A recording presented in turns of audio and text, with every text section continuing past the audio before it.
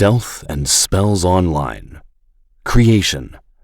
Written by Jonathan Moeller. Narrated by C.J. McAllister. Introduction. A brief note from the author. Welcome to Sevenfold Sword Online. Creation. A new LitRPG adventure. My name is Jonathan Moeller, and I've been an indie author since 2011. In that time, I've written nearly 46 epic fantasy novels set in my world of Andamheim, and LitRPG has arisen as a new genre in fantasy. Not that the concept of LitRPG is a new one, of course. Science fiction and fantasy writers have been writing novels about games coming to life in various ways for decades. Andre Norton's Quag Keep in 1978, for instance, or Neil Stephenson's Snow Crash in the early 1990s. Even in Orson Scott Card's classic Ender's Game from 1985, the main character quickly realizes that the titular game has far more serious stakes than he realizes. But I suspect the rise of massively multiplayer online role-playing games, MMORPG, really helped crystallize LitRPG as a genre, as an online virtual world offers vast opportunities for storytelling. Of course, I couldn't help but wonder what would happen if someone built an MMORPG off my novels. That would be very unlikely, since it takes the resources and infrastructure of a major international technology corporation to run and maintain a MMORPG at scale. But what if the corporation running the game had a very dark secret? That the game wasn't just a game, but intended as something far more dangerous. That, I thought, would make for an interesting idea. And thus, Sevenfold Sword Online was born. Thanks for picking up this book, and I hope you enjoy the story. Jonathan Moeller. 1. Welcome to Sevenfold Sword Online. 1 year after he got fired, and 10 months and 2 weeks after his divorce was finalized, Noah Carver was finally ready to play the game he had helped build.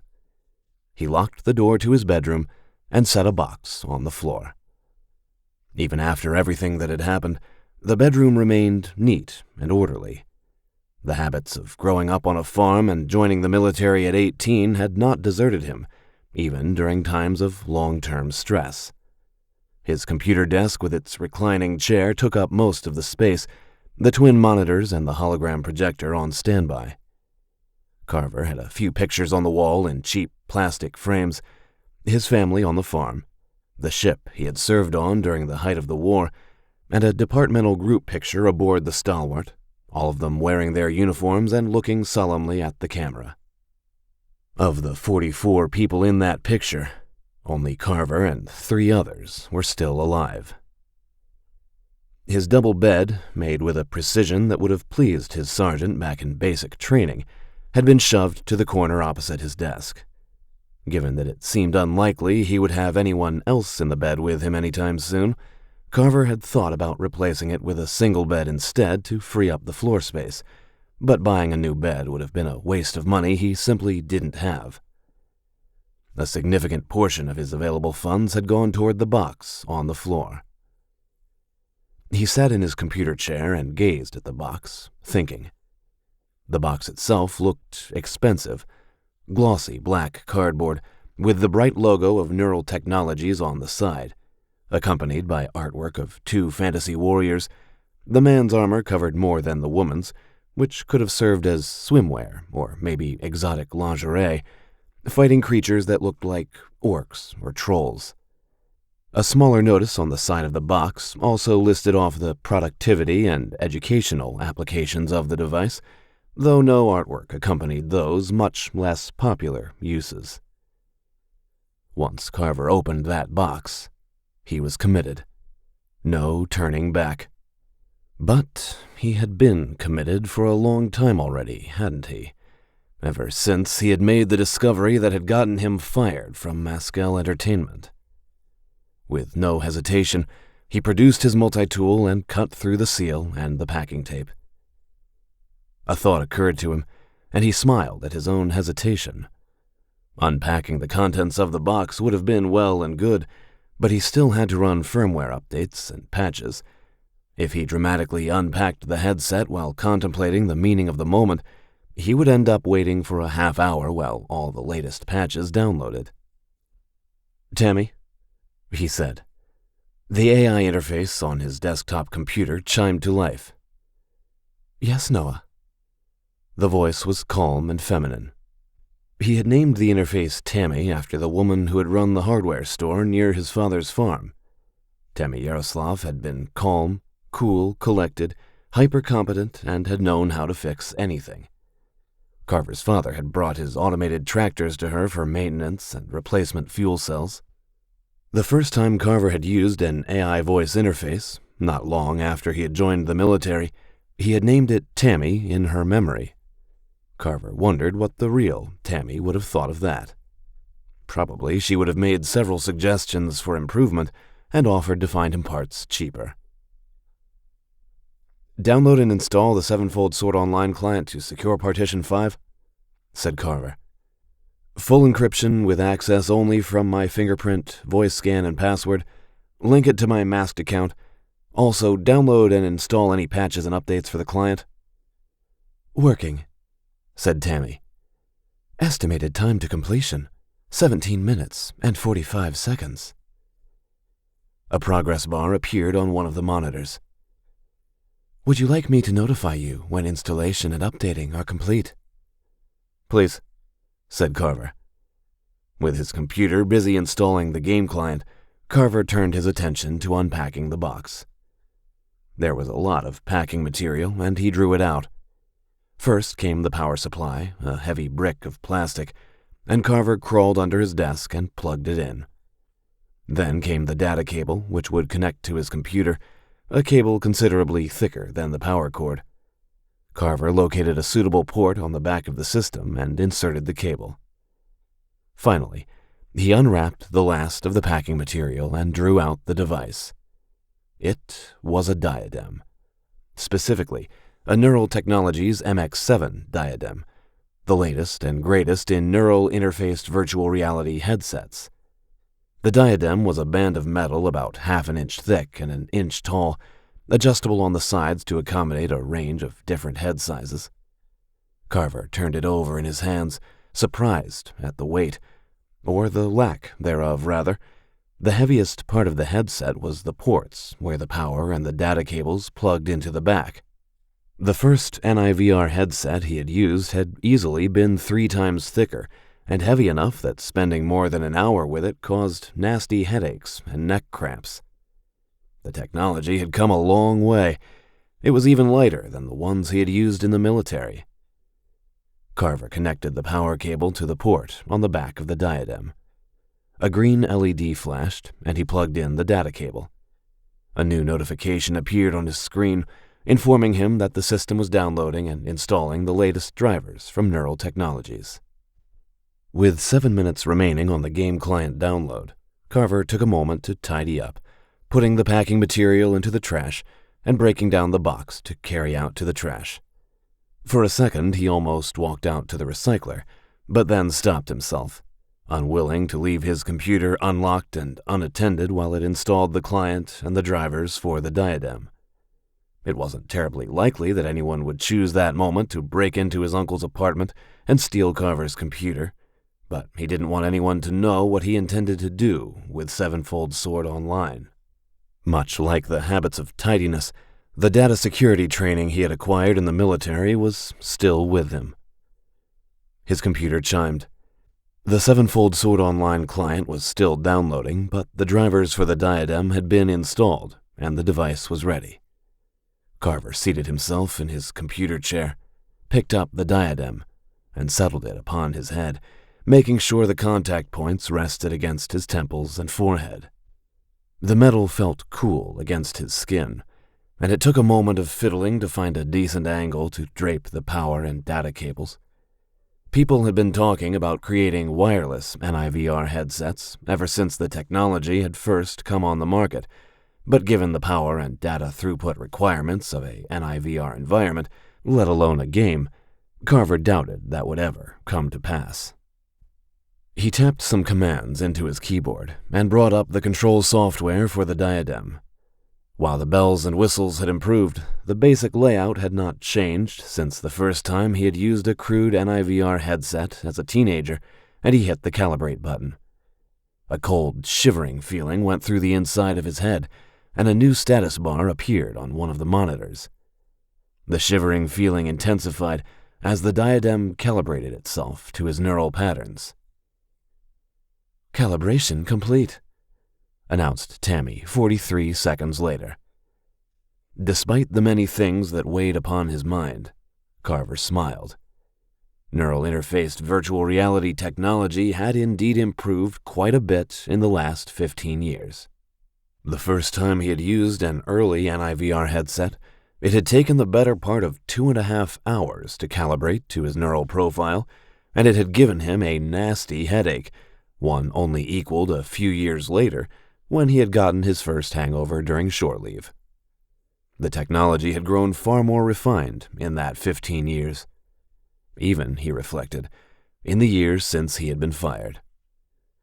As if to prove his point, the computer chimed again, and a notification appeared on one of the screens.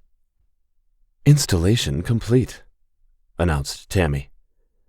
"The Sevenfold Sword Online client has been installed to secure Partition 5, linked to your masked account, and protected with full encryption, password, fingerprint, and voice authentication."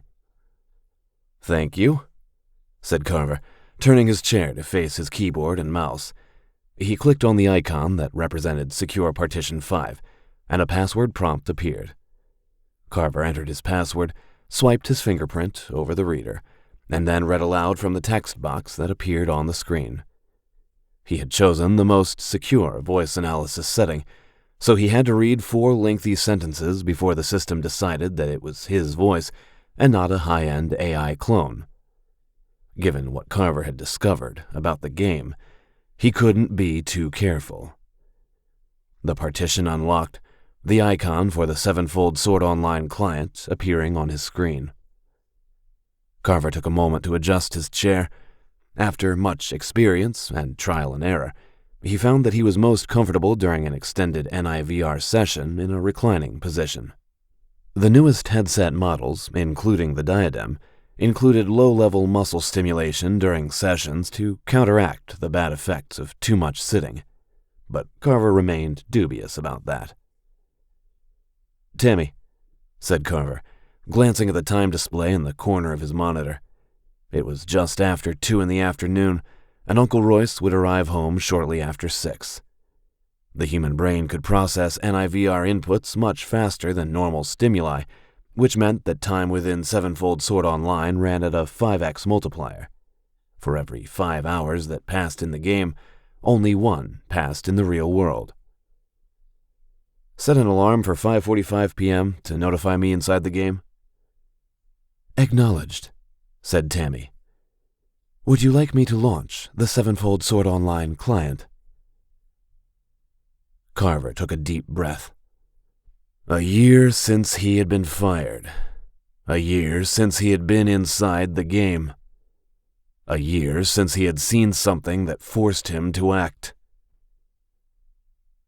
"Yes," said Carver. "Launch it now, please." "Launching," said Tammy.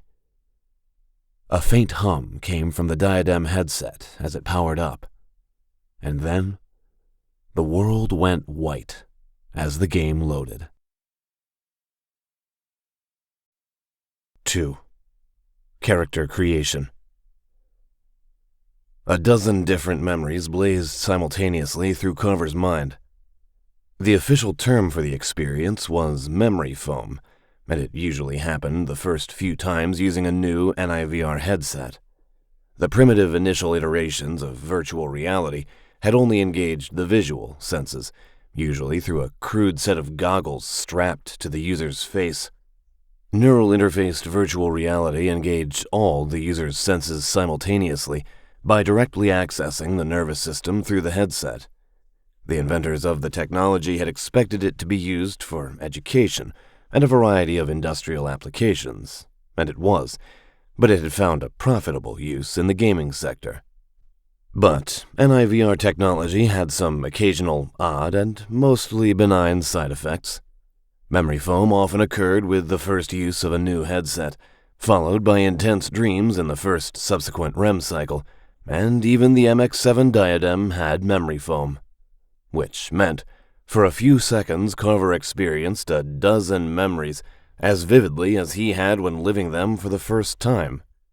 Running through the fields of his parents' farm, the first time he had successfully programmed one of the automated tractors, driving into town with his mother, his first kiss with Mary Crane behind Tammy Yaroslav's store, the way she had bit his lip and smiled after, the cold look on Kat's face when she heard what he had discovered on Mascal Entertainment's servers. The day the war had started, blasts of fire plunging from the sky and ripping apart his parents' house and barns.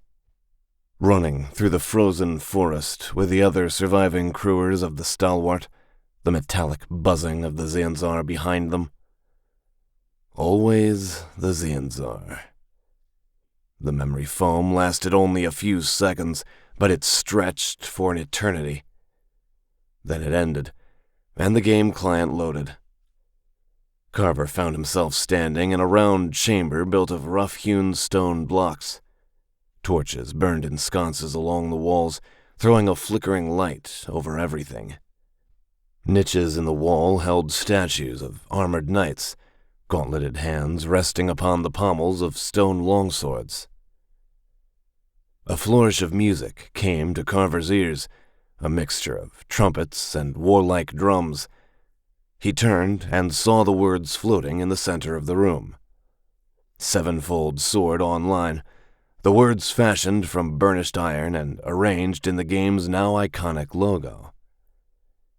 Below the title floated smaller words, proclaiming that the game had been developed by Mascal Entertainment, a wholly owned subsidiary of Mascal Industries Incorporated.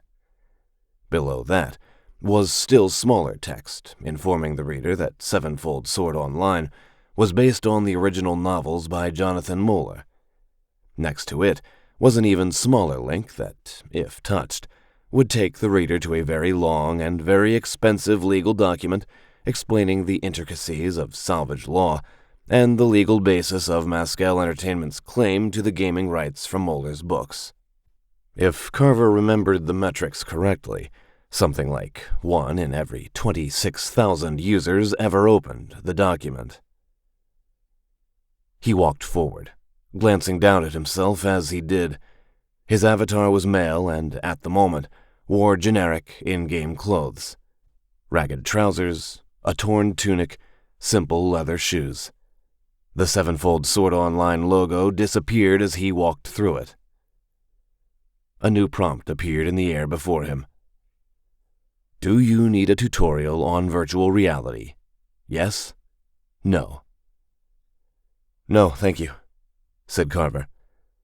Despite the rapid growth of NIVR technology, many people were still unfamiliar with it, which led to the spectacle of new players constantly walking into walls or unable to figure out how to turn door handles.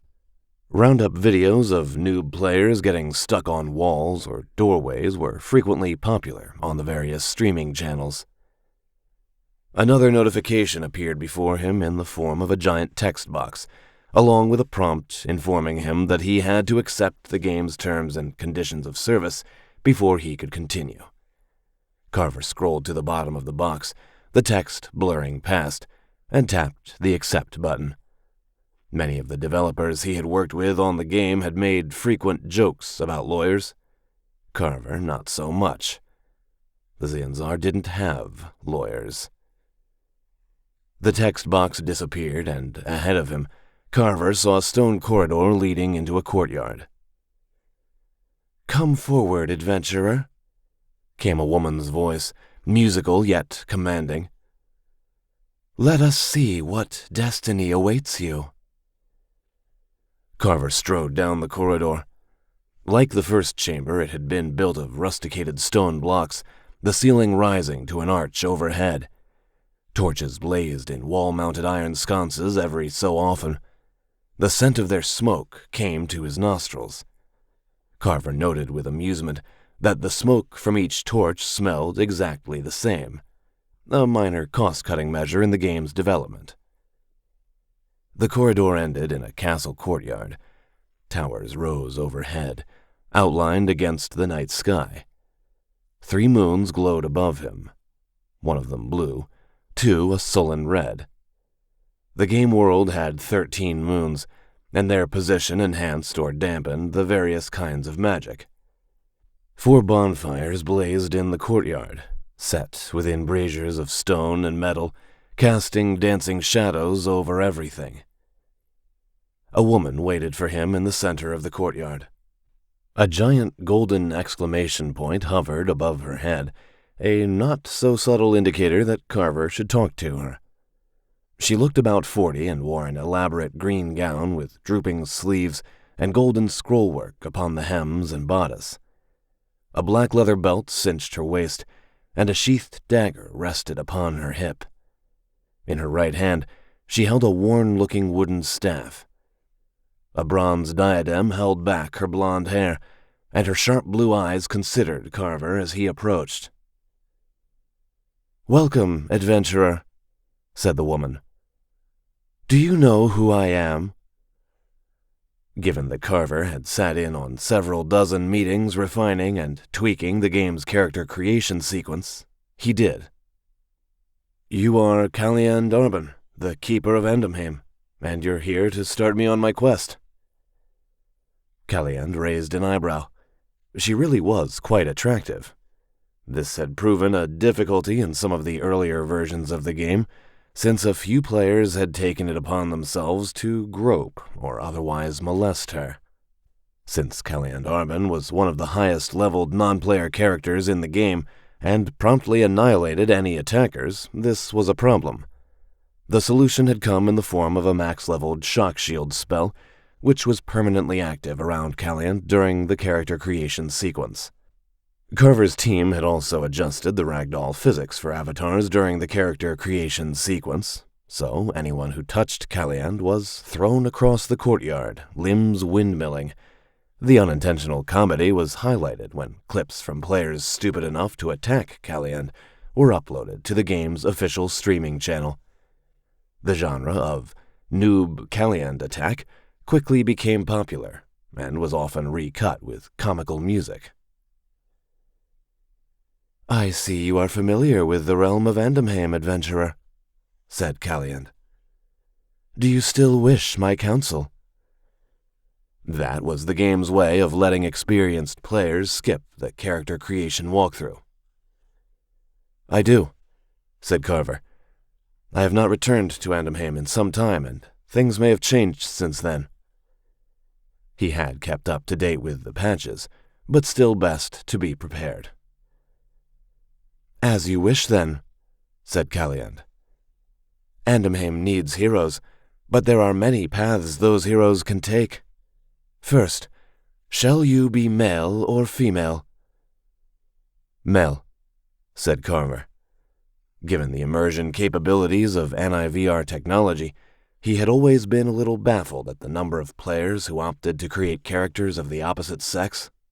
He supposed that playing as a female character would help obscure his identity if he ever came to the attention of Mascal Entertainment, but he would find the experience too strange.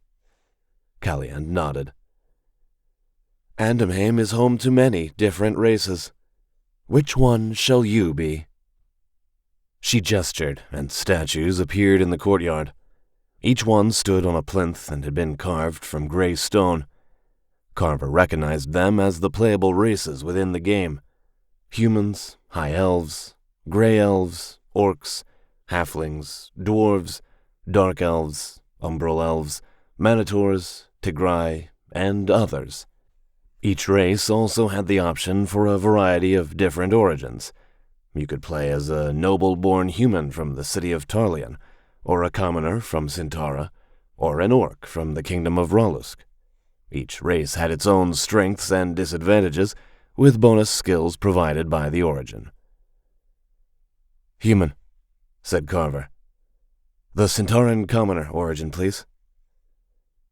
The other statues disappeared, leaving only a statue of a human wearing simple clothes.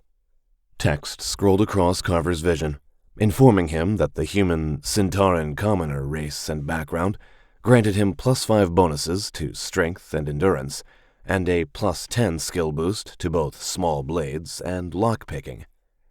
The lockpicking bonus was going to come in handy. "Then you shall be a human of Centaura," said Calliand. "Now another choice lies before you." She gestured, and the shadows shifted. "Behold." 3 pedestals of stone appeared in the courtyard, each one supporting a statue carved out of the same gray rock. The first statue showed an armored warrior carrying a sword and a shield. The second depicted a figure in robes holding a staff in his right hand, left hand out thrust to cast a spell. The final statue showed a crouching man, with the hood of his cloak drawn over his face, daggers gripped in either hand. "There are 3 paths you can choose to walk," said Calliand. She pointed her staff at each of the statues in turn. "The way of the warrior, the way of magic, or the way of the rogue." "Yes," said Carver. "You're talking about which basic character class I should choose, fighter, mage, or rogue. Then, once I get to level 10, I can specialize." He realized that he was talking about game mechanics to an NPC, but that was the nature of a NIVR game. It started to feel real. "That is correct, adventurer," said Calliand. "I see you are more familiar with the lore of Andamheim than I thought. Have you much experience of our realm?" "I do," said Carver. He had helped build it. "But I haven't been back for a year. I imagine things have changed since then." She smiled. "As I tell my students in the Tower of the Magistri, the one constant in all things is change itself, a paradox that defies understanding, like so much of the world. But perhaps I can offer counsel. What path do you wish to choose?" "I will start as the rogue class," said Carver. Calliand nodded. "May I ask why?" "Because once I get to level 10, I need to specialize as the Nightblade class," said Carver. "Nightblades can use magic, and I need the invisibility spell for—" He almost said for what he needed to do, but caught himself at the last minute. "For the particular kind of playstyle I have in mind." Calliand gestured with her staff, and another statue appeared.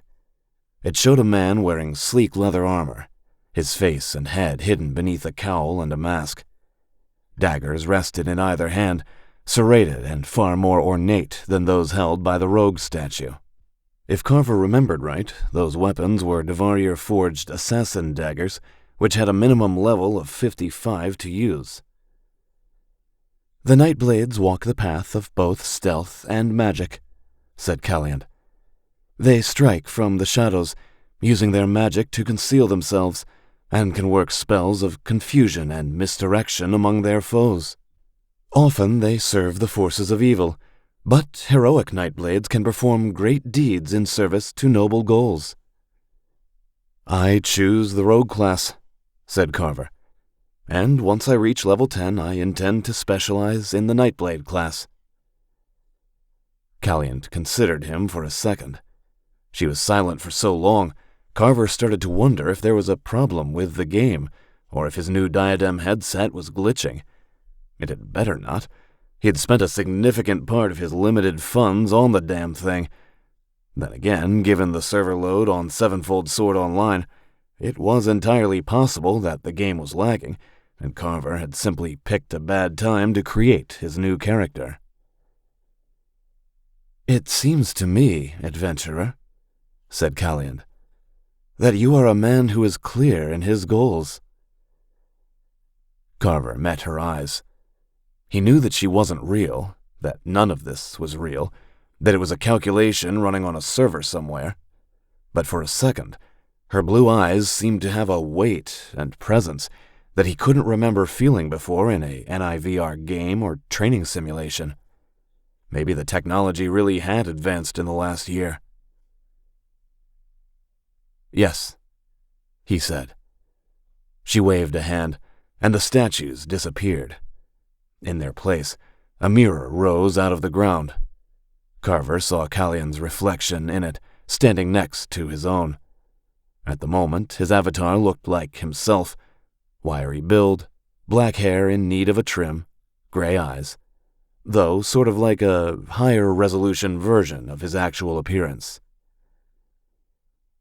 "You may choose your avatar's appearance here," said Callian. "Some adventurers choose to look the way they look in your world. Others prefer to alter their appearance." She raised an eyebrow, a dry note entering her voice. "I have noticed that some adventurers tend to augment their attributes to a considerable degree." "Yeah," said Carver, stepping to the mirror. The appearance of players' in-game avatars had been a topic of frequent discussion and occasional hilarity when he had still worked at Mescal Entertainment.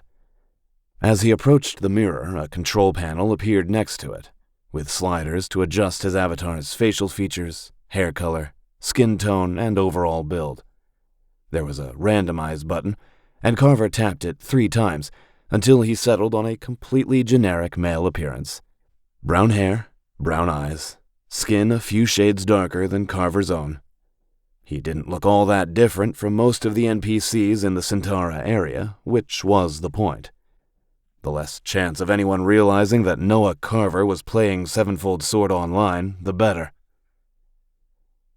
"Now you must assign your attribute and skill points," said Callian.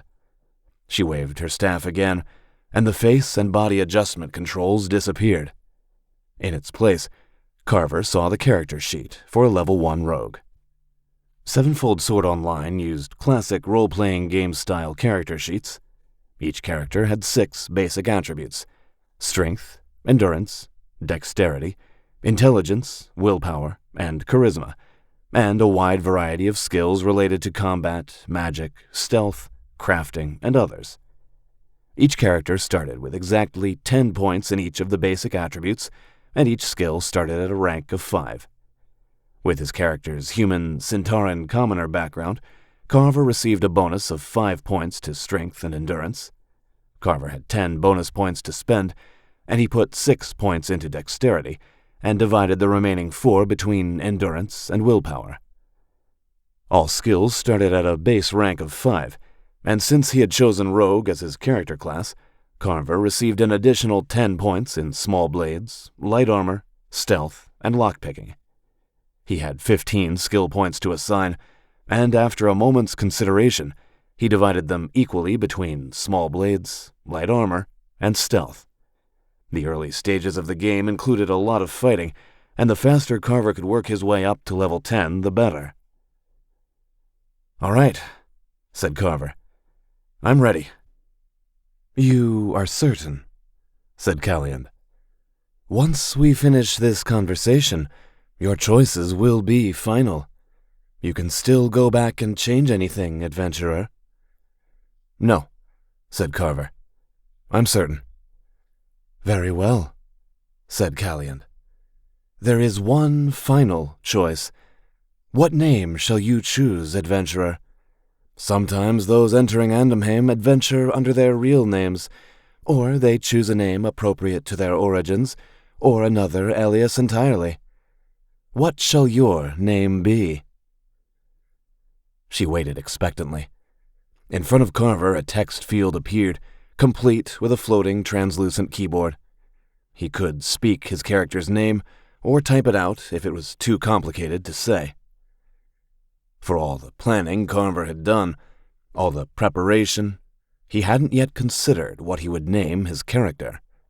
Obviously, he couldn't walk around Sevenfold Sword Online under the name of Noah Carver.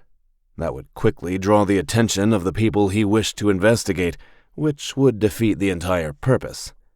He thought about choosing a random name or some sort of in-joke gamer tag, like Fastkey 9875 or Riproar 443, but that didn't seem right.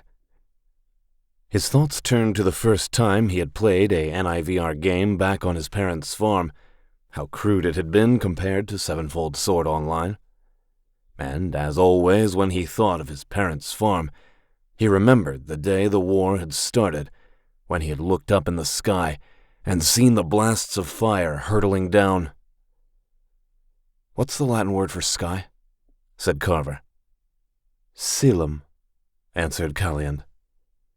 "Okay," said Carver. "That will be my character's name, Caelum." "Then, in the realm of Andamheim, you shall be known as Caelum," said Calliand. A notification appeared in Carver's vision, informing him that he would actually be Caelum 589. Apparently, a few other people had chosen the same name. She gestured, and a glowing character sheet appeared where the appearance slider had been, showing his character's statistics. "This is who you shall be within the realm of Andamheim, Caelum 589. Now is your last chance to make any changes before your adventure begins." Carver took a quick look over the sheet. Caelum 589 would start as a human with the Centauran commoner background.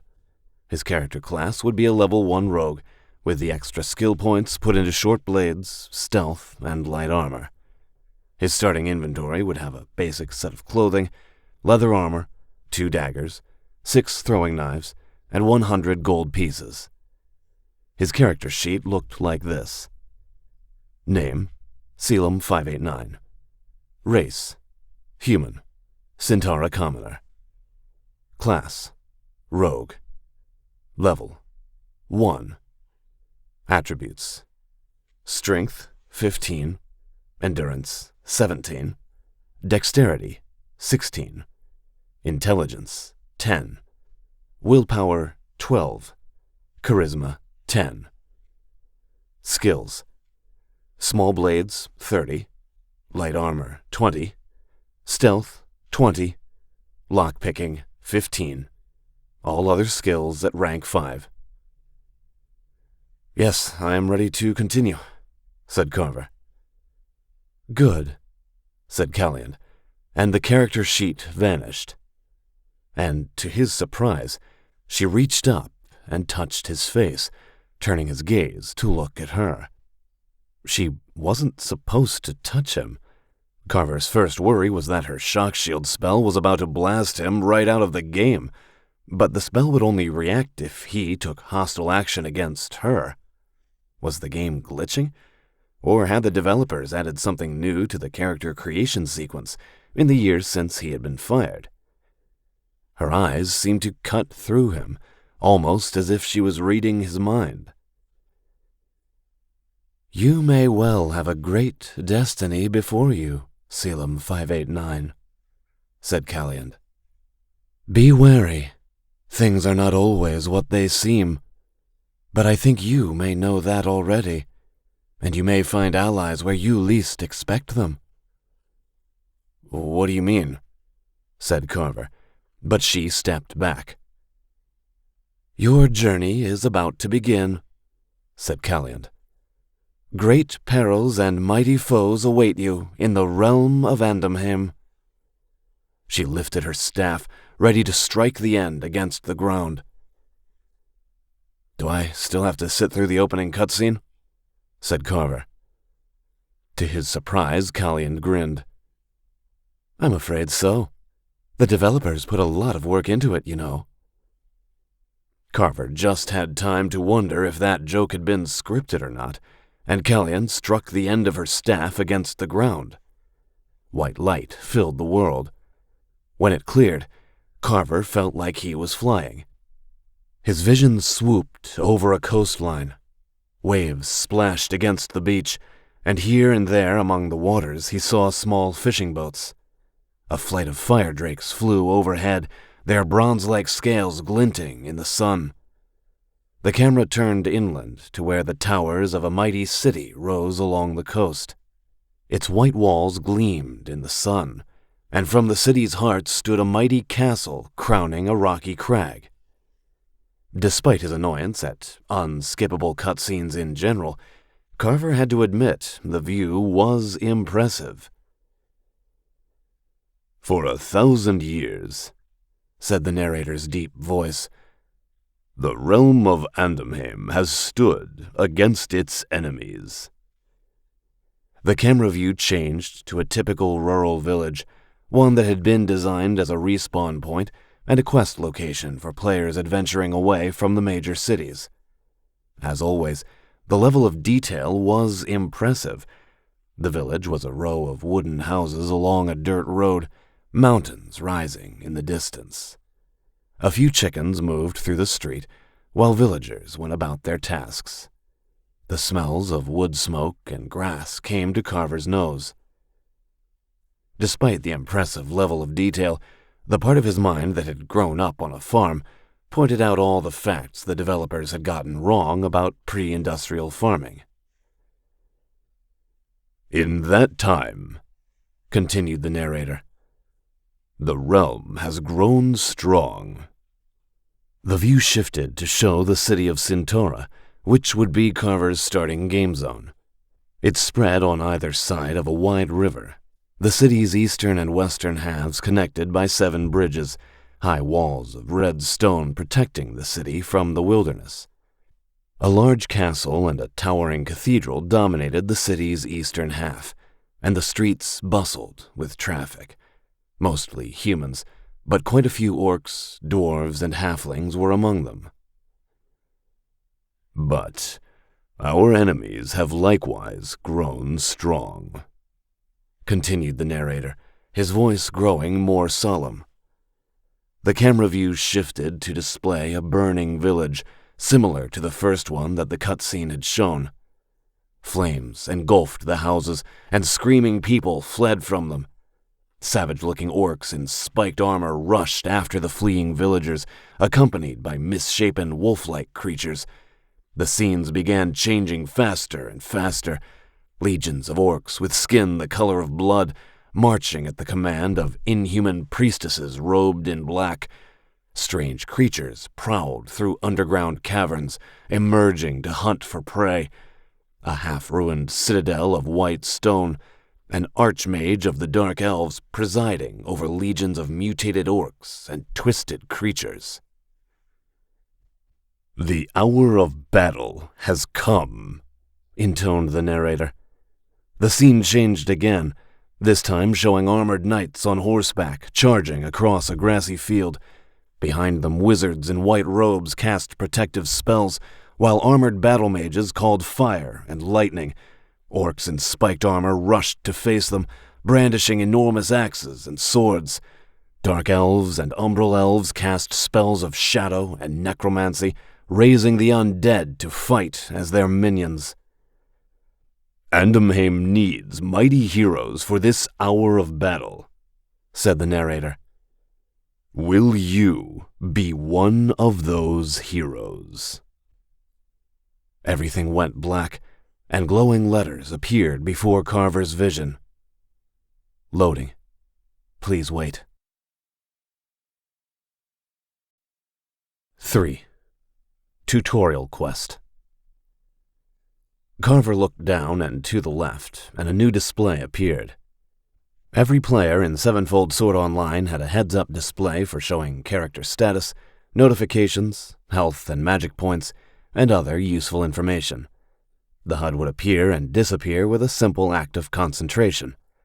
One of the less used portions of the HUD was the diagnostic area, which was hidden by default. Players tended to only use it when something went wrong with the game on a technical level. One of the early bugs that Carver had worked to fix had resulted in the player's avatar appearing as a giant wheel of cheese. That had dominated the streaming sites for a few weeks. A few years ago, a botched update had caused some players' inventory file to become corrupted, resulting in the players' avatars appearing naked. The support department had logged a lot of complaints that week. Carver watched the technical messages scroll across his screen. Server connection stable, Session instance created, player profile applied, inventory loaded, avatar rendered, environment applied, firewall AI active, and then, all at once, the game loaded. Carver found himself standing in an alley. The ground was paved with flagstones, and whitewashed walls of brick houses rose on either side, their roofs covered with red clay tiles. A few barrels and empty crates stood along the walls, and if Carver had been bored, he could have searched them for a few coins and the small probability of finding low-quality items, rusty daggers and the like. It was warm and sunny out, with a few puffy white clouds floating overhead. Carver could smell sea salt on the warm breeze.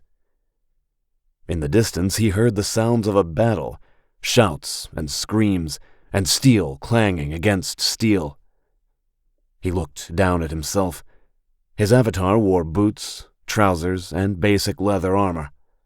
A pair of sheathed daggers were on his hips, and 5 throwing knives waited in a baldric across his chest. As he looked, the icon for his character's inventory appeared in the upper right-hand corner of the screen, along with bars showing his current health and stamina. Red for health, green for stamina. Health and stamina were derived from a calculation based on his endurance and willpower, modified by his character class of rogue and his Centaura commoner background. No bar for magic points yet, but he would work on that. Carver took a step forward, a deep wave of déjà vu rolling through him. He had spent a lot of time in Sevenfold Sword Online. Working for Mascal Entertainment had been his first job in the civilian world after the war, and he spent years debugging the game and venturing into the game world using the various characters the development team maintained for testing and experimentation. But it felt different this time. For all the years he had spent working at Mascal Entertainment, for all the time he had spent in Sevenfold Sword Online, he had never actually played the game simply for the sake of playing it. Every moment spent in the induced hallucination of the game's NIVR environment had been to test something, or fix something, or experiment with a new feature.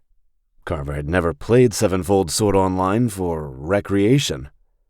He supposed he wasn't playing it for recreation now either.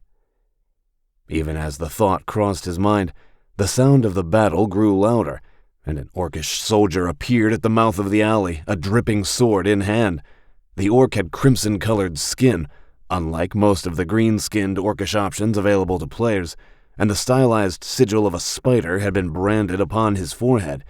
The orcish soldier wore chainmail and a spiked helmet, and carried a battered round shield and a curved-bladed sword in his right hand. Oh, that was right. The starter quest for this zone and character class began right away. "Human dog!" growled the orcish soldier, raising his sword. "You shall die, and your city will fall for the glory of the 7 goddesses!" Dramatic battle music started playing in the background. Carver drew the daggers from his belt and took a long step back, shooting a quick glance at the crates and barrels scattered along the wall. The orc let out a rumbling laugh and approached, though he limped a bit as he did it. Carver took a closer look at the red orc, and as he did, a glowing identification tag appeared in the air over the spiked helmet. Wounded Heptarchy Soldier, Level 1. Heptarchy soldiers would appear a lot in the starter quest for his character class and background, which was why Carver had put more of his pool of points into his combat skills instead of stealth. And one of the reasons that Carver had put quite a few points into dexterity as well. Rogues, of course, traditionally needed high dexterity scores to function well, but Carver would have more immediate need of it. The wounded Heptarchy soldier rushed at him, and Carver waited until the last second to move. The orc's sword drew back to strike, and Carver leaped to the left. He jumped on the side of a nearby barrel, the orc's sword plunging through empty air, and he kicked off the barrel and spun in midair, raising his daggers. His combat log scrolled down in the lower right-hand corner of his vision, and he just barely noticed that he had committed to a dexterity roll. His daggers hammered into the red orc's neck, in the gap between the base of the helmet and the top of the male shirt. The orc let out a croaking bellow, and then fell dead to the ground. A message flashed across his combat log. Selim 589 did 115 points of piercing damage to wounded Heptarchy soldier. The combat log further noted that his little spinning maneuver had allowed him to stab the orc in the back, giving a 3 times damage multiplier and awarding him 76 experience points. Carver went to one knee and searched the dead orc. He found 6 silver coins, which he took. His inventory display updated, noting that he now had 100 gold coins and 6 silver ones. The dead Heptarchy soldier also had a chainmail shirt, his helmet, his sword, and his shield. Carver could have looted the armor and weapons and added them to his inventory, but he had only so much carrying capacity, and he didn't want to fill it up during the starter quest. For that matter, he wouldn't get all that much gold for selling the armor of a level 1 enemy. Speaking of that, a notification appeared in his HUD. Centaura under attack. You have arrived in Centaura, the largest city in Andamheim, seeking adventure and glory. However, the city is under attack by the red orcs of the Heptarchy, servants of the dread 7 temples of the Erdmordar. Act quickly to help defend Centaura from the invaders. Below that appeared a quest status update. Quest: Centaura under attack. Defeat Heptarchy soldiers, 0 of 7. Carver nodded to himself and summoned his local map. As he had seen during the opening cutscene, Centaura was divided into eastern and western halves by a large river that flowed into the Southern Ocean. According to his map, Carver was in the eastern half of the city, not all that far from the great cathedral. Centaura's harbor was south, and the Heptarchy invaders would be in that zone of the city. Even if Carver hadn't already known that from working on the starter quest, the various golden exclamation points on the harbor district of the map would have reinforced the point. He took a deep breath and stepped from the alley and into the street. This was one of the richer parts of Centaura, with mansions of whitewashed stone rising on either side of the street, their proud towers looming over inner courtyards. A median planted with flowering trees ran down the middle of the street, which would have looked pretty save for the corpses scattered upon the flagstones. Carver heard the shouting and clanging of battle from the south, and a few plumes of dark smoke stained the blue sky in that direction. The corpses belonged to both Heptarchy soldiers and men-at-arms of the Prince of Centaura, clad in the prince's colors and sigil of a green dragon upon a field of blue. Carver took a moment to search the corpses, coming up with several silver pieces, a pair of leather bracers that he donned to increase his armor score, and 2 healing potions. The potions would no doubt prove useful soon enough, given the amount of combat that awaited him. An angry bellow cut into his thoughts, and Carver whirled, his daggers coming up. "Die, bleeping son of a bleep!" The game's speech filter had caught the profanity. A figure rushed towards Carver. A male cloak elf with blonde hair, green eyes, and long, pointed ears. The elf wore a blue mage's robe and carried a wooden staff. Another level 1 player, Carver thought.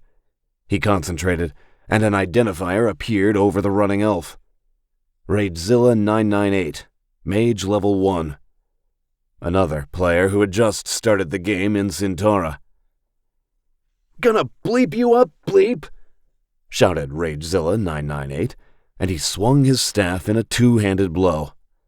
The staff passed right through Carver without touching him. He sighed. "Yeah?" said Ragezilla 998. "You immune to normal weapons, bleep? See how you like this?" He thrust out his right hand and cast a spell, and a cone of fire swept from his palm. It was the basic flame attack spell, often one of the beginner spells for level 1 mages. Once again, the fire washed over Carver without harming him. "What the bleep, man?" said Ragezilla 998. "This bleeping game doesn't work." "I don't have my player versus player flag on," said Carver. "You don't either. Players can only fight each other when they both have their PvP flags switched on." The elf gaped at him. The expression of baffled incomprehension was almost comical. "It's a feature to keep the game from turning to chaos," said Carver. "Players can fight other players, but only if they enable their PvP flags. People who want to roleplay that they're really part of the Kingdom of Andamheim or the Heptarchy or the Warden's Army or whatever." Ragezilla 998's expression of confusion did not change. Carver repressed a sigh. Somehow, when he had thought about his first day and returning to Sevenfold Sword Online, he hadn't thought he would end up trying to explain the game to a raging teenager. Back when he had still worked for Mascal Entertainment, he had sat through development meetings where management argued that they didn't need to write extensive documentation for the game, since the younger generation was more familiar with NIVR gaming and didn't need it explained. The elf swung his staff at Carver's head. It passed through him without slowing. "Those meetings," said Carver, "were a waste of time." "What the bleep?" "Look," said Carver. "I'm doing the starter quest for the Sintara Zone. Want to come along? There'll be orcs to fight." Yeah, man, that's cool," announced Ragezilla 998. "Let's go bleep up some bleeping orcs." "This way," said Carver. He turned south, following the wide street, and heading toward the icons on his map. Ragezilla 998 trotted next to him. The neighborhood changed from mansions to smaller houses and warehouses, the harbor visible in the distance. Black plumes of smoke rose from some of the warehouses, and the sounds of battle grew louder. "Hey, you have bleeping daggers," said Ragezilla 998. "I want some daggers, not this dumb staff." "Your character class starts with higher staff skill than small blades," said Carver. "If you want, you can loot some daggers and work on leveling small blades higher. Some mages—" "Man, that sounds like a lot of work," announced Ragezilla 998. "I just want to kill some bleeping orcs." Carver repressed a sigh. Maybe it was just as well that he and Kat had never had kids. "That's coming," said Carver. "Let's turn this way." He pointed down an alleyway between two warehouses. "Give us the tactical advantage when we go kinetic with the orcs." "Man, I like that," said Ragezilla. "We go bleeping kinetic. You were in the military, weren't you?" "Practically everyone was in the military during the war," said Carver. He definitely did not want to discuss his experiences aboard the Stalwart with a random teenager in Sevenfold Sword Online, even without the massive penalties for sharing classified information. "Keep your voice down, we're almost to the orcs." To his mild surprise, the elven mage obeyed. They came to the end of the alley, and Carver dropped to a crouch, activating stealth mode. The world shifted a little as he activated stealth mode. Sounds became sharper, while his footfalls became quieter. A little closed eye appeared in the center of his HUD. While the eye remained closed, he was undetected by any hostiles, but when it opened, that meant that someone had spotted him. Ragezilla 998 followed suit. His stealth skill would be lower than Carver's, but they had good cover, and this was still the starter quest. The alley opened into a square lined with taverns and small shops. A pair of wagons sat in the square, likely abandoned by their owners when the battle started. Two Centauran city guardsmen in chainmail and blue tabards adorned with green dragon sigils battled a pair of red Heptarchy orcs. Carver focused on the red orcs, and a glowing tag appeared over their heads. Heptarchy soldier, level 1. The same type as the soldier he had faced in the alley already, but without wounds. Still, the game had provided the two guards to help distract the Heptarchy orcs. It ought to be possible to kill the orcs without taking any injuries. "Okay," said Carver. "This is—" "Come on, bleepers!" roared Ragezilla 998, sprinting into the square at full speed, brandishing his staff. "Come bleep on some of this!" Carver sighed, rolled his eyes, and remained where he was. Raidzilla rushed right at the nearest Heptarchy soldier, left hand extended as he cast the flame spell. The spell had a short range, so he had expended most of his magic points before he came within reach of the Heptarchy soldiers. The nearest red orc sidestepped and brought his sword around in a vicious backhanded chop. Ragezilla 998's head jumped off his shoulders and rolled away across the ground, accompanied by a burst of blood. The headless body staggered forward a few steps and fell motionless next to the city guards.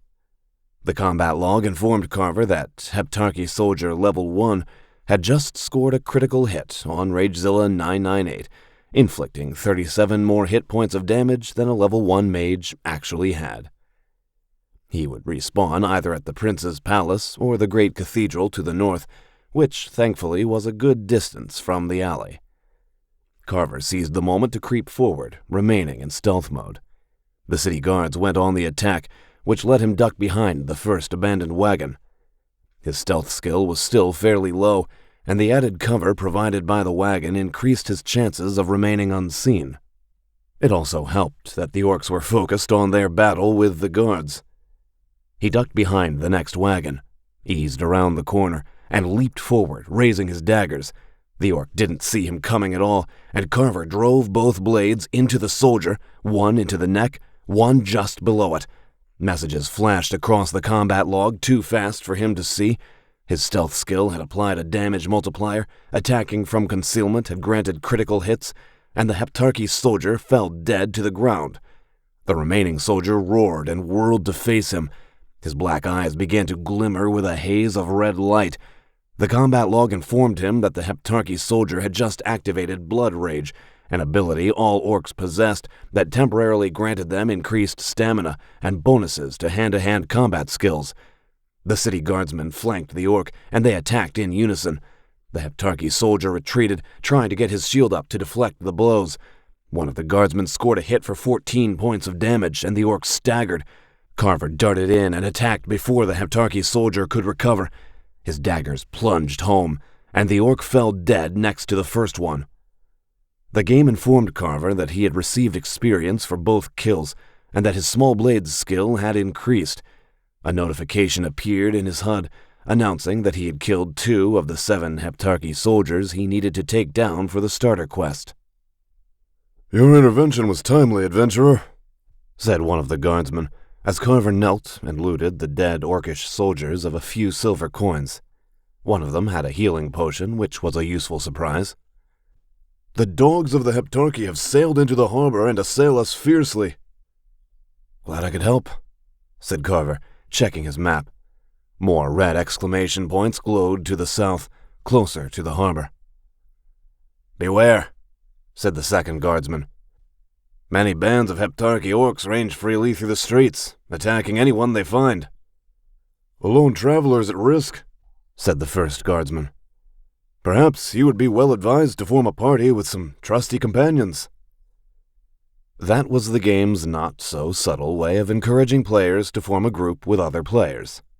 The group would allow them to make use of the game's various social and messaging features. Carver looked at Ragezilla 998's headless corpse, just in time to see it dissolve into nothingness. "Thanks," he said, "but I work better alone."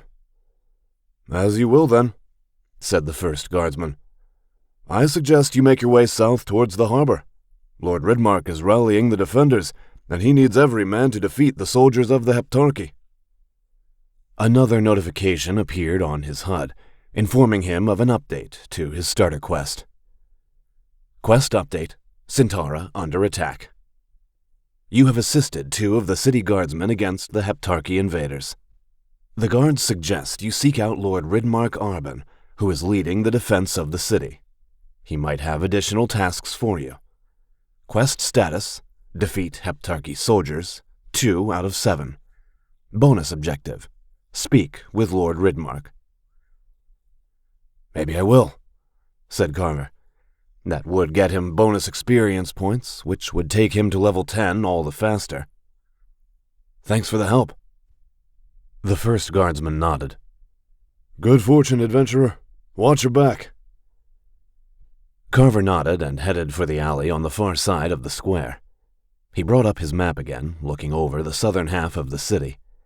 The map of Centaura was complete, showing every building and street within the city's walls.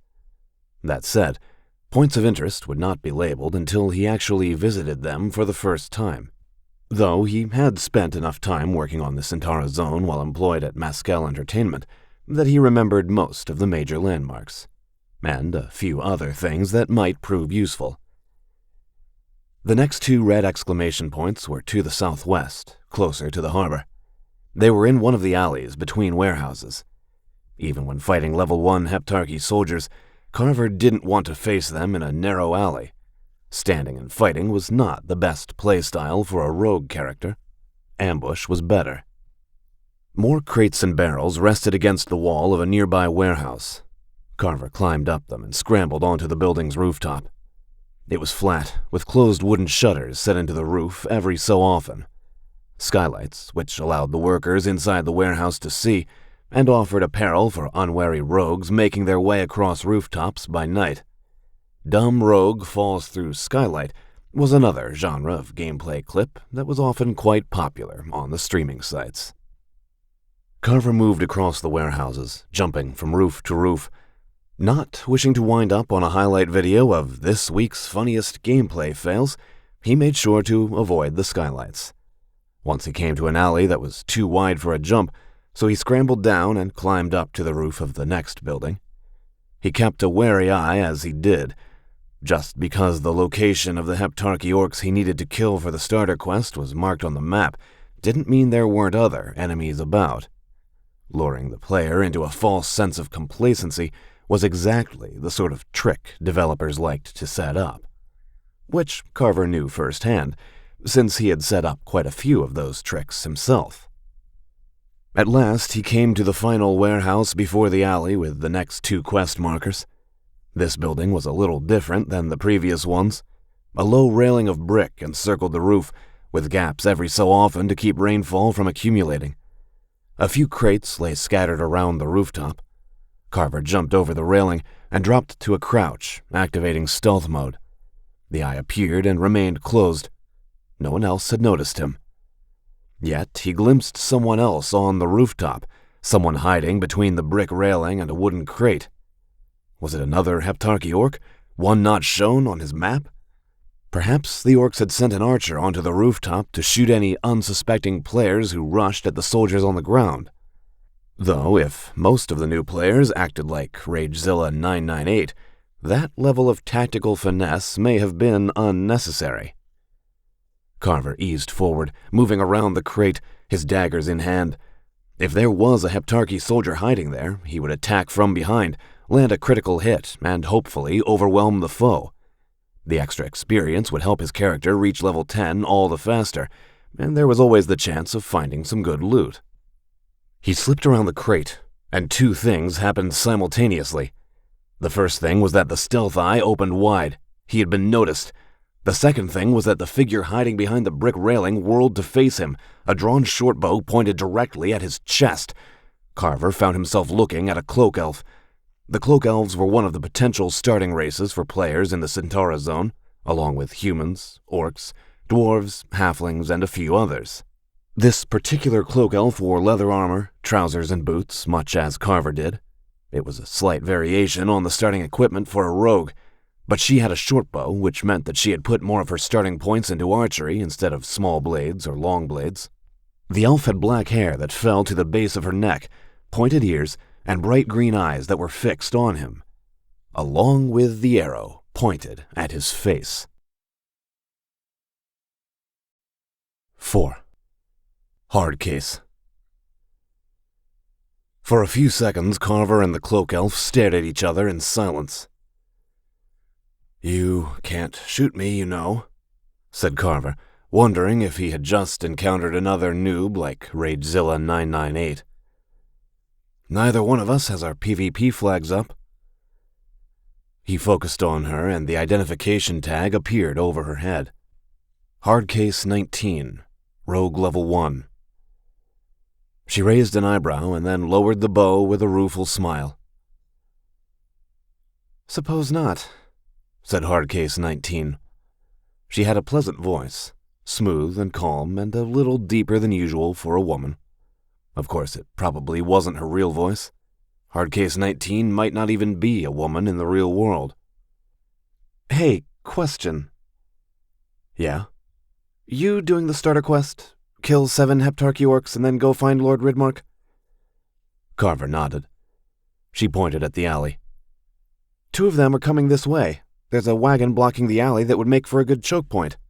I'm in overwatch position. You draw them into the wagon, I can shoot them from above. That was actually a good tactical plan. You were in the military? Said Carver.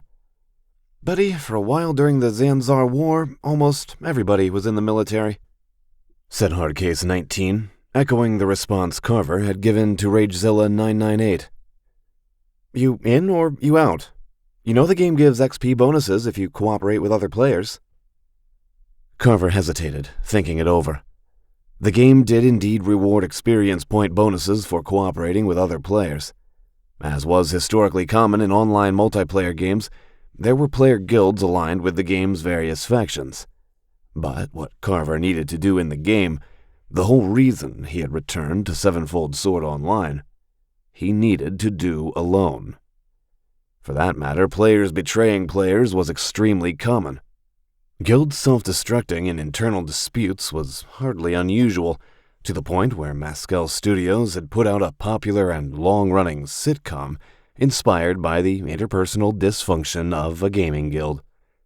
On the other hand, Carver needed to get to level 10 and the Nightblade class as quickly as possible. Every bit of XP helped, and Hardcase 19 hadn't run screaming at the top of her lungs at the Heptarchy soldiers like Ragezilla 998. A competent ally might be very helpful. And if he was wrong about her, well, Carver would just respawn and start over. I'm in, said Carver. Good, said Hardcase 19, turning to look back at the alley. The wagon's down there. I'll wait until they reach you before I start shooting. Carver nodded and rolled over the brick railing. He scrambled down the warehouse's brick wall, dropped onto a crate, and hurried over to the wagon. Just as Hardcase 19 had said, the wagon had been parked at an angle, blocking the alley. He sprang into the wagon's bed, daggers ready. After a second's thought, he sheathed a dagger and drew one of his 6 throwing knives. The weapon was smaller than his dagger. Carver shifted his grip on the knife, holding it by the blade. A half-second later, the 2 Heptarchy orcs came around the corner. They wore chainmail and spiked helmets, shields on their arms and swords in their hands. They came to a halt as they saw Carver, their black eyes beginning to glimmer with red. "Hey!" shouted Carver. "I'm right here! Come on!" The orcish soldiers bellowed and rushed toward him. The Carver flung the throwing knife. He hadn't put any extra points into his throwing skill, but the alley was narrow so he could hardly miss. The blade clipped the right arm of the orc on the left, drawing a bit of blood. The combat log informed Carver that he had done 4 points of damage. Throwing knives were not great weapons and best used from stealth, but it was all Carver had for the moment, so he hurled a second knife. This time, the Heptarchy soldiers lifted their shields. The knife hit the shield of the orc on the left, bouncing off the thick wood and clattering against the flagstones. The soldiers paused for barely a second, but that hesitation made them a perfect target. An arrow sprouted from the neck of the orc on the right. Hardcase 19's concealment, combined with her higher elevation, had created a critical hit. The orc went down, and the second Heptarchy soldier looked toward the top of the warehouse. Carver seized the moment to attack, leaping from the wagon and striking with his dagger. The Heptarchy orc saw him coming and started to turn, but Carver's dagger punched into his chest, penetrating the armor. The orc grunted and stumbled back. Another arrow hissed from the warehouse, striking the orc in the back. The soldier gurgled and fell dead upon his side. Carver let out a breath, and an update notification scrolled across his vision. Quest status: defeat Heptarchy soldiers, 4 out of 7. Bonus objective: speak with Lord Ridmark. He had indeed received bonus experience points for defeating the 2 Heptarchy soldiers in cooperation with another player.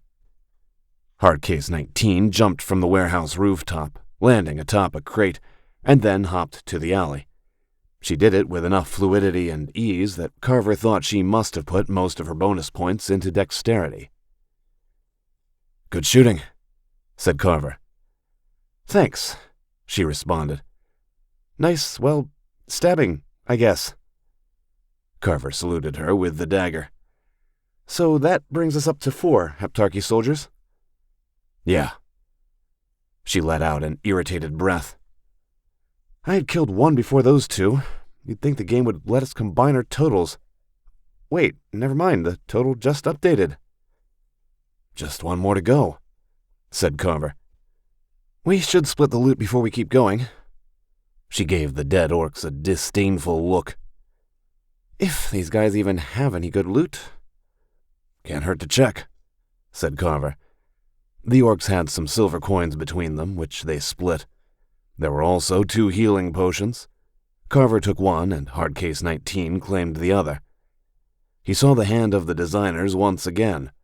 The analytics and customer satisfaction surveys indicated that players were less likely to argue if the loot could be divided equitably, so cooperating adventurers were more likely to find treasure hauls that could be split up.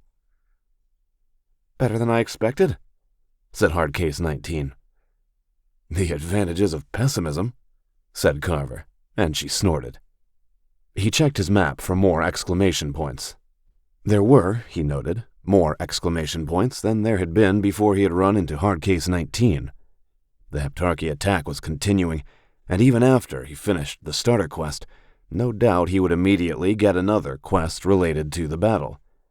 Sevenfold Sword Online was designed as a vast, open world where the players could do what they like. But it was hard to wander about collecting herbs and ore to improve the alchemy and blacksmithing skills when mobs of enraged Heptarchy orcs were trying to kill you in the name of their 7 goddesses.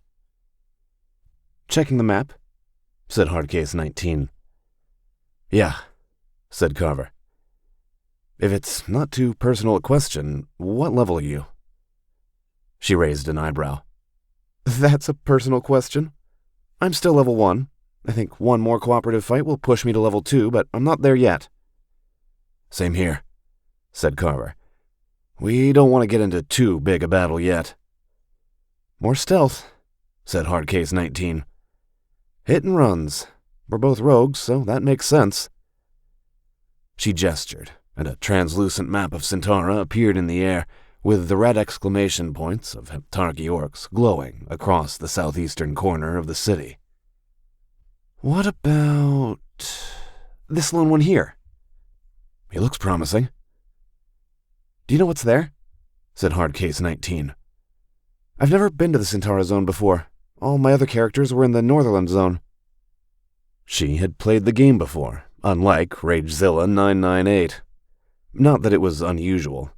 People would start out playing, say, a halfling rogue, and then step back to play a cloak elven mage or a dwarven fighter. The internal analytics at Mescal Entertainment claimed that the median number of characters a player would generate over the life of their subscription was 7.3, with the average around 9. "I've been here in previous playthroughs," said Carver, which was true enough. "If I remember right, there's a market square there, some shops and taverns. Looks like the Heptarchy soldier is on the roof of the tavern." "We can climb up, sneak behind him, and stab him in the back," said Hardcase 19. "Very efficient," said Carver.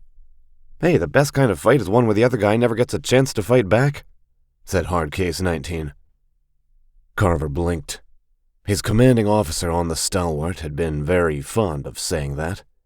Of course, he was dead now, along with most of the other people that Carver had known aboard the ship. "Yeah," said Carver, pushing aside the recollection. "We'd better get moving." They set off through Centaura's dockside district. By mutual agreement, they avoided the main streets, keeping to the alleyways and the courtyards behind the warehouses. Larger groups of Heptarchy orcs moved through the streets, battling city guardsmen. The guardsmen would make good allies against the orcs, but it was also possible Carver and Hardcase 19 might find themselves trapped by a larger band of Heptarchy soldiers and overwhelmed. Fighting in the open was not a good playstyle for rogue characters. The sounds of battle grew louder as they approached the market square. They passed the bodies of both slain city guardsmen and Heptarchy orcs. Pausing to loot the bodies generated a few silver coins, and more valuably, a pair of healing potions. Carver took one, and Hardcase 19 claimed the other. Hopefully, he would have a chance to build up his supply of potions during the starter quest, since that would undoubtedly prove useful later. "We're almost there," said Hardcase 19. Carver nodded as they turned down another alley. "Let's climb up the backside of the tavern. The Heptarchy soldier on the rooftop is probably an archer shooting down into the market. We can surprise him, and that's 7 orcs for our starter quest." They came to the back of the tavern. A small enclosed courtyard encircled the rear of the building. Carver and Hardcase 19 had no trouble scaling the low brick wall. A small stable with 3 horse stalls filled about half the courtyard, a pair of nervous-looking horses watching the newcomers. The developers, Carver noted, still hadn't gotten the smell of horses right. The tavern itself was a brick building 3 stories tall with a flat roof. "Can you manage the climb?" said Carver. He could without much difficulty. The brick walls were rough enough and his dexterity score high enough that he could make it. "Yeah," said Hardcase 19, shouldering her bow. "Nice thing about playing a cloak elf. Dexterity is high enough by default that you don't really need to put bonus points to it." They scaled the wall. Carver had no trouble finding handholds and footholds on the brick as he pulled himself up. The game's NIVR environment did a reasonable job of simulating what climbing a wall would have been like, but Carver had done it numerous times in reality, both on his father's farm and while in basic training, and the strain in his shoulders and arms should have been worse. They reached the top and rolled over the low wall that ringed the rooftop in silence. Carver activated stealth mode at once, and the closed eye appeared in his HUD. As usual, there were crates scattered across the rooftop. He pointed to the left, and Hardcase 19 nodded and moved in that direction. Carver went to the right, daggers grasped in both hands, moving with the slower speed of stealth mode. Approaching their target from 2 directions would reduce the odds that he would notice them simultaneously, increasing the chances of either Carver or Hardcase 19 landing a critical hit. She had realized the tactic without asking, but then she had mentioned playing previous characters. Maybe she had belonged to a guild or gaming group and had fallen out with them, creating a new character in a zone she had never visited before. According to Mascal Entertainment's analytics, that happened a lot. Carver eased around a barrel. He heard the sounds of fighting from the market square below, probably the Heptarchy orcs battling against the city guardsmen. An armored figure in a spiked helmet stood overlooking the battle. A stray thought crossed Carver's mind. That armor didn't look right for a Heptarchy soldier. Even as the realization struck him, he saw the identification tag over the spiked helmet. Heptarchy Battle Mage, level 3. Uh-oh. Then a lot of things went wrong at once. The stealth eye in his HUD opened wide as the battle mage saw him. The orc in the spiked helmet turned, elemental flame blazing to life over his right hand. He was casting a spell, and not the basic spell that Ragezilla 998 had failed to utilize in battle, but probably the firebolt spell. Carver flung himself to the side as the battle mage flung a sphere of glowing flame at him. He got mostly out of the way, but the sphere still clipped the left side of his chest and shoulder. That really hurt. The game did a good job of simulating burn pain without reaching a level that could induce permanent psychological damage. Still wasn't fun. An urgent red notification informed Carver that he was on fire and taking continuing burn damage. Very helpful, that. He rolled sideways, smothering the flames, and jumped back to his feet. The glancing hit from the firebolt had taken his health down by 35%, and if it had struck him dead on, it would have burned away half his hit points. The battle mage grinned and advanced on Carver, sword in his right hand, more flames crackling to life in his left hand. An arrow blurred past and slammed into the side of the battle mage. The red orc grunted and staggered, and Carver seized the opening, landing 2 quick hits with his daggers before dancing back. The combined arrow and dagger blows were enough to disrupt the battle mage's concentration, and the orc lost the firebolt spell. He decided instead to simply skewer Carver. The orc bellowed and chopped his sword at Carver, who barely got out of the way in time. Had his dexterity been a single point lower, he likely would not have been able to dodge. The battle mage brought his sword around for another swing, and Hardcase 19 put an arrow into his side. The orc staggered from the impact, and Carver hit him with his daggers. The blow caught the battle mage in the neck just above his armor, and the blade sank deep. The orc stumbled back, fell to one knee, and then pitched onto his side, dead. Carver let out a breath and looked to see Hardcase 19 approaching.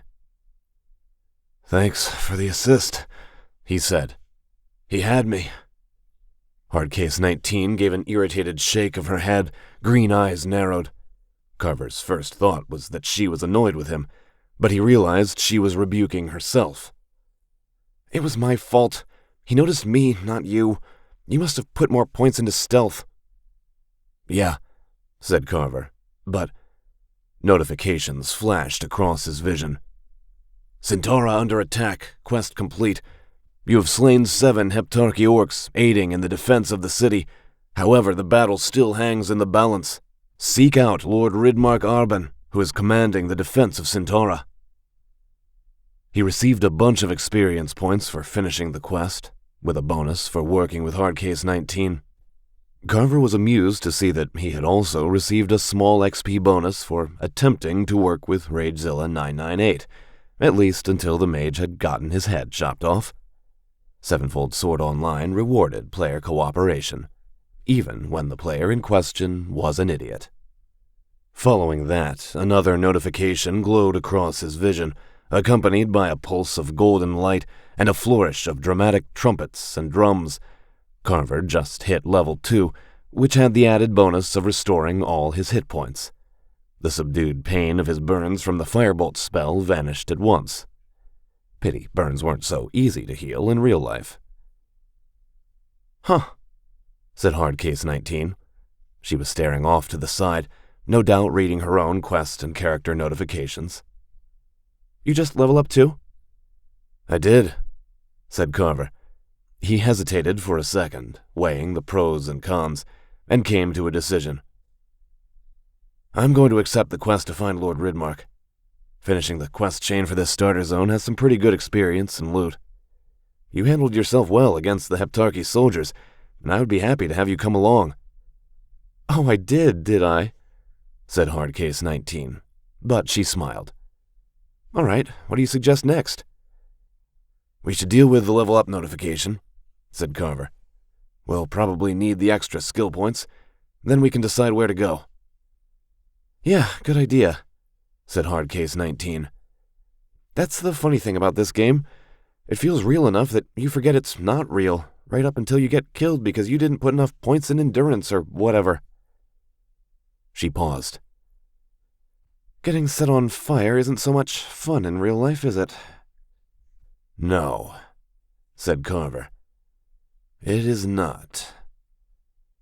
He almost wanted to ask about her background, but then that meant he would have to talk about his past, which he really didn't want to do, so he changed the subject. "Let's level up and then get moving." "Yeah, good idea," said Hardcase 19. "Hang on." Carver nodded and brought up his own character sheet. Leveling up had given him 5 points to distribute to his attributes, in addition to 5 more skill points to assign to his various skills. His small blades, light armor, and stealth skills had all increased slightly during the fights against the Heptarchy orcs. Carver would need higher willpower and intelligence once he hit level 10 and could select the Nightblade class, but he first needed to actually reach level 10, which meant there was a lot of fighting in his future.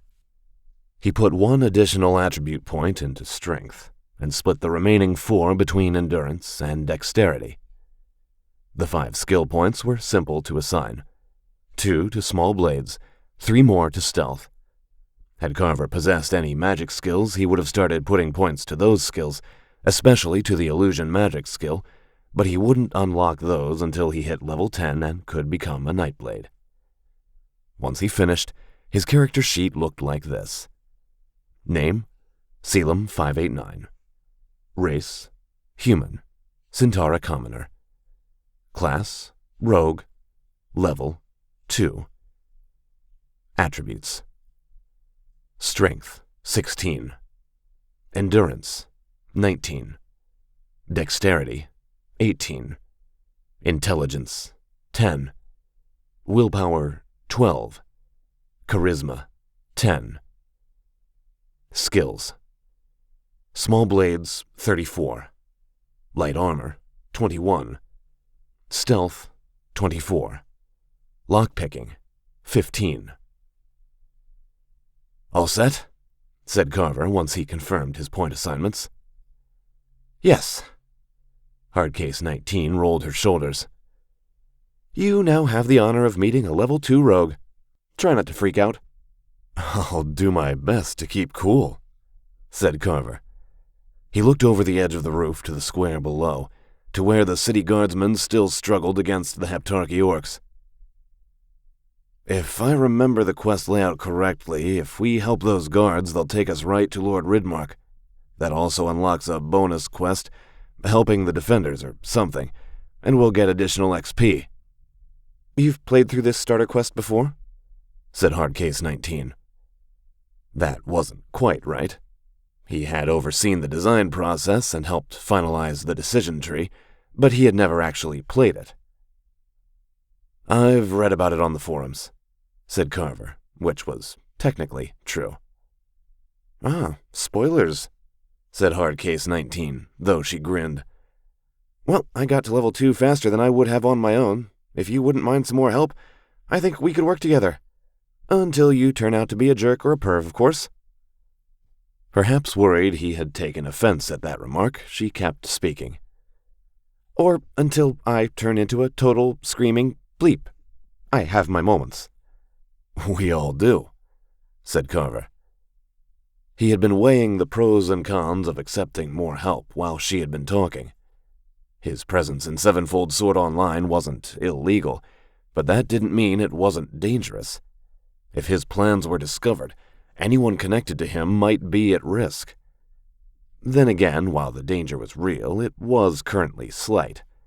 And Carver really did need to get to level 10 and the Nightblade character class as soon as possible. "I'm good working together if you are," said Carver. "Great," said Hardcase 19.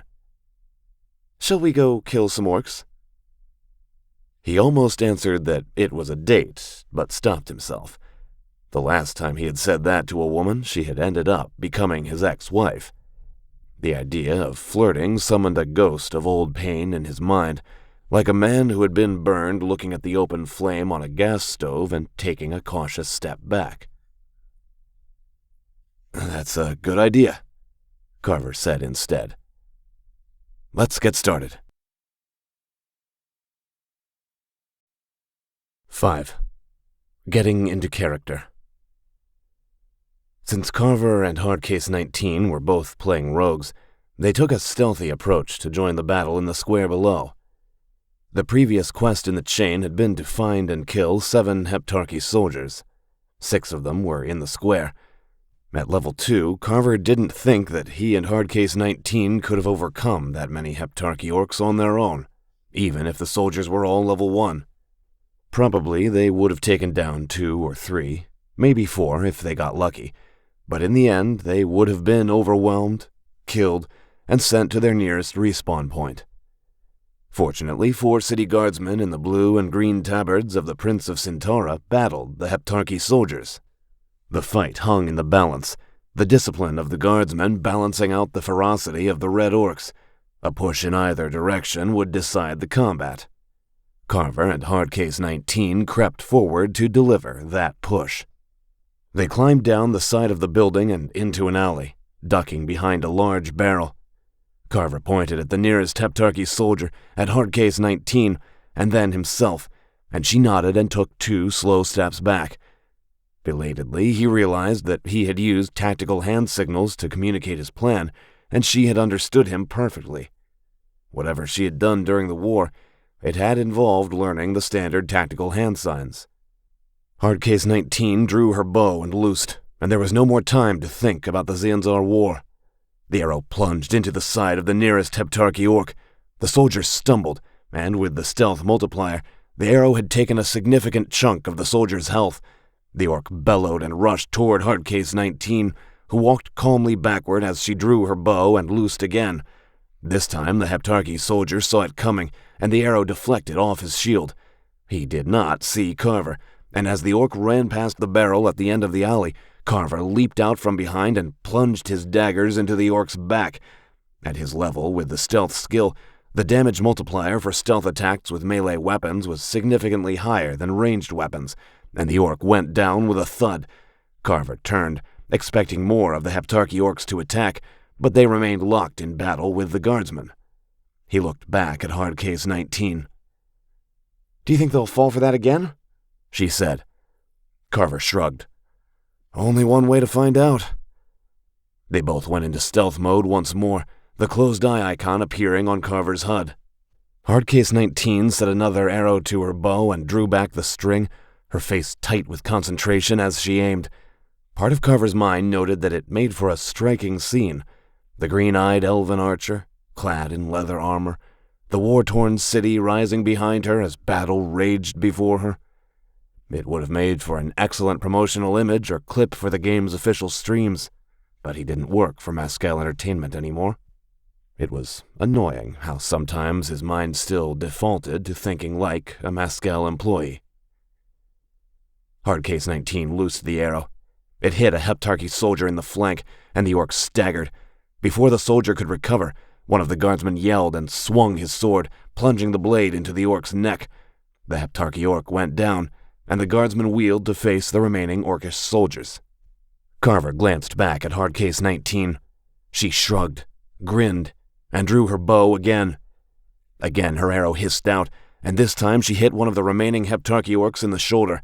The orc hadn't detected her presence, which meant that the arrow landed with the stealth damage bonus.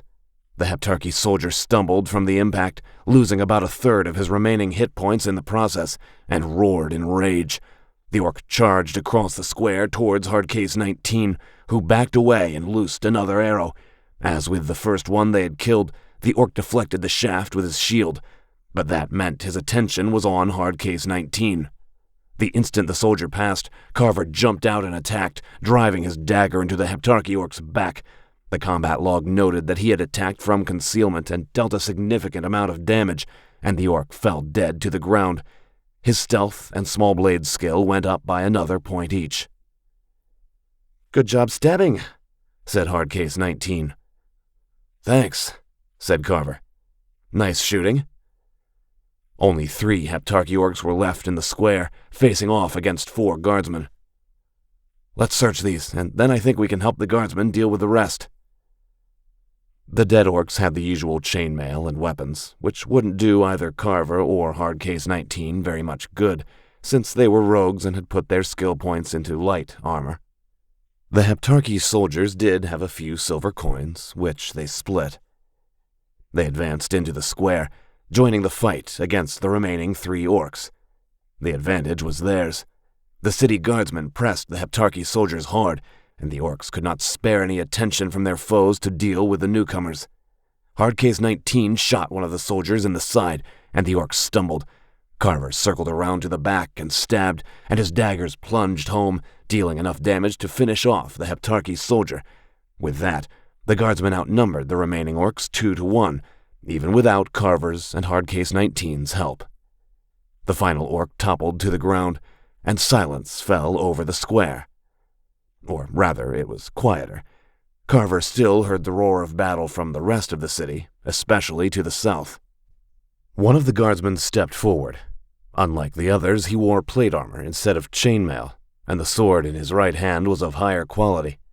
He had a hard, craggy face with close-cropped dark hair and brown eyes. Carver focused on him, and an NPC identification tag appeared. Sir Vegetius, Knight, level 17. "Well met, adventurers," said Vegetius. "I am Sir Vegetius, knight in service to Prince Tywall of Centaura. Your aid was most welcome. The soldiers of the Heptarchy might have overcome us without your assistance." Carver glanced at Hardcase 19 and realized she wanted him to do the talking. Maybe she was reticent in real life, or maybe she had a job that involved a lot of talking in the real world and didn't want to do all that much of it in the game. Mescal Entertainment's analytics showed that people often acted very differently in the game than they did in the real world. "I am Selim 589, and this is Hardcase 19, said Carver. "We were glad to be of help." "In this hour of invasion and war," said Vegetius, "Centaura needs every true-hearted son and daughter to lift a sword in the defense of the realm. My men and I were sent to hold the street leading from the harbor to the prince's palace, but we were pushed here." He gestured with his sword at the dead Heptarchy soldiers. "This section of the city is now secure, but we must return to Lord Ridmark to seek new instructions. Will you accompany us, adventurers?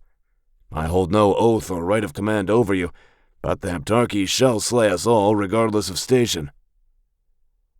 "Officers are never that polite in real life," murmured Hardcase 19. A quest notification appeared in Carver's HUD. "Centaura under attack. The defense of the harbor. You and fellow adventurer Hardcase 19 have aided Sir Vegetius against the Heptarchy invaders. The noble knight must fight his way to Lord Ridmark, who commands the defense of the city. Help him reach the harbor. Bonus objective: speak with Lord Ridmark, who may have more quests for you." "We'll help you," said Carver, and Hardcase 19 nodded. "Splendid," said Vegetius. He pointed his sword at the street on the other side of the square. "That will take us to the quays, where Lord Ridmark has raised his banner. I expect we shall meet more resistance ere we find him." "Then we'd better get moving," said Carver, taking a quick glance at his character sheet. Taking down the Heptarchy orcs fighting Vegetius and his men had generated enough experience to take him a considerable way toward level 3, though he hadn't gotten there quite yet. "Indeed," said Vegetius. Carver and Hardcase 19 paused long enough to search the slain orcs, which produced a few more coins and a pair of healing potions. They joined Vegetius and his guardsmen as they headed for the street. Carver remained watchful, checking the alleys and windows as they passed. Sometimes the Heptarchy orcs like to set up ambushes in Centaura, or their archers camped atop buildings. Despite that, they saw no other Heptarchy orcs or city guardsmen, though the sounds of fighting grew louder. Then they turned a corner to another street between rows of brick warehouses, and Carver saw a battle underway. A slain Heptarchy orc lay on the ground, and a second was retreating, reeling on his feet from multiple wounds. A dwarven fighter in chainmail and a horned helmet attacked, wielding a one-handed axe with vigor. In all the various fantasy games that Carver had played over the years, dwarves tended to look a little different in each of them. In Sevenfold Sword Online, dwarves took their appearance from the original books, shorter than humans but wider, with grayish skin and black hair. The dwarf bellowed and swung his axe, and the Heptarchy orc fell dead to the street. Vegetius paused, and Carver took a moment to check the dwarf's identifier. Battle Dwarf 873, Fighter Level 2. The dwarf was another player. The dead orc made an unpleasant squelching noise as the dwarf wrenched his axe free. His dark eyes moved over them, and then he made an elaborate bow. "Forsooth verily, and well met, noble adventurers," proclaimed Battle Dwarf 873 in a voice that was an unsuccessful attempt at a Scottish accent. "I have smitten these vile foes with the blade of my axe, and now seek battle against other dastardly invaders." Carver suppressed a groan. Sometimes players, usually ones who were big fans of the books, or who had seen the live-action movies and streaming shows, tried to go for full immersion role-playing, acting like they were truly Knights of Andamheim, or Wizards of the Order of the Arcani, or orcish warriors from Ralusk or Kalusk. Carver mostly found it annoying. Then again, maybe he didn't understand. Even at his lowest points, he had never wanted to pretend that he was someone else. Perhaps his life hadn't been quite troubled enough for that. More practically, working with a third player would increase the experience bonus for the upcoming quests. "Well met," said Vegetius. "I am Sir Vegetius, a knight in service to the Prince of Centaura. We will gladly accept the aid of any adventurers who will help defend our city from the scourge of the Heptarchy orcs." The dwarf offered a bow. "And I am Battledwarf 873, a warrior of the noble kingdom of Caud Dormen, come to aid your glorious metropolis in its hour of—" He paused for a second, perhaps trying to think of an appropriately bombastic term. "depreciation." His eyes turned towards Carver and Hardcase 19. "Shall I join your cause, valiant comrades?" Carver glanced at Hardcase 19, who shrugged. "Yeah," said Carver. "I'm Selim 589, this is Hardcase 19. If you want to come along for the tutorial quest, that's fine. But I'm not doing any player versus player." "I know not what these strange words you humans use," started Battledwarf 873. "She's a cloak elf," said Carver, and Hardcase 19 snorted. Right, said Battledwarf 873, his accent slipping for a second.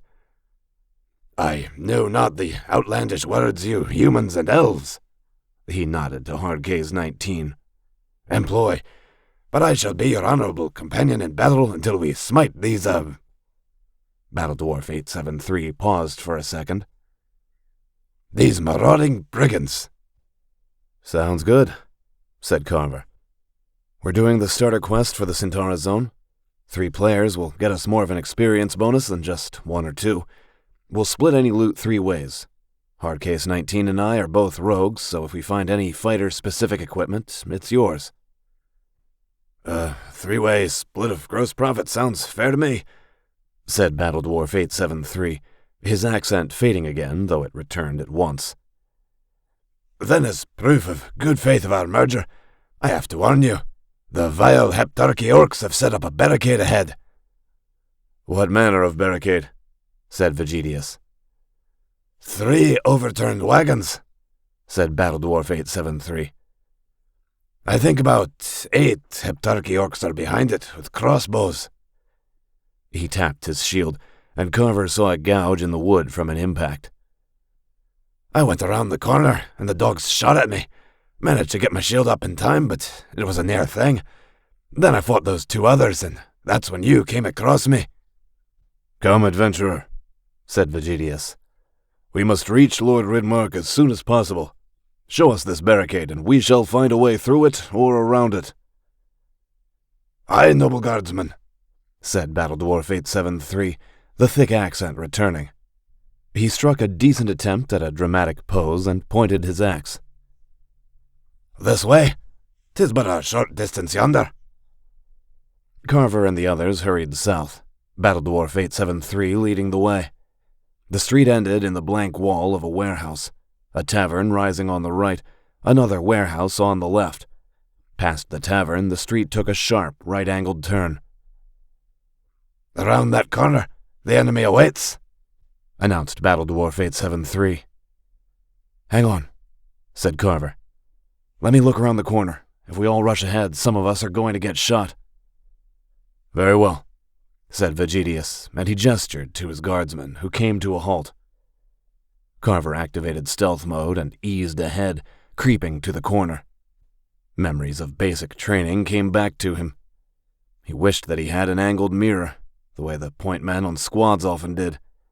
But he also remembered that when looking around a corner, it was best to do so from ground level since alert guards would usually be looking higher than that. Carver was sure that the game's stealth engine followed a similar principle. Pretty sure. But the eye on the stealth icon remained closed as he dropped to his belly and peered around the corner.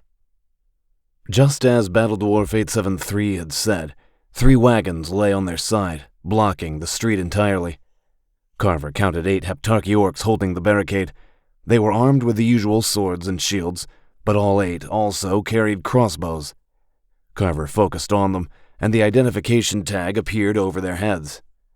Heptarchy soldier, crossbowman, level 3. Carver watched for a few seconds, making sure that he had counted all 8, and then he slipped back around the corner, only getting to his feet once he was a few meters back. The eye of the stealth indicator remained closed the entire time, and in fact, he received a notification that his stealth skill had risen by a point. Apparently, remaining unseen from 8 orcs at once had helped boost the skill. "Battledwarf 873's right," said Carver in a low voice to Vegetius and Hardcase 19 as he rejoined them. "There are 8 Heptarchy orcs holding the barricade. All of them have crossbows." "What level?" said Hardcase 19. 3. She shook her head. "If we try to rush them, they'll overpower us. They'll have enough time to get off one shot before we even get to the barricade." "Aye, it will be a glorious battle indeed," said Battledwarf 873. Carver resisted the urge to hush him. "I wonder why the barricade is facing this way," said Vegetius. "Most of our men are southward, fighting near the harbor itself. An attack is more likely to come from that direction." The real reason, of course, was that it was one of the random events tied to the starter quest. "It wouldn't surprise me if the barricade works both ways," said Hardcase 19.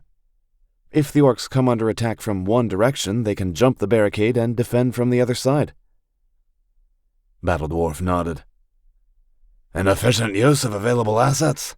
Very economical." "Maybe there's a way we can use that to our advantage," said Carver. He looked at the tavern on the right. Like many of the buildings in Centaura, it was 3 stories tall, built of whitewashed brick with a roof of red clay tiles. Based on the descriptions in the books, the game designers had used a combination of Mediterranean and Spanish buildings as a reference for the overall look and feel of Centaura's architecture. Unfortunately, there were no obvious handholds on the side of the tavern, unlike some of the warehouses. "I am open to any suggestions," said Vegetius. "I have no wish for any of my men to fall in battle, not unless it can be avoided." The guardsmen in question nodded their agreement. "We'll try a variation of the tactic we used at the square," said Carver. "Hardcase 19 and I will climb to the tavern's roof and move several buildings down. We'll make the orcs think they're under attack from that direction. If we shoot enough of them, they'll jump over the barricade to defend it from the other side." Vegetius nodded his understanding. "And then we can attack from this side. A cunning stratagem." Battledwarf 873 looked disappointed. "Would not it be better to rush the barricade in glorious battle?" "Could that shield of yours stop a direct hit from a heavy crossbow?" said Hardcase 19. "Or your armor or helmet? You'll end up respawning at the Great Cathedral or the Prince's Palace." "And," said Carver, "if the 3 of us work together, it will mean an experience bonus." "That is definitely a point on the asset side of the spreadsheet," said Battledwarf 873. His bad accent returned. "Aye, noble rogues, we'll cast the dice with you. And then these Heptarchy dogs will taste the edge of my axe. She thirsts for the blood of the foe." He moved to bang the flat of his axe against the shield to emphasize the point. Carver waved a hand in front of his face before Battledwarf 873 could finish the movement. "Stealth, remember?" Battledwarf 873 blinked, and then a look of chagrin went over his face. "Oh, right. Good point." Carver turned to Vegetius. "When you hear me call your name, it will be time to attack." "As you say, adventurer," said Vegetius. "We shall await your summons." "Ready?" said Carver to Hardcase 19, and she nodded. Carver returned to stealth mode, and Hardcase 19 followed suit. The stealth icon in his HUD turned half red and half green, indicating that while no hostiles currently were aware of him, all his allies could see him. Carver tried the tavern's door, which proved to be locked. He produced his lockpicks and set to work, and managed to get the door open after only a few attempts, which made him grateful he had put those extra points into his lockpicking skill. He eased the door open and slipped into the tavern's common room, Hardcase 19 right behind him with her bow in hand. The common room was deserted. Tables and benches built of rough-hewn pine logs stood in rows. Old rushes covered the flagstone floor, no doubt to help with spillage. A wooden bar ran alongside one wall, and a flight of wooden stairs climbed higher into the building. "No one's here," whispered Hardcase 19. "Yeah," said Carver. A dark memory of how civilians in a war zone often acted came to his mind. "Tavern keeper and his family are probably hiding in the cellar." He pointed at a closed door behind the bar. "Smart of them, unless the building catches fire," said Hardcase 19. Something in her tone told him that perhaps she had likewise seen that kind of thing during the war. "Doesn't look like any Heptarchy orcs moved through here." "Probably all outside," said Carver. "Let's head upstairs. Better stay in stealth mode." Hardcase 19 nodded, and they started forward. "What do you think of our new friend the dwarf?" "Enthusiastic," said Carver. "Must be a big fan of the books. The players who go for the full in-character role-playing stuff tend to have read all the books a bunch of times." "He seems like a finance guy," said Hardcase 19 as they started up the stairs. The boards shifted a little beneath their weight, but thanks to their stealth skill, the stairs didn't make the creaking cacophony they would have otherwise. "I see a lot of finance guys at work. They all talk the same way, you know?" Carver was tempted to ask where she worked, but repressed the urge. The more he knew about her, the more potential danger she might be in. "It can be a high-stress job. I read a study that said people with high-stress jobs often act out entirely different personalities in NIVR games. Like a trauma nurse will become an assassin and start hunting players. The teacher will become a necromancer and have an undead army, and that kind of thing. We all gotta do something to burn off stress," said Hardcase 19. "Better keep quiet, just in case we're wrong and there are orcs in here." The tavern was deserted and mostly silent around them, though Carver still heard the muted noise of the battle in the rest of the city. A hallway ran the length of the top floor, and at the end a wooden ladder climbed to a trapdoor in the ceiling. Carver went up the ladder, used his lockpicks to open the lock, and eased the trapdoor open. The hinges had a bit of rust and started to groan as he pushed the trapdoor open, and he moved it up an inch at a time, fearing that the noise might reach the ears of the Heptarchy orcs at the barricade, but the eye of the stealth indicator remained closed. He finished opening the trapdoor and rolled onto the roof, Hardcase 19 following. The rooftop was flat, though the edges were angled down to allow rainwater to drain off. Carver crept forward a few paces and gazed into the street. His count had been right. 8 Heptarchy orcs waited behind the barricade of overturned wagons, loaded crossbows in hand. They must have realized that an enemy force was around the corner, because they held their weapons raised, waiting for the attack. Yet for all their vigilance, they weren't looking behind themselves, and they hadn't positioned a rearguard. That was a mistake. Carver looked at Hardcase 19, who lifted 2 fingers and pointed to the south. She wanted to move 2 buildings down before she shot at the orcs. Still using stealth mode, they hurried south, jumping over the narrow alleys between the buildings. Carver had to take a deep breath as they jumped over the alleys, making sure that he didn't look down. He didn't have any particular trouble with heights, but even though the game dulled pain, he still didn't want to experience death by falling from the top of a tavern. The eye remained closed in the stealth indicator. They reached the rooftop of the next building and dropped to a crouch. Hardcase 19 pivoted, lifting her bow and setting an arrow to the string. Carver remained next to her, and he heard her breathing slow, her eyes narrowing as she aimed. She released, the arrow blurring from the bow. It was a long shot, but the orcs weren't moving, and Hardcase 19 had been able to aim downward. Her arrow punched into the back of a Heptarchy orc's neck with a spray of green blood. The orc jerked forward, the spastic movements of his death pulling the trigger of his crossbow, which sent its bolt into a nearby wall. For a second, the Heptarchy soldiers stared in astonishment at their slain comrade, and Hardcase 19 used that surprise to line up another shot and release. Her next arrow punched into the side of an orc, and the Heptarchy orc staggered with a bellow of pain. The stealth eye popped wide open. The remaining Heptarchy orcs turned and raised their crossbows. Hardcase 19 started to draw her bow again. "Down!" barked Carver, and he pushed her to the side, just in time, too. The orcs might have been surprised, but they recovered swiftly, and a volley of crossbow bolts punched through the air they had just occupied. "I can shoot faster than they can reload," said Hardcase 19, and she leaped to her feet and started sending arrows at the orcs as fast as she could. She barely took time to aim, but they didn't need to bother. The point was to force the Heptarchy orcs to take cover, and they did, leaping over the barricade of overturned wagons to shelter on the other side, which meant they would have no cover from Sir Vegetius's men and Battle Dwarf 873. "Sir Vegetius!" roared Carver at the top of his lungs, hoping the knight would be able to hear him.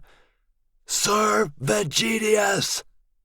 A shout came from the street around the tavern, and the guardsmen rushed forward, Vegetius leading their charge, shield extended and sword raised. Battle Dwarf 873 ran with them, most of the noise of the shout coming from his lungs. "Come on," said Carver. "We'd better help them." Hardcase 19 nodded, and they ran over the rooftops back to the tavern as the battle began below. They reached the roof of the tavern, and Hardcase 19 stopped and lifted her bow. "Go," she said, drawing her bowstring and taking aim at the melee underway below. "I'll meet you down there." "Right," said Carver, and he slid down the ladder to the third floor. As soon as the starter quest was finished, he resolved, he would buy a short bow and a quiver and start working on his archery skill. If Carver had a bow, he could have stayed on the roof and sent arrows at the Heptarchy soldiers rather than rushing down to confront them.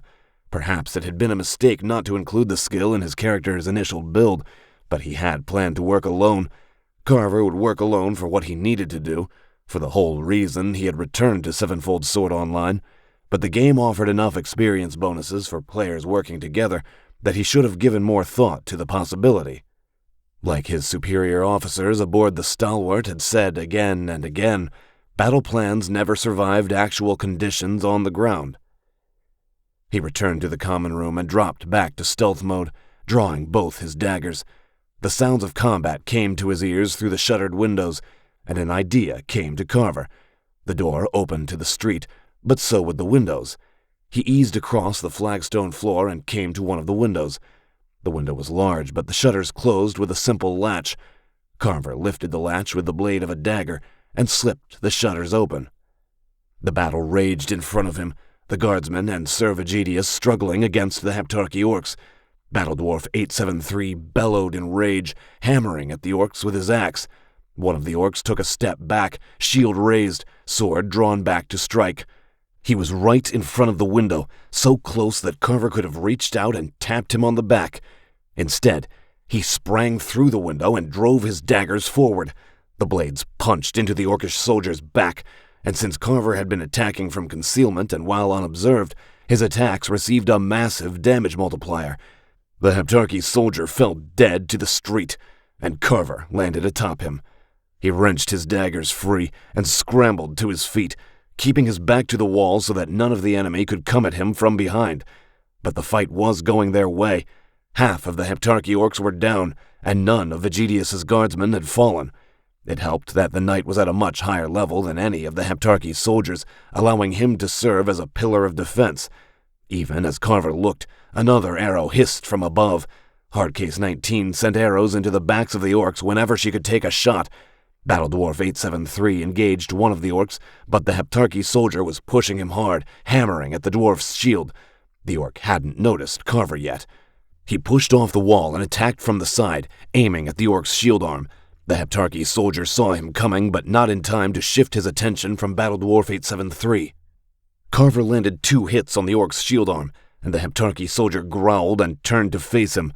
Carver jumped back, avoiding the sweep of the orc's sword, and Battle Dwarf 873 bellowed and buried his axe in the orc's side with a grisly, crunching sound. The Heptarchy orc fell, armor clattering against the flagstones. Another wounded Heptarchy soldier howled and rushed at Carver, but an arrow sprouted from his neck and the orc fell. He shot a quick look up and saw Hardcase 19 crouched at the edge of the roof, already lining up another shot. But the fight was over. All the Heptarchy orcs were down. "Well fought," said Vegetius. "Aye," said Battle Dwarf 873, banging the flat of his axe against his shield. "'Twas a glorious battle of mighty valor and vigorous smiting." Said Vegetius. "Yes, I think." Carver occupied himself by searching the bodies of the dead Heptarchy orcs. He found 3 healing potions and a number of silver and copper coins. Hardcase 19 emerged from the tavern just as Carver finished searching the dead. "Hey," he said to Battle Dwarf 873. "What kind of shield do you have?" "Oak and iron," said the dwarf. He gave it a mournful look. "It's taken a bit of a pounding." "Yeah," said Carver. He picked up one of the shields and passed it to Battle Dwarf 873. "Take this, oak and steel. It should raise your armor class by a few points, and it's in better shape." Battle Dwarf 873 blinked a few times and then offered a bow and took the shield. "'Tis a noble gesture, Honorable Selim 589. "I think you killed that orc anyway," said Carver as Hardcase 19 joined them. And golden light flashed before his vision, accompanied by the usual fanfare of trumpets and dramatic drum beats. He had just reached level 3. "You just get a level up notification?" said Hardcase 19. "I did," said Carver. He split the money he had taken from the dead orcs 3 ways and gave Hardcase 19 and Battle Dwarf 873 their shares, along with a healing potion each. "I think giving the shield to Battle Dwarf 873 gave us enough experience points to push us over the limit." "We should not linger here," said Vegetius. "The defenders will need our aid." "Let's keep moving," said Carver. "We can level up and assign skill points on the way." Neither Hardcase 19 nor Battle Dwarf 873 objected to that, and they circled around the wagon barrier and headed south. 6. Caster Class. Carver opened his character sheet as they headed south, checking over his skill points and attributes. Reaching level 3 had awarded him with 5 attribute points and 5 more skill points to assign. As before, Carver put 1 attribute point into strength, and then divided the remaining 2 between endurance and dexterity. Once he could reach level 10 and unlock the illusion magic skill, he would start putting more points into willpower and intelligence to build up his pool of magic points. Until then, he needed to focus on his combat skills, which meant strength and endurance. He then checked his skill points. His small blades and stealth skill had risen considerably from the fighting. After a moment's consideration, Carver decided to put 2 points into small blades. Since the skill level had passed 35, his damage with small blades would increase by 20%, which would be useful. He put 2 more points into stealth, and then 1 point into archery. Carver hadn't planned to use a bow with his current character, but watching Hardcase 19 in action had made him reconsider. Stealth was useful in hand-to-hand combat, but it would be even more useful with archery.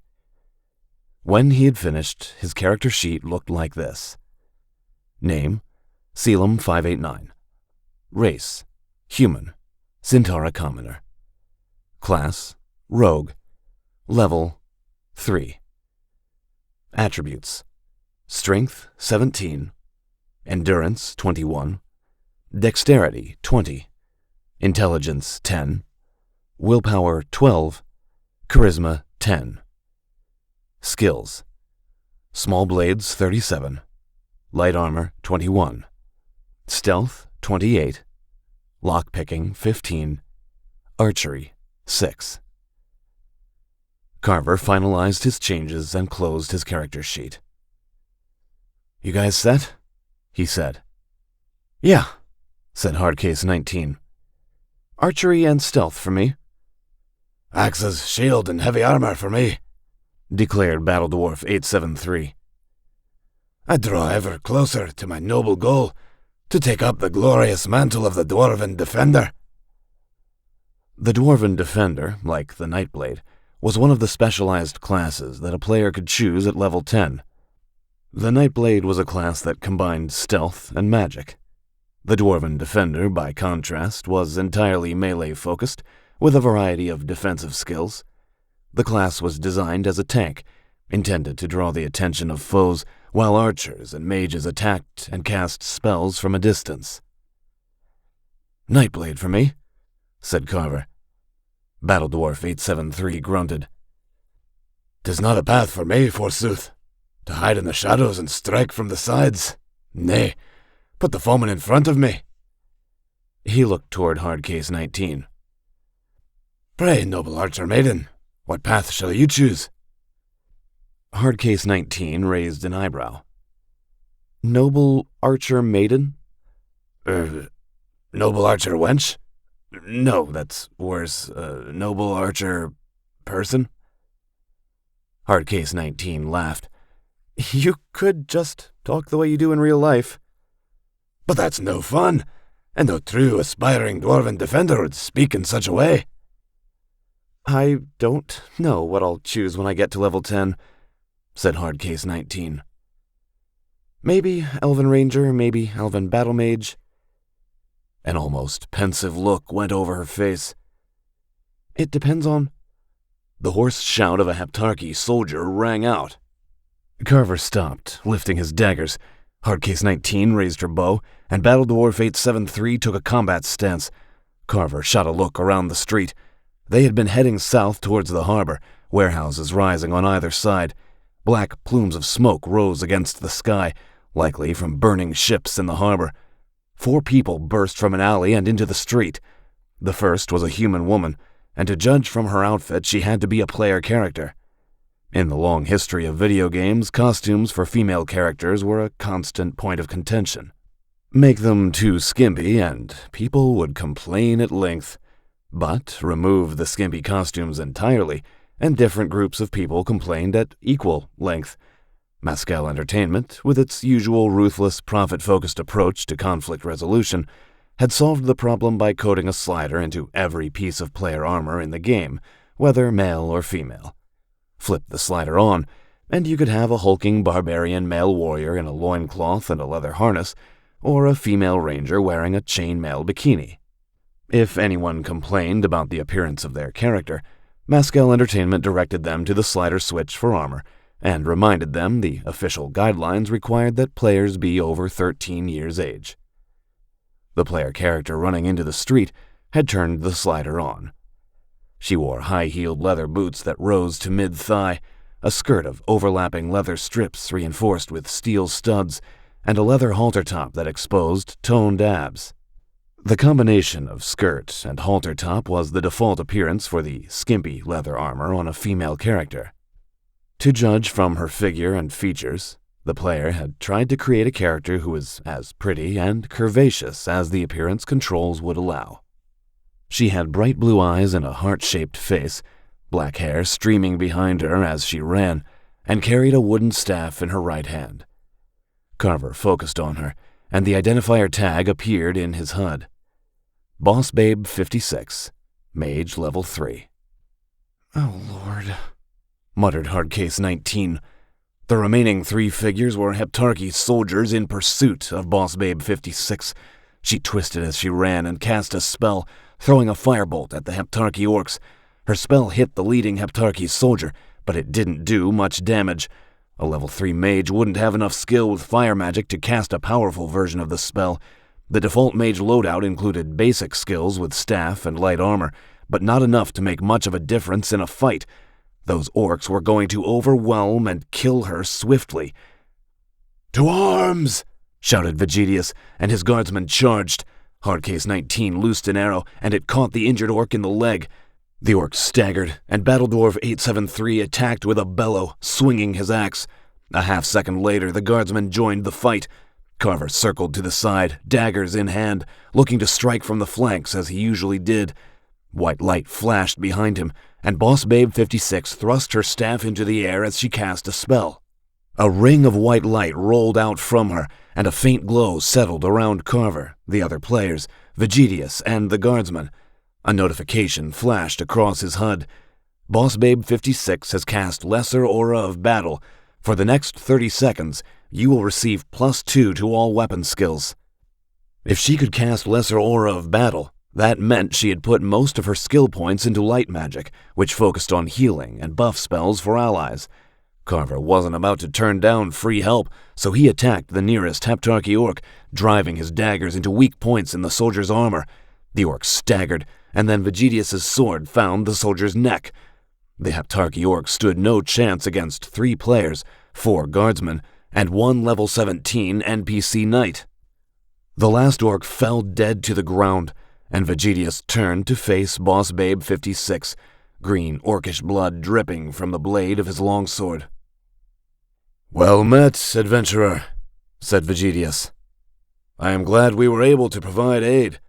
We shall have need of your magic against the Heptarchy scourge." Boss Babe 56 looked back and forth between them, breathing hard from the fight. Oh my god, she said, her voice fast and a bit unsteady. I'm so glad I found you guys, because I've been running around all day fighting those red orc guys, and I got killed twice, and I always turn up back at that big church thing on the other side of the city. "Wait," said Carver.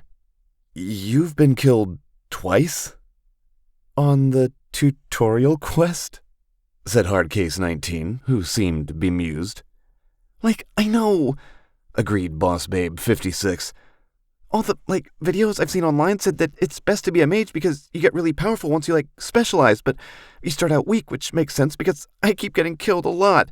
But I managed to kill enough of those red guys that I leveled up to 3, but I thought those orcs that you killed were going to kill me and I would have to start all over again.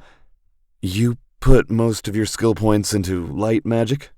said Carver. He had decided to interrupt once she ended her sentence, but realized that he would have better luck waiting until she actually drew breath. Given her appearance and outfit, Carver had initially suspected that Boss Babe 56 was a male player using a female appearance and voice mask. But her rapid, breathy speech lacked the telltale technical perfection of an artificial voice. I totally did, said Boss Babe 56. I like to, totally help people and stuff. She scratched her chin with her free hand, the gesture nervous and almost spastic. But it turns out that you need people to help to be able to totally help people, and casting Lesser Aura of Battle on yourself doesn't work all that good, especially when you only have 5 points in your staff skill. Her eyes went hazy, no doubt, as she checked her character sheet. Huh. Though my staff skill went up to 6 with all the fighting. Guess I bashed enough of those orcs over the head enough times. "Yeah," said Hardcase 19, who still seemed bemused. "Can I, hang with you guys?" said Boss Babe 56. "I mean, if I'm going to be a mage, I think I need a group to hang with, at least at first, until you get tired of me or something, which is cool. I know I can be, a lot." "I have no bond of command over adventurers," said Vegetius, "though any aid you can provide will be welcome." The NPC looked at Carver. So did Hardcase 19 and Battledwarf 873, and Carver realized that the other 2 players had decided to let him make the decision. He remembered the disaster aboard the Stalwart, how he had been the highest-ranking officer in his group of survivors. That meant Carver had been in command, whether he liked it or not, and making decisions had been his responsibility. He rebuked himself for the comparison. This was a game, not a life-or-death situation. Yet, that wasn't entirely true, was it? Given what he had discovered about Sevenfold Sword Online, the discovery that had gotten him fired and ended his marriage. Maybe it wouldn't be a life-or-death situation today, but if he came close to finding the proof that he needed, who knew what would happen? "Why not come along with us to the end of the tutorial quests?" said Carver. "Most groups in this game don't tend to last very long, not unless they become formal guilds with contracts and membership requirements. We'll see if we get along or not." "Aye," said Battle Dwarf 873. "And your battle spells will be welcome. The keen edge of my axe shall smite the foe all the more heavily." Said Boss Babe 56. Smite? "It means to hit hard," said Carver. Oh, said Boss Babe 56. She smiled. yes, you should definitely do that with your axe. She mimed an axe chop with her free hand. Hit them hard. That's totally what you should do. "We should not tarry over long here," said Vegetius. "The enemy is moving." "You're right," said Carver. "We won't get experience points standing around." "Very true," said Battle Dwarf 873. "It's like I always tell people, your money doesn't make any money sitting around in your checking account.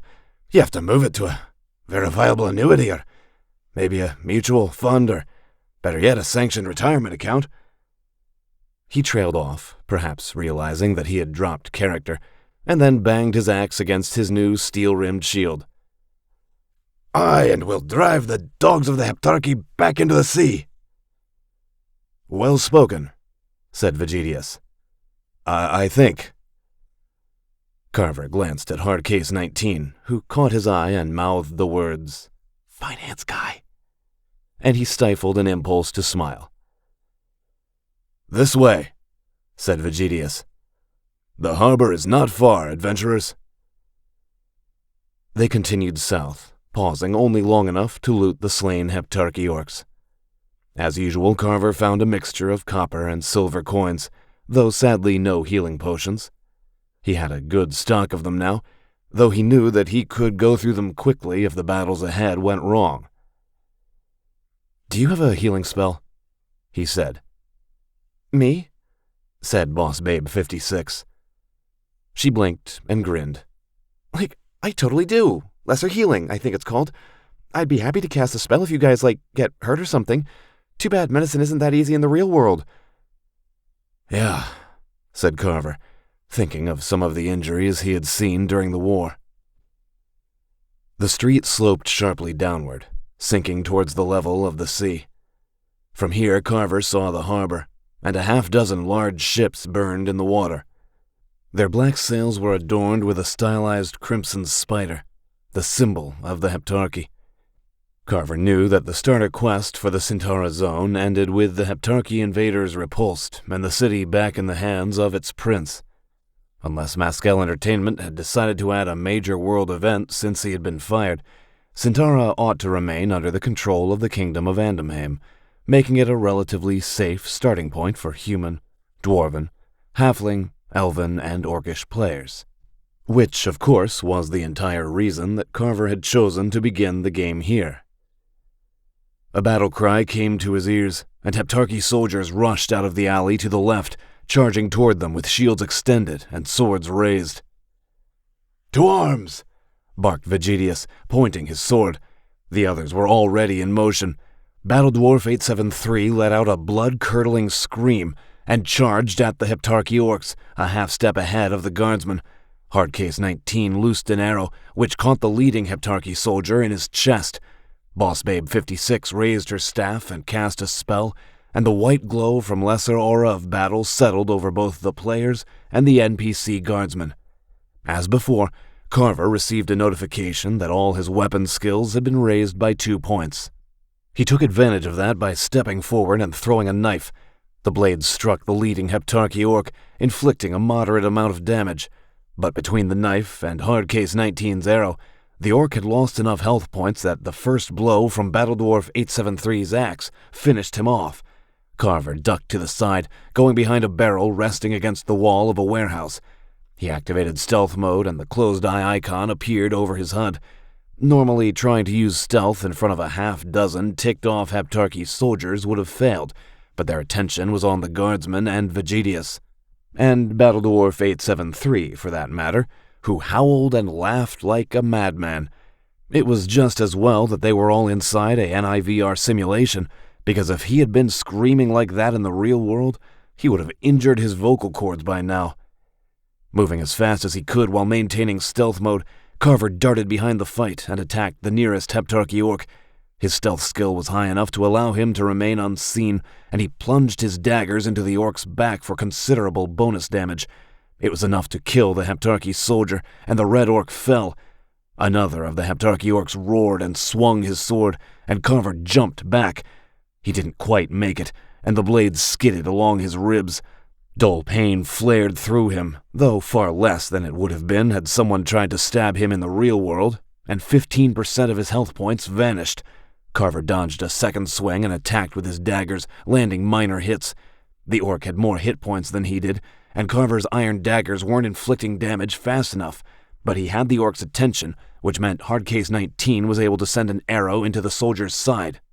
The Heptarchy orc stumbled from the impact, and Carver seized the moment of distraction and drove his daggers into both sides of the orc's neck. The game interpreted that as a critical hit, the damage enough to finish off the Heptarchy soldier. Carver wrenched his daggers free, breathing hard, and prepared to attack again. But the fight was over. Vegetius and his guardsmen, augmented with the lesser aura of battle, had overwhelmed the Heptarchy orcs. Even as Carver looked, Battledwarf 873 wrenched his weapon free from a Heptarchy soldier's skull with a grisly crackling noise. Oh, said Boss Babe 56, hurrying forward. It was an adaptation of the game's physics engine that let her keep her balance while running that quickly in heels that high. I'm, like, the healer, right? So I get to heal you. Good plan, said Hardcase 19. I'll loot the bodies while she heals you guys up. Battledwarf 873 banged his axe against his shield again. Maybe that was why his previous shield had worn out so quickly. A dwarven warrior of cold torment can smite the foe from sunrise to sundown without a rest. Oh? Said Boss Babe 56 as she cast the lesser healing spell on Carver. White light glowed around her fingers, and Carver's hit points started to recover. Then, like, you don't want healing? It's totally okay if you don't. My feelings won't be hurt. Battledwarf 873 grunted. I would like the healing, yes. I don't need it, technically, but nothing, said Carver. We're not even to the boss fight of the starter quest sequence yet. Take it from me, you're going to want to have all your hit points for that. You've played through the Centaur Zone starter quest before? Said Battledwarf 873. Something like that, yeah, said Carver. But if you know anything about this kind of game, you know that there's going to be a big fight at the end of the starter quest. Hopefully we'll get some nice loot and experience out of it, but if we're not careful, we'll get killed and have to respawn. Hardcase 19 frowned at that. Perhaps she suspected that he wasn't giving her the entire truth. But she nodded in agreement, as did the others. That had been a trick Carver had learned once he had become an officer and had to supervise others. As an officer, he could technically give whatever orders he wanted, and his subordinates would be legally bound to follow them. He had found it was better to phrase things in such a way that it convinced his subordinates that it was in their best interest, or for the greater good, that they obey. Come to think of it, Carver might have learned that from Uncle Royce. Of course, if he had failed to convince his subordinates, then Carver just gave the order anyway, because he had been the commanding officer, and that was that. He had definitely learned that from Uncle Royce. But this wasn't the military, this was a game. Every player was here of their own free will, and Carver couldn't compel anyone to do anything. Makes sense, said Battle Dwarf 873 as Boss Babe 56 finished healing him. Let us advance valiantly onward and smite the foe beneath the fury of our righteous truncheons. Truncheon? Said Boss Babe 56, frowning at his axe. Isn't that the blunt weapon skill? I think it was a metaphor, said Carver. Come, adventurers, said Vegetius, who had observed the conversation impassively. NPCs had been programmed to watch a lot of weirdness from players. We are almost to the keys. Lord Ridmark will have raised his banners there. They were attacked twice more by small bands of Heptarchy orcs along the way. The first battle presented no difficulty. The second group of orcs, however, had a battle mage. The mage was a level higher than the one that Carver and Hardcase 19 had faced atop the roof before they had met Vegetius, and he was powerful enough to cast the Lightning Globe spell. A player with high enough dexterity could dodge a firebolt or an ice bolt. A Lightning Globe, by contrast, locked onto any ferrous metal a player carried. The Battle Mage's first Lightning Globe knocked off 30% of Battle Dwarf 873's hit points, and the second drained 40% of Carver's. Fortunately, Lightning Globe was an expensive spell at lower levels, and the Battle Mage didn't have enough magic points to cast it more than twice, defaulting to the far weaker Firebolt spell.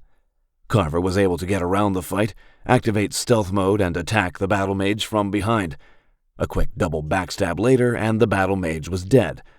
With the Battle Mage out of the equation, they were able to overwhelm the remaining Heptarchy orcs.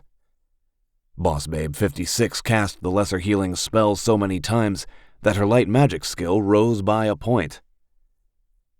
I gotta say, you guys, said Boss Babe 56, you are giving me a lot of chances to practice. Every party needs a healer, said Hardcase 19. Do you have any magic potions? Boss Babe 56 shook her head. No, I had to use them all when I was on my own. The Battle Mage had 2, said Carver. Better take them both. None of the rest of us can cast spells. Oh, okay, thanks, said Boss Babe 56, brightening as she took the potions from Hardcase 19. Part of Carver's mind pointed out that those potions might have been useful once he reached level 10 and could unlock the illusion magic skill. But he was still on level 3, and level 10 was far off. Though, with all the fighting they had seen, he was about 55% of the way to level 4. That's really nice, thanks. When we're yelling for you to heal us in the middle of a fight, said Hardcase 19. It might seem less nice. They distributed the coins from the dead orcs and continued. Finally, they reached the keys and the harbor of Sintara. Even without the battle currently raging before the keys, it would have been an impressive sight. A broad space paved in flagstones encircled the harbor, with stacks of crates rising in places. Dozens of stone keys jutted into the water, with ships docked at some of them. Carver didn't know a damn thing about pre-industrial sailing ships. All he knew was that they had a lot of ropes and canvas and sails, and he had no idea if the ships docked at the keys were historically accurate or not. A furious battle was underway in front of the keys, with dozens of Heptarchy orcs struggling against just as many Centauran guardsmen. Fire and lightning crackled and hissed as mages cast spells, and Carver saw flares of white light as other mages cast defensive wards with light magic. In the middle of the battle rose a lance. A blue banner adorned with a silver shield flew from its top. Near the foot of the banner, Carver glimpsed a sword of white flame. There, said Vegetius, pointing his sword. Lord Ridmark's banner. Onward! With a yell, the knight and his guardsmen attacked, and Carver and the other players joined them. Vegetius and his men attacked from the flank, hammering into the red orcs. Battle Dwarf 837 howled and flung himself into the melee, while Boss Babe 56 cast Lesser Aura of Battle. Hardcase 19 hung back, loosing arrows, and Carver circled to the side and activated stealth mode. In the middle of the crowded battle, oddly enough, it was easier to use his stealth skill than it would have been otherwise. The attention of the orcs was drawn to the guardsmen, which made it easier for Carver to remain unnoticed. He killed 2 of the Heptarchy soldiers before the others realized he was there, and then he stepped back, letting the guardsmen draw their attacks so he could strike from the side again. Step by step, they forced their way through the melee to the banner with the silver shield. A group of high-level NPC knights fought beneath the banner. Some of them had swords that burned with white fire.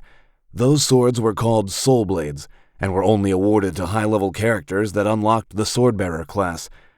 Even as Carver and the others approached, the leader of the Swordbearers cut down 2 more Heptarchy orcs. He was a big man with graying black hair, cold blue eyes and a weathered face, and an old burn scar on his left cheek.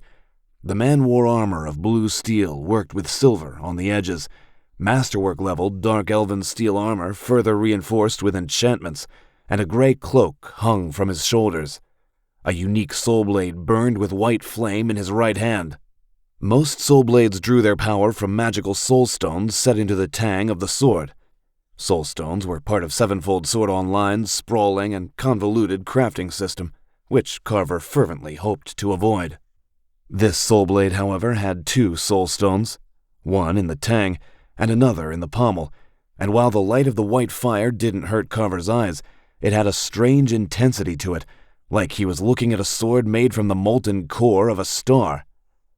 Carver focused on the man in blue armor, and the identification tag appeared. Ridmark Arben, Knight, Swordbearer, level 1000. "My lord," called Vegetius as they approached. Ridmark cut down 1 more Heptarchy orc, and then the remainder retreated, pulling westward along the quays. His cold gaze swung to Vegetius, and he raised his blazing soul blade in salute. "Sir Vegetius, well met." The deep, commanding voice was familiar. "Oh," said Boss Babe 56. like, he's the guy who narrated the opening movie, right? The one about Andamheim needing heroes and all that?" "Aye," said Battle Dwarf 873. "And his wife is the woman who runs the character creation screen." Boss Babe 56 considered this for a second. "They must be like a sweet couple." "My lord," said Vegetius, "we have fought through the Heptarchy lines to reach you. I am pleased to say that we have found skilled adventurers able to aid our cause against the foe." A flourish of triumphant music played in the background, and a notification appeared. Join Lord Ridmark. Bonus quest complete. You have assisted Sir Vegetius and his men, and fought your way to the side of Lord Ridmark, who commands the city's defense. No doubt he will have more quests for you, so make ready for battle. A reward of gold and experience accompanied this notification. Carver received another 100 gold coins, and enough experience to push his level up to 4. To judge from the pleased expressions that went over the other 3 players' faces, they had received a similar notification. Ridmark stepped forward and looked them over. His cold blue eyes met Carver's gaze, and to his surprise, Carver felt a sense of unease. It was like when he had spoken with Callie and Arben during the character creation sequence. Ridmark's gaze had the same sort of weight as Callion's, the same sort of heaviness. Carver had the sudden feeling that something old and wise was looking at him. Which was ridiculous. Ridmark wasn't real. None of this was real. It was all calculations and formulas, millions of them, running on powerful computer hardware and beamed directly into his brain via his NIVR headset. Maybe the developers had gotten lazy and used the same iris bitmap for both Ridmark's and Callion's eyes.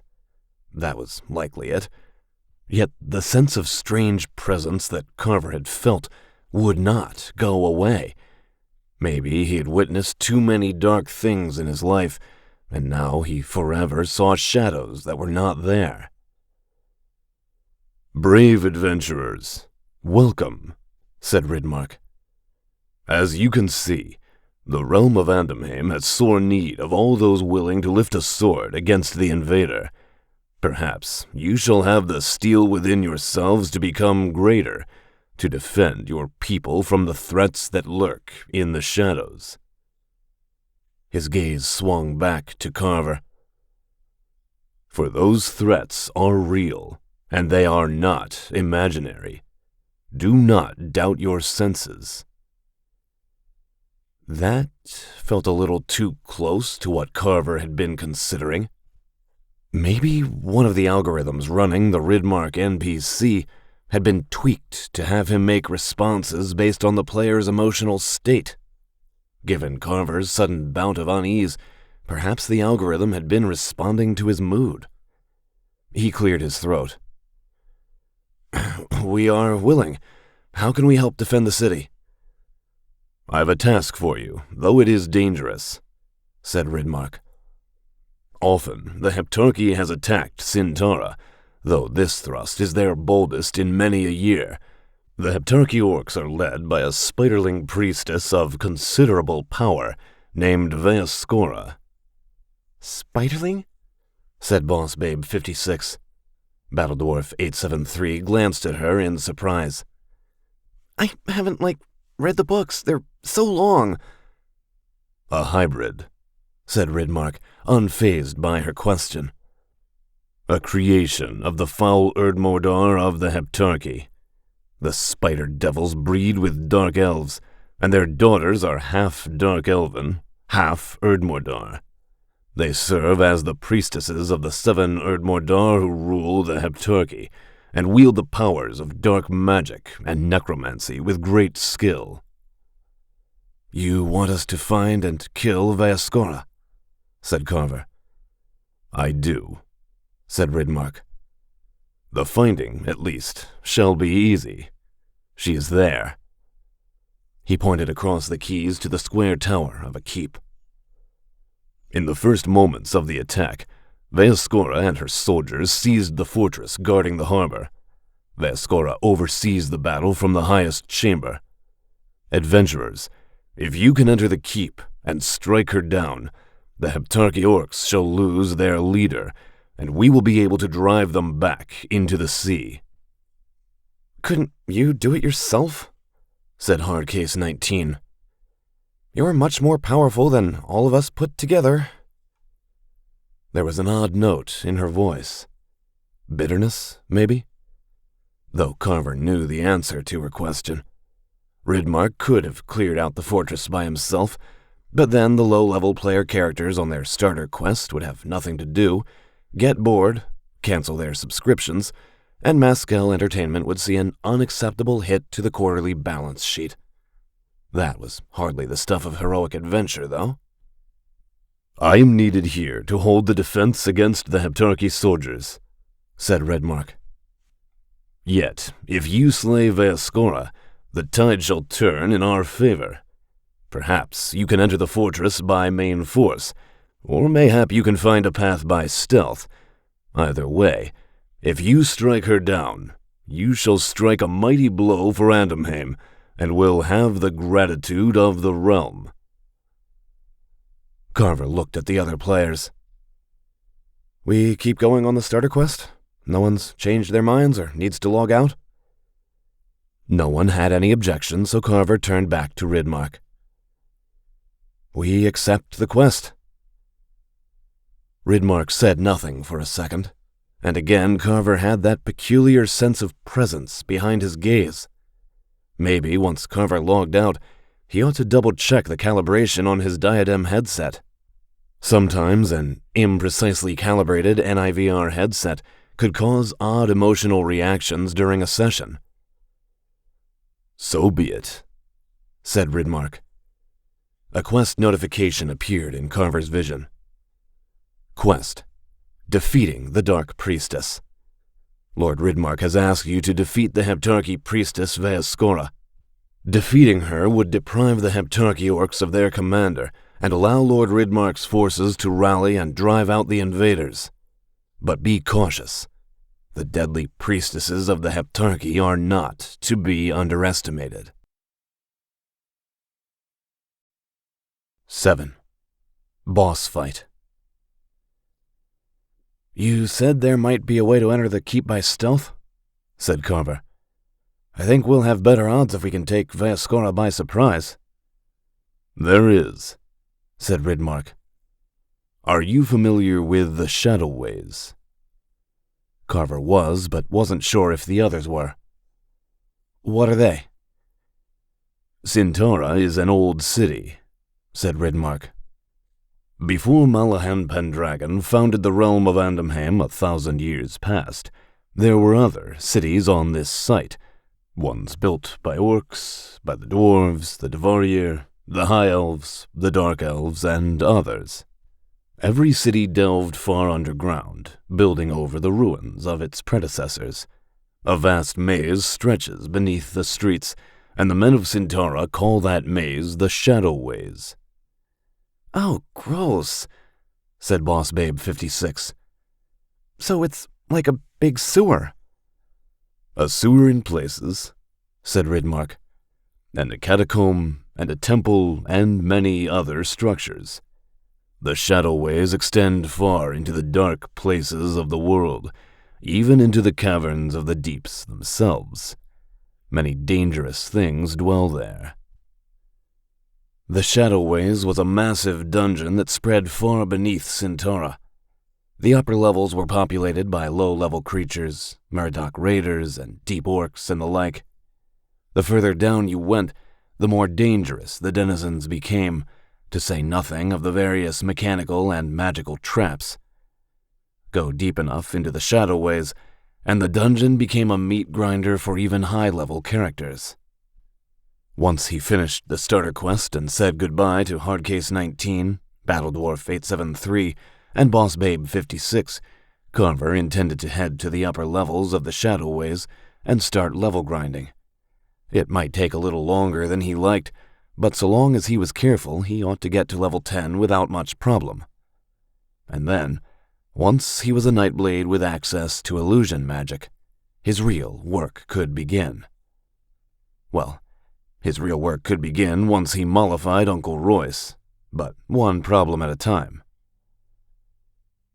"There's a secret entrance to the keep in the Shadow Ways?" said Carver. "Aye, there is," said Ridmark. "Of old, the nobles of Centaura built funerary chapels beneath their mansions. Sometimes these funerary chapels held secret entrances to the Shadow Ways, escape tunnels if the nobles needed to flee. One such hidden entrance lies below the keep that Vaescora now holds." He paused. "She may know of it, but she may not. If she does, she will have posted a guard. However, I perceive that your party is skilled in stealth and archery. I suggest that you quietly eliminate any guards and then make your way into Vaescora's chamber. Attack swiftly and without mercy. If she brings her dark magic to bear, you may well fall to her power." "Should we bring torches?" said Hardcase 19. "Or lanterns? It's probably dark down there." "I don't think we'll need them," said Carver. "The upper levels of the Shadow Ways are gloomy but fairly well lit, a concession to lower-level players who don't have the right equipment. If we went deeper, we'd definitely need torches, but it shouldn't be a problem." "I see you have some knowledge of the Shadow Ways," said Ridmark. "May it serve you well." "Can you have Sir Vegidius show us the way to the nearest entrance to the Shadow Ways?" said Carver. The level 17 knight would also come in handy if any Heptarchy orcs attacked them on the streets. "I can," said Vegidius. "But I must return to Lord Ridmark at once. My place is here, defending the city." That was one of the game's subtle ways of keeping players from using higher-level NPCs to deal with problems for them. They would have to fight Vaescora on their own. "Hasten," said Ridmark. "The enemy will not let the grass grow beneath their feet. Adventurers, may fortune favor your swords." "Thanks," said Carver. "Sir Vegidius?" "This way," said Vegidius, gesturing towards one of the nearby warehouses overlooking the quays. The knight set off in a jog for the building, and Carver and the other players followed. Character started to open his character sheet, intending to apply the reward points from reaching level 4, but an itch at the back of his neck made him glance back. Ridmark was watching them go, which wasn't all that surprising, but for a second, Carver was absolutely certain that Ridmark was looking right at him. And again, he had that sense of heaviness, of something old observing him. Carver pushed aside the sensation. Maybe he was thinking too hard. Maybe his NIVR headset wasn't calibrated right. Or maybe it was a side effect of the memory foam.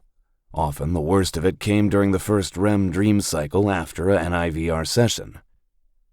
They reached the warehouse. Vegetius opened the door and they stepped inside. Stacks of crates filled about half the available floor space.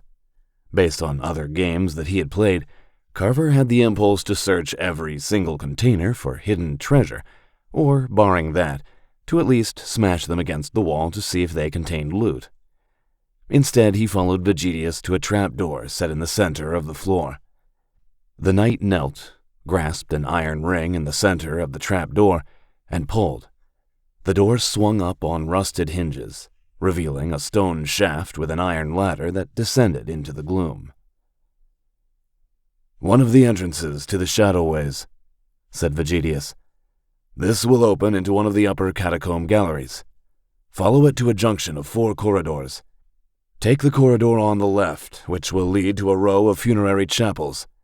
The chapel you seek is the 4th one on the left, and the hidden door to the keep is behind a relief of a knight holding a spiked mace." "Got it," said Carver. "Catacomb, turn left, 4th chapel on the left, knight with a spiked mace." "Fortune go with you, adventurers," said Vegetius. "I must return to my duties with Lord Ridmark." With that, the knight jogged from the warehouse, leaving Carver and the other 3 players staring at the opened trapdoor. Kind of like a jerk move for him to run off on us, said Boss Babe 56.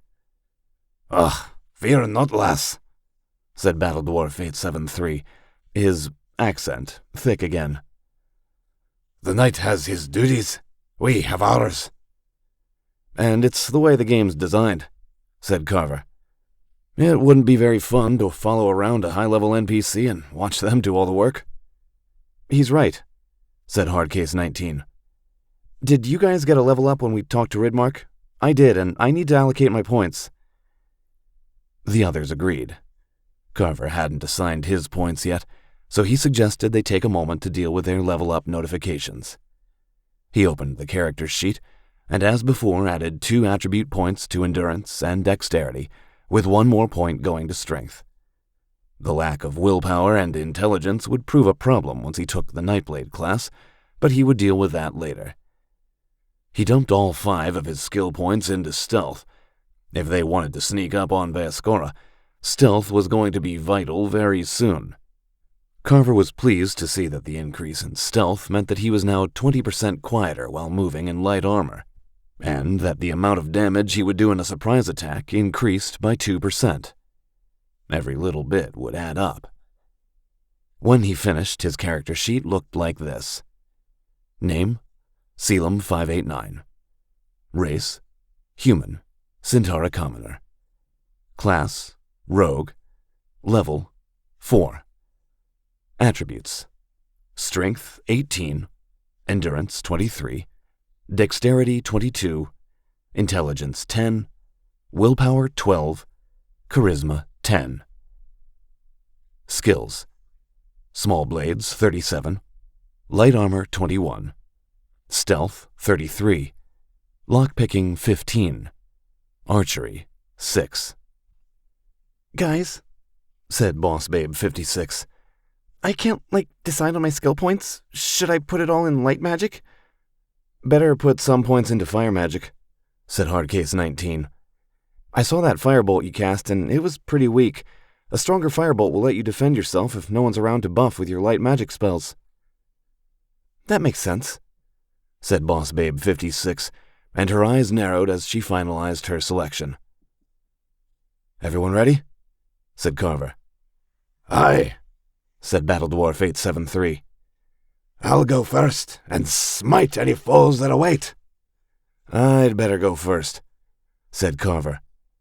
Battle Dwarf 873 glowered. "Why?" "Because he has the stealth skill and you don't," said Hardcase 19. which means if you go down that ladder in a hurry, it'll sound like a toddler banging on a frying pan with a spoon." Boss Babe 56 let out a snorting giggle, which again made Carver think that was her real voice. "Don't worry," said Carver. "If there are enemies, I'll scream and you can come rescue me." "Fair enough," said Battle Dwarf 873. "Try not to get smited, smitten, smote, killed until I can rescue you." "I'll do my best," said Carver, and he activated stealth mode and descended the ladder. It creaked a little beneath his weight, but it wasn't as loud as he feared. He reached the bottom of the ladder and looked around. As Vegetius had said, he found himself in a gallery built of worked stone, the ceiling rising in a round arch. Dozens of niches lined the walls, each one holding a dusty skeleton, some of them still wrapped in crumbling shrouds. Every so often, torches burned on the wall, casting their flickering glow over the walls and floor. The shifting shadows would make an excellent environment for the stealth skill, and he looked back and forth carefully, but he didn't think that any hidden foes waited here. "Clear," he called back up the ladder, and the others descended. Hardcase 19 did so in near-perfect silence. She hadn't been entirely accurate that Battle Dwarf 873 wouldn't have a stealth skill. The dwarf's skill would have been at the default level of 5. He activated stealth mode as he descended, which meant his boots striking the iron rungs of the ladder were only very loud, instead of cacophonic. Boss Babe 56 descended in stealth mode as well, and though the game might have adjusted the physics of her boots to allow her to sprint in high heels, they still made hammer-like clangs as they struck the iron rungs. "Oh my God," she said, looking around. "This is like the creepiest basement ever." "If your basement has skeletons in it, you should probably call the police," said Carver, drawing his daggers. "This way." They headed down the corridor. Carver's eyes flicked over the walls and the floor ahead, watching for hidden enemies, or perhaps more likely, mechanical or magical traps. To the best of his recollection, the designers hadn't left any major traps on the top level of the Shadowways, but he could be wrong. Or they could have added some to bring extra peril to the starter quest. "So, who lights those torches?" said Boss Babe 56. "I bet it's some hourly employee who makes minimum wage and doesn't get benefits." "No one," said Carver. "This is a starter quest, so the torches are here to benefit new players like us. If you go deeper into the Shadowways or dungeons in other zones of Andamheim, you need to bring your own light source or have a spell." "Oh," said Boss Babe 56. "That's good.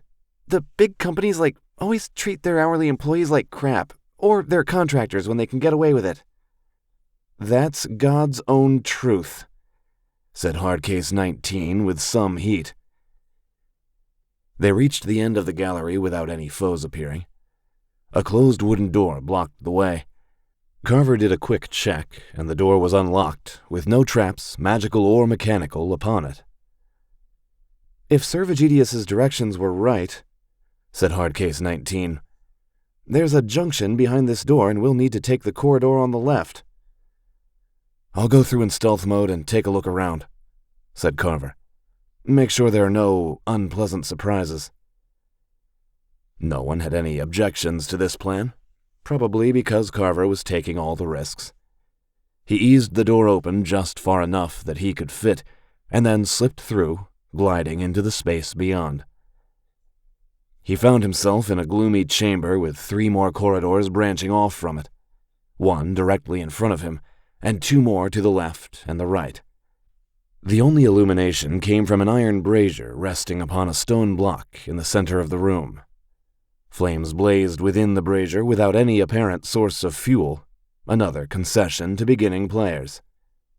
In the wide corridor to the left, Carver saw many stone doors surrounded by carvings of knights and saints, the entrances to the funerary chapels that Vegetius had mentioned. There was an odd smell in the air. The catacombs gallery had just smelled musty with the dust of ages and the skeletons in their niches. But there was an unpleasant odor here, something greasy and musky.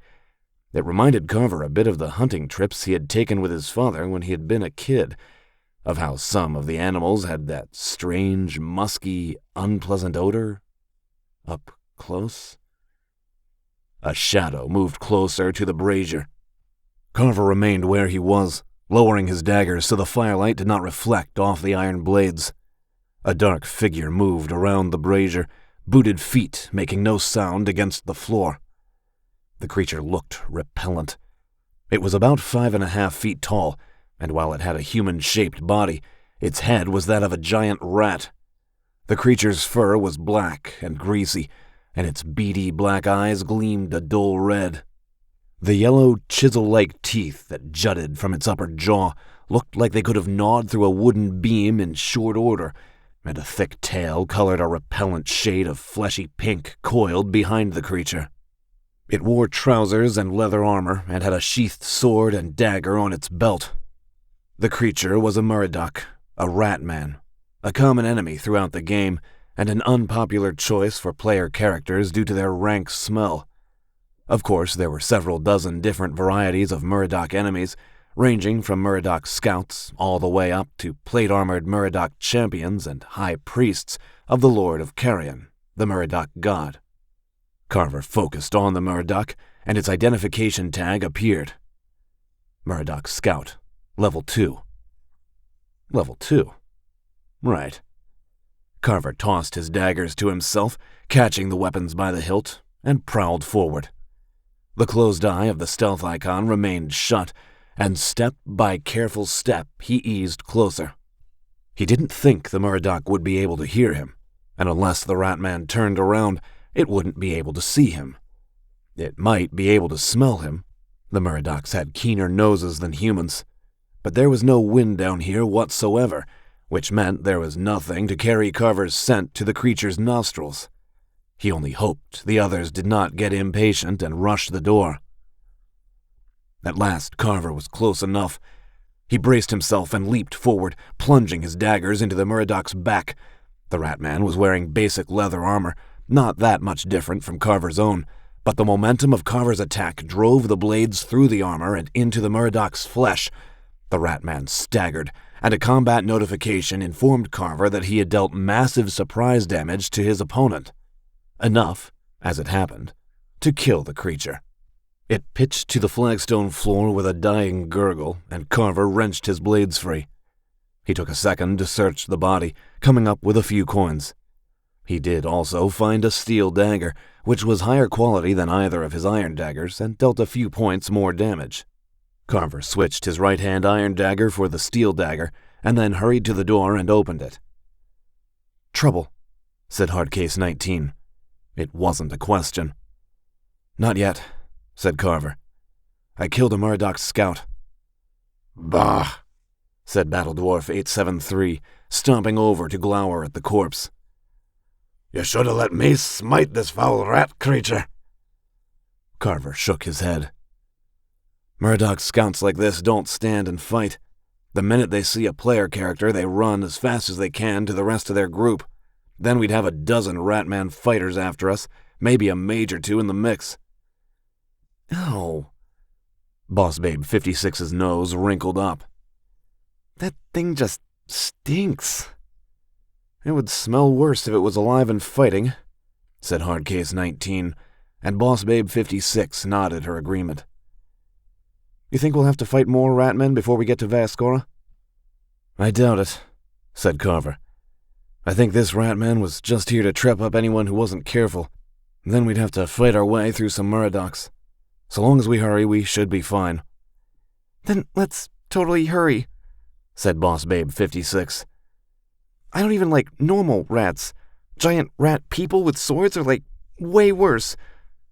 "I'm not fond of them either," said Hardcase 19.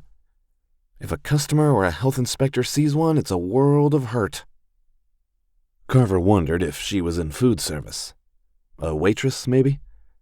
Of the other players in the group, Hard Case 19 was the most quietly competent, a quality he had seen most often in experienced non-commissioned officers, line managers at restaurants, and independent farmers. But Carver didn't want anyone to start asking questions about his background, and so he wouldn't get that particular conversational ball rolling. "I think this is the door," said Carver, stopping before the fourth door on the left. An unadorned stone door filled an elaborate archway carved with reliefs showing scenes from the scriptures of the Church of Andamheim. A moment's inspection found the handle, and Carver and Battledwarf 873 pushed the door open on silent hinges. The chamber beyond was clearly a funerary chapel. 6 stone sarcophagi stood in a row, their lids carved in the likenesses of armored knights. Crumbling frescoes covered the walls, painted with a variety of biblical scenes.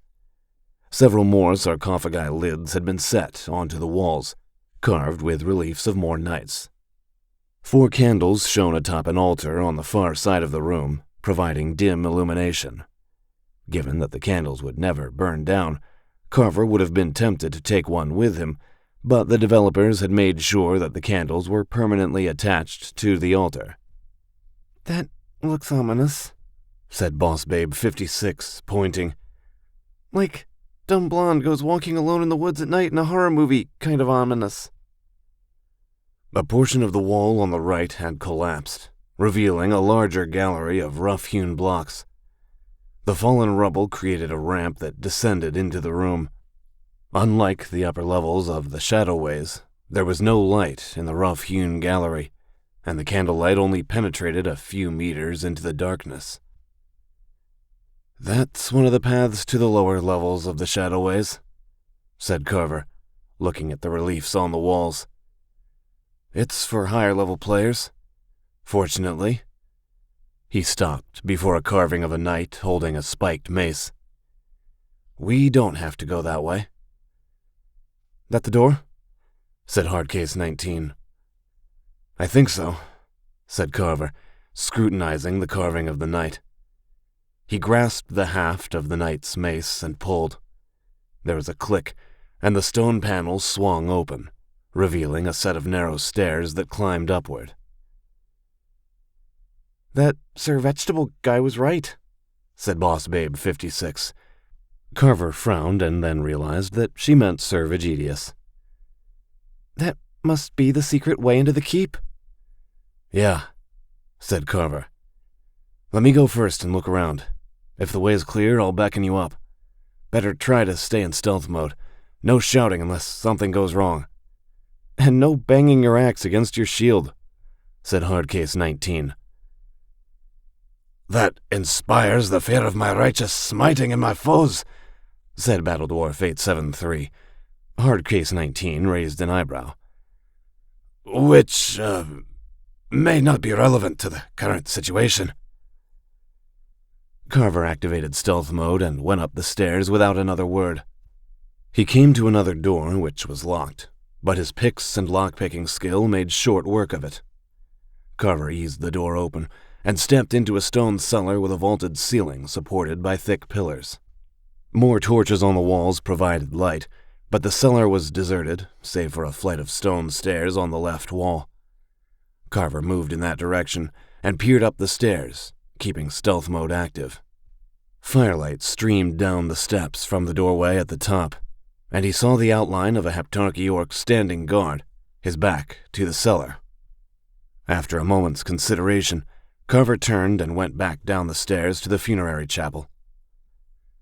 "The cellar's empty," he told the others.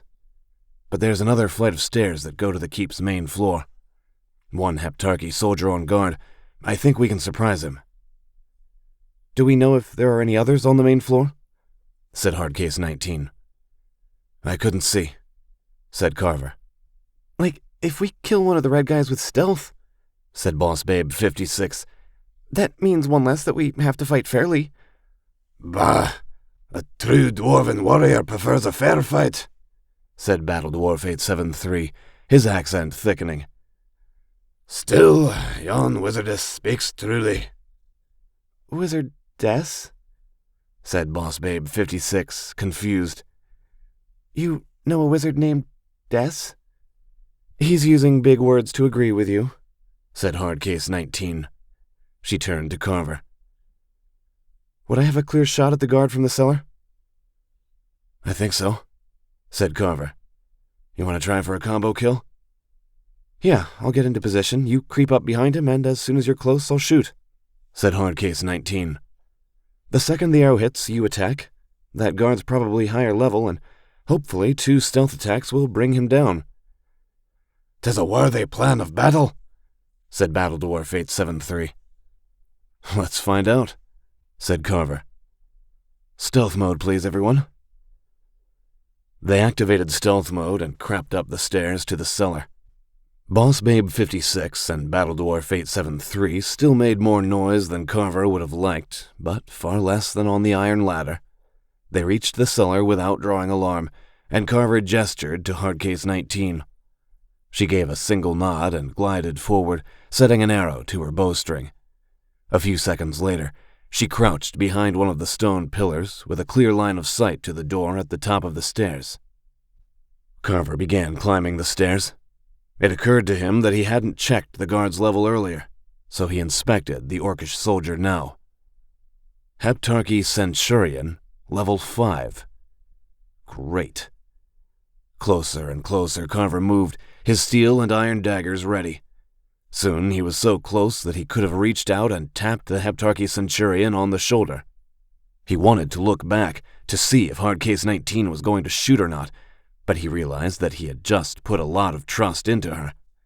If he had been wrong, well, so what? If he had been wrong about her, he would just respawn and start over. But his assessment of her competence had been correct. An arrow sprouted from between the shoulders of the Heptarchy Centurion. The orc stumbled a half-step with a gasp, and Carver sprang on him, driving his daggers into the sides of the orc's neck. The combat log reported massive damage multipliers, enough to finish off the orc's hit points, and the Heptarchy Centurion dropped to the ground with a clatter of armor. Carver stepped over the dead Centurion and looked around. He found himself in the main room of the keep, a square chamber with a wooden table in the center. Torches blazed in sconces, though a few high, narrow windows admitted a little sunlight. Tapestries hung on either wall, and a pair of double doors led to the courtyard. Both doors were closed, and Carver saw that they had been barred. If they hadn't taken the secret entrance, they would have had a hell of a time getting in here. For that matter, he heard fighting outside. Perhaps that explained why there were no Heptarchy orcs in the chamber. They were all outside fighting Cintara's defenders. He turned, looked down the cellar stairs, and saw Hardcase 19 staring up at him. Carver beckoned, and she glided up the stairs, followed by Boss Babe 56 and Battle Dwarf 873. No others? Said Hardcase 19, surprised. I think they're all outside fighting, said Carver. He pointed to the stairs on the far side of the room. We'll need to check the rooms one by one, but I think Vaescora will be on the top floor. That's what Lord Ridmark said anyway. We should keep to the same tactics. I'll scout the room and then we'll move through it.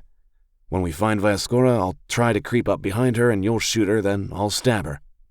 Though even this strategy might not be enough to overcome a foul priestess of the malignant Heptarchy, said Battle Dwarf 873. If it isn't, then it's smiting time, said Carver. That's the spirit. Stealth mode, said Hardcase 19. Carver went up the stairs first, daggers in hand. The door at the top of the stairs was unlocked, and he pushed it open. The room beyond was a bedroom, with a large 4-poster bed against one wall, along with a wardrobe and a desk. There was no sign of anyone. The others came at his gesture, and they climbed the next set of stairs. The room on the 3rd floor was empty. It had the look of an armory, with weapons racks along the walls, but they were empty, the weapons no doubt taken for the defense of the city. Another flight of stairs ascended to the tower's highest room, right into the chamber above without the need for a door. A pulse of blue light came from above. He gestured for the others to wait, and then crept up the steps, peering over the edge of the floor. The room above was empty, but unlike the others, it had large windows, 3 in each wall. Even from his vantage point near the floor, Carver saw the harbor and much of the dockside district, plumes of smoke rising from the fighting. A lone figure in dark armor stood at the southern windows, gesturing as she cast a spell. It was a Heptarchy priestess. Her back was to him, and Carver could not see her face, but he noted the elven ears that rose above her shaved, pale head, her scalp and neck covered with arcane tattoos. The priestess wore a dark cloak and form-fitting armor of black leather and metal plates, and a sword hung on her hip. Shadows and eerie blue fire swirled around her fingers, and she made a pushing motion, casting a spell into the battle below. Carver focused on her, and the identification appeared.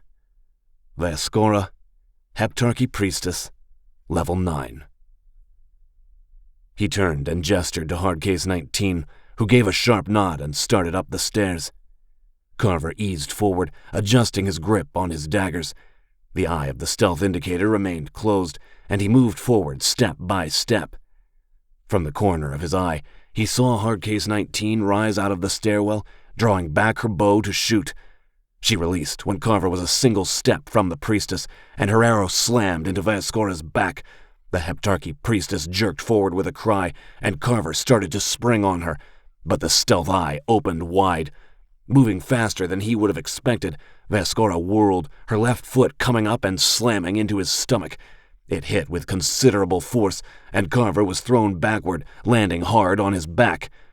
Vaskora has hit you for 14 points of unarmed damage. Vaskora yanked her sword from its scabbard and raised the weapon high, but Hardcase 19 loosed another arrow and the priestess had to dodge. "Miserable worms!" shouted Vaskora as Battledwarf 873 and Bossbabe 56 rushed into the tower chamber. The priestess's face was lean and gaunt, with large green eyes that seemed to glitter with hunger. "Your deaths shall feed the hunger of the 7 goddesses!"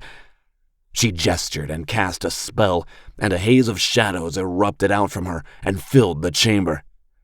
Vaskora has cast Lesser Aura of Despair. All weapon skills suffer from -2 for the next 30 seconds. Bossbabe 56 struck the end of her staff against the floor, and white light rolled out from her. Bossbabe 56 has cast Lesser Aura of Battle.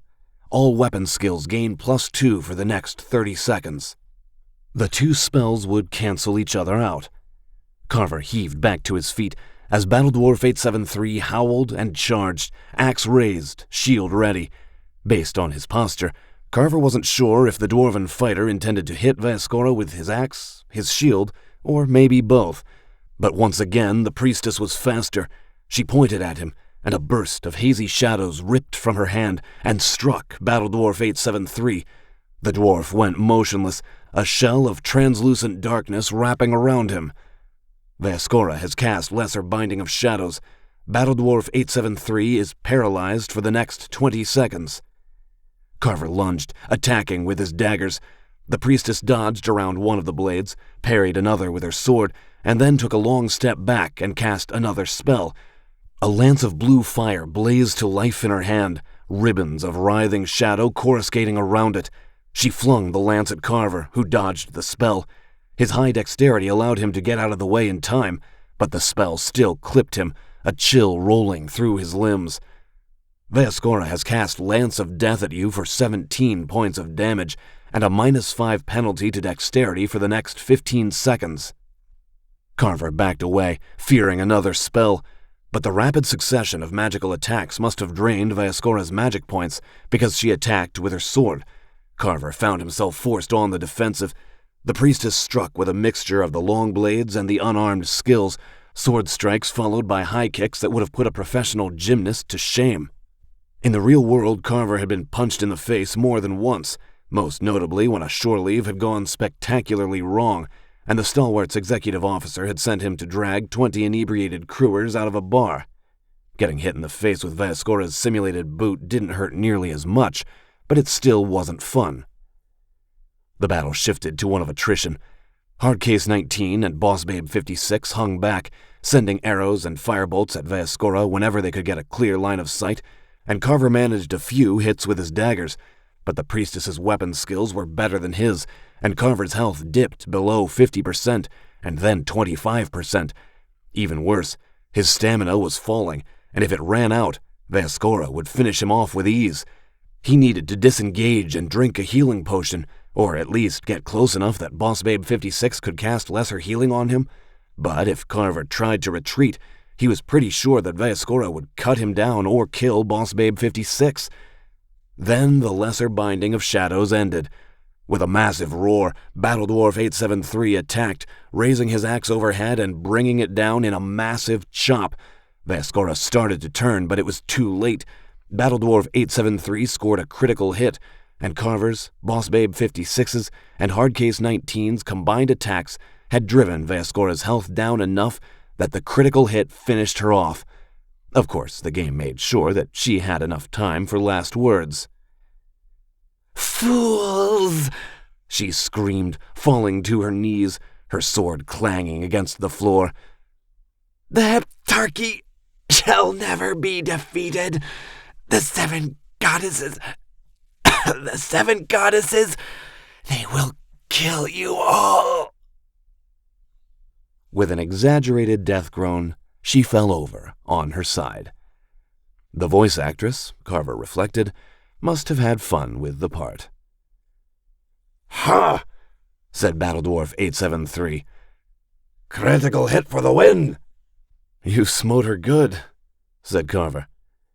Battledwarf 873 blinked in surprise, and a delighted grin went over his face. "I did, didn't I?" So, did we, just win? said Boss Babe 56. In answer to her question, there was a flourish of trumpets and drums, and a notification appeared. Quest: Defeating the Dark Priestess. After facing the Heptarchy Priestess Vaskora in a fierce battle, you have defeated her. Without her leadership, the Heptarchy soldiers will retreat to their remaining ships. You should return to Lord Ridmark for your reward. Perhaps he will have additional quests for you. So, we did win, said Boss Babe 56. The starter quest, anyway, said Carver. We should totally go get our reward, said Boss Babe 56. After we search Vaskora and the rest of this place, said Hardcase 19. There's bound to be some good loot, said Carver, and they went about the serious business of locating treasure. Vaskora's corpse yielded rich reward. They found 1,000 gold pieces on her, which they divided 4 ways. 250 gold pieces was a nice haul, for which Carver could find several uses. The game's subtle efforts to reward cooperation also showed itself in the rest of Vaskora's loot. She had 4 magic items, each one suitable for one of the players that had defeated her. I think you should take this ring, said Carver. The ring granted +5 to willpower and +5 to the fire magic skill. The willpower boost will help with your magic points regeneration. That will be totally useful, said Boss Babe 56, donning the ring and admiring the way it looked on her finger. A memory flashed through Carver's mind of the day he had taken Kat shopping for her wedding ring, which she had insisted on choosing herself. She had admired her final choice of ring with that exact same gesture. Disturbed, he put the memory out of his mind. You should probably take this helmet, said Carver. The helmet granted +5 points to the heavy armor skill, and also had a 5% bonus to stamina regeneration. You're the only one that can use it. A bonny boon, said Battledwarf 873, donning the helmet at once. Odd that she didn't wear it. Just as well, said Carver. It would have reduced the chances of that critical hit that won the fight. He turned to Hardcase 19. Would you rather have the armor or the cloak? Armor, she grinned. You seem to do more sneaking around than I do. Carver nodded, and Hardcase 19 donned the cuirass of studded leather armor that had been on Vaescora's corpse, though the priestess hadn't been wearing it. The armor was an upgrade over the leather armor she had been wearing previously, and its enchantments also granted +5 to endurance and +5 to dexterity, which left the cloak for Carver. He picked it up. The cloak was, in fact, the one that Vaescora had been wearing during the battle. The game identified it as a cloak of shadows, and it bestowed +10 to the stealth skill. Given what Carver intended to do after completing the starter quest chain, it would be useful indeed. He equipped the cloak and noted with satisfaction the bonus to his stealth skill. "Very dashing," said Hardcase 19. "Yeah, you totally look like, I don't know, Zorro or something," said Boss Babe 56. Zorro? said Battle Dwarf 873. He's in the public domain, so Maskell Studios keeps making shows about him, said Carver. Let's search the rest of the keep and see if we can find any other loot. "Doesn't this stuff all belong to the Prince of Centaura?" said Boss Babe 56. Several different logical arguments presented themselves to Carver. This was an elaborate video game, and none of the keep's contents, or indeed the keep itself, actually existed. He could also point out that, given Sevenfold Sword Online's massive player base, this was probably one of several dozen instances of Centaura running simultaneously. Everything would respawn once they left. Vaescora had likely been killed hundreds of thousands, if not millions, of times by players on their starter quest, her corpse looted just as often. The Prince of Centaura would have lost everything if the Heptarchy had taken the city, said Carver instead. We can call this a finder's fee. Battle Dwarf 873 cleared his throat. Legally, the principle of the finder's fee is only applicable in certain previously contracted arrangements or in salvage operations. Hardcase 19 gave him a sharp look. But, his thick accent returned, since we are noble adventurers questing to save the realm of Andamhem, I don't think the Prince and Lord Ridmark can object. Too much. They searched the keep. On the top floor, tucked in the corner, Carver found a wooden chest. It was locked and protected with a mechanical trap that would stab whoever opened it with a poisoned blade. Fortunately, it was within his lock-picking skill, and he disarmed the trap and opened the box. Inside, they found another 400 gold coins, 8 healing potions, and 8 magic points potions. As before, they divided the loot 4 ways.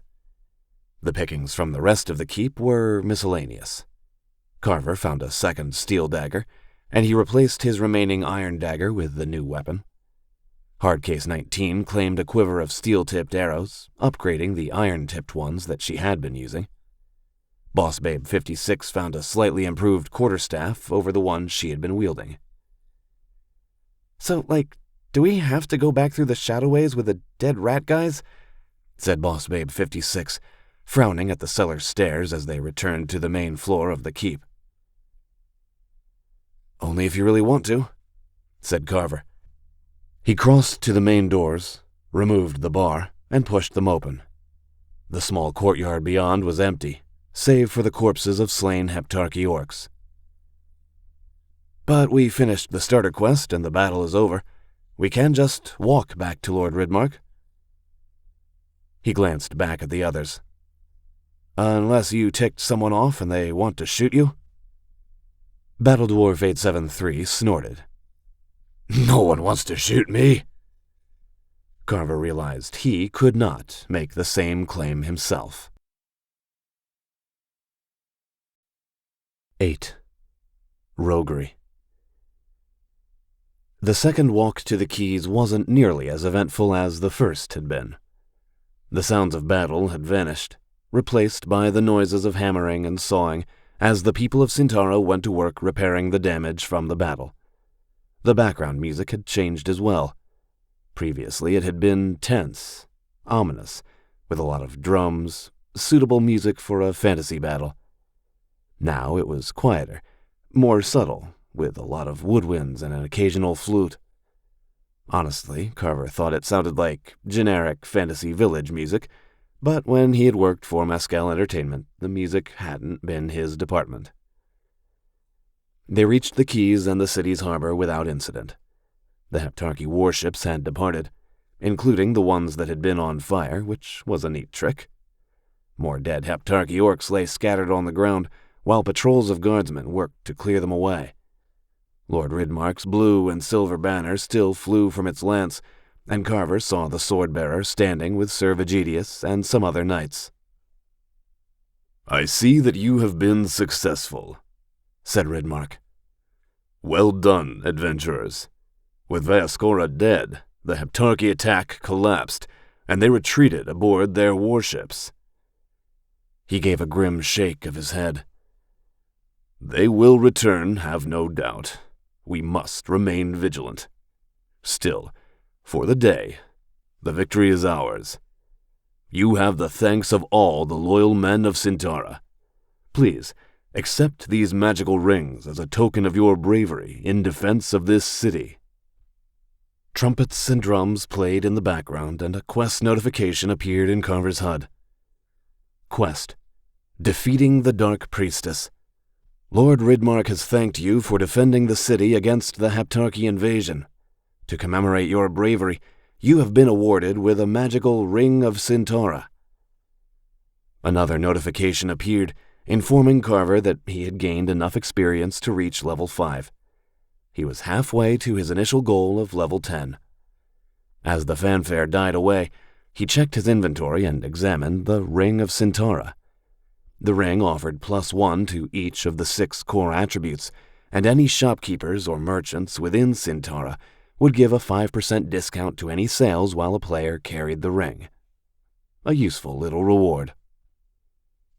"Andamheim needs bold adventurers," said Ridmark, "and many paths lie before you now. Some of the Heptarchy raiders escaped into the countryside, and shall work further mischief if they are not stopped. If you wish to ride in pursuit of them, seek out Sir Niall Lordsbane, the constable of Sintara, at the northern gate of the eastern city. Spies of the Heptarchy still lurk in the city, plotting evil. Lady Moriah Lordsbane, the prince's spymaster, hunts them, and she may have need of your help. To the northwest, the Morite orcs of Kothlusk are stirring, seeking advantage in the fighting. You can travel there if you wish, and lift your sword in defense of the realm." That was an invitation for players who wished to leave the Sintara zone and explore the rest of the game world. Or you can choose many other paths. All Andamheim has need of bold heroes, and you have shown yourselves to be bold indeed. Carver knew that the game had been designed with an abundance of options. Melee-oriented players could join Sir Niall's patrols and fight Heptarchy orcs in the wilderness outside of Sintara. Stealth-minded players could take quests from the spymaster Lady Moriah, seeking evidence to use against traitorous nobles and merchants. Players with a magical focus could travel to Tarleon to train at the Tower of the Magistri or the Castle of the Arcanius Knights, opening up an entire quest tree related to both orders. Carver wasn't going to do any of that. He had his own objectives. "Thank you," said Carver. "It is much to think about." "It is," said Ridmark. "But when the hour of danger comes, there are always those who will step forward to defend those who do not even realize the peril." His blue gaze had that strange intensity, like something else was looking at Carver. "I think you know this well." "Maybe," said Carver, uncertain of what else to say. Once more he wondered if some new algorithm included in the NPC's speech trees was gauging his emotional state and fashioning responses suitable to it. "I may call upon you again if the realm of Andamheim has need of your valor," said Ridmark. "Good fortune, adventurers." With that, Ridmark turned to a discussion with Vegetius and the other knights. Carver knew if he hung around long enough, he would overhear them discussing the defense of the city and maybe launching a retaliatory attack on the Isle of Cordain, the Heptarchy's stronghold to the south. There had been plans to create a world event, with the realm of Andamheim launching an invasion of the Isle of Cordain to drive back the Heptarchy, though it had only been in the planning phases when Carver had been fired. In any event, Carver wasn't high enough level for those retaliatory raids, and he needed to get ready for the next world event in the game. The world event, he suspected, would provide him with the proof he sought. Well, said Boss Babe 56. What do you guys want to do now? It sounds like there's a bunch of other quests we can do. I hate to say it, said Battledwarf 873. But I think I'd better log off for the night. Got some work I have to do before I go in tomorrow. Yeah, said Boss Babe 56. I'd better let my dogs out. God, it feels like I've been in here forever, but I know it hasn't been that long in real life. That, whole time dilation thing is super freaky. It is, said Carver. Technically, it wasn't time dilation. Since most of the computation was taking place on the client computer and in Mescal Entertainment's data centers, the brain could process NIVR inputs far more quickly than normal physical stimuli, which meant the game world progressed 5 times as fast as the real world. Thanks for your help, guys. I think the starter quests went much more smoothly than they would have otherwise. You know, Battledwarf 873 cleared his throat. We could do it again. The starter quest? Said Carver. Only if we generate new characters. I mean, we could go on quests together again, said Battledwarf 873. In this game, well, I've met a lot of bleeps. In real life, too, said Boss Babe 56, voice quieter than usual. Some people are just jerks. But we didn't have any of that, said Battledwarf 873. No bickering, no quarreling, no sabotage, and we didn't even have any fights over loot. So, I think we should go on each other's in-game contact lists. That's a really good idea, said Boss Babe 56. The game gives extra XP for cooperating, right? We've all cooperated pretty well. Maybe we could, do it again for a dungeon or a cave or a group quest or something. Carver wasn't sure that was wise. What he intended to do in the game put him at a degree of risk. Not a lot of risk, at least not yet, but some. Anyone connected to him might find themselves in danger when the hammer came down. It's a good idea, said Hardcase 19 in her quiet voice. Everyone handled themselves well. It's hard to find people you can rely on. Carver supposed he was going to lose this argument, and when the moment of decision came, he could always go alone. All right, said Carver, and Boss Babe 56 grinned while Battledwarf 873 and Hardcase 19 nodded. Let's accept each other as contacts, but I don't want to start a guild. Who said anything about a guild? Said Battledwarf 873. You don't make any money in a guild. The only way to make real money, the kind of money you have to pay taxes on, is to set up a proper streaming channel, and that takes a lot of work. That, Carver knew, was not strictly true, but there wasn't any reason to cure Battledwarf 873 of his misapprehension. Ugh, I wouldn't want to be an online celebrity, said Boss Babe 56. You always get, gross guys asking you to take your top off. Does that happen to you a lot? Said Hardcase 19. More than I would like, said Boss Babe 56. And it's never a cute guy or a nice guy who asks that. It's always some creeper. I suspect asking a strange woman to take her top off results in automatic disqualification from nice guy status, said Hardcase 19. Boss Babe 56 laughed at that. Carver opened his contact list and sent invitations to the other 3 players. They accepted his invitation, and he accepted the ones they sent him in turn. They could now send text-only messages to each other, both while logged into the game and while logged out, though it would not reveal anyone's real name. By default, Sevenfold Sword Online players could not send messages to one another until they accepted each other as contacts, which helped reduce mobbing and harassment from the game's more quarrelsome players. Great, said Battledwarf 873. His accent had almost entirely faded as they talked logistics. I should go. I really do have a lot of work to do tonight. He grinned. Since no one is taking their tops off, this Sevenfold Sword Online subscription isn't going to pay for itself. And I do have to make sure that my dogs, don't do their business on my rug, said Boss Babe 56. That is always just the worst. If you hit your next level, said Carver, don't forget to assign your points before your next session. Will do, said Battledwarf 873, and he logged out, disappearing in a flash of golden light. See you guys next time, said Boss Babe 56, and she disappeared from the game with a similar flash. Carver opened his character sheet and assigned his new attribute and skill points. This time he put 1 point into dexterity, 1 point into charisma, 2 points into willpower, and the final point into intelligence. In another 5 levels, he wanted to reach the Nightblade class and start using illusion magic.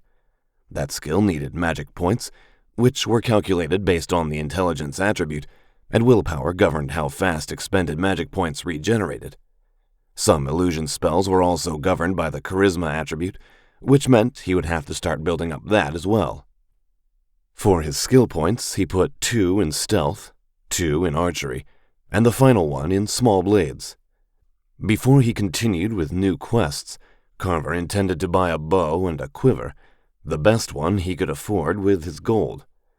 He had seen how Hardcase 19 put the weapon to good use, and Carver might need that particular set of tactics before too much longer. Carver checked over his character sheet one last time. Name: Selim 589. Race: Human, Centaura Commoner. Class: Rogue. Level: 5. Attributes: Strength 18, Endurance 23, Dexterity 23, Intelligence 11, Willpower 14, Charisma 11. Skills: Small Blades 38, Light Armor 21, Stealth 35, Lockpicking 15, Archery 8. He closed his character sheet and saw that Hardcase 19 still stood nearby, a distracted look on her face. Her expression cleared and she turned to face him. All leveled up? She said. Yeah, said Carver. I thought you were going to log out. I've got some time. If you're not sick of me yet, I might tag along. The others had a point. We do make a good team. Carver said nothing, a wave of uneasiness going through him. The virtual environment of Sevenfold Sword Online could lend itself all too easily to deception. Carver had broken no laws, or the terms of his severance deal with Mascal Entertainment, by logging back into the game a year after he had been fired. However, given the circumstances of his firing, it was within the realm of possibility that Hardcase 19 was someone from the company's security department, making sure that Carver would not vandalize the game or otherwise disrupt it. Vandalism. If only it was that simple. Sure, why not? Said Carver. If she was a security employee, maybe it was a good idea to keep her close. Though I won't do anything too exciting. I'll have to log off myself before much longer. I want to visit some merchants, and maybe get started on another quest chain, one that Lord Ridmark didn't mention. Hardcase 19 raised an eyebrow. You're going to join the Red family? In the books, the Red family had been a cult of assassins in the city of Centaura, and a recurring enemy for the protagonists. In Sevenfold Sword Online, the Red family was a secret faction within the Centaura Zone, one that the players could join. Since the price of admission was the undetected murder of 3 NPCs, the Red family attracted a very particular type of player. "Nothing like that," said Carver, "but it should be interesting." "How mysterious," said Hardcase 19. "Lead on." Carver nodded, and they walked from the quays to one of the main streets, making for the river that divided the city into western and eastern halves. They passed the grand houses of the city's powerful nobles and rich merchants. The mansions all had a roughly similar plan, a rectangular building of about 5 stories around a central courtyard. Each mansion also had a high tower, proud and imposing. According to the game's lore, the Prince of Centaura had issued a law that no building could be taller than the spires of the Grand Cathedral. Consequently, the city's lords and rich merchants followed the letter of the law, building high towers that were exactly 1 foot shorter than the cathedral's spires. An oddly realistic depiction of human pettiness for a video game. "Can I ask you something?" said Hardcase 19. "It's slightly personal, so if you don't want to answer, I won't be offended." "All right," said Carver. "But I'll make you a deal. Whatever personal question you ask me, if I answer it, you have to answer one in turn." She mulled that over. "Sounds fair." "So, what do you want to know?" "What did you do?" said Hardcase 19. "During the war?" If she was a Mescal Entertainment security employee, she would have already read his file and would know everything about him. "What makes you think I was in the military?" said Carver.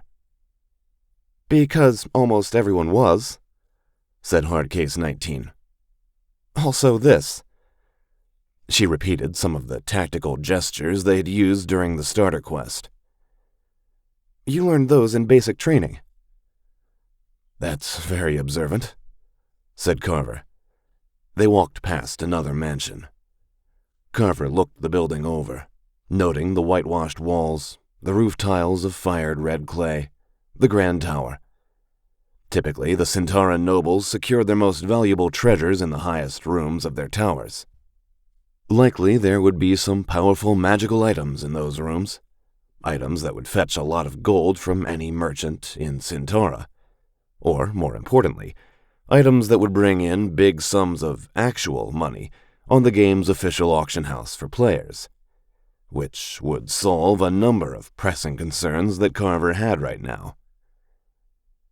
"Thank you for the compliment," said Hardcase 19. "Now I'll give you one. Deflecting a question with a compliment is the classiest way to do it." Carver laughed.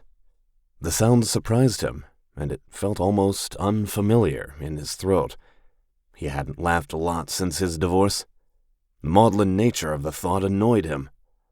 And to be fair, while Kat had possessed many virtues, a sense of humor had not been among them. "All right, I was an intelligence officer," said Carver. "That sounds glamorous, but what I mostly did was design NIVR training simulations. It was a lot of drudge work, but I'm proud of what we did.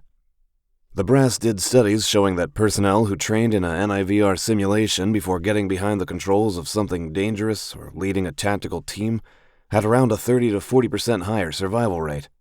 Our work saved lives." He waved a hand at the houses of Centaura. "A game like this makes you think war's about what we just did with Vascora, but it's really more about preparation, training, and equipment." "Amateurs think tactics, professionals think logistics," said Hardcase 19. "One of my commanding officers used to say that. And you might be right, because I was a pilot and I'm still alive. I probably took one of your NIVR simulations."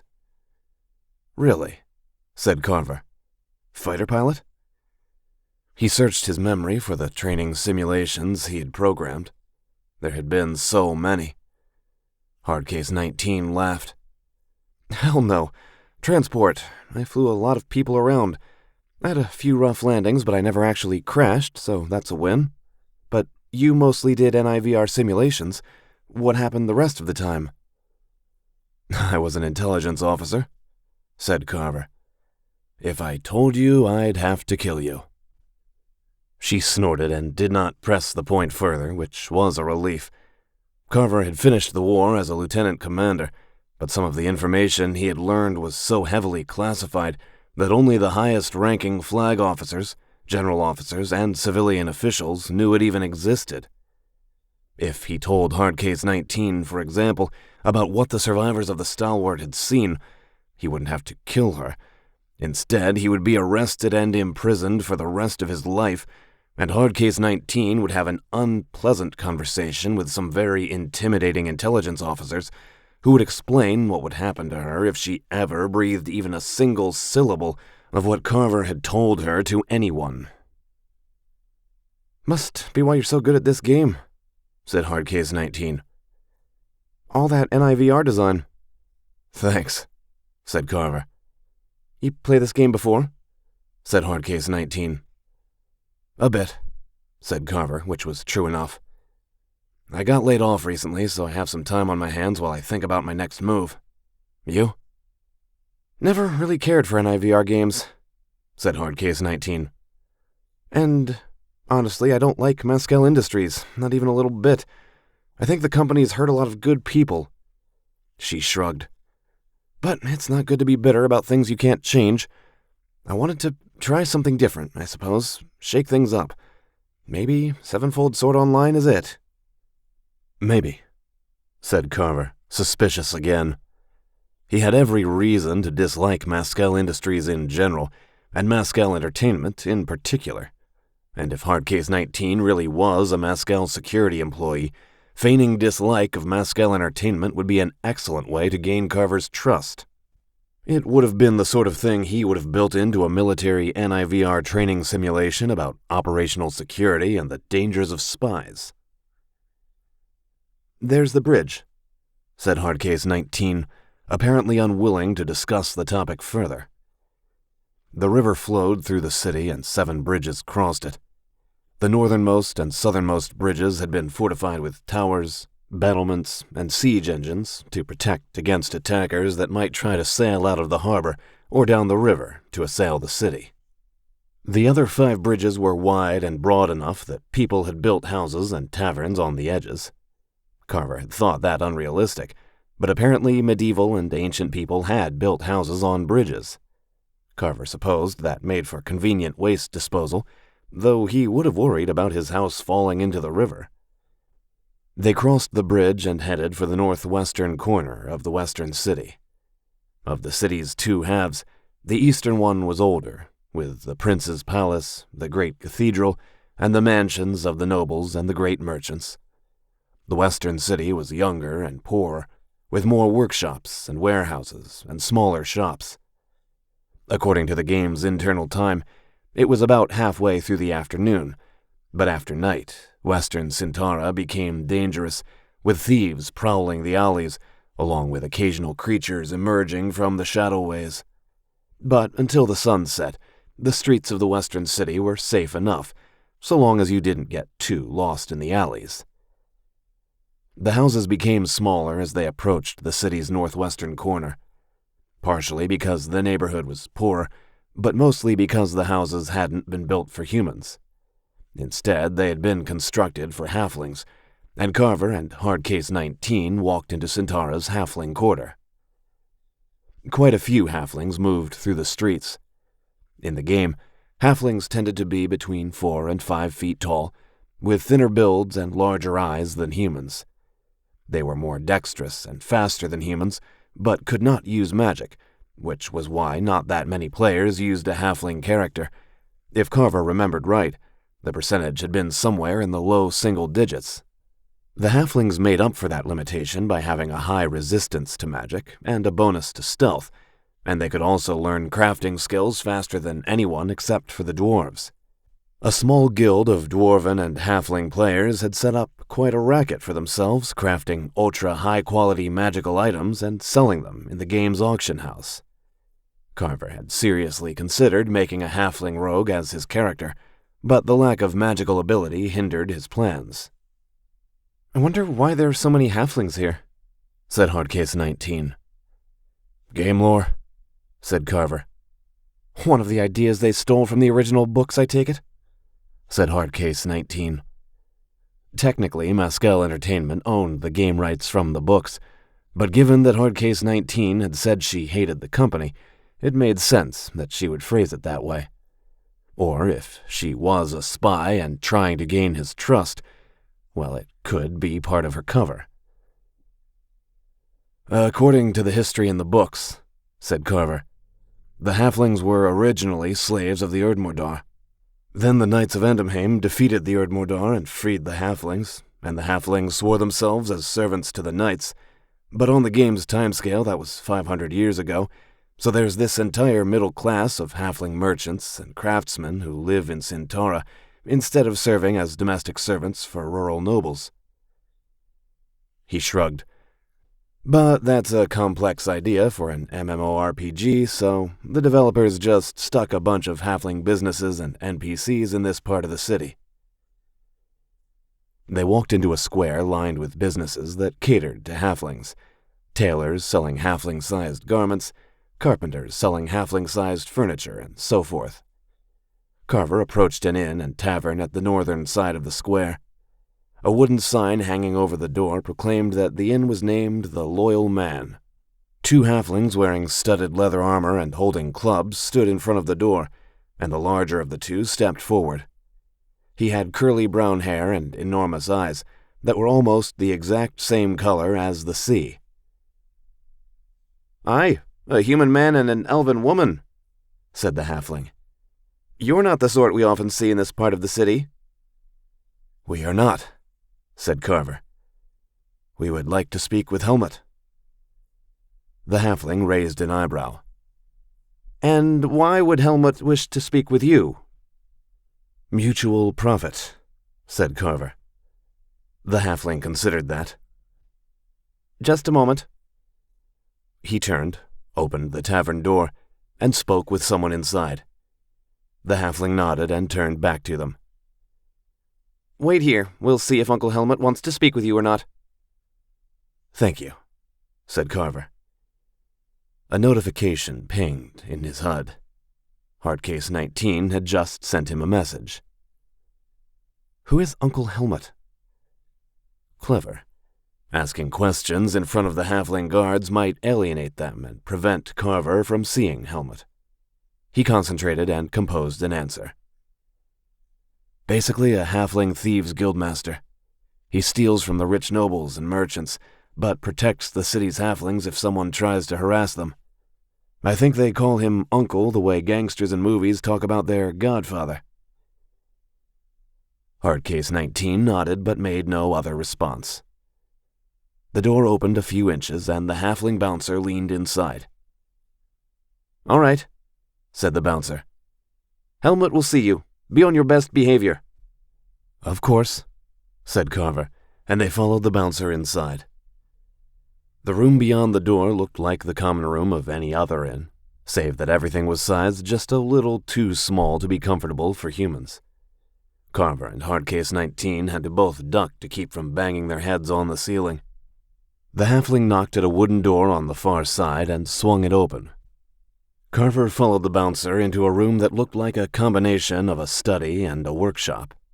A wooden table filled about half the room, holding a variety of papers, ledgers, and crossbows in various stages of assembly. A halfling toward the later end of middle age sat on the other side of the table, reading a letter by the light of a lantern.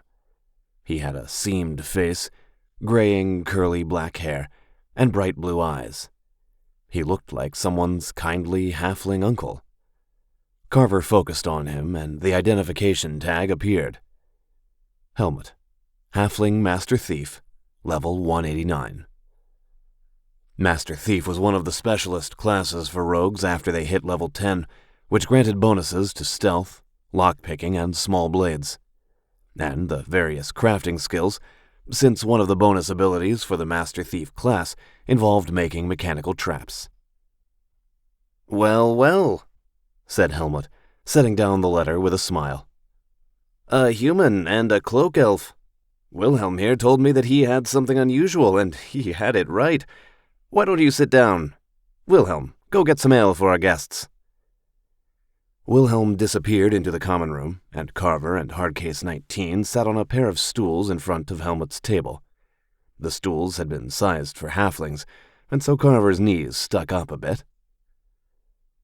Adventurers usually don't come to this part of the city, said Helmut. Not unless they want to craft things. Wilhelm returned with 4 wooden cups of ale. Carver didn't think that Helmut would poison them, but he inspected the cups nonetheless.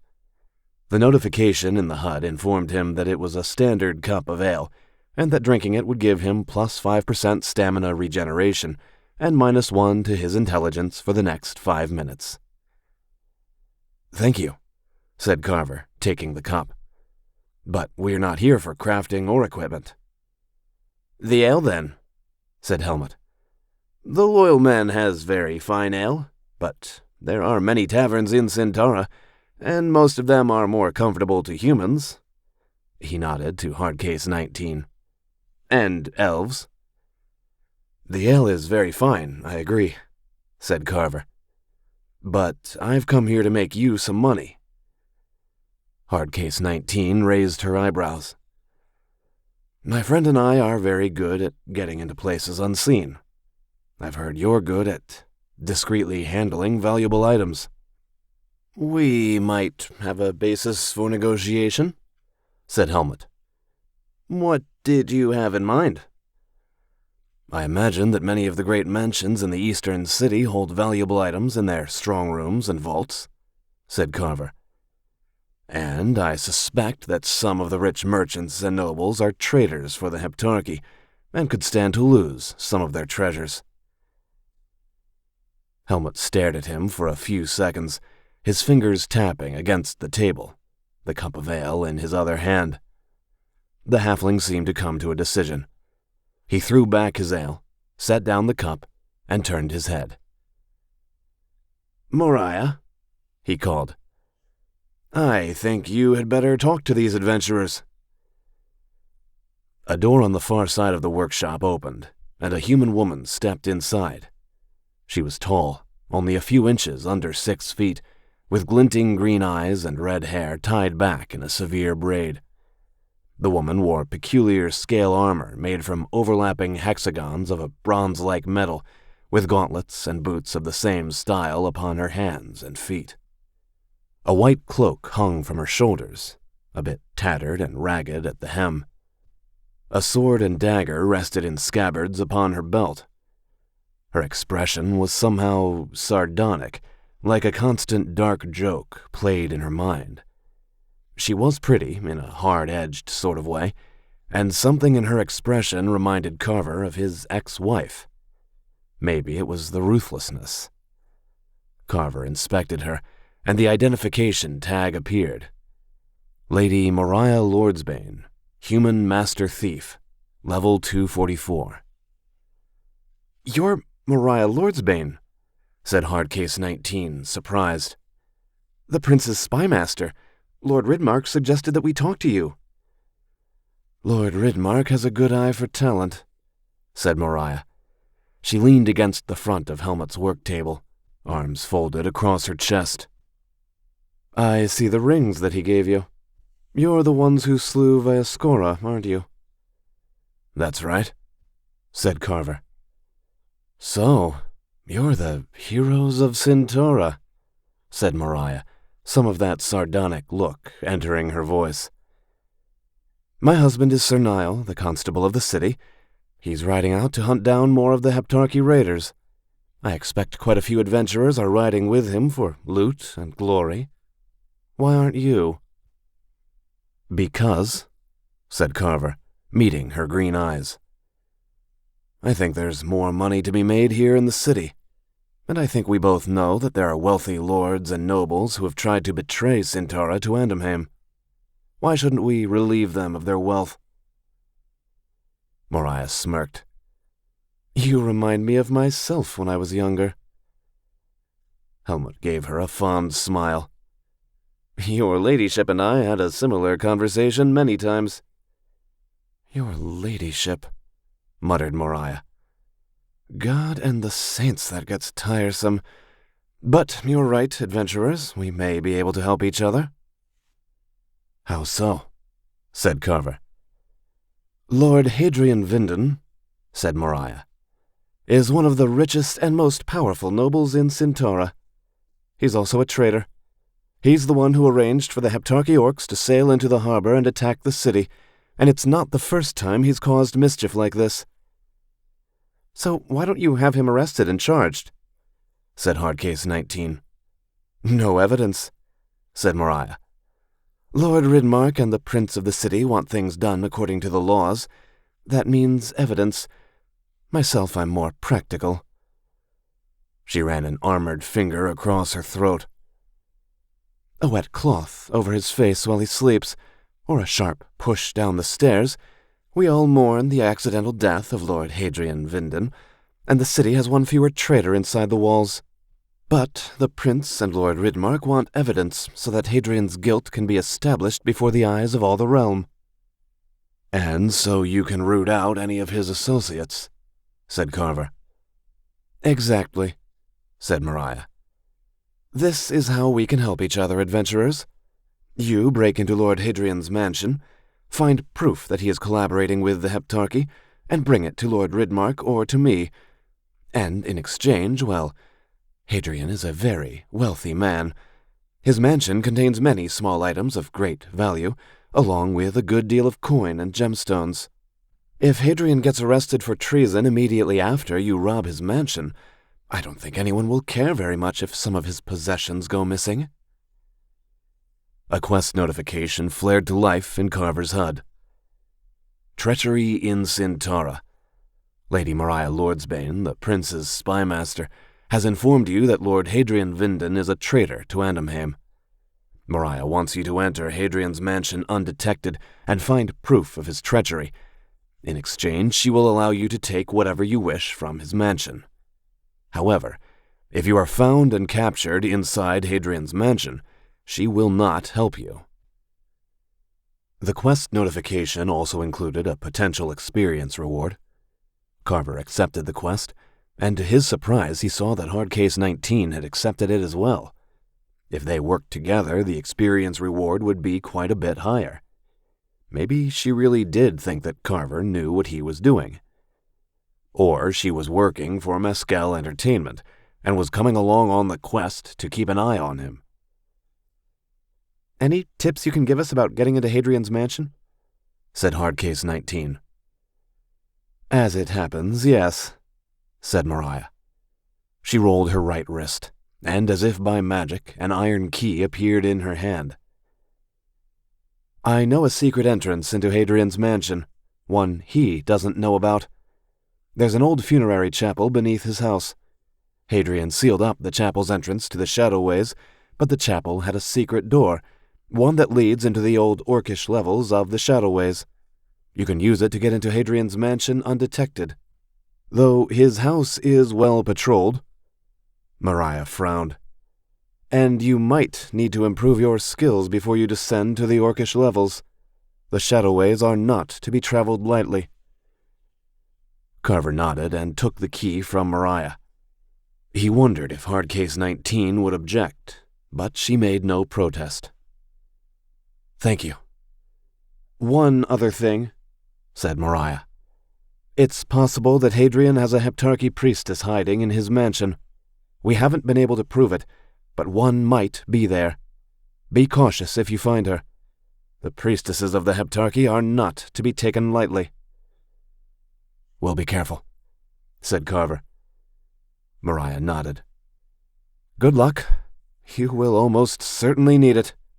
If you find proof of Hadrian's treachery, bring it to me or to Lord Ridmark. With that, Carver and Hardcase 19 left the loyal man. Carver checked the quest log and the map on his HUD. The game had marked the location of Hadrian Vinden's mansion in the eastern city.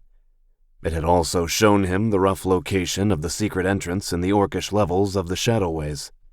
But his map of the Shadowways was incomplete, showing only the area that he and the other players had traversed on the way to Vaescora's keep.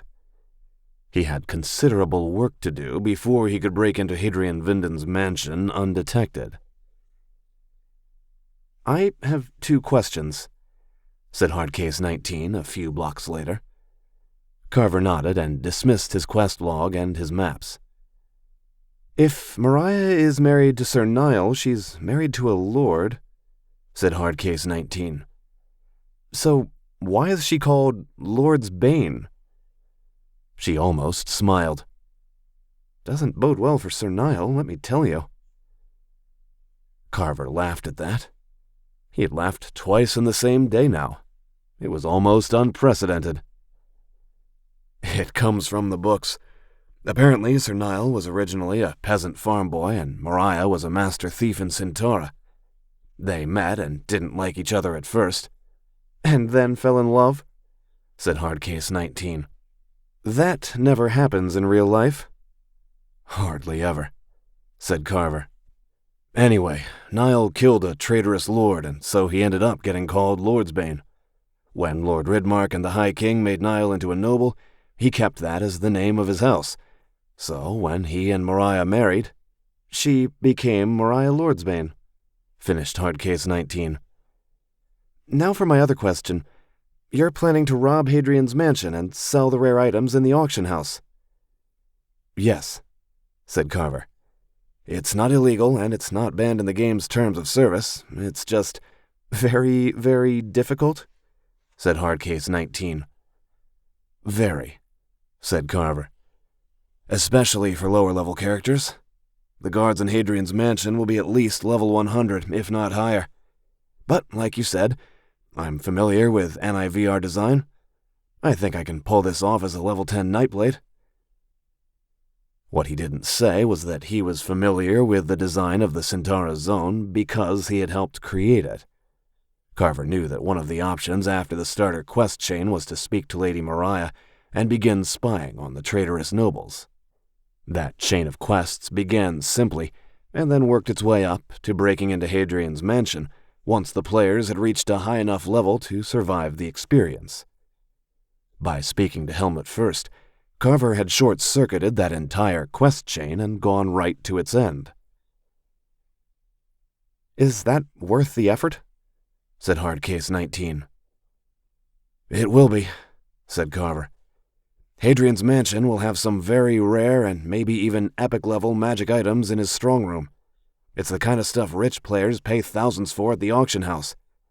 I know you hate Mescal Entertainment, and they take a cut from any sales on the auction house, but—" "No," said Hardcase 19. "No, I don't object."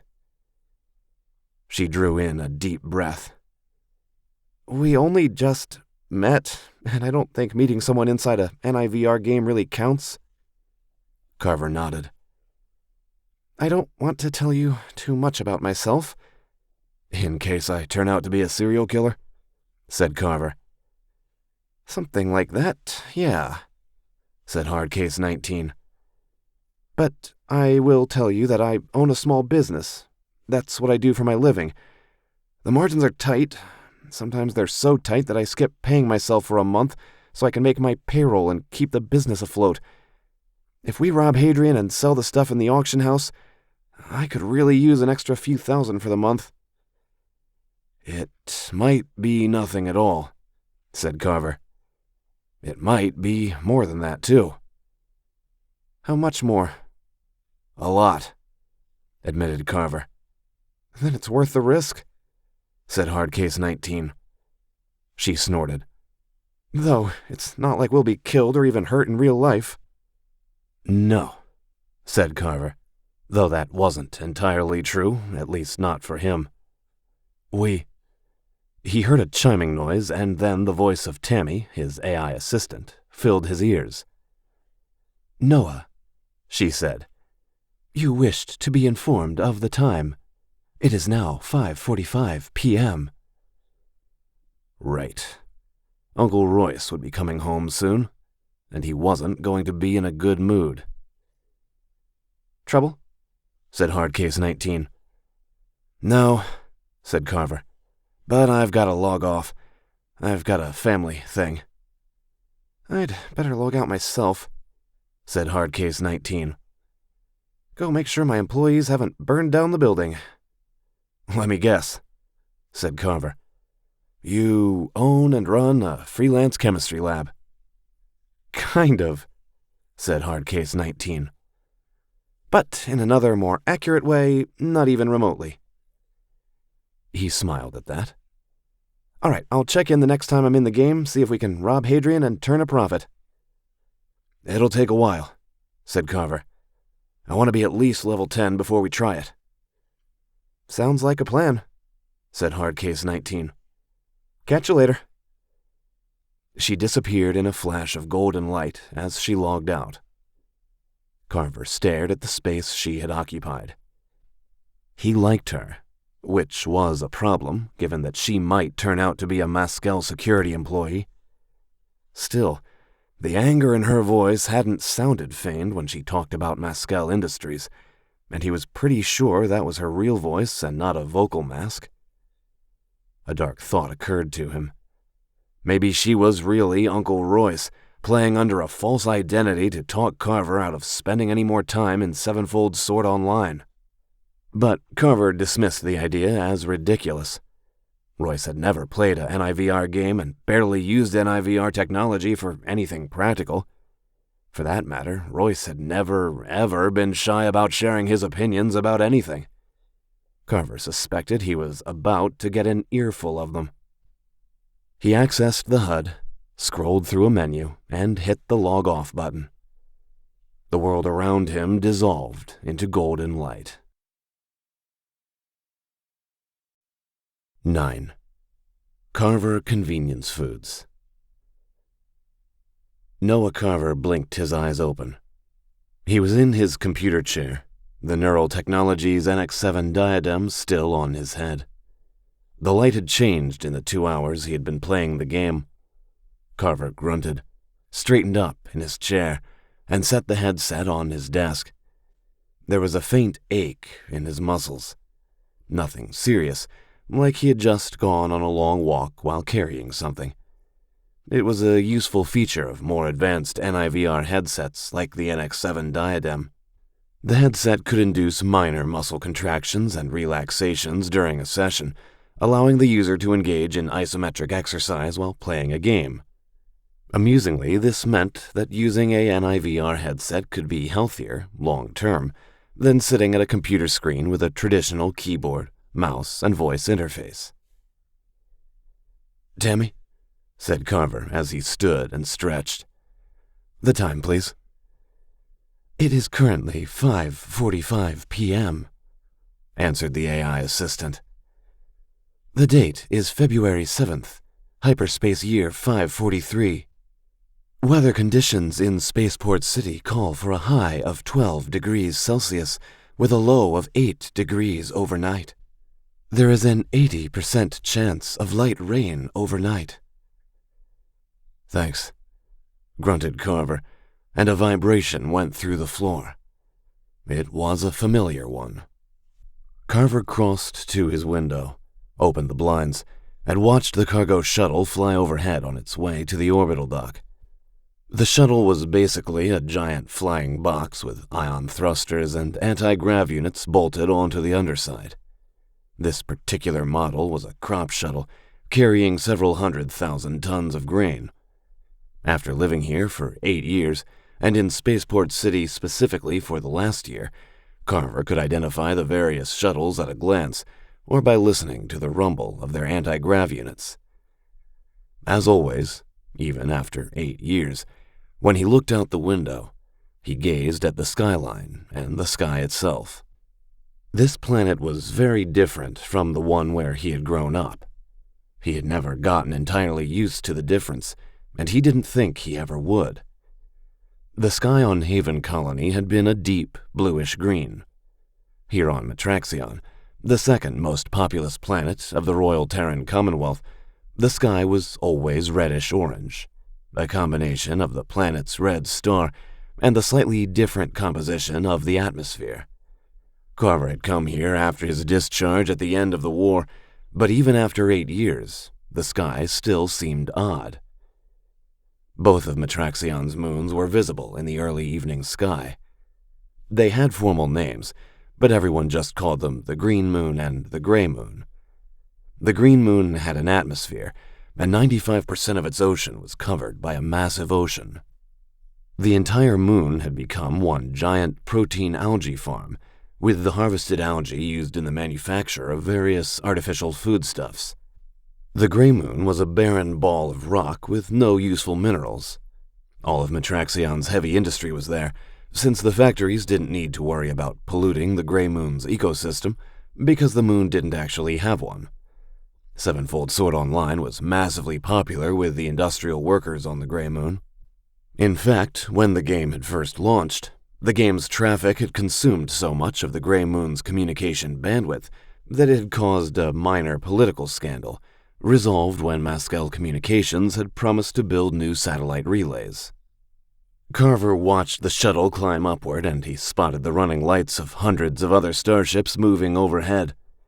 His gaze swung to the towers of glass and steel that filled the skyline across the lake. Arcology City was 15 miles away, but the huge towers were so large that they were like man-made mountains. Each arcology, on average, stood a mile high and was half a mile wide, capable of housing nearly 500,000 people in self-sustaining comfort. The entire population of Haven Colony when Carver had been a kid had been 500,000 people on the entire planet.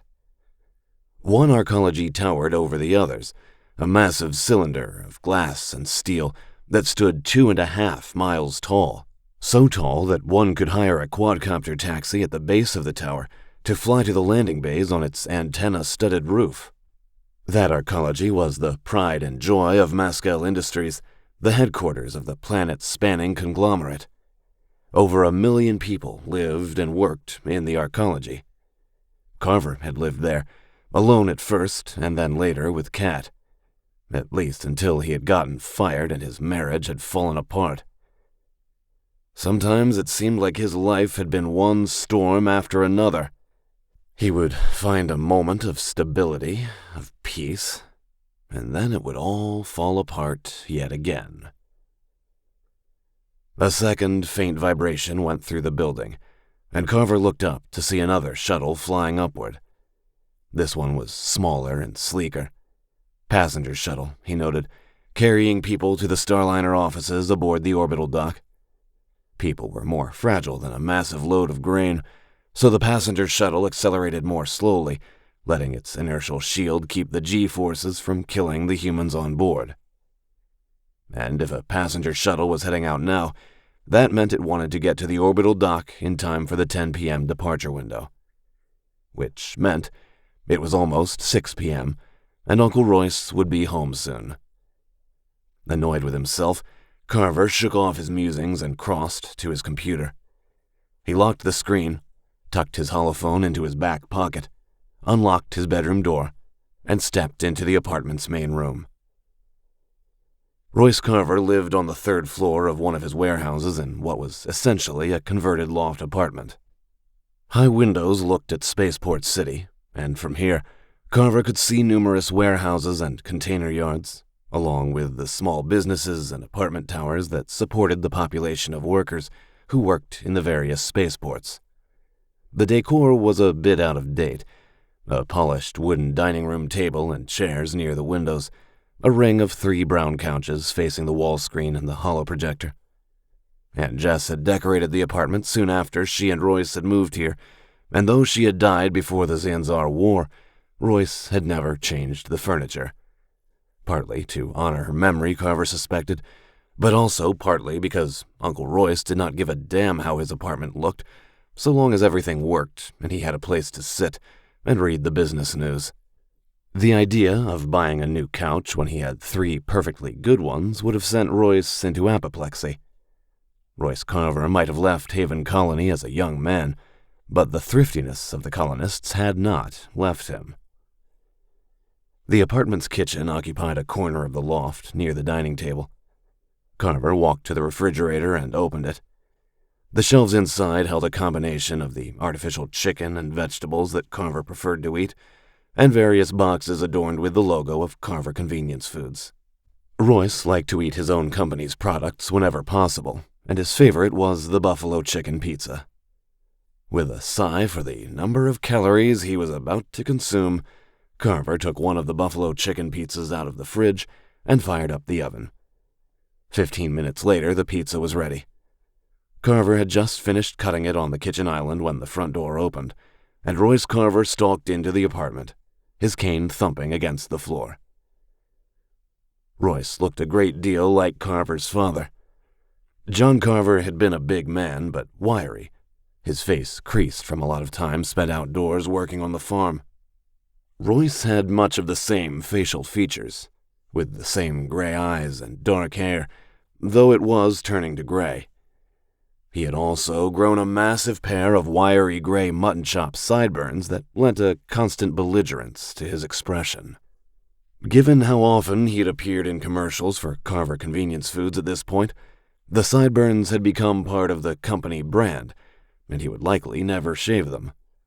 On days when he needed to interact with the public, Royce often dressed like the mascot of Carver Convenience Foods, an old-timey merchant adventurer from the early days of the Royal Terran Commonwealth, wearing a long black coat, a red vest, a red tie, and a gleaming gold holowatch on an ornamental chain.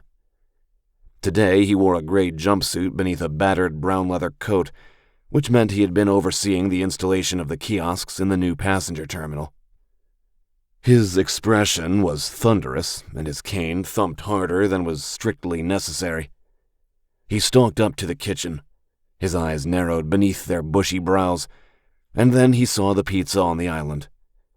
He looked at Carver, at the pizza, and then back to Carver. "Well, damn me, boy," said Royce.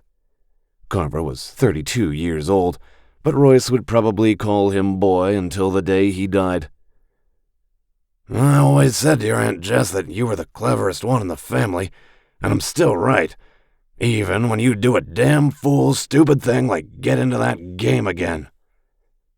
"Yeah," said Carver. "About that." No, said Royce, reaching for the plates that Carver had set out. "We're going to have a serious talk about that, but I'm not doing it on an empty stomach. It was a hell of a day. Get some beers out of the fridge, will you? Christ, I'm starving.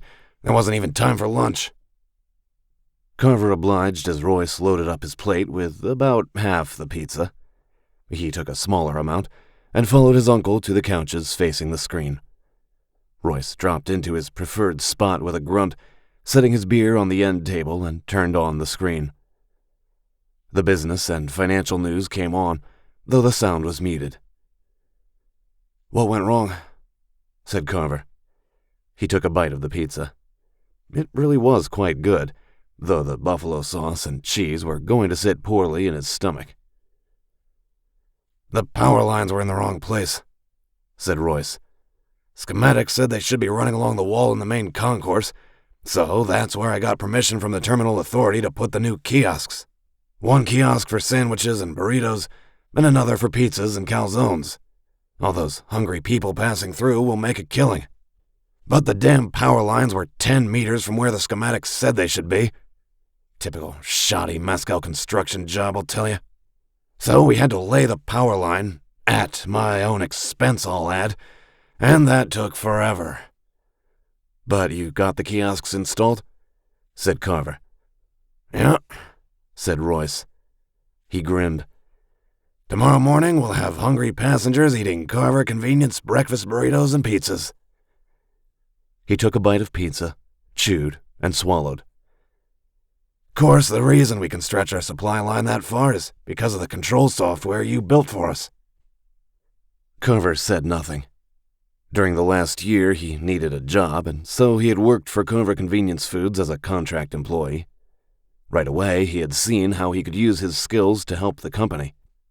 Carver Convenience Foods owned tens of thousands of automated food preparation kiosks across both Spaceport City and Arcology City, and keeping those kiosks stocked was a logistical challenge. Royce had been using the same software package for inventory control that he had used since he had founded the company decades ago, and it was grossly inadequate to how large the company had become. Carver had taken various pieces of open-source software, rewritten and combined them, and created an inventory management database that was far more efficient. It reduced waste and spoilage by a significant degree, saving the company a lot of money. "Yeah," said Carver. "I still have time to come in as a contract—" "Not yet," said Royce. He swallowed another bite of pizza. "Still too hungry. We gotta talk about this, but we're each other's only living family, so I don't want to lose my temper at you." Carver nodded, and they ate in silence for a while, drinking the beers. At last, Royce finished his final slice of pizza, dusted off his hands with a napkin, and sighed. "That was good," he said. "Appreciate you making dinner." "You're welcome," said Carver. "Hey, Beulah," said Royce. "Yes, Mr. Carver," came the voice of Royce's own AI assistant. Carver had named his after Tammy Yaroslav. Royce had named his after the woman who had headed up Haven Colony's school when he had been a boy. She had died before Carver had gone to school himself, but, according to Royce, she had been a petty tyrant, and so he had named his AI assistant after her to have the pleasure of bossing her around. "Send out the domestic bot to handle the dishes, please," said Royce. "Yes, Mr. Carver," said Beulah, and the domestic bot rolled out of its charging cradle in the closet. It looked sort of like a trash can mounted on tank treads, with a dozen different arms coming out of its top. Royce refused to waste money on a cleaning service, was too busy to clean his apartment himself, and so relied on a domestic robot to do a lot of the cleaning. Royce set his plate on the end table, the half-full bottle of beer in his right hand. The domestic bot whirred towards the table and collected the plate. "So," said Royce, "you're playing that damn game again." "Yeah," said Carver. "I wanted you to come on full-time," said Royce. "Dan Willman, he's run my servers for 10 years, but he's getting old and wants to retire in a year or two. Job's yours if you want it, kid. I know Carver Convenience Foods is a small company." Carver hid a smile at that. The small company had 1,500 employees by now. But Carver always thought of himself as a small businessman, and Carver Convenience Foods as a plucky underdog. Though, given that Royce had single-handedly kept Maskell Industries from owning every single food kiosk in Spaceport City, perhaps that opinion had some merit. Royce continued, "It's not like working for Maskell Entertainment, I know, but it's a steady job, good money. Sure as hell isn't boring. Maybe you can find a nice girl." His mouth twisted. "Someone better than Her Highness the Ice Queen."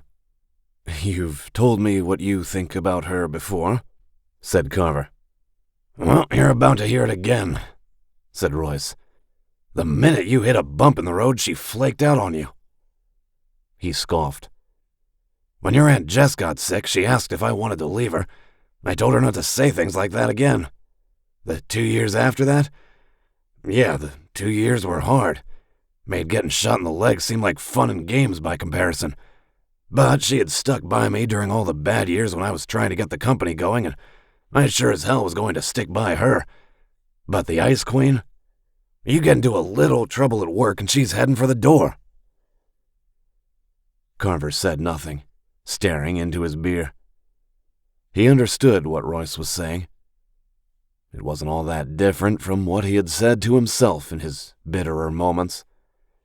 But he also understood why Kat had left him. He'd been willing to torch his career over what he had discovered. She hadn't. "You deserve someone better than her, boy," said Royce. "Now, Elaine, you know Elaine Vaccaro, manages the gym downstairs? I think if you invited her to coffee, she'd say yes." Carver smiled despite himself. "Elaine is nothing like Kat." far as I'm concerned, that's the nicest thing you can say about a girl," said Royce. "But that stupid game, you got fired over it, and the day your severance ban is lifted, you're playing it again?" "Yeah," said Carver. "Why?"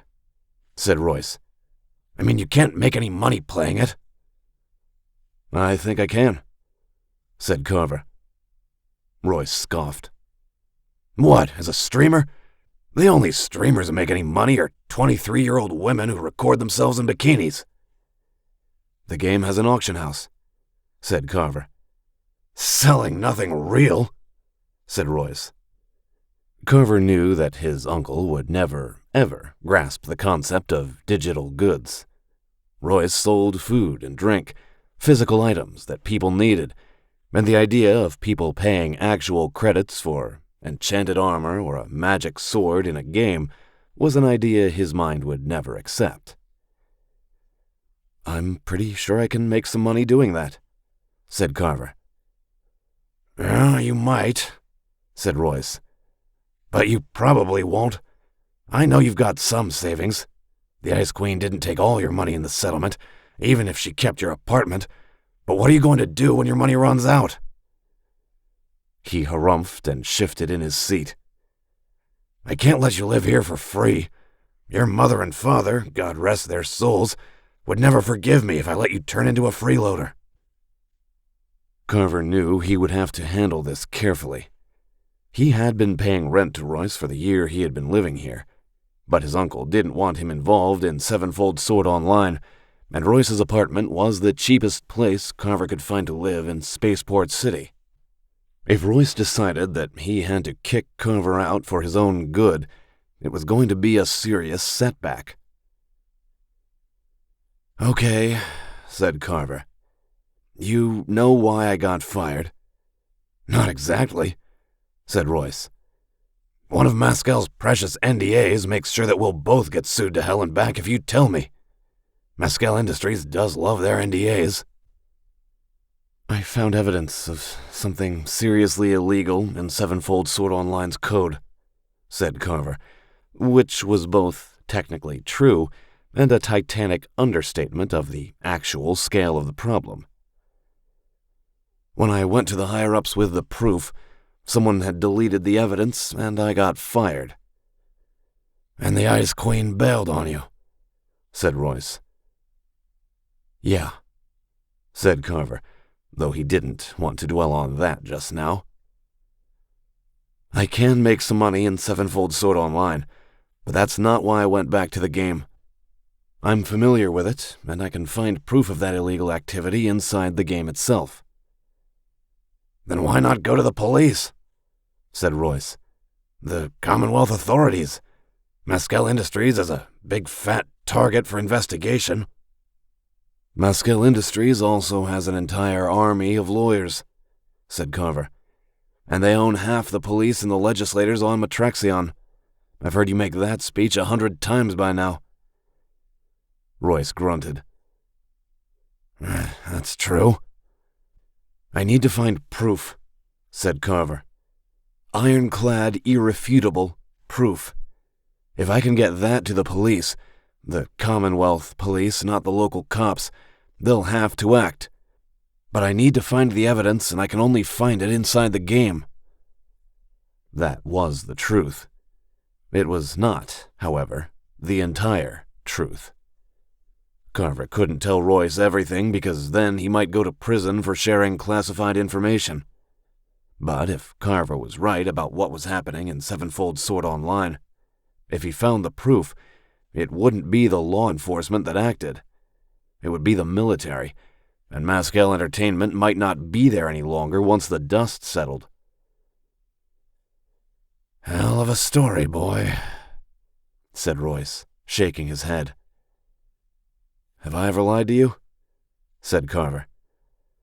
"No," said Royce. "Your mom and dad, they trained that out of you. But you sure you're not lying to yourself?" "What?" said Carver. "This isn't about the Ice Queen?" said Royce. "Getting back at her? I mean, I'm not her biggest fan. Never was, you know that." But I've seen this before. A man starts thinking about his ex-wife a little too much. It gets him to a dark place. You remember Oscar Bishop used to supervise the old warehouse? Well, he got divorced and he kept brooding about it and ended up putting a plasma bolt through his head.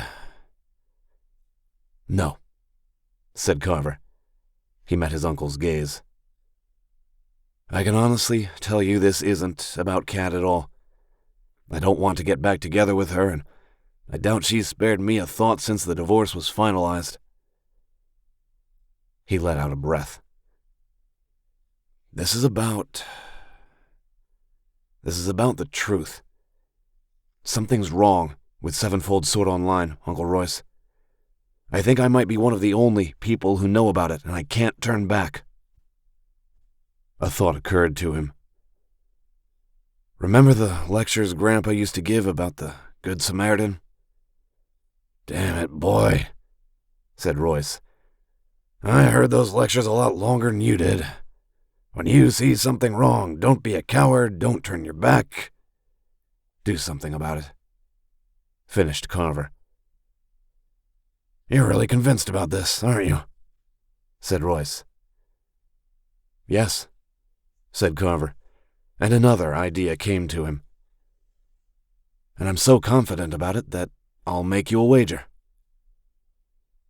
Royce didn't say anything, didn't move, but a twitch went through his expression. Royce Carver was a man who had exactly two vices, and gambling was one of them. Aunt Jess had put her foot down about the matter years ago, and while Royce never wagered money, he would wager almost anything else. There had been countless small bets Carver had made with Royce since he had moved to Metrexion, usually for the price of lunch or the responsibility of making dinner, minor things like that. "You must be confident because I usually win these wagers," said Royce. "What did you have in mind?" "I will make 2,000 credits from Sevenfold Sword Online this month," said Carver. "And when I do, you give me 10% off the rent for the next 3 months. "Bah," said Royce. 2,000 credits? If you worked for me full-time, you'd make more than that. Let's make this interesting. You make 3,500 credits in a month, and that'll give you 20% off the rent for 3 months. 3,000, said Carver, and 20% off the rent for 4 months. All right, said Royce. You make 3,000 credits off that damn game in the next 30 days, and then I'll give you 20% off your rent for the next 3 months. 3 months, mind you, not 4. He held out his hand. We have a wager? We do, said Carver, and they shook hands. Okay, said Royce. I can't imagine your father would have approved, but you're a grown man, and if you want to make damn fool decisions, I can't stop you. Maybe when you lose, you'll rethink some things and you'll come work for me full-time. Maybe I will, said Carver. And it's not like I'm going to stop working for you entirely. I've been working for you on a contract basis for the last year to keep the new inventory management system going, and I won't walk away from that. Especially since you're not going to make any money from Sevenfold Sword Online, and you'll need to pay the full rent, said Royce. You're also coming to Castle Battle tonight, right? That was Royce Carver's other vice. War games. Specifically elaborate war games with enormous maps, miniature figurines, stacks of cards representing various abilities and random events, and intricate rule sets. Royce also wanted historical accuracy in his war games, with none of that fantasy crap with wizards, as he phrased it. His favorite war game was Castle Battle, which was based on the records of the medieval period back on Earth. It helped that Castle Battle was published by an independent company based in Spaceport City and not owned by Mascal Industries in any way. Carver did not particularly feel like a 4-hour session of Castle Battle. He supposed it reflected the basic difference in their personalities. Royce was an extrovert, and Carver was not. But his uncle was his only living family, and Carver had already pushed the old man's patience quite a bit by returning to Sevenfold Sword Online. "Sure, why not?" said Carver. "Splendid," said Royce. "We'll take your car. Since you're going to make so much money from Sevenfold Sword Online, you'll be able to afford to charge up the fuel cell." Carver sighed and followed Royce from the apartment. It was almost midnight by the time Carver let himself into his bedroom. The castle battle game at the bar had been an extended one. Royce and 7 of his friends and business associates had come to the game, and Carver had been the 9th player. A restaurant owner who had been Royce's friend for years had won the game. Carver had come in 5th. He had taken out 2 of the other players, but had lost too many of his pikemen and archer units, and had been unable to defend his castle from the combined attack of the others, losing his king and his prince in short order. Carver looked at his diadem headset resting in its cradle, considered logging back into the game, and decided against it. It had been a long day, and he was tired. But despite his fatigue, he considered taking a sleeping pill. The memory foam when he had logged into Sevenfold Sword Online for the first time had been intense. The effect could also manifest very strongly in the first subsequent REM cycle, which could mean vivid, intense nightmares. Carver grimaced, shook his head, took off his trousers, and climbed into bed. He needed some sleep, and if he had nightmares, best to get them over with. His eyes roamed over the ceiling, watching the patterns of light that leaked through the blinds covering the window facing Arcology City. Some of that light, he knew, came from the windows of Mascal Entertainment's wing in the Mascal Arcology. Royce had been wrong. Some men, Carver knew, would have been thinking about their ex-wives while in such a mood. But no, he wasn't thinking about Kat. He was thinking about what had led to his divorce, what had gotten him fired. The thing he had discovered on the hidden development server. The thing he hadn't been supposed to see. With that unsettling thought in his mind, he drifted off to sleep. 10. Zianzar. And just as Noah Carver had predicted, the memory foam in his first REM sleep cycle was bad, bad, bad. Memory foam was a phenomenon that had been extensively researched, and the scientists had concluded that it was strange but essentially harmless. In fact, some researchers thought it could be beneficial as a form of psychotherapy, forcing people with traumatic memories to confront them. There were, in fact, numerous psychiatrists who used NIVR simulations to create therapeutic role-playing simulations. When he had come to Metrexion after the war, Carver had almost hired on with a medical company creating NIVR simulations. But Mascal Entertainment had been looking for talent, and they had offered a lot more money than anyone else. Most of the research agreed that the more traumatic memories a subject had, the more intense the memory foam effect would be. And Carver had lived through a lot of things that had almost killed him, and he had seen many, many things that he would rather have not. The nightmares of his life blazed through his skull as he slept. He dreamed of his home first, of Haven Colony. Haven Colony had been at the very edge of human-explored space, a colony world of about 500,000 people. It was a charter colony founded by a combination of Catholics who thought that mainstream Commonwealth society had become too immoral, and libertarians who wanted less government regulation. Such colonies were common. The hyperdrive had made them possible. Don't like the laws and customs of your homeworld? Charter a colony ship and find a habitable world somewhere, or carve out a cavern on an asteroid and install some hydroponics. The legal mechanisms for charter colonies were well established, the startup funding relatively easy to obtain. On occasion, planetary governments would pay for the colony ships to rid themselves of dissidents. Sometimes charter colonies self-destructed under the weight of their governing ideologies, but sometimes they thrived. Carver's father had been fond of saying that the hyperdrive had saved humanity. At the time of its invention, Earth had been dominated by a totalitarian group called the World Economic Council. Their incompetence and hubris had triggered the fifth and final World War, reducing Earth to a radioactive, airless cinder. But by then, the great hyperdrive diaspora of mankind had begun, using early hyperdrives derived from the alien relics of the precursors found on Mars, with countless colony ships setting off to the stars. Some of the ships disappeared or were wrecked. A few scouts made money finding and salvaging wrecked colony ships, which was how Jonathan Moeller's novels had been rediscovered. They had been in the computer system on the wreck of a long-forgotten colony ship. After a legal wrangle, Mescal Entertainment obtained the salvage rights to the books, and their untitled online fantasy game had been retitled to Sevenfold Sword Online. But Carver would not find out about that until much later. With the perspective of hindsight, Carver thought that Haven Colony would have been successful.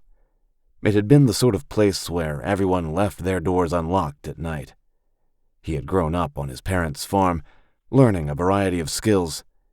Carver had learned to drive a tractor at 9, which probably would have horrified the authorities on Metrexion, and he had started programming the automated tractors and harvesters using an early version of the NIVR headset.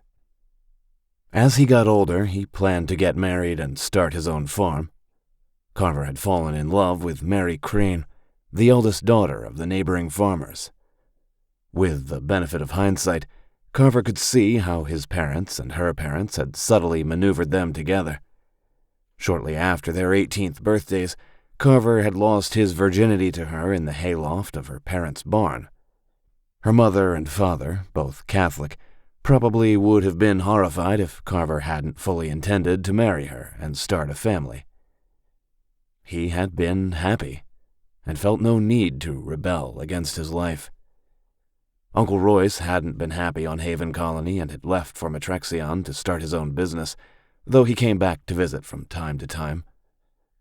Carver wanted to start his own farm, have children with Mary, and spend his life building for the next generation on Haven Colony. Then the Xianzar arrived. During the Great Hyperdrive Diaspora, mankind encountered aliens for the first time. By the time of the Diaspora, everyone knew that aliens existed. The precursor relics found on Mars and other worlds proved that. But no one had been able to figure out what the precursors were like, or why they had disappeared. For centuries, people had wondered what would happen when humanity met sentient alien life.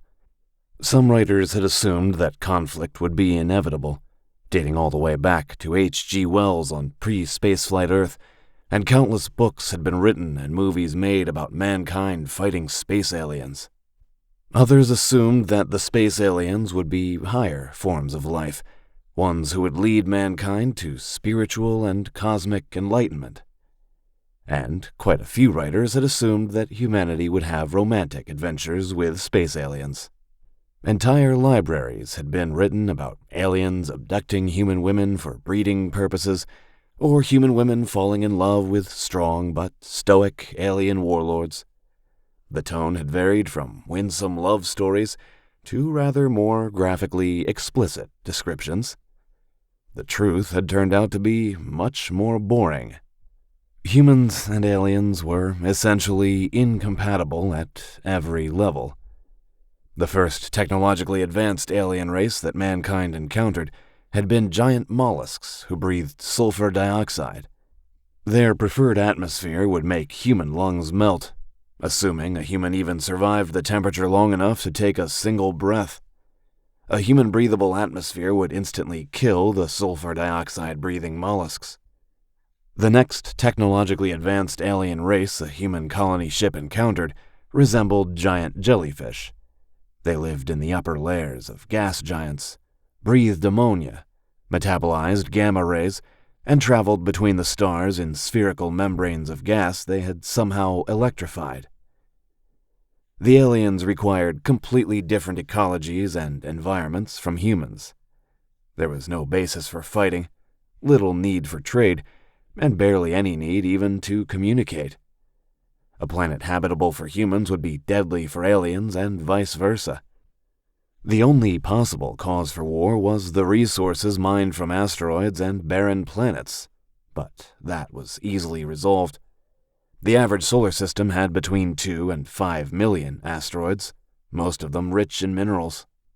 Once the translation problem had been solved, humanity's communication with aliens mostly revolved around mineral rights on asteroids and barren planets, and mankind and the aliens ignored each other the rest of the time. Several different alien civilizations occupied roughly the same space as the Royal Terran Commonwealth, dwelling on planets deadly to humans. Then the Xianzar arrived. No one knew exactly how the invaders had come to be called the Xianzar. One account claimed that a Chinese-speaking scout ship from New Shanghai had been the first to encounter a Xianzar hive ship, and that the scout's final garbled report described immortal demons, which sounded a bit like Xianzar. However, both Mandarin and Cantonese were spoken on New Shanghai, and their terms for immortal demon didn't sound anything like Xianzar. Most people believed, Carver among them, that the name came from the breathing apparatus of Xianzar's soldiers. It was a sound he heard in his dreams. Zar. Zar. Zar. It was a sound he would never forget, no matter how long he lived, no matter how much he wanted to forget. Because Carver was one of the very first people to ever see a Xianzar. He had been there the day the war had started. It had been a few months after his 18th birthday, not long after he and Mary had gotten engaged. Carver had been out in the fields all day, repairing the automated tractors and checking the routines he had programmed into them. His father had been dubious when Carver had started using the NIVR headset to program the tractors, but the results from the new technology had been obvious. The harvest yields had seen a 16% increase thanks to the more accurate mapping and targeting. While John Carver had been suspicious of technology in general, he was still a farmer, and results mattered more than the tools used to achieve them. It had been a fine day, and Carver had been heading home. Both his family and Mary's had gathered at Carver's parents' for dinner, along with many guests. Carver found himself looking forward to it as he walked along the field lane in the early evening. A shower and a change of clothes, and he would greet their guests. Then he looked up into the sky. The skies of Haven Colony were a deep blue-green, almost like looking at the sea on other worlds. It was a cloudless day, and on days like this, he could just make out the distant shape of the colony's orbital communications relay station, which hosted the hyperspace drones used to carry messages to the rest of the Commonwealth. Except there were way more running lights visible than there should have been, and an expanding ball of fire where he should have seen the relay station. Carver gaped at the sky for a few seconds, and then the orbital bombardment began. The Xianzar started their purge of humanity with Haven Colony, and they began by simultaneously targeting every major population center, every significant piece of infrastructure, and most of the larger farming installations. That included the farm where Carver had grown up. Plasma bolts rained from the sky, and in the blink of the eye, the farmhouse, the barns, and nearly all the outbuildings ripped apart in a spray of fire. The thunderclap was enormous, and a gale of hot air lashed out in all directions, flattening the crops and flinging Carver to the ground. He landed hard enough that his head bounced off the dirt, and everything went dark for a moment. When he woke up, The sky was black from the plumes of smoke rising from the wreckage of the farm. The crops were burning, the sheer heat of the plasma bombardment setting them aflame. Carver stumbled to his feet and ran towards the burning ruins of his parents' compound. In places, the plasma blasts had torn smoking craters in the earth, debris strewn around them. Carver rushed towards the wreckage, intending to search the ruins for survivors. There had to be survivors. His mother and father were just trapped beneath the rubble. That was all, as were his brothers and sisters, and Mary and her family. Carver would dig them all out with his bare hands if necessary, and he would take them to safety. Then he would head into town and send the distress drone to call for help, and they would all be safe. But the grim reality forced its way into his brain inch by painful inch, like a dagger sliding into flesh. He couldn't come within 50 meters of the farm. The fires were burning too hot. He saw metal melting and warping like candle wax, the ground baked to char. Anyone who had been in those buildings was dead. Even if they hadn't been killed in the initial bombardment, the heat would have cooked them alive a few seconds later. At least it would have been quick. Carver's entire family was dead. Mary's entire family was dead. So was Mary. Carver fell to his knees as close as he could come to the ruins and sobbed like a child, too overcome with grief and pain to do anything else. Eventually, more lights caught his attention. He looked at the sky and saw drive plumes accompanied by the shimmering reddish glow of shields protecting a craft from atmospheric re-entry. Dropships. The enemy was landing on Haven Colony. Carver's pain and rage crystallized, and all at once he knew what he needed to do. His parents' farm was destroyed, his family dead, and all their workers killed. But one of the outer sheds had survived the blast intact. Carver's father and some of his workers had essentially used it as a hunting lodge for storing weapons and supplies. Everyone on Haven Colony went armed out of necessity. The local ecology had some vicious tiger-like predators. They were cautious but unafraid around humans, and they wouldn't hesitate to attack and eat lone humans if they thought they could get away with it. Carver ran to the shed, equipped himself with a hunting rifle and as much ammunition and prepackaged rations as he could carry. Then he went hunting. When the invaders arrived, he would be there to greet them. The Zanzar soon landed. Later, Carver would wonder how to describe the Zanzar to people who had been fortunate enough never to see one. Eventually, he would decide that they were like orcs, but not the orcs in Sevenfold Sword Online. Thanks to some archaeological and salvage discoveries, fantasy literature from Earth's pre-hyperspace history had experienced a renaissance in popularity before Carver had been born. Maskell Entertainment had noticed the upsurge in popularity and had started building the fantasy game that would become Sevenfold Sword Online, even before they ended up with the salvage claim that would net them the rights to Moeller's books. Reading had been an encouraged form of recreation for young people on Haven Colony, and though Carver had frankly preferred history to fiction, he had read quite a few fantasy authors: J.R.R. Tolkien, Robert Howard, C.S. Lewis, Anne McCaffrey, Jack Vance, Brandon Sanderson, David Gemmell, Paul Anderson, Andre Norton, Terry Pratchett, and numerous others. In those books, Carver noticed, there tended to be two different kinds of orcs. The first were orcs like those in Sevenfold Sword Online.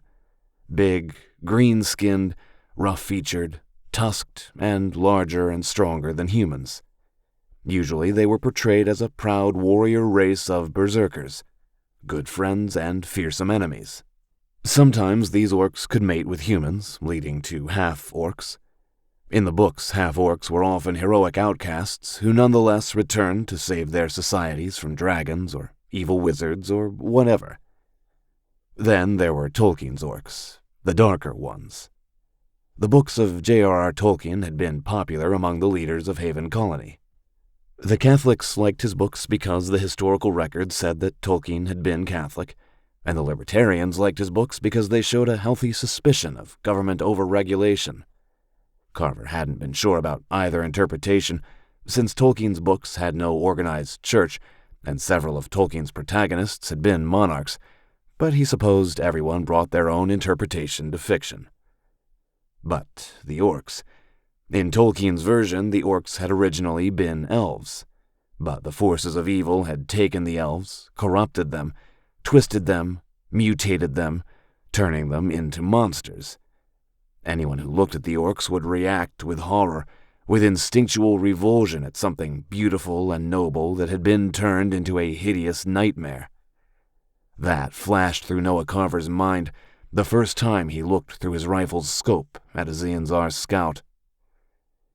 It was 2 days after the death of his family, and he was hiding in a forest 5 miles away. The Xianzar dropships had landed near the ruins of the major population centers and started constructing a base while scouting parties had swept out across the planet, seeking survivors. But Carver knew the land around his parents' farm better than anyone, and he had eluded the Xianzar in the forests. Now he was looking at one of the creatures through his scope. The Xianzar was shaped like a human, but its skin was a greasy gray, threaded through with black veins. Instead of eyes, delicate metallic tentacles extended from its sockets, probably some sort of sensing apparatus. The Xianzar also seemed to be half organic, half cybernetic. The creature wore armor over its torso, but it looked to have been grafted onto its flesh. More sensors had been mounted in place of its ears, and the Xianzar scout carried a heavy plasma rifle. A breathing mechanism covered its mouth and nostrils, making that constant buzzing noise. Zar. Zar. Zar. That first time, Carver had the overwhelming sense that he was looking at something evil, something ruined and corrupted from what it had once been. He thought of Tolkien's orcs. The metaphor would turn out to be more accurate than he knew. Carver squeezed the trigger, and the plasma bolt blew out the Xianzar's skull in a spray of black slime and various electronic components. Later, he would dissect one of his kills, determined to learn if his enemies had any weaknesses, and would discover that they were indeed a ghastly fusion of flesh and cybernetics. The brains were half organic, half artificial. The hearts had been replaced with some sort of pumping device, and the bones had been strengthened, the muscles augmented with a fiber mesh. There was also some sort of hyper-advanced transmitter device implanted in the brain stem. Carver suspected that the Xianzar had a hive mind, like insects.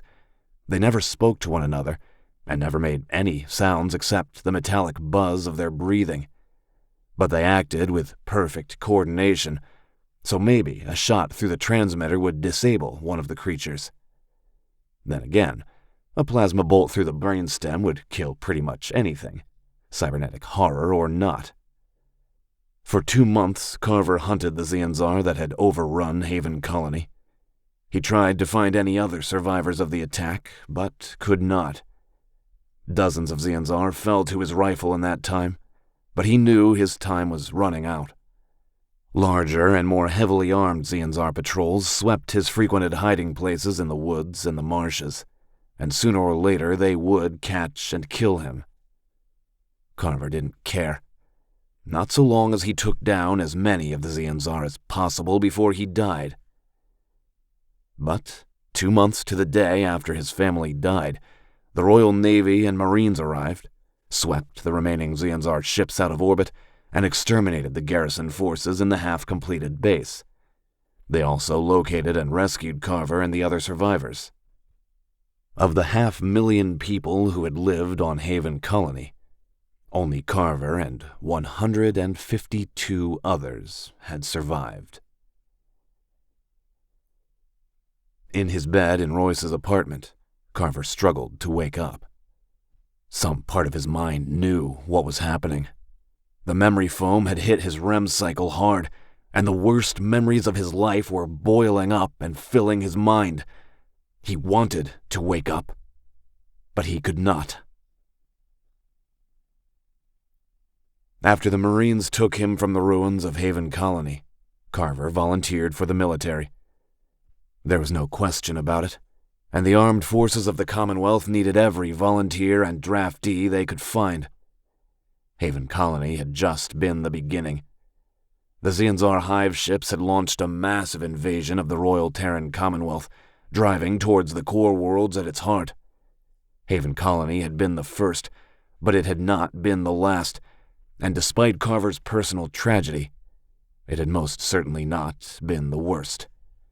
The Xianzar had also attacked New Seattle, a world with about 9 billion inhabitants. Their hive ships had overwhelmed the orbital defenses and bombarded the planet, killing everyone. Carver just wanted to kill as many Xianzar as he could. Under other circumstances, that might have been more than enough to disqualify him from service. But the situation was growing more and more desperate, and against a genocidal cybernetic hive mind, the desire to kill as many Xianzar as possible was hardly a liability. Quite the opposite, in fact. Carver went through the usual battery of assessment tests.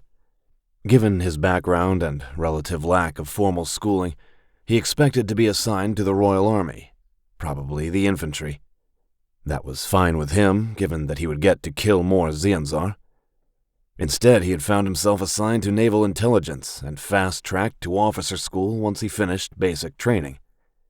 He had lodged a formal protest, which he expected to be ignored. It was not. 6 weeks into basic training, a Commodore had come to visit him. Haven Colony had been a fairly structured place, and Carver had adapted well to military life. But even after only 6 weeks, he knew that a Commodore coming to visit a recruit was a bit like God himself descending from on high to personally answer a man's prayer about finding his misplaced car keys. Especially a Commodore with a reputation like Stephen Winterholt.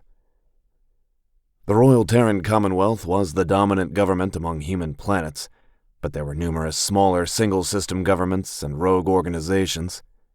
A few years before the start of the Xianzar War, a terrorist group had gained control of a planetary government and started annexing its neighbors. The terrorists had wiped out the first few Commonwealth task forces sent to deal with them. Then the king had personally selected Commodore Winterholt to take command of the next task force.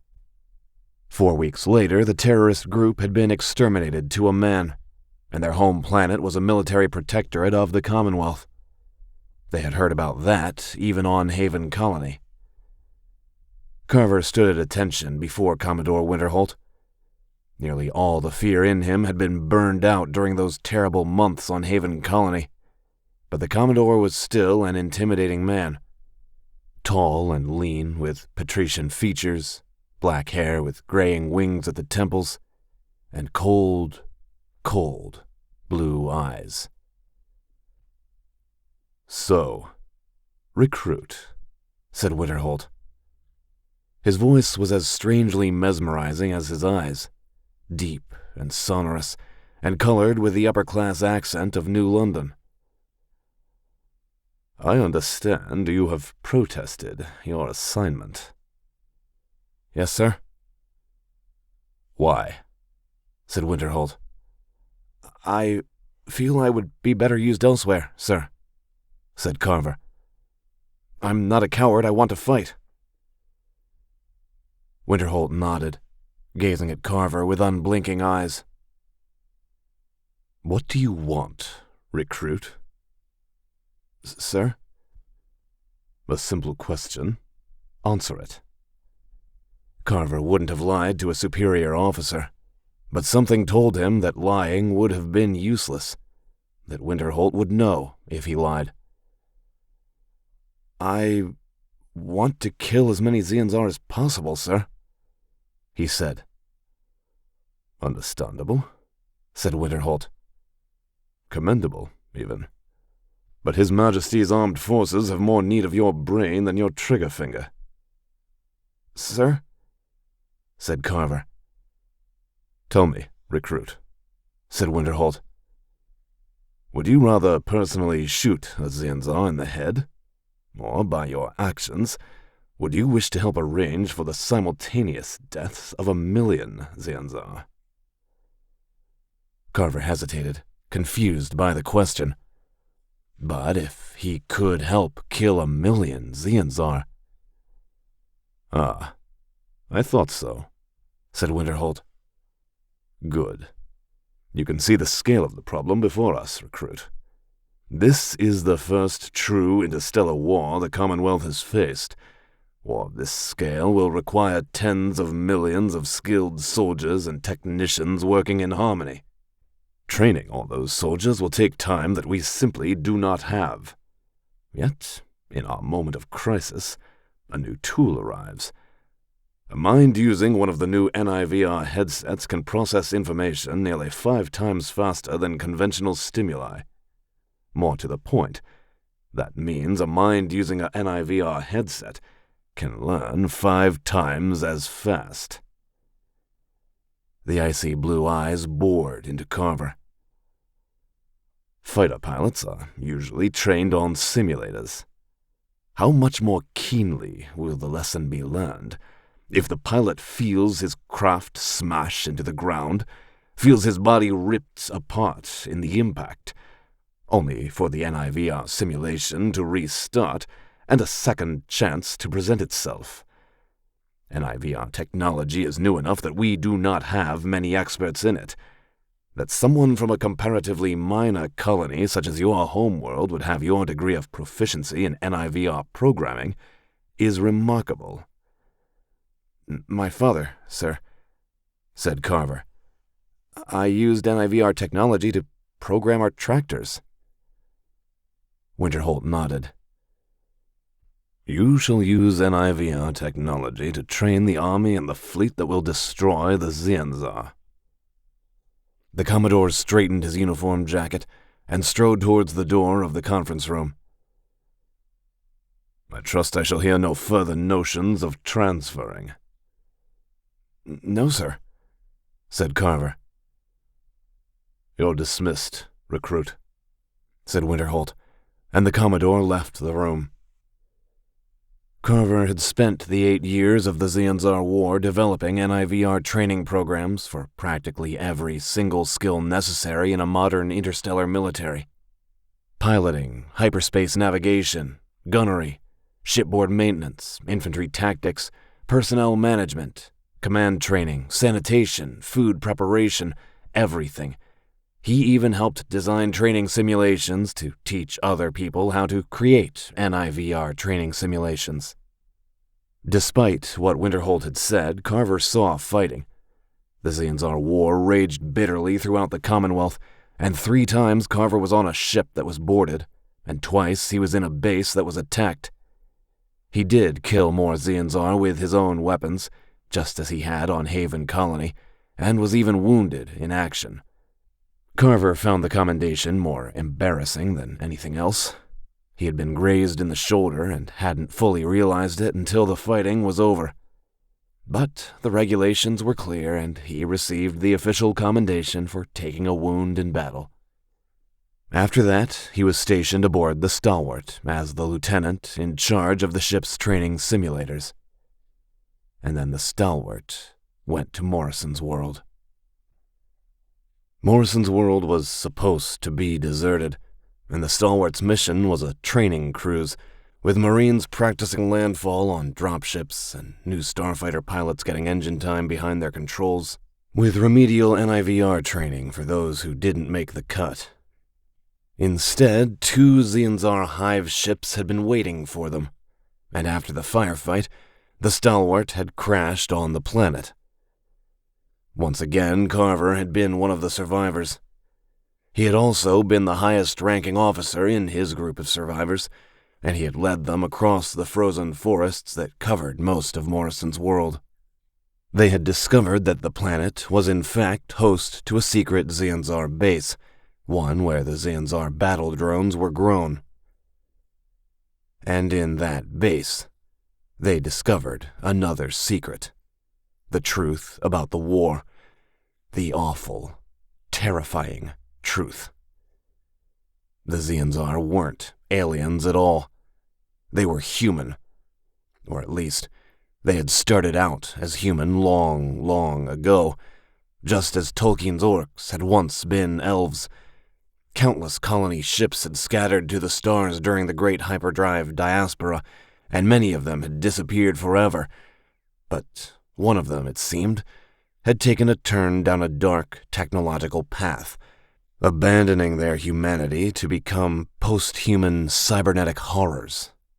The Xianzar hive mind considered itself the apex of human evolution, and they had returned to wipe out their inferior cousins.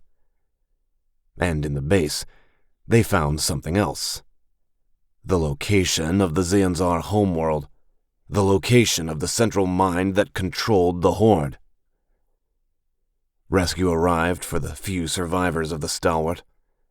A year later, the war was over. With the knowledge taken from the hidden base, Stephen Winterholt, now promoted to Lord Admiral, crushed the main Xianzar battle fleet and led the assault on their homeworld. Rather than bother with a ground invasion, he simply nuked the planet from orbit, the bombardment burning away the atmosphere, boiling the oceans, shattering the tectonic plates, and drowning the continents in magma erupting from the ruptured crust. 8 years after Carver watched the fire fall from the sky on Haven Colony, the war was over. The cost had been horrendous. About 800 billion people, give or take, lived in the Royal Terran Commonwealth, and nearly 70 billion had been killed by the Xianzar, most of them civilians living peacefully on their worlds until the Xianzar arrived. The blood spilled on Haven Colony had been only the first few drops of the ocean. But in the end, the Xianzar were exterminated as they tried to do to humanity.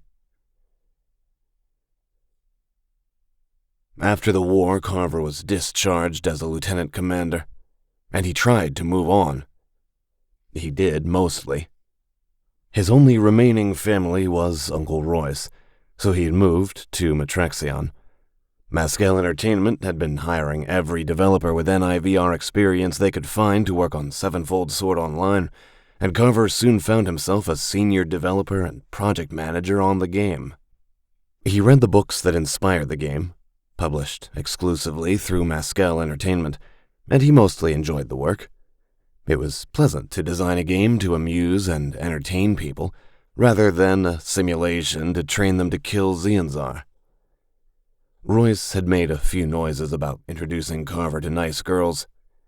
He had thought that he would never move on from Mary, though to humor Royce, he had gone on a few dates. But he had met Kat, and fallen for her, and they had gotten married. Perhaps, after everything that had happened, everything he had survived, he would have some peace. Work he enjoyed, a woman he loved, and children in a few years. Then he had found the hidden development server in Mascal Entertainment's network, by accident. Carver snapped awake, catapulted out of the dream by sheer panic. He was drenched in sweat and trembling from fatigue and adrenaline. Too many fragmented memories roiled through his head. Haven Colony, the Xianzar hunting his men through the frozen forests of Morrison's world, and the awful day he had told Kat what he had found on that development server, and she refused to believe. His stomach lurched, and Carver pushed out of bed, staggered into his bathroom, and dropped to his knees in front of the toilet just in time for everything he had eaten yesterday to come up. After he finished, he flopped back onto the cool bathroom floor, breathing hard, the foul taste filling his mouth, the stink of the vomit and his own rank sweat filling his nostrils. At last, the abdominal aches subsided, and he sat up with a wince. "Goddamn buffalo pizza," he muttered. It definitely tasted worse the second time around. He pushed off the floor, still shivering a little, and walked back to his bedroom. Dim light from Arcology City leaked through the window, and Carver saw that he had left a perfect imprint of his own sweat upon the bed. He grimaced and started stripping the sheets and blanket, wadding them into a bundle. That had been a habit he had picked up during the year he had been married to Kat. She had grown up with an alcoholic mother who had spent more time drunk than sober, and Kat had done all her own cleaning herself. Once she became successful, his ex-wife couldn't abide sweaty sheets, and she washed them after every single time they made love. To his surprise, the habit had worn off on Carver. Or maybe it wasn't so surprising. He had spent enough time sleeping in ditches that he appreciated clean sheets as well. He carried the bundle of bedclothes into the main room of the apartment. It was 4:45 in the morning, with only the dim nightlights glowing along the baseboards. The laundry room was off the kitchen, and Carver dumped the sheets into the washer, along with a generous amount of detergent. After a second's consideration, he realized his shirt and boxers were drenched with his sweat as well, so he pulled them off and dropped them into the load. The washer started up with a whir. Carver had no fear that it would wake Royce. His uncle slept like the dead. If there was ever a fire or a natural disaster, Carver would have to wake him up. Royce liked to joke that the only thing that had ever woken him up had been the Zanzar raid on Spaceport City during the war, when he had gotten shot in the leg while organizing the local militia. The Zanzar. The memories washed through Carver again, and he leaned against the washer, eyes closed. His mind reeled and jangled with the recollections, and he understood very well why some veterans had lost themselves to alcohol and hard drugs. Some rational part of Carver's mind pointed out that while Royce was a heavy sleeper, he was an early riser, and sometimes he got up at 5 if he had enough work to do. Seeing Carver standing naked in front of the washing machine would probably not convince Royce that he hadn't returned to Sevenfold Sword Online because of some mental breakdown. Carver needed to clear his mind, and he could think of only one way that wasn't terribly self-destructive. He paused in the kitchen only long enough to drink a lot of water, returned to his room, dressed in exercise clothes, took his holophone and earbuds, and headed downstairs to the gym. 11. Precursors Square. Royce Carver owned the building, which had started as his first warehouse.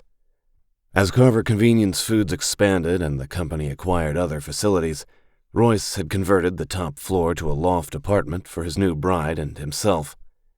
The second floor became offices, and half the ground floor still functioned as a warehouse for Carver Convenience Food kiosks in the immediate neighborhood. The other half was leased to a gym chain, specifically Matraxion Fitness Clubs, which Royce had allowed to rent the space because they were not owned by Mascal Industries. Royce also got free memberships to offer to his employees as a benefit, which he could then take as a deduction on Carver Convenience Foods taxes. His uncle hadn't kept Carver Convenience Foods afloat by ignoring details like that. Carver stepped out of the building's front door. It was still dark out and would be dark for another 2 hours or so. The gray moon had set, but the green moon still glowed in the sky. Across the lake, the lights and neon signs of Arcology City shone like torches in the darkness. The lights of Spaceport City were more utilitarian, mostly beacons for the endless flow of shuttles traveling to and from the orbital station. He circled around the building, came to the gym entrance, and let himself inside. The interior of all Matraxion Fitness Clubs was standardized. 2 rows of treadmills and 2 rows of ellipticals pointing towards the windows, and then the weight machines and the free weights facing a wall of mirrors. At this time of the morning, the gym's only other inhabitants were 2 elderly men walking on the treadmills in dress pants and t-shirts, glowering out the windows at the lake. And Elaine Vaquero, the gym's manager and chief personal trainer. She was going through her morning workout and gave Carver a smile and a nod as he passed. They had talked a few times, and she came to castle battle nights on occasion. Elaine had been an army truck driver during the war, and she was a fit woman with dark eyes and hair, her skin golden brown. Part of Carver's mind noted that the tank top and leggings fit her very well. He put in his earbuds and tapped his holophone, playing his preferred workout playlist. Despite his mixed experiences with the game, he did like the soundtrack of Sevenfold Sword Online, and played some of the game's battle music as he worked through a series of strength exercises, a combination of military presses and deadlifts. It annoyed Carver how his eyes kept straying to Elaine in the mirror, especially when she did squats with her back facing him. She finished her workout and disappeared into the locker room, and Carver kept going. Perhaps longer than he should have, but he wanted to sweat, to push himself, to feel his muscles ache, his heart pounding, his lungs rasping. It made it easier to think about the present, not the past. Elaine emerged from the locker room in jeans and a jacket and walked to the front desk. Carver finished his workout, sweat pouring down his face, his heart pounding hard, but he still felt restless. He headed for the door. "That was a hard one today," said Elaine with a smile from behind the computer terminal at the front desk. "Yeah," said Carver.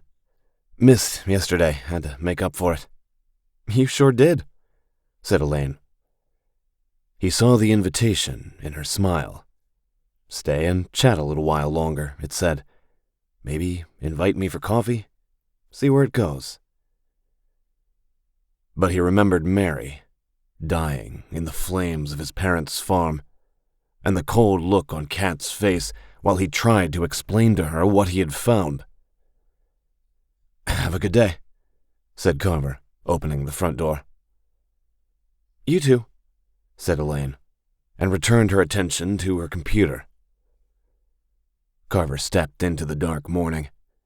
It had started drizzling, and he walked to the sidewalk and started running, slow at first and then picking up speed. He had his usual running routes through the neighborhood, and he took the longest run, sometimes pushing himself to a sprint. Soon his breathing came fast and hard, the music playing in his ears as he ran past warehouses and insurance offices and apartment blocks, all the different sorts of businesses and residences required to support a bustling modern spaceport. There were parts of Spaceport City, usually near the cheaper bars, that were not safe at night, but Carver's usual routes avoided them, and at this time of the morning, all the troublemakers were either hungover and heading home or sleeping it off. The green moon hung heavy overhead, seeming to watch him like the eye of some alien thing. As he ran, his mind wandered, moving over the nightmares. He wondered, as he had so often before, why he was still alive. Why had he survived when everyone else he had ever known and loved on Haven Colony died? Why was he still alive when he had known so many better men and women in the military who had been killed in action, especially his friends and comrades aboard the Stalwart? Why? Why was he still alive and so many others better deserving of life, were not? Carver didn't know. He would never know. It started drizzling as he ran, and then intensified to a light rain. But as he ran, even though his legs ached and his lungs burned, he started to feel better. Exercise had that effect, forcing the mind and body to concentrate on breathing, on taking another step and another. He took his longest route, 7 miles long, and finally slowed to a walk, breathing hard. Carver wanted to sit down and catch his breath, but he made himself keep walking. Stopping immediately after a long run was an invitation to a nasty set of muscle cramps. Perhaps it was unintentional, but the walk had taken him to Precursor's Square. It was in one of the nicer parts of Spaceport's city, home to a lot of shops and restaurants. It had been designed to be walkable, and the transit lines, both the trains and the subways, had stations nearby, so it was often busy. At the moment, the only open business in the square was a 3-story coffee house that occupied a corner, its light spilling into the street. Scout's Honor Coffee House was open from 5 a.m. until midnight, and there was already a good-sized crowd inside as morning workers stopped to get caffeine and sugar on their way to their shifts. The light from the windows illuminated the monolith at the center of the square. The monolith was about 15 feet tall and 4 wide, a perfect rectangle made of a material that looked a bit like polished white ceramic, but was much, much harder. Designs had been etched on the sides that looked a bit like a subway map, but they were not. No one knew what they were. For that matter, no one knew what the monolith was. It was a precursor relic. No one knew exactly who the precursors had been or what had happened to them. Scientists were mostly sure that they had been roughly human-shaped, based on the wrecked ships on Mars that had provided the template for the first workable hyperdrive. There had been other precursor relics that had led to scientific advancements, but there were far more precursor artifacts that no one had ever been able to figure out. This monolith was one of them. It was made of a material that was impervious to every form of force and energy known to mankind. Its surface remained a constant 29.4 degrees Celsius regardless of the weather, and no one had ever figured out how to actually move the monolith from its location. Uncle Royce liked to tell a story about his first year on Matraxion. A doctoral student at one of the universities had been studying the monolith, determined to unravel its secrets.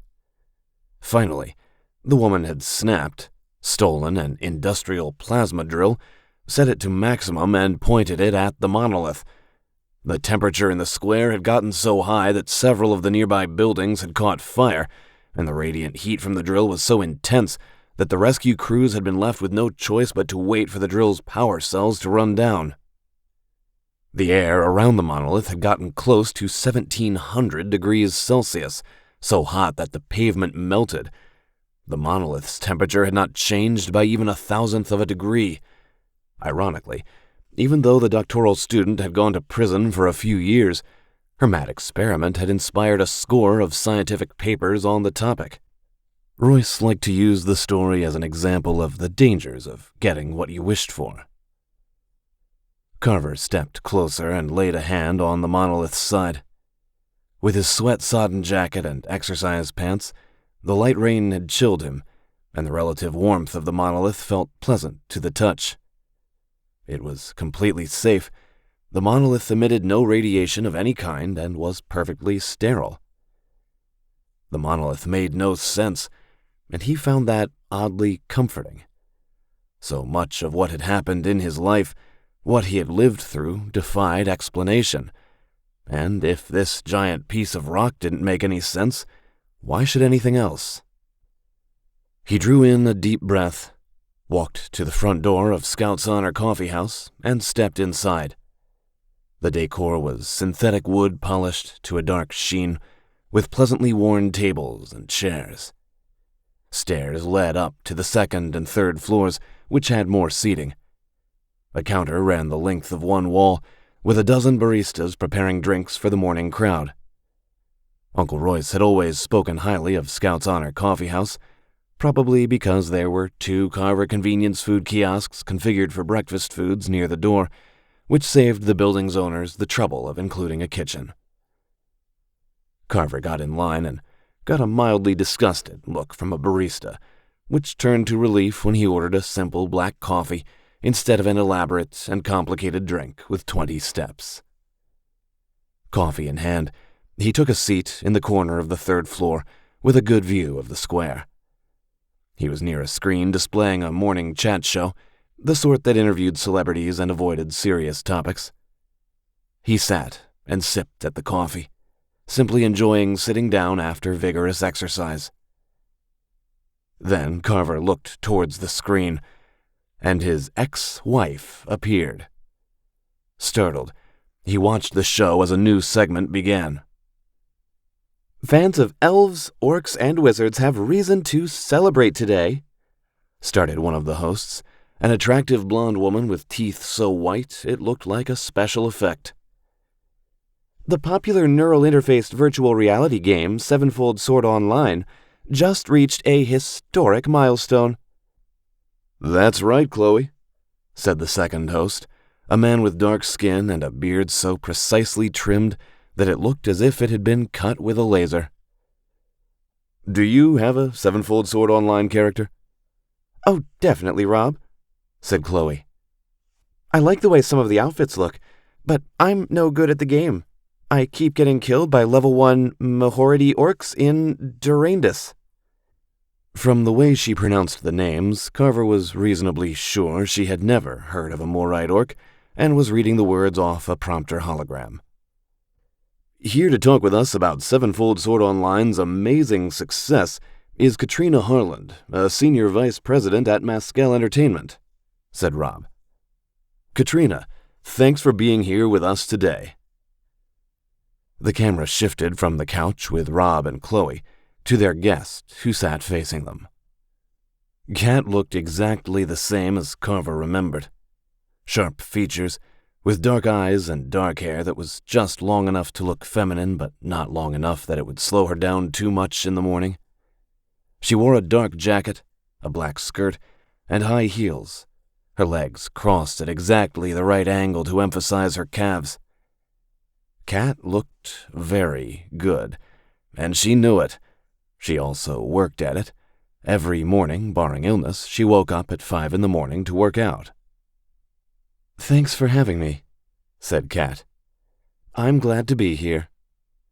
You have some exciting news about Sevenfold Sword Online for us? Said Chloe. That's right, said Kat. This last weekend, Sevenfold Sword Online reached its 250 millionth confirmed subscriber. We also had 73 million concurrent log-ons without any server lag or player slowdown. She said it modestly, as if it were not a colossal feat of system engineering. That's amazing, said Chloe. Just for comparison, said Rob. Our producers say that the last major online VR game before Sevenfold Sword Online, Iron Knight Quest, reached the height of its popularity at 34 million subscribers. We have an unfair advantage there, I'm afraid, said Kat. Iron Knight Quest came out before the introduction of NIVR technology, which allows our developers to create a more immersive and enjoyable game experience. After the war, I think people are looking for a fun fantasy adventure to play. And Sevenfold Sword Online was in the right place at the right time. Despite their history, Carver snorted. Kat was very, very good at what she did. He knew her well enough to see the mask, but she wore it well.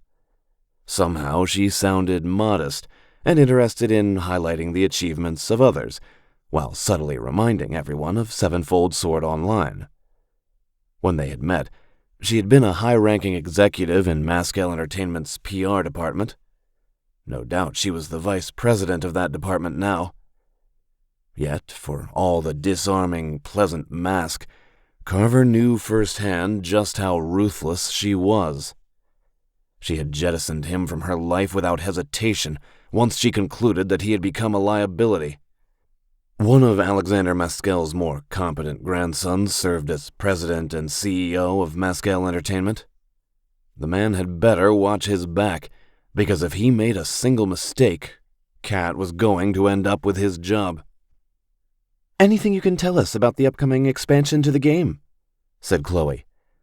Rumor has it that the expansion will be taking players to the land of Owlane?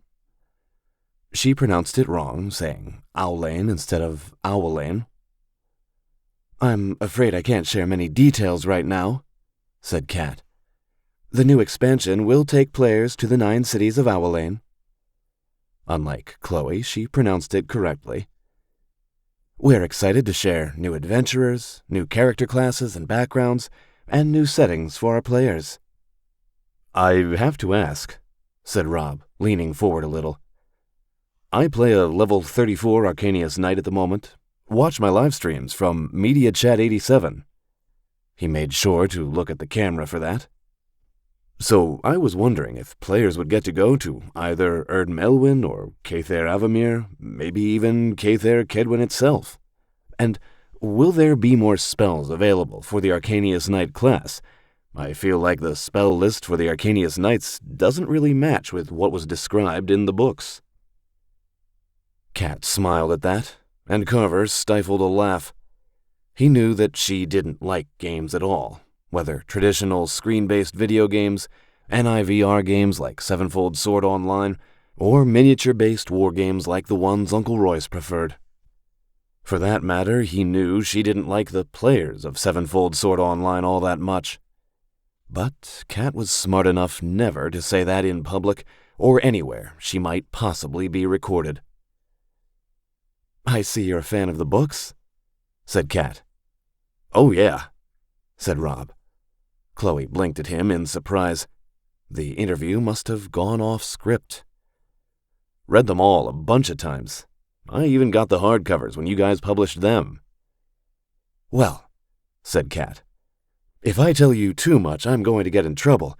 But what I can say is that the original author gave us a broad fantasy world to use for the game, and we're committed to bringing as much of that world to our players as possible. She smiled.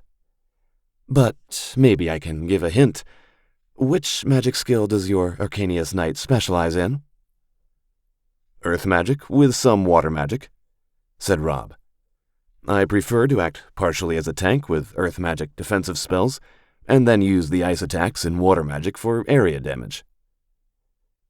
Chloe let out a laugh that said she didn't understand what the hell they were talking about.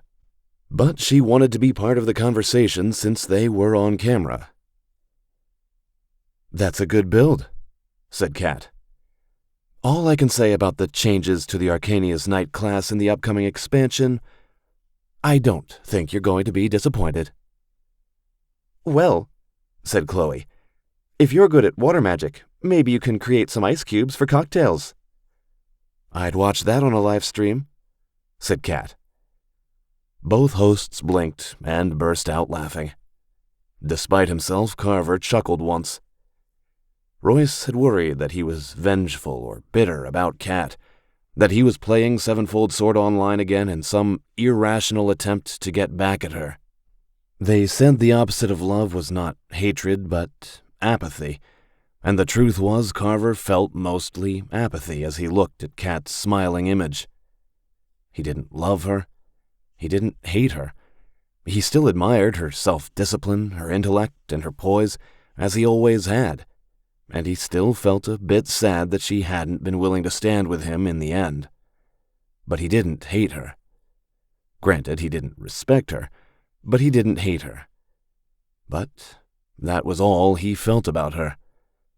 Carver didn't wish her ill, but mostly he didn't think about her very much.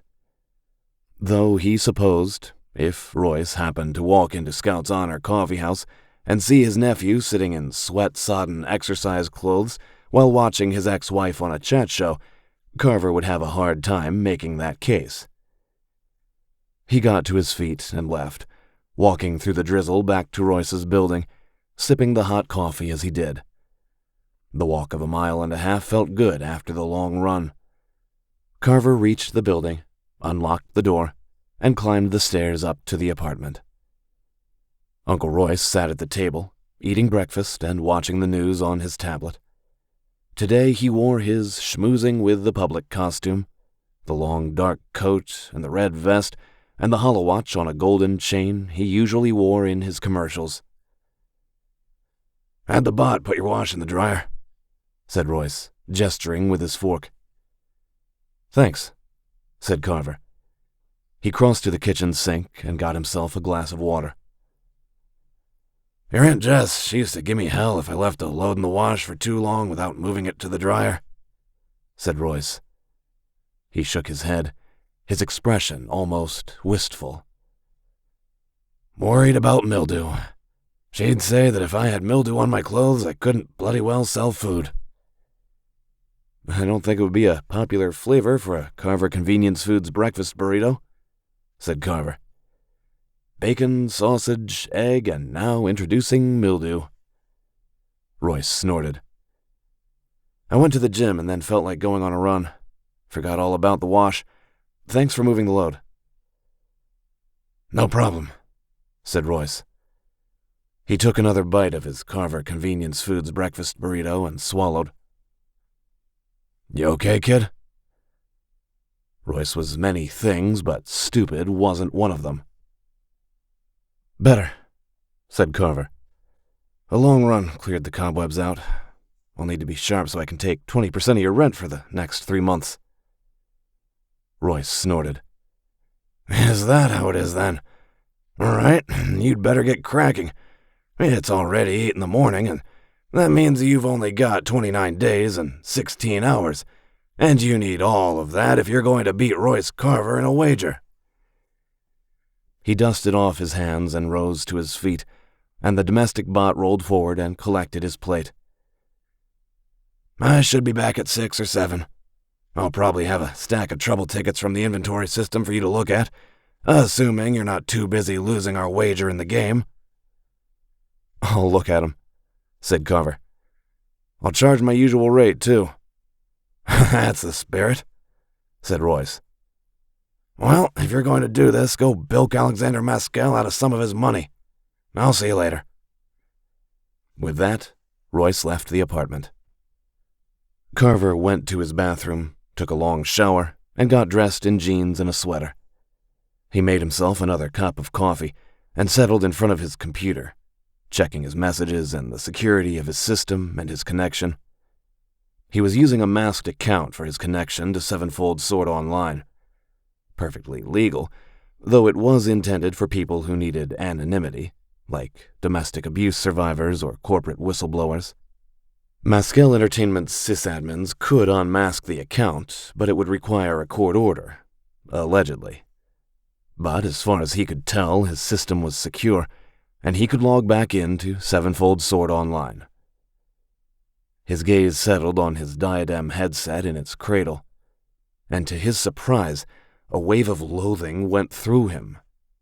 Did he really want to do this?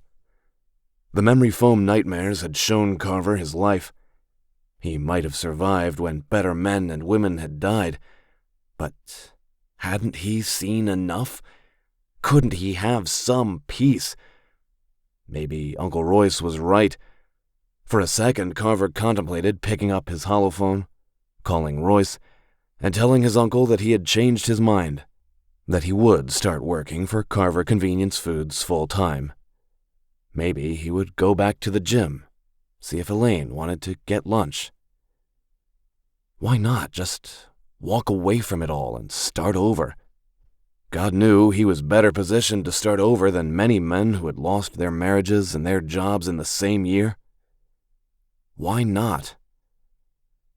Carver sighed and pressed the heels of his hands against his forehead. He knew why he couldn't just walk away. Not after what he had seen on that hidden development server. Carver was the only one who suspected the truth, and if no one did anything, he had lived through Haven Colony. How many times might that be repeated if no one stopped it? What would his father and grandfather have said if Carver walked away without doing everything he could? He sighed again. Tammy? Yes, Noah. Set an alarm, he said, picking up the diadem and setting it on his head. For noon? I'll be playing Sevenfold Sword Online all morning, and I'll want to get up and move around. Alarm set, said the AI interface. Carver eased his chair back to recline and settled into position. Please launch Sevenfold Sword Online. Now launching. A faint hum came from his headset as it powered up, and the world went white as the game launched. 12. Dungeon Crawl. Carver had gotten over the memory foam effect, so he found himself standing in the game's loading area without any flashbacks whatsoever. Given the intensity of the nightmares he had suffered earlier, it was a small payoff, but a welcome one nonetheless. The game's title screen flashed before his vision, with the usual legal disclaimers and based on the novels by Jonathan Moeller appearing below. The text cleared, and Carver stood in the courtyard where Callie and Arbin had led him through the character creation process. Now that he had created a character, this courtyard acted as a loading screen, letting him check his overall account status and any additional characters he created. It also had a shared inventory, allowing him to move items between his characters, but since Carver only planned to create one character, he doubted that he would use that functionality. On a stone plinth stood an avatar of Selim 589, wearing his leather armor and the Cloak of Shadows. The game made the cloak ripple dramatically as if in a strong wind, and Carver had to admit that it looked impressive. In the center of the courtyard floated something that looked like the holographic display on a computer console. A notification light flashed on the hologram. He had a message? Carver made a mental note to install the game's companion app on his holophone when he finished this session. Then he could check messages and manage settings without using his NIVR headset. Probably it was a spam message, an automated invitation to join one of the game's larger guilds, which he had no intention of doing. He took a step towards the console, and a flicker of motion caught his eye. To his surprise, Callie and Arbin stepped into the torchlight. The keeper of Andamheim looked just as she had yesterday. The same green gown with drooping sleeves, leather belt, blonde hair, and wooden staff. But Callian wasn't supposed to be here. The NPC would only appear if he decided to create a new character, and she would offer to help guide him through the process once more. Carver's first thought was that the game's security team had realized that he had returned, that Hardcase 19 had been working for them all along, and sent the Callian NPC to boot him out of the game. But he dismissed the idea as ridiculous. If the security team decided to kick him out, they would simply delete his account, not bother with NPCs. More likely, this was a tweak the developers had made to the game, sending Callian to offer guidance on a second logon. Like how when you ordered something online a week later, you got a second message with coupons. "Selim 589, said Callian, stopping a few paces away. "You had a busy day yesterday." "I did," said Carver, meeting her gaze. He felt the same peculiar sense of presence, of age, that he had felt before from her and Lord Ridmark. Carver wondered at that. Maybe Ridmark and Callian were such high-level NPCs and popular characters, they were some of the main characters in the books, that the developers wanted to draw in the book fans by having them feel a sense of awe from Callian and Ridmark. "My husband spoke highly of your valor in the battle against Vaescora yesterday," said Callian. Some of Carver's tension eased. Right, this was a followed-up scripted interaction, probably to give a few tips and tricks on playing the game. "Thanks," said Carver. "You now seek to find proof of Lord Hadrian Vinden's treachery," said Callian. What Carver sought was to win his bet with Uncle Royce to gain him more time to find the proof he needed. "Yes, that's right," said Carver. "A dangerous task," said Callian. Carver shrugged. "Nothing worth doing is ever easy." "You had companions in the battle against Vaescora," said Callian. "Perhaps you would be wise to rely upon their skills and valor once more." "I think I work best alone," said Carver. Callian raised an eyebrow. "You didn't act alone against Vaescora." "Well, she had him there." "We'll see," said Carver. You play a dangerous game against powerful foes, said Calliand. They're not yet aware of you, but if you are successful, they will be. Better to make allies and friends now, before the hour of trial comes. No one stands alone in the end, not if they want to be victorious. Carver felt a chill. Her statement could be applied to the quest to find proof of Lord Hadrian's treachery. It also could apply to his actual quest to find proof of the dangers built into Sevenfold Sword Online. Carver forced aside his doubts. He was jumping at shadows. This was a scripted interaction based on his actions during the starter quest and his subsequent acceptance of Mariah Lordsbane's quest to spy on Lord Hadrian. An NIVR interface couldn't read minds, but it could pick up on his emotional state, and so the Calliand NPC had generated this ominous-sounding warning. Right, said Carver. Thanks for the advice. You know, said Calliand. She smiled.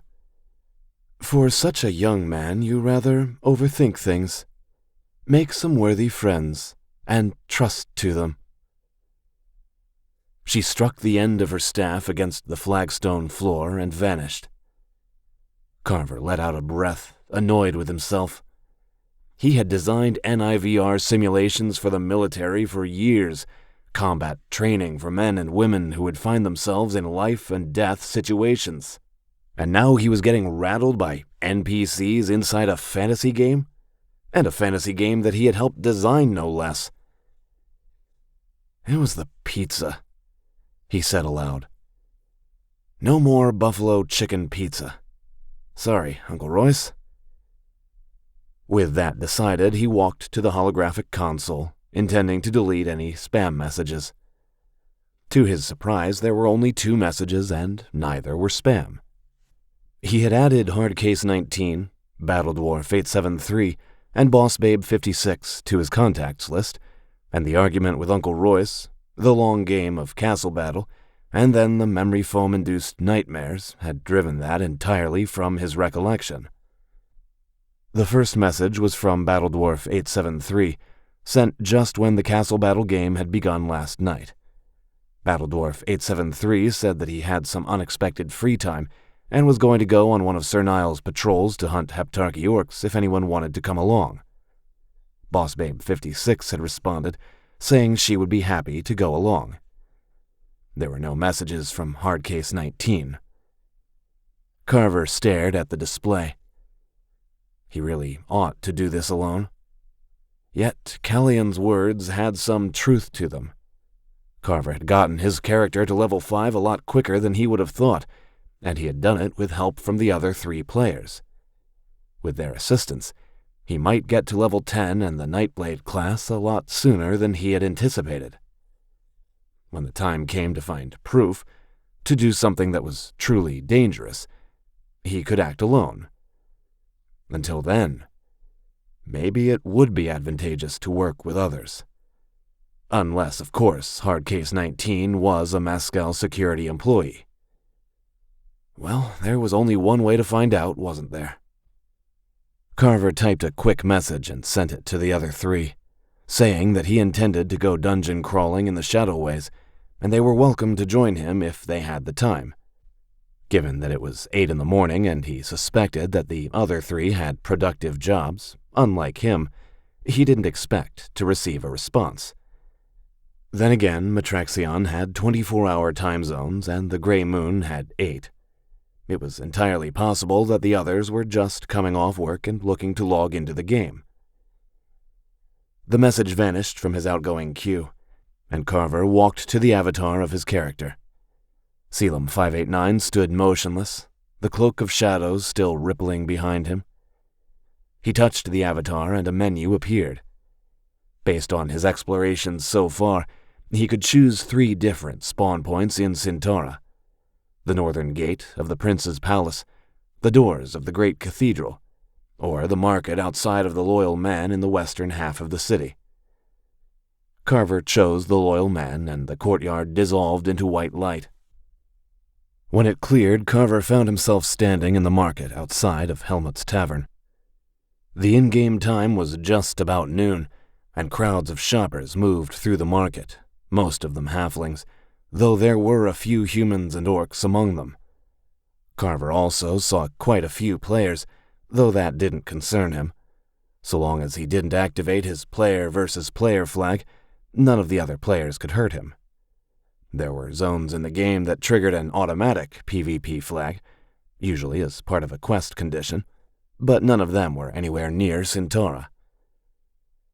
Well, if Carver was going to win his bet with Royce and keep his uncle from throwing him out for his own good, he had to get moving. Yesterday's quests had given him a good amount of gold, and it was time to spend it. He left the halfling neighborhood and headed south, arriving at a market that sold arms and armor. Carver found a bowyer's shop and purchased a short bow. It was not quite as powerful as he would have liked, but it was better than the bow that Hardcase 19 would have started the game with, and it was what he could afford. The 5% cost savings from the Ring of Centaura came in handy. After that, he stopped at a Fletcher's shop and bought 2 quivers of steel-tipped arrows. With the new weapons in his inventory, he went to another market, this one lined with alchemists' shops. The addition of alchemists and the alchemy skill to the game had touched off a minor furor, since the original books never mentioned alchemists. But a lot of players bought potions, and the utility of potions, combined with the popularity of alchemy as a crafting skill, had drowned out the complaints of the purists. Carver spent most of the rest of his gold buying several potions of night vision. He bought the most powerful ones he could afford, and each one should provide him with 2 hours of the night vision effect. If he was going to start grinding in the shadow ways, he needed a way to see in the dark. Since his character relied heavily on stealth, carrying a lantern or a burning torch through the shadow ways was a bad idea. That meant expensive potions of night vision until he reached level 10 and became a Nightblade and could cast the night vision spell. Or he found a magical object that granted the night vision effect. Pity that enchantment hadn't been included in the Ring of Centaura. With his inventory fuller and his gold supply much lower, Carver left the western half of Centaura and returned to the eastern city. A short walk brought him to the mansion of Lord Hadrian Vinden, wealthy noble and traitor to the Heptarchy. Lord Hadrian's mansion looked like an exceptionally hard target. It was a splendid example of its kind, 5 stories tall with a roof of red clay tiles and walls covered in white plaster. A high tower soared from the mansion's western wing, and Carver knew that the top floor of that tower would hold Lord Hadrian's strong room. Treasures would be stored there, as would the evidence Carver needed to complete Moriah Lordsbane's quest. The mansion had many windows, but none of them were large enough to admit an intruder. The only entrance was the gate to the inner courtyard. The gate stood open, revealing an inner courtyard lined with columns. The windows overlooking the inner courtyard were larger, but getting to them would be a problem. 4 guards kept watch at the gate, looking at the surrounding streets with narrowed eyes. The guards wore expensive-looking plate mail of the highest quality, hands resting on their sword hilts. Carver focused on one of the guards, and the identification tag appeared a heartbeat later. Elite Guardsman, level 150. "Be off with you, peasant churl," announced one of the guards, pointing at Carver. "This is the house of Lord Hadrian Vinden, and you peasant scum have better things to occupy your time than gawking at his lordship's home." Carver was half tempted to tell the guard that Lord Hadrian's house was a collection of files in a Mascal Entertainment data center somewhere. But the guard's programming would interpret that as an insult, which might turn the guards hostile and send them after him. Carver was only level 5, which meant that he would barely last 5 seconds against a group of level 150 guardsmen. Level 150 meant that they were exceptionally dangerous. While powerful NPCs like Lord Ridmark might have been level 1000, the theoretical maximum, most players rarely got past 125. If Carver remembered the analytics right, When he had been fired, there had only been something like 200 players who had gotten past level 125. The experience requirements simply grew too sharply, though no doubt the company would adjust for a higher practical level cap as new expansions came out. But that wasn't Carver's problem. The guards were his problem, and a serious one at that. His stealth skill was simply too low to work well around level 150 NPCs. That meant, just as he had expected, the only viable way into the mansion was through the hidden door in the funerary chapel, which was the entire reason Carver had jumped a lot of Mariah's quest chain, even though it was clearly intended for higher-level characters. Remaining undetected inside the mansion would prove a problem. 4 guardsmen might protect the front gate, but even more would be patrolling the interior hallways.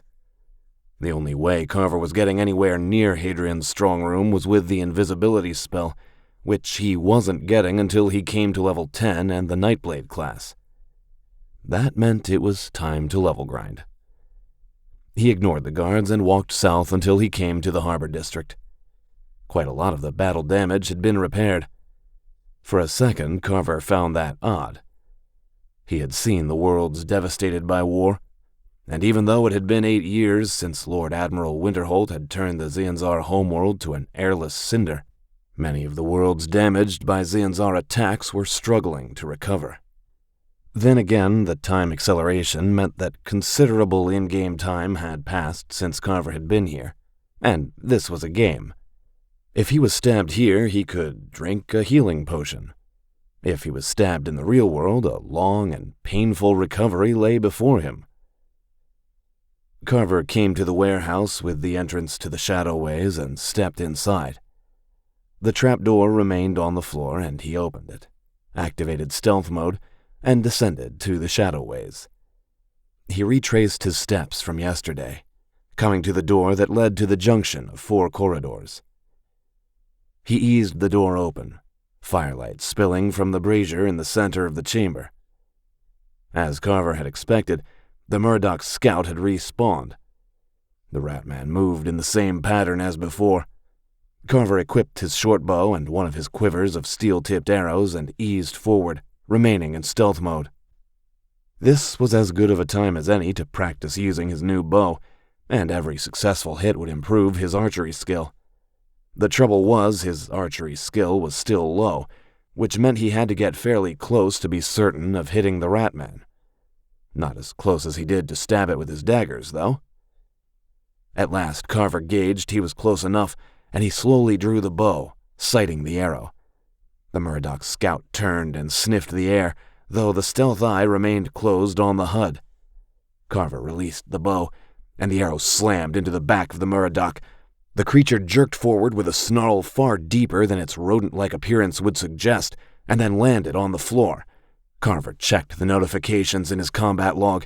Attacking from concealment had given his shot a damage multiplier, and it had done exactly enough damage to finish off the Murdoch scout, which really wasn't all that much damage. He was going to have to practice. A quick search of the Murdoch scout turned up a few silver coins and nothing else of use. Carver moved down the corridor lined with funerary chapels, coming at last to the chapel that held the secret entrance to the late Vaescora's keep, though he supposed the keep technically belonged to the Prince of Centaura. He checked the chapel over, but it had not changed since his last visit, including the collapsed wall that led into the darkness of the orcish levels. Beyond the light of the permanent candles and torches the developers had placed here to help novice players. Carver paused at the top of the rubble pile, listening. A faint dry wind came out of the depths, smelling vaguely of dust, but save for the rustling noise of the breeze, he heard nothing else moving in the darkness below. He had given a thumbnail description of the Shadowways to the others. What Carver hadn't mentioned was that the deeper levels of the Shadowways were kind of like a layer cake. The human levels, the newest and higher ones, were the least dangerous, with enemies lower-level players could overcome. Then came the Orcish levels, then the Dwarven, the Devarrier, and finally the Dark Elven and the High Elven. The deeper you went, the more dangerous the shadow ways became, until the lower levels regularly killed off high-level players. To find the secret entrance to Lord Hadrian's mansion, Carver was going to have to cross the upper reaches of the Orcish levels, and hopefully level grind enough experience to hit level 10, because he wasn't going to survive the quest until he was a Nightblade. He reached into his inventory, produced one of the potions of Night Eye, and drank it. Carver was amused, though not entirely surprised, that the potion tasted exactly like one of the more popular brands of soda on Matraxion. One of the game's clever little monetization tactics was selling the tasting rights to in-game consumable items, and no doubt the soda company had made the best offer. His vision changed as the potion took effect. The candlelit funerary chapel did not alter, though everything became sharper. The dark passage of the Orcish galleries suddenly became distinct, though it was in shades of gray. Carver saw that it was a high gallery of rough-hewn stone blocks, with horizontal niches resting in the walls. Dusty Orcish skeletons in ruined armor lay in those niches, ancient swords lying upon their chests. More bones and broken armor lay strewn across the floor. Among them stood a gaunt orc in leather armor, a bow in hand. No, not a regular orc, and not one of the mutant red-skinned orcs who served as the Heptarchy soldiers. This was a deep orc. They were another variant of orcs from the original books. In the backstory, the Dark Elves had taken a tribe of orcs and mutated them to serve in the lightless caverns of the deeps. The deep orcs were smaller and thinner than regular orcs, but had far sharper senses of hearing and smell. They did not have eyes, but a band of veined flesh that circled their heads like a blindfold, an organ that let them see heat in all directions. Sneaking up on a deep orc was a challenge, but their sensitive hearing could be a liability as well. Carver focused on the deep orc, and the identification tag appeared a second later. Deep Orc Scout, Level 3. Only Level 3. This was workable. Under normal circumstances, Carver wasn't sure he could have made the shot. But the deep orc was below him at the foot of the rubble ramp, a height difference of almost 8 or 9 meters. Still in stealth mode, Carver moved to the very top of the ramp, slowly and carefully drew his bow, and released. The arrow plunged into the back of the deep orc. The creature jerked forward, raising its own bow, and began to turn back and forth, seeking whoever had just attacked. Carver drew another arrow and released. He missed deliberately, sending the arrow clattering against the floor to the deep orc's right. The creature whirled, raising its bow, and sent an arrow in that direction. His next shaft slammed between the deep orc's shoulders, throwing the creature to the floor. Carver checked his combat log and saw that thanks to the stealth multiplier, the arrow had done enough damage to finish off the deep orc. His archery skill had also gone up a single point, which was good. Given how little damage he did with a bow at this point, every bit helped. He picked his way down the ramp of broken stone, which took a while in stealth mode. Finally, he reached the base of the ramp, and he took a moment to search the slain deep orc. The creature had carried a few gold coins, which Carver claimed, along with some steel-tipped arrows. The deep orc had carried a short bow as well, though of lower quality than the one Carver used, which was good given how much he had paid for the thing. The deep orc also had a potion of night vision, which Carver claimed. The gallery stretched off to the left and to the right, vanishing into darkness in either direction. The night vision effect let Carver see in the dark, but it also seemed to be limited to about 30 meters. He would have to be on his guard. So which way? Left or right? He brought up his local map. The map was mostly blank, showing only the ramp up to the funerary chapel, marked with the exit to the human levels of the Shadowways. A quest marker glowed some distance away on the blank map, indicating the location of Hadrian Vinden's funerary chapel. The right-hand passage of the gallery pointed roughly in that direction, but Carver had no doubt there were many twists and turns along the way. Twists and turns that would be full of enemies. Carver checked the remaining potions of night vision in his inventory. Combined with the potion he had taken from the slain deep orc, he had enough night vision potions for 9.5 hours of game time. Hopefully by then he would have mapped the route to the funerary chapel. If he didn't, he would have to hope that he looted enough gold to buy more night vision potions. Otherwise, he would probably have to start taking minor quests throughout the city, maybe ride on some of Sir Niall's patrols, in hopes of raising the necessary gold. Of course, if he went to the game's auction house and spent real money, he could buy as many potions of night vision as he wanted. But Carver wasn't going to do that. For one, he didn't have that many credits in his bank account.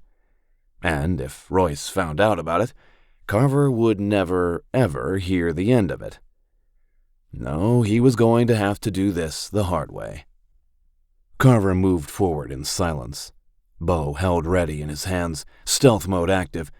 He passed through the gallery and came to a large chamber with a domed ceiling. Mummified orcs stood in niches along the walls, their tusked skulls making them look both macabre and fierce. A throne built from stone slabs rose from the center of the room, sitting atop an uneven dais. A Murdoch prowled through the chamber, a short sword in hand. Some of the creatures and races in the game could see in the dark. The Murdochs could, so the creature didn't need a torch or a lantern. Carver focused on the creature, and the identification tag appeared. Murdoch Scout, Level 2. Carver could deal with that. He set himself, drew an arrow, and released. Unfortunately, he had miscalculated the shot and had only clipped the Murdoch Scout. The damage multiplier from stealth mode still applied, so the hit took off a big chunk of its health, but the Murdoch Scout charged Carver. The Ratman had its short sword drawn back to strike, and Carver had a split second to decide whether to drop the bow and draw his daggers or try to get another shot. He opted for another shot, which meant the arrow hit the Murdoch in the chest and hurled the creature backward. The Ratman hit the ground and slid across the floor, coming to a halt at the edge of the dais. Carver let out a breath and went back to stealth mode.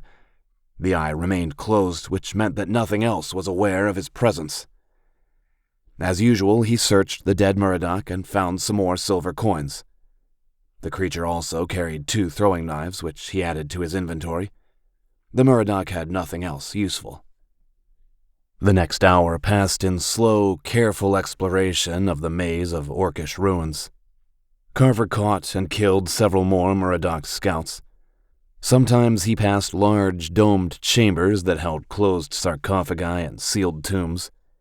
He made sure to avoid those, since the tombs held undead orcish warriors that would emerge should any players enter. Some of the sarcophagi contained undead orcish warlords with enchanted armor and weapons. Carver couldn't remember their level. He thought it was around 25 to 30, but it was a little trap the developers left for incautious players exploring the Shadowways. To Carver's surprise, a new feeling started to come over him as he explored. He was having fun. The orcish levels were a gloomy, sepulchral place, haunted by Murdochs and deep orcs and occasionally more dangerous creatures. Of course, none of it was real, but all of it had been designed by some of the best minds working in NIVR development. The basic element of simple fun was there, and it explained why Sevenfold Sword Online made money hand over fist, why the game kept growing and growing. By the end of the first hour, he had acquired enough experience to hit level 6. Carver put 2 of his new attribute points into dexterity, 2 more into endurance, and 1 more into intelligence. 2 of his skill points went to archery, 1 went to stealth, 1 went to lockpicking, which would be useful if he ever got into Hadrian Vinden's mansion, and the last 1 went into small blades. 6 levels down, 4 to go. Name: Selim 589. Race: Human, Centaura Commoner. Class: Rogue. Level: 6. Attributes: Strength 18, Endurance 25, Dexterity 25, Intelligence 12, Willpower 14, Charisma 11. Skills: Small Blades 39, Light Armor 21, Stealth 36, Lockpicking 16, Archery 11. After leveling up, he killed 3 more Murdoch scouts.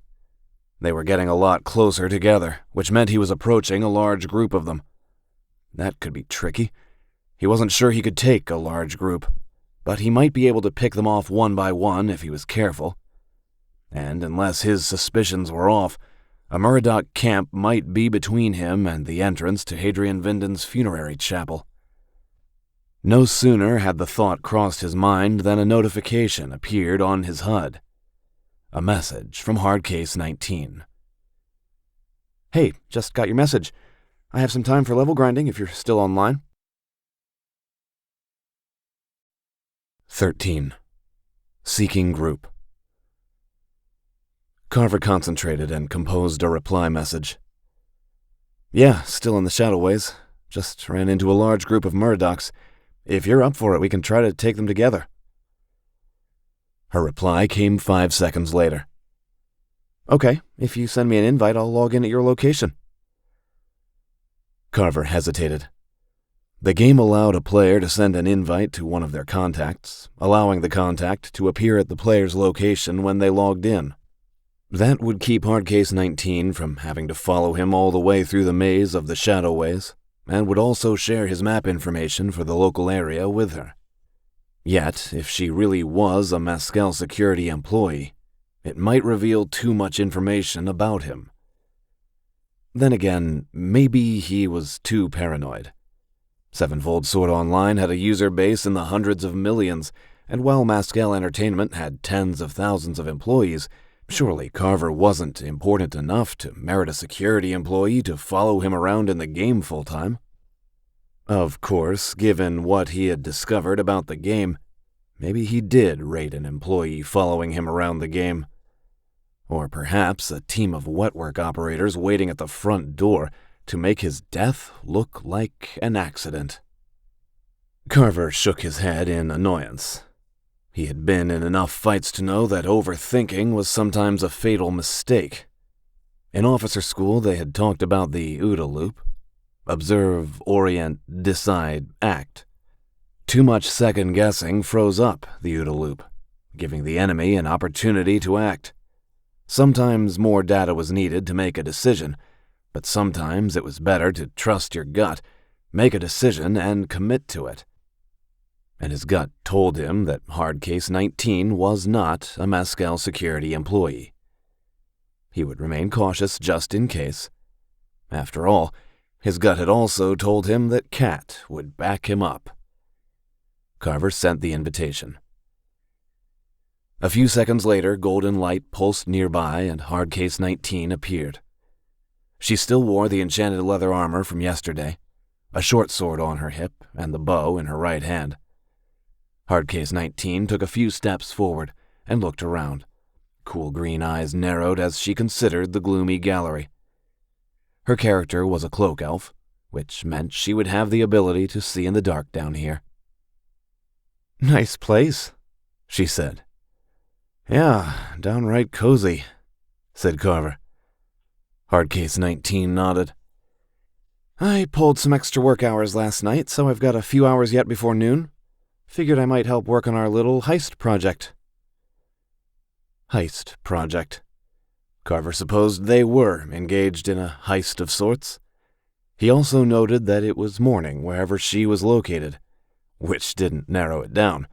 Something like 30 billion people lived on Matraxion, with 300 million more on the Grey Moon. It was morning for billions of people across Matraxion right now. Appreciate it, said Carver. You leveled up, said Hardcase 19. Been exploring the Shadowways, said Carver. I'm trying to find the path from the warehouse in the starter quest to Lord Hadrian's funerary chapel. You've made some good progress on the map, said Hardcase 19. What have you been running into down here? Mostly Murdoch scouts, said Carver. They've been alone so far, but the last few have been closer together. Somewhere between here and the entrance to the funerary chapel, there must be a Murdoch warband or maybe one of their camps. That's going to be a problem, said Hardcase 19. Depends on what we find, said Carver. We're not that far into the Shadowways yet, and any enemies we encounter should be close to our level. True, said Hardcase 19. But if we run into, say, 40 level 5 Murdoch warriors, we're still screwed. That's also true, said Carver. But we won't know until we find them. Fair enough, said Hardcase 19. Shall we? They activated stealth mode and headed down the gallery. How are you even seeing down here? Said Hardcase 19. I didn't think humans had night vision. We don't, said Carver. Both in the game and real life. She snorted. I bought a bunch of night vision potions with my gold haul from yesterday. I've been using those. Expensive? Have to spend money to make money, said Carver. That was one of Uncle Royce's favorite sayings. He countered it by squeezing every credit until it screamed for mercy. But I'm hoping I can find enough loot down here to cover the cost. If not, I'll have to do some level grinding on the surface. Maybe ride out with Sir Nile and start hunting Heptarchy orcs. Or find some other quests in the city. There are a lot of simple ones. But you're not doing those, said Hardcase 19.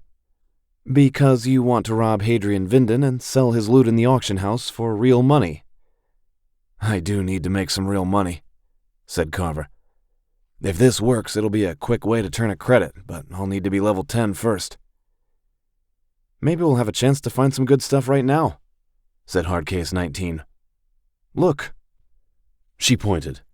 To the left, a stone archway yawned. As they drew closer, Carver saw that it opened into another of the crypts. 3 stone sarcophagi stood in the center of the room, their sides carved with odd symbols glowing with red light. A score of niches lined the circular room, each one sealed with a slab of stone, carved with more of those glowing symbols. Ominous, said Hardcase 19. Very, said Carver. But I bet there's some good loot in there, said Hardcase 19. There will be, said Carver. There will also be high-level enemies. If we try to open one of those tombs, a bunch of high-level undead will pop out, and that's it for us. Chump bait, in other words, said Hardcase 19. Like when the Xianzar used to leave supply caches unguarded, but had surface-to-air missile launchers hidden nearby. Carver glanced at her, surprised. You saw that? That particular tactic had been a favorite Xianzar trick during the war. She grinned.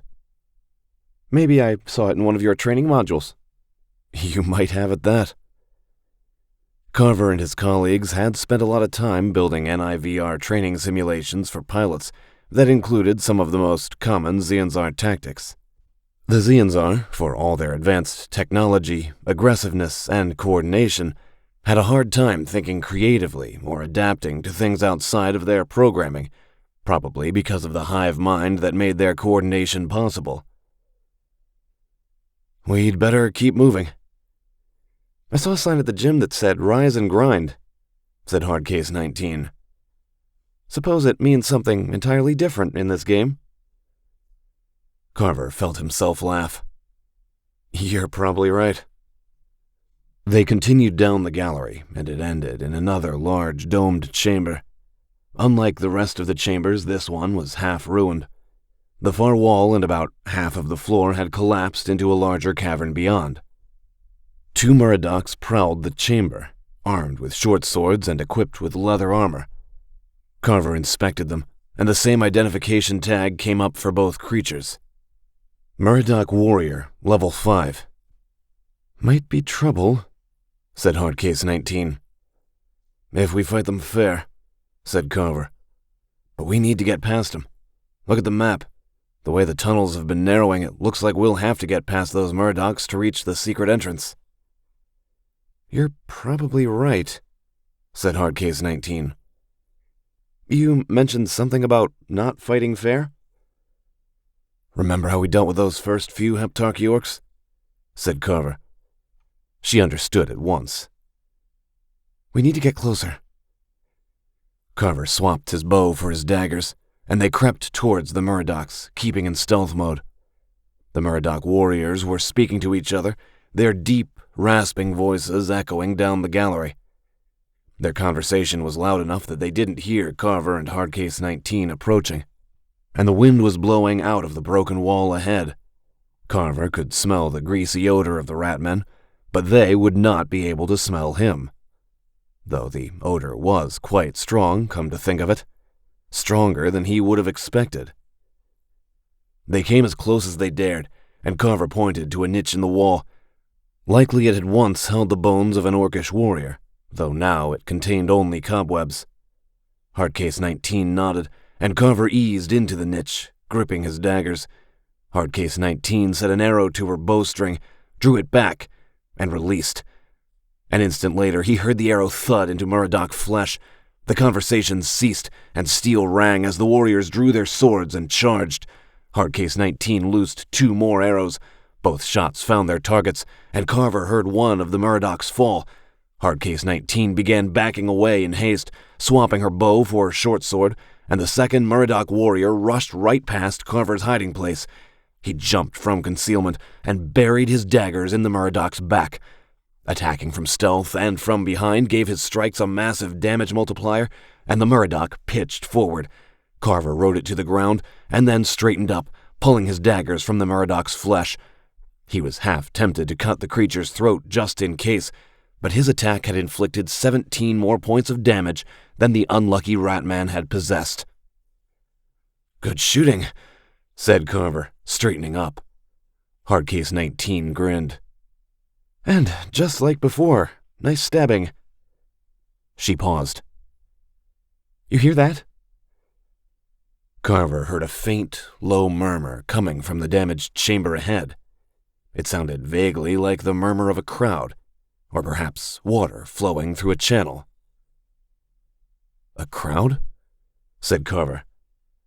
"Like a restaurant with really bad acoustics," agreed Hardcase 19. "Let's see what these guys carried, and then we'll investigate." The dead Murdochs had nothing exceptional. Armor and weapons of lower quality than what both Carver and Hardcase 19 currently possessed. They found a few gold pieces which they split, and each Murdoch had a healing potion.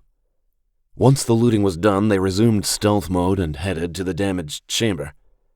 The wind grew sharper as they approached, the smell of Murdoch fur stronger, and Carver saw the glow of firelight ahead. About half the round chamber's floor had collapsed into a ramp of rubble. The ramp led down into a large natural cavern, a stream flowing through the center. The constructed portions of the shadowways, the ruins built by humans, orcs, dwarves, and others, often intersected with natural caverns. Clusters of glowing mushrooms stood throughout the cavern, and Carver spotted 2 other entrances that led back into the orcish catacombs. One of them pointed almost directly toward the secret entrance to Hadrian Vinden's mansion. That was going to be a problem, because someone else had already claimed the cavern. A dozen tents of black leather stood along the stream's bank, and Murdochs milled among them. Carver gestured to Hardcase 19, and she answered with a shallow nod. Together they crept to the edge of the ramp and began to count the Murdochs. The odds did not look good. Carver thought there were at least 30 ratmen down there. Most were warriors like the ones that he and Hardcase 19 had just killed, with levels between 4 and 6.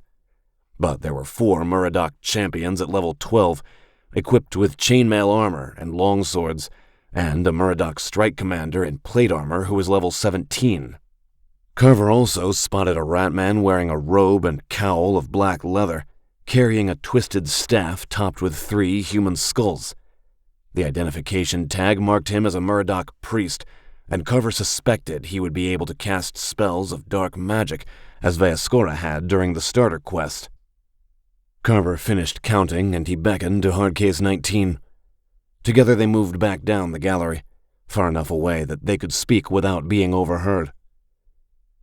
"How many did you count?" she said. "Between 30 and 40, said Carver. "There may be more inside the tents that I missed." "About what I got," said Hardcase 19. "Unless I miss my guess, we're going to have to get to that passage on the far side of the cave." "You're probably right," said Carver.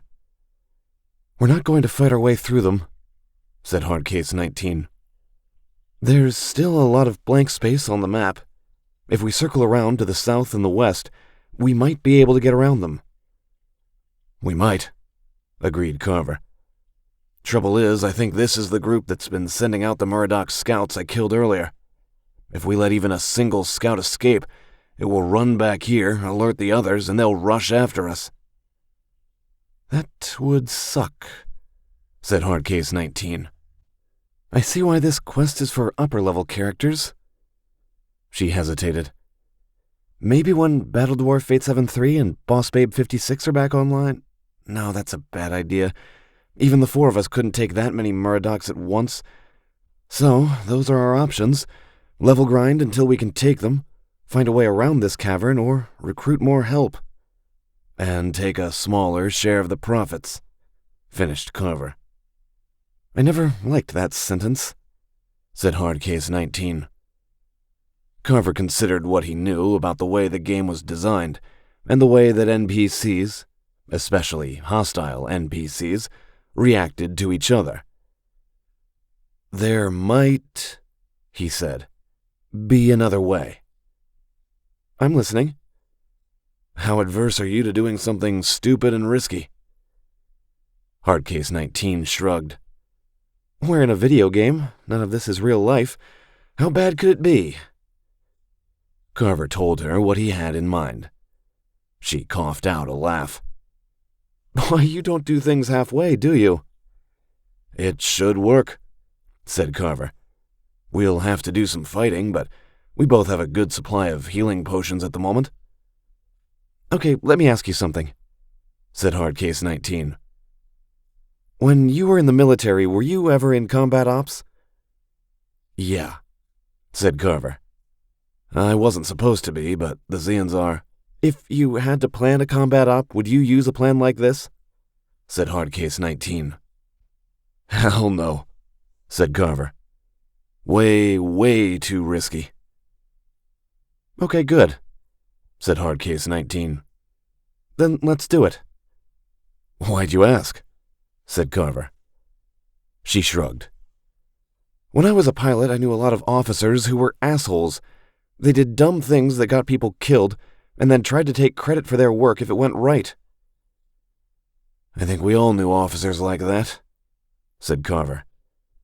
Unless all this was a cover story, it narrowed down what she had done during the war.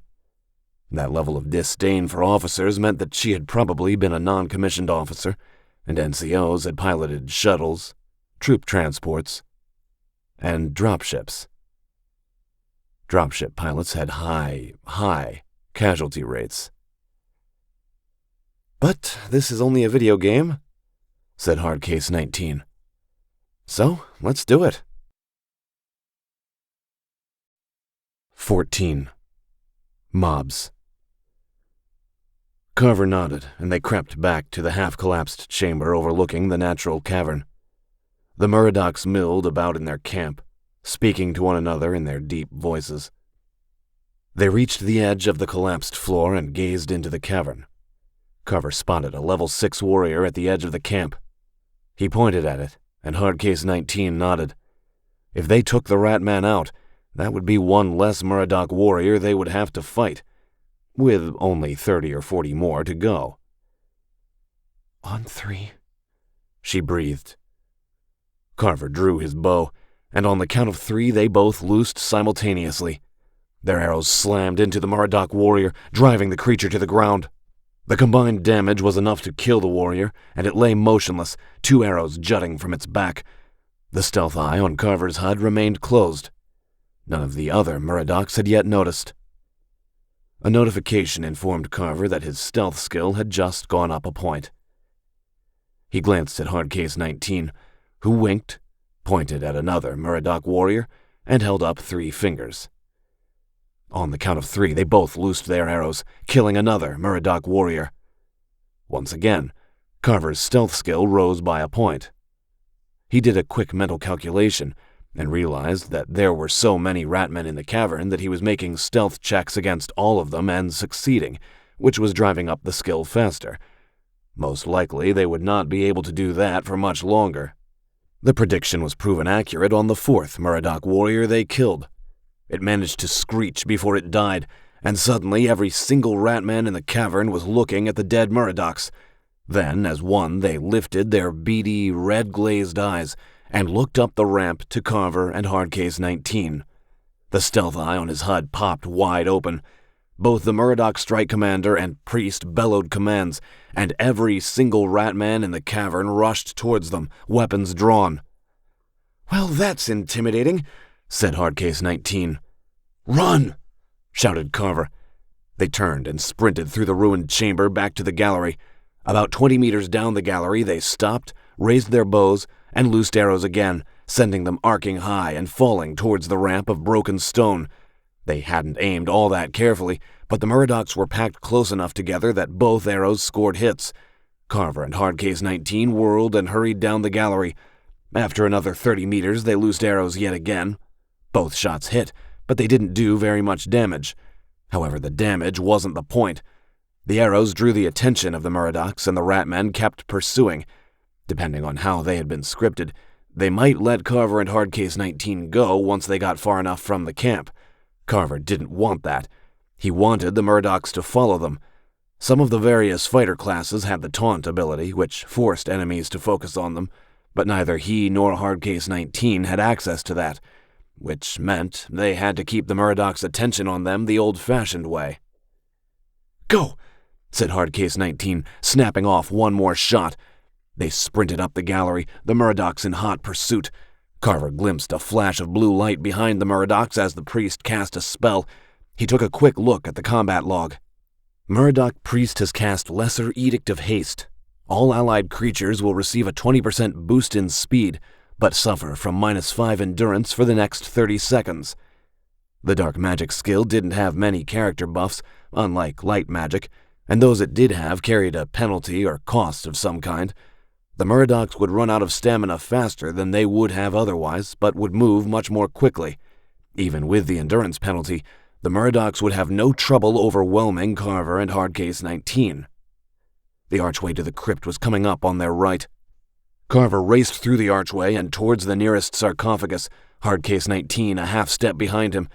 He glanced at the sarcophagi and the sealed tombs in the walls, but nothing moved. In some of these crypts, the undead awakened as soon as a player set foot inside. In others, they would only activate once a player tried to loot the place. This crypt was in the second category. Unless, of course, Carver had guessed wrong, and he and Hardcase 19 were about to get torn apart by angry Muradocs. "The lid," he said. "Quick!"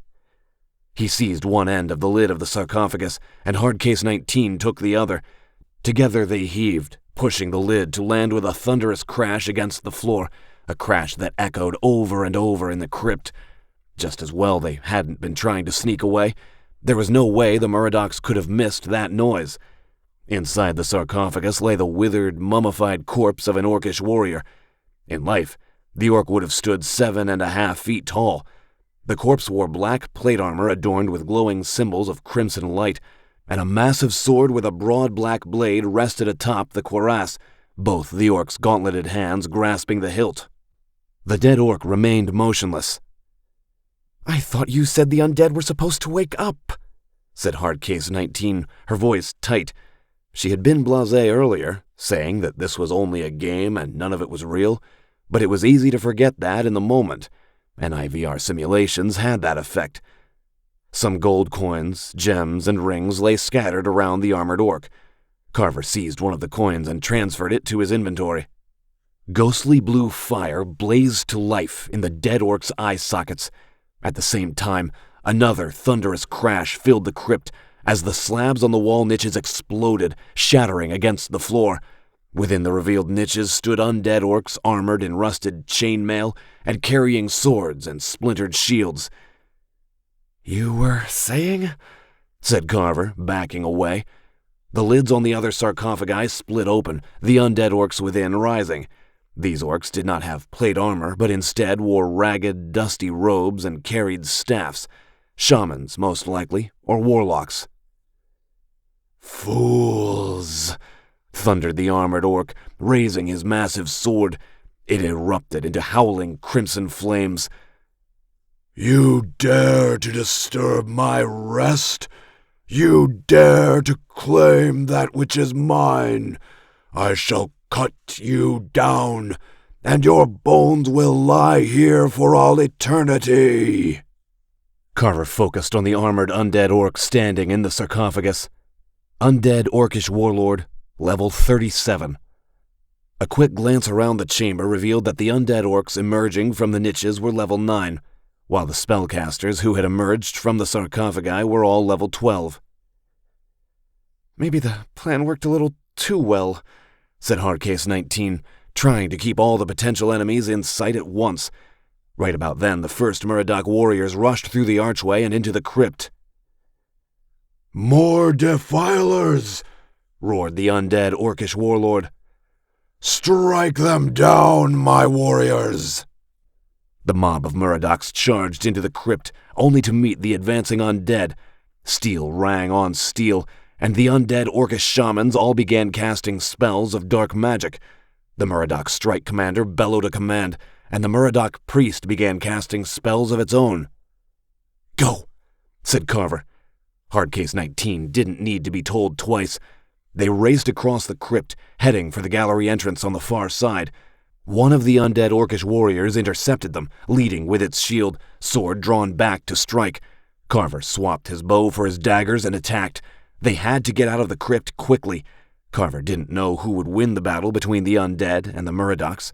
Probably the undead, since they were overall stronger, but whoever won would have no trouble dealing with Carver and Hardcase 19.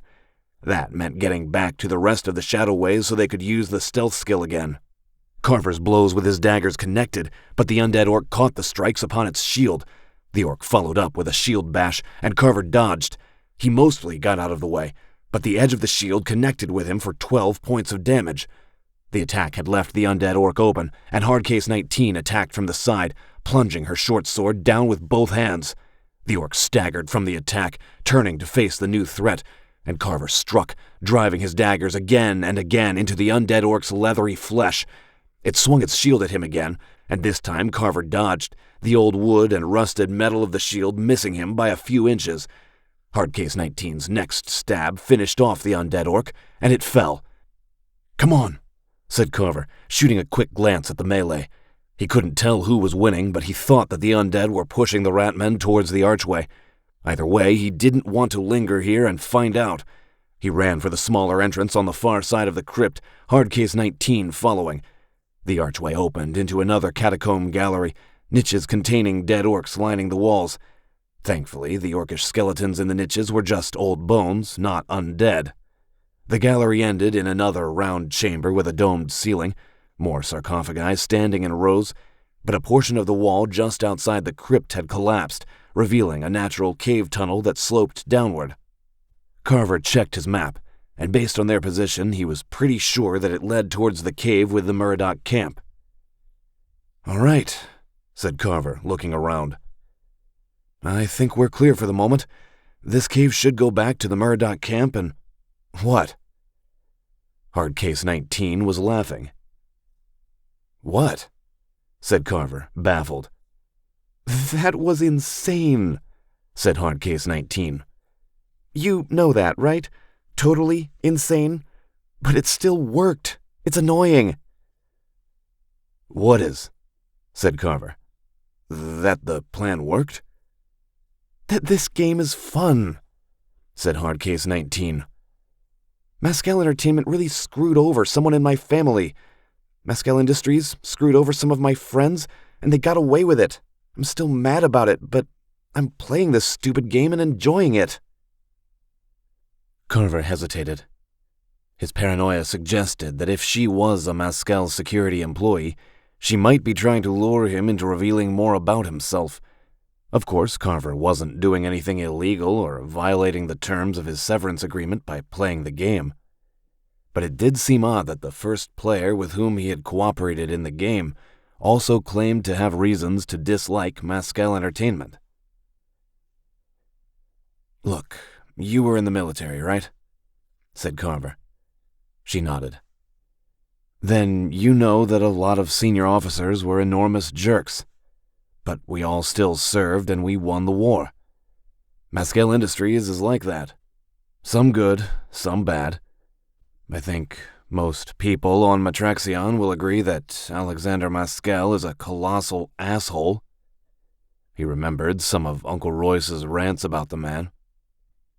"But his company provides jobs for half the planet, and they made a lot of stuff for the war. None of it was defective either. Some of the contractors would turn out this cheap stuff that was useless, but Mascal Industries made a lot of transport ships and heavy weapons, and they were mostly pretty good. I suppose Sevenfold Sword Online is like that. A company owned by a bad man made a good game that a lot of people enjoy. Though a game that had a dangerous secret at its heart. That was why his caution remained high around Hard Case 19. It wouldn't make sense for Mascal Entertainment to have a security employee keep an eye on one former senior developer and project manager. But if someone within Mascal suspected that he knew the truth, then yes, they might decide they needed to spy on him to find out just how much he knew. "I suppose that's one way to look at it," said Hard Case 19. "That's the truth about people. Sometimes they're amazing, sometimes they suck, and sometimes a person can be both amazing and crappy on the same day." "Here's another truth," said Carver. "Do you want to stand here talking about our feelings until the Murdochs show up to eat us, or should we keep moving?" Hard Case 19 snorted. "That's a good argument. Hey, is your XP total rising in random bursts?" Carver shot a quick glance at his character sheet. "Yeah, that means the Murdochs are still fighting the undead. We arranged the fight and got out alive, so every time one of the undead or ratmen is killed, we get some of the experience," said Hard Case 19. "Good deal." "Speaking of good deals," said Carver, "we might get some more experience and loot if we get to the Murdoch camp right now. Any survivors are going to limp back to the camp, and they'll be beat up from the undead. Which means we can surprise them and take their stuff," said Hard Case 19. She paused. 2 days in this game, and I'm already turning into a murderous hoodlum." "Doesn't count if they're NPCs," said Carver. "Let's go. Probably should stay in stealth mode." Hard Case 19 nodded, and they hurried down the natural cavern. It was fairly narrow, the passageway twisting and turning. Clusters of glowing mushrooms jutted from the floor and walls, and had Carver been inclined to spend any time fiddling with the game's elaborate crafting system, he could have harvested a few rare ingredients for potions. The tunnel opened into the large cave with the Murdoch tents. Carver beckoned to Hard Case 19, and they took position behind a large cluster of stalagmites. From here they had a good view of the rubble ramp leading to the Orcish gallery, and they would have a clear shot at anyone entering the cavern. It proved to be a short wait. A few minutes after they arrived, the Murdoch strike commander and the priest limped down the ramp.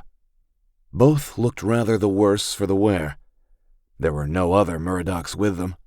Likely the undead Orcish warlord and his minions had dealt with them all. Hard Case 19 sent him a brief message. "Typical. Officers get away, all the soldiers are dead." Carver wasn't sure how to respond to that, so he pointed at the priest. Hard Case 19 nodded and set an arrow to her bowstring. Carver wanted to take down the priest first, keeping him from casting any spells of dark magic that might hinder them while they dealt with the strike commander. They lifted their bows in unison, aimed, and released.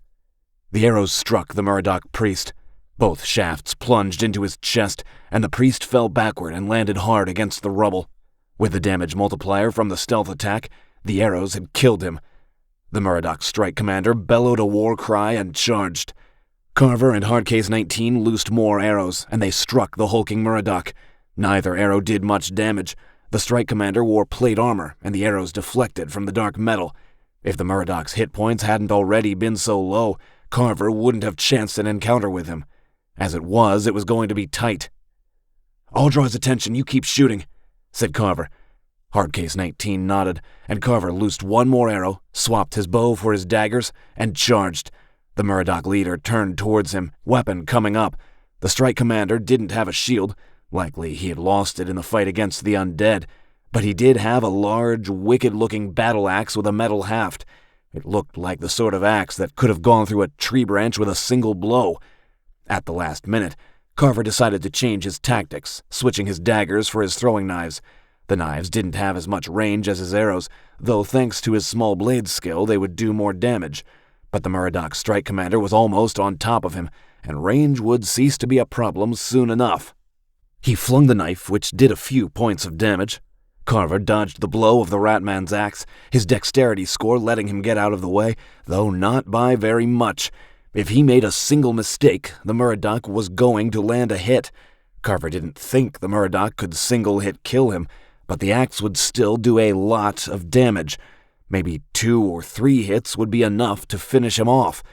One of Hardcase 19's arrows thudded into the Murdoch's side. The strike commander growled and looked back at her, and Carver seized the opportunity to throw another knife.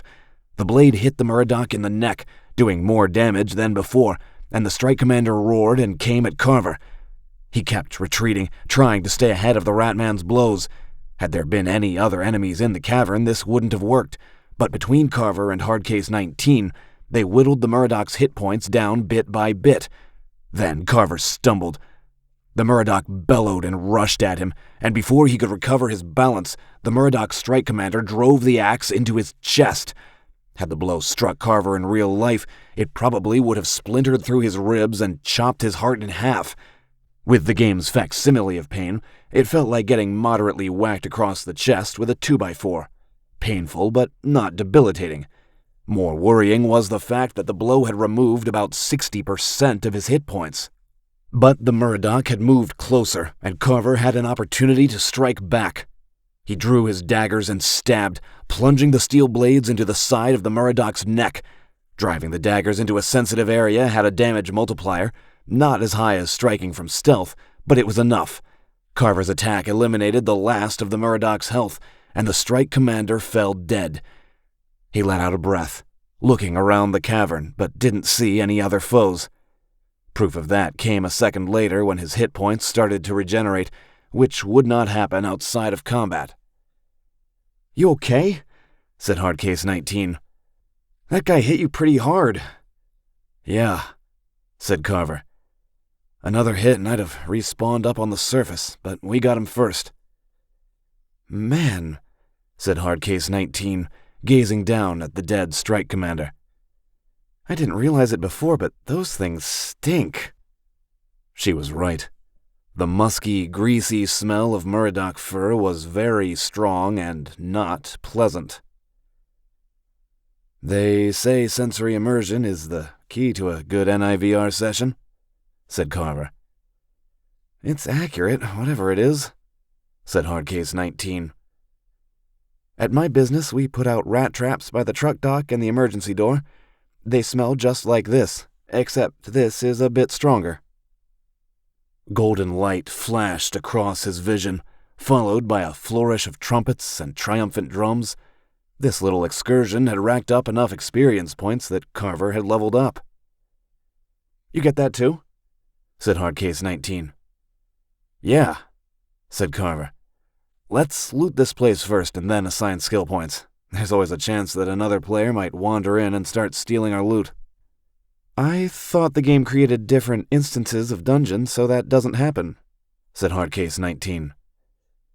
"It depends," said Carver, searching the armored Murdoch. "It tends to be a combination of server load and the number of active players. It doesn't seem like a lot of players are visiting the Shadowways just now, so there are probably only a couple dozen instances running. But if there's a big world event, like a couple of years ago when the Heptarchy attacked Tarleon, it can draw a couple million players to a single location. So the system spins up a few hundred or maybe even a few thousand instances of a specific zone, and then reconciles them once the world event is done. You know a lot about this game, said Hardcase 19. Carver realized he had said too much. It's not all that different than designing training simulations for the military, he said. A heavy cruiser would have like 50,000 crewers, right? By the end of the war, the shipyards were churning out warships so fast that we had NIVR training simulations that could train entire crews simultaneously. That sounds difficult, said Hardcase 19. It was exceptionally difficult. But you know the story. How did the officer get the 2-meter pole into the 1-meter hole? Hardcase 19 snorted. The officer tells his sergeant he wants that pole in the hole and he wants it done now. Yup, said Carver. Let's see what we've got. I'll check out the priest, said Hardcase 19, heading towards the slain Muradoc priest. Carver searched the strike commander, retrieving his throwing knives in the process, and found a good haul. The Muradoc's armor was of high enough quality that it would be worth the bother to haul it back to the surface to sell. The dead Ratman had a good collection of gold coins, along with several healing potions. He also found a short sword. It was enchanted, with a bonus to hit and a higher chance of landing a critical hit. Got something for you, said Hardcase 19, striding back from the rubble ramp. That priest had an enchanted staff that gives a boost to dark magic and magic points regeneration. We're both going to have spells when we get to level 10, but neither of us use dark magic, but this might come in handy. She transferred something to his inventory. It was a steel dagger, physically identical to the two he already carried, but this dagger had a couple of different enchantments on it. It increased the chance to hit, and would also deal poison damage to the target. That's going to come in handy, said Carver. Thanks. Found something that should work for you. He transferred the short sword to her inventory. Well, said Hardcase 19. She equipped the sword and took a practice cut with it. That is nice. She grinned. I always preferred guns and knives to flowers, I have to admit. Was she flirting with him? For a second, he didn't know how to respond. Can't kill a Muradoc with flowers, said Carver. They'd smell better, though, said Hardcase 19, sheathing her short sword. Think we should search the rest of these tents? Yeah, said Carver. Might find something useful. They searched the rest of the tents. It proved a worthwhile effort. They found more gold and healing potions. One tent held a quiver of enspelled arrows, which Carver gave to Hardcase 19. Another tent held an unenchanted suit of studded leather armor. Hardcase 19 already had magical armor, and Carver was still wearing the regular leather armor he had started the game with, so he swapped it out. Think it's worth searching the crypt? Said Hardcase 19. No, said Carver at once. The undead definitely won that fight. That undead orc warlord was way higher level than the strike commander and the priest. Even if the Muradocs wiped out half of the warlord's hit points, he'd still kill us without breaking a sweat. Good point, said Hardcase 19. I say we level up and then map the path to the secret entrance. Agreed, said Carver, and he opened up his character interface. To his surprise, he had advanced 2 levels instead of 1. A brief examination of his combat log revealed the reason why. There was the bonus for working with another player, though it was not as large as when the 4 of them had tackled Vascora together. But then they had gotten experience bonuses for getting the Muradocs and the undead to fight. It looked like the undead had mostly wiped out the Muradocs, but only about half the undead had fallen, followed by big bonuses for the Muradoc strike commander and the priest, since both of them were far higher level than Carver and Hardcase 19. Carver had almost been to level 7 anyway, and the experience total had carried him through 7 and a third of the way into 8. It gave him 10 new attribute points and 10 skill points. Carver put 2 attribute points into strength, 2 into dexterity, 2 into endurance, 2 into intelligence, and split the remaining 2 between willpower and charisma. With his skill points, he put 4 into stealth, 2 into lockpicking, 2 into small blades, and 2 more into archery, though he was pleased to see that his archery skill had risen several points on its own during the fighting. He finalized his changes.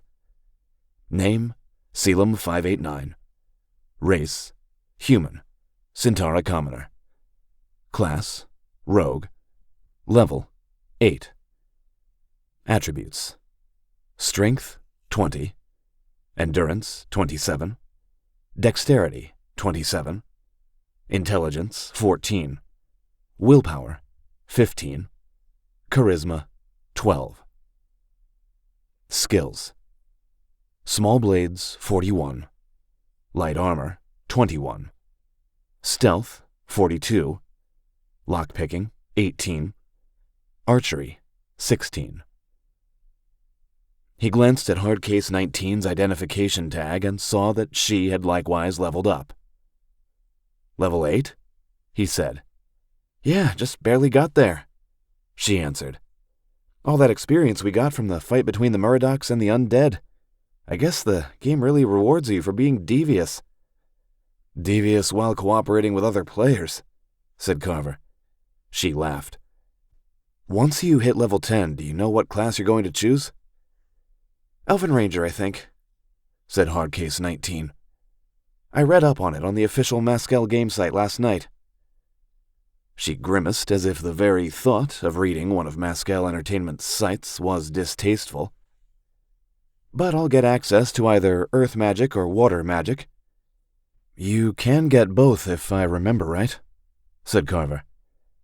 All the guide sites say it's better to specialize in one, said Hardcase 19.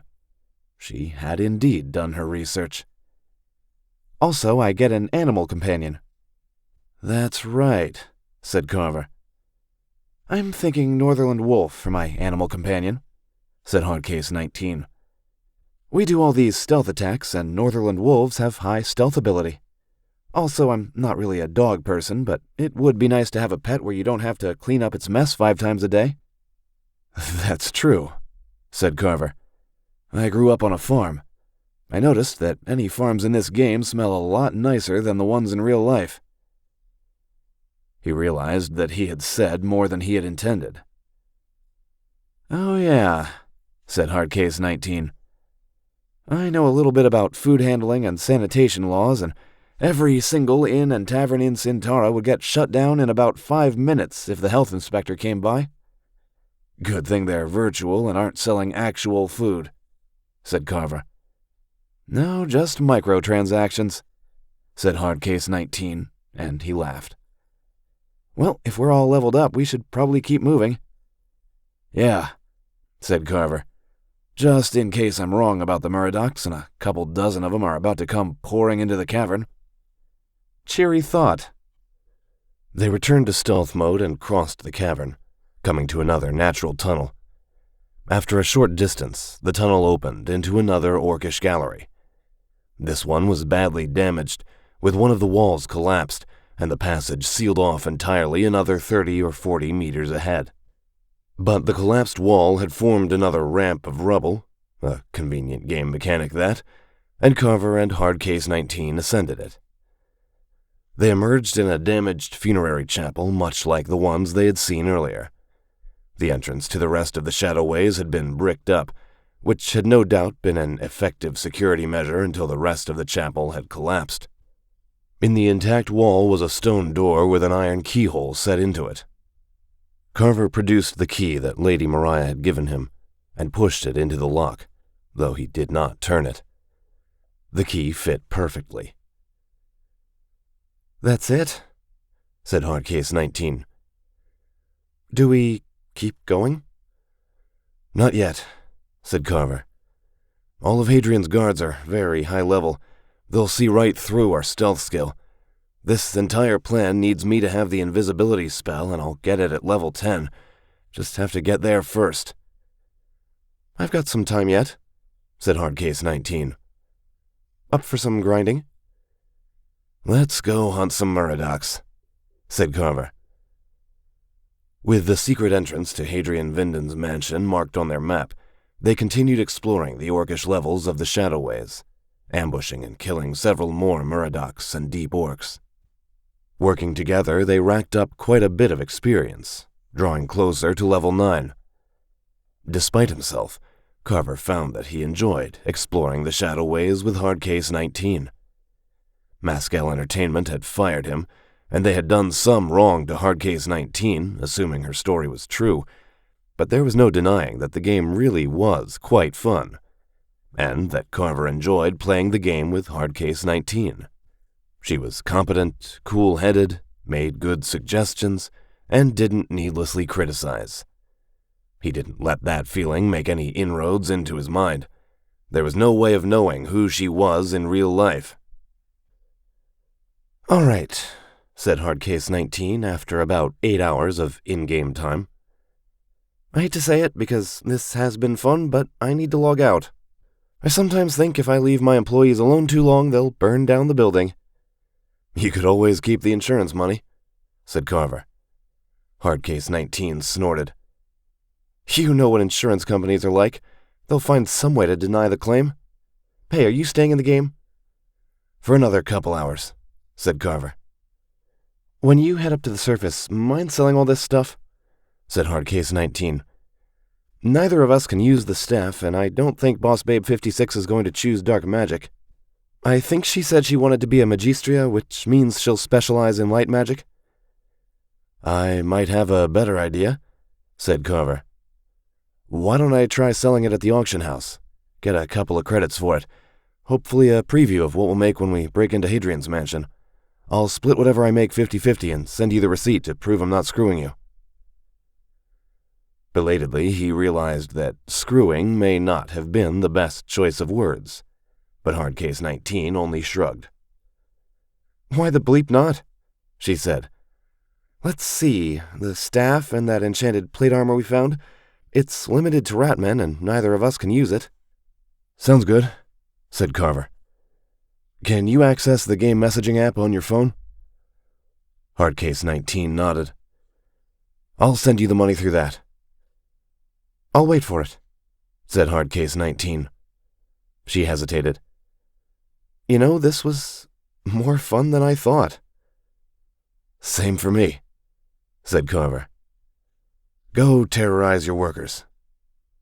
"I don't know. I think I used all my terrorizing up on the Muradocs," said Hardcase 19. "Maybe my employees will be surprised that I'm in a good mood." With that, she disappeared in a flash of golden light. Carver played for another 5 hours, which translated to 1 real-world hour. He accumulated enough experience to reach level 9, and used the attribute points to boost his strength, endurance, willpower, intelligence, and charisma, splitting 1 point between each, and then put his skill points into stealth, small blades, and archery. Name, Selim 589.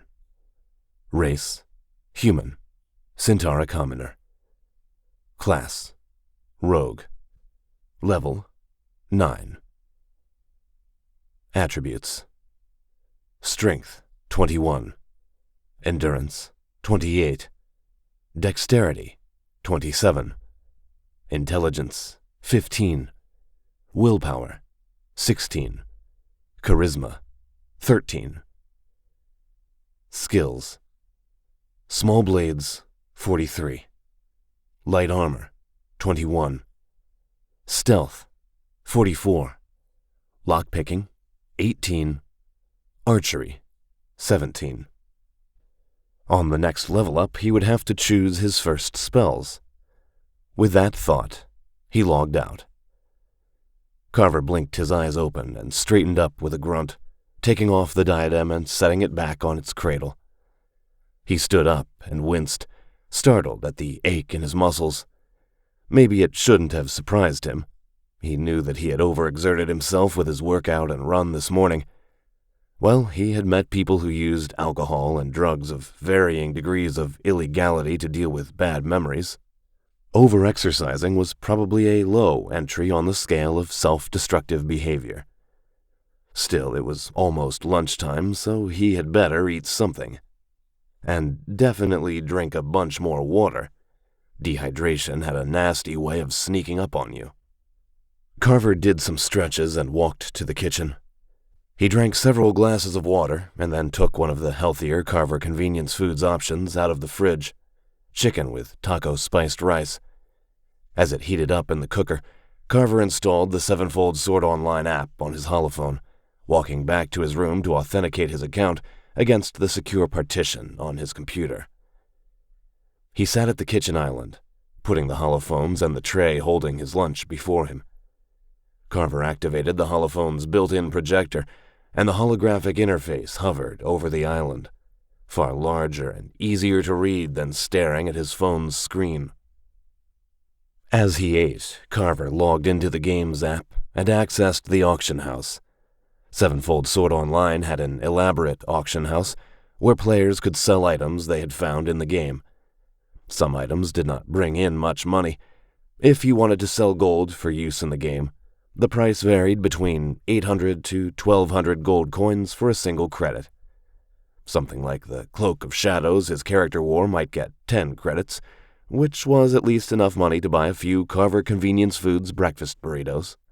But really rare items might reach prices in the hundreds or even thousands of credits, and a few years ago there had been a minor news story verging on scandal that a wealthy player had paid over 1 million credits for a unique soul blade.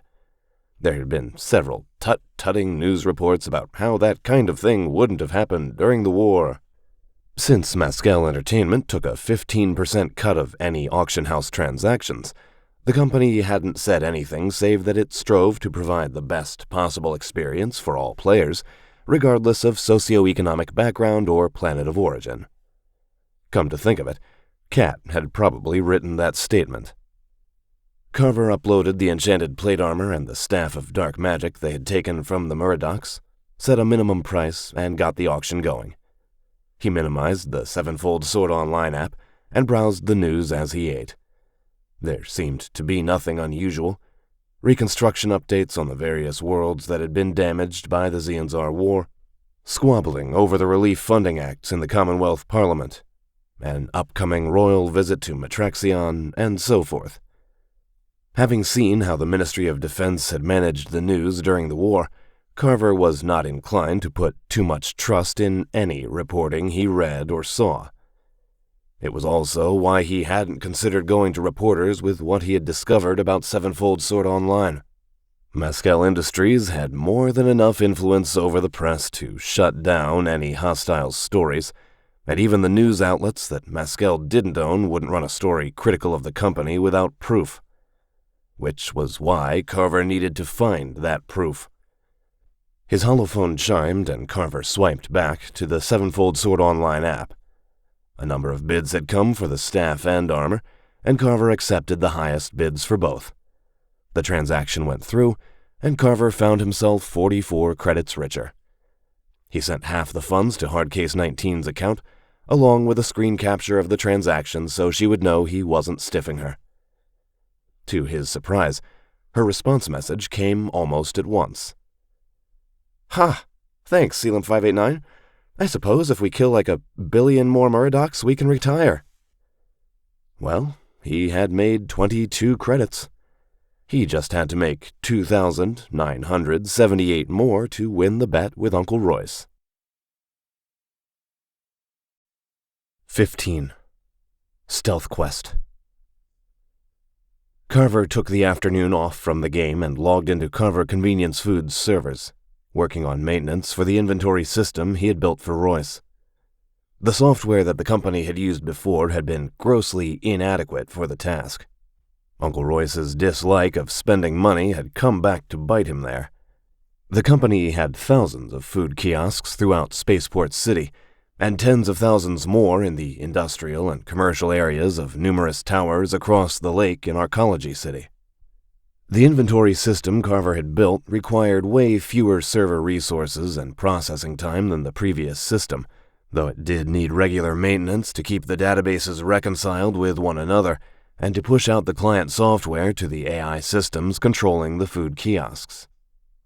He tracked the hours he worked, invoiced them, and sent them off to Royce's accountants. The money would arrive at the end of the month. It was good to know that he had a fallback source of income, that he wouldn't have to rely on trying to pay his bills through the auction house and Sevenfold Sword Online.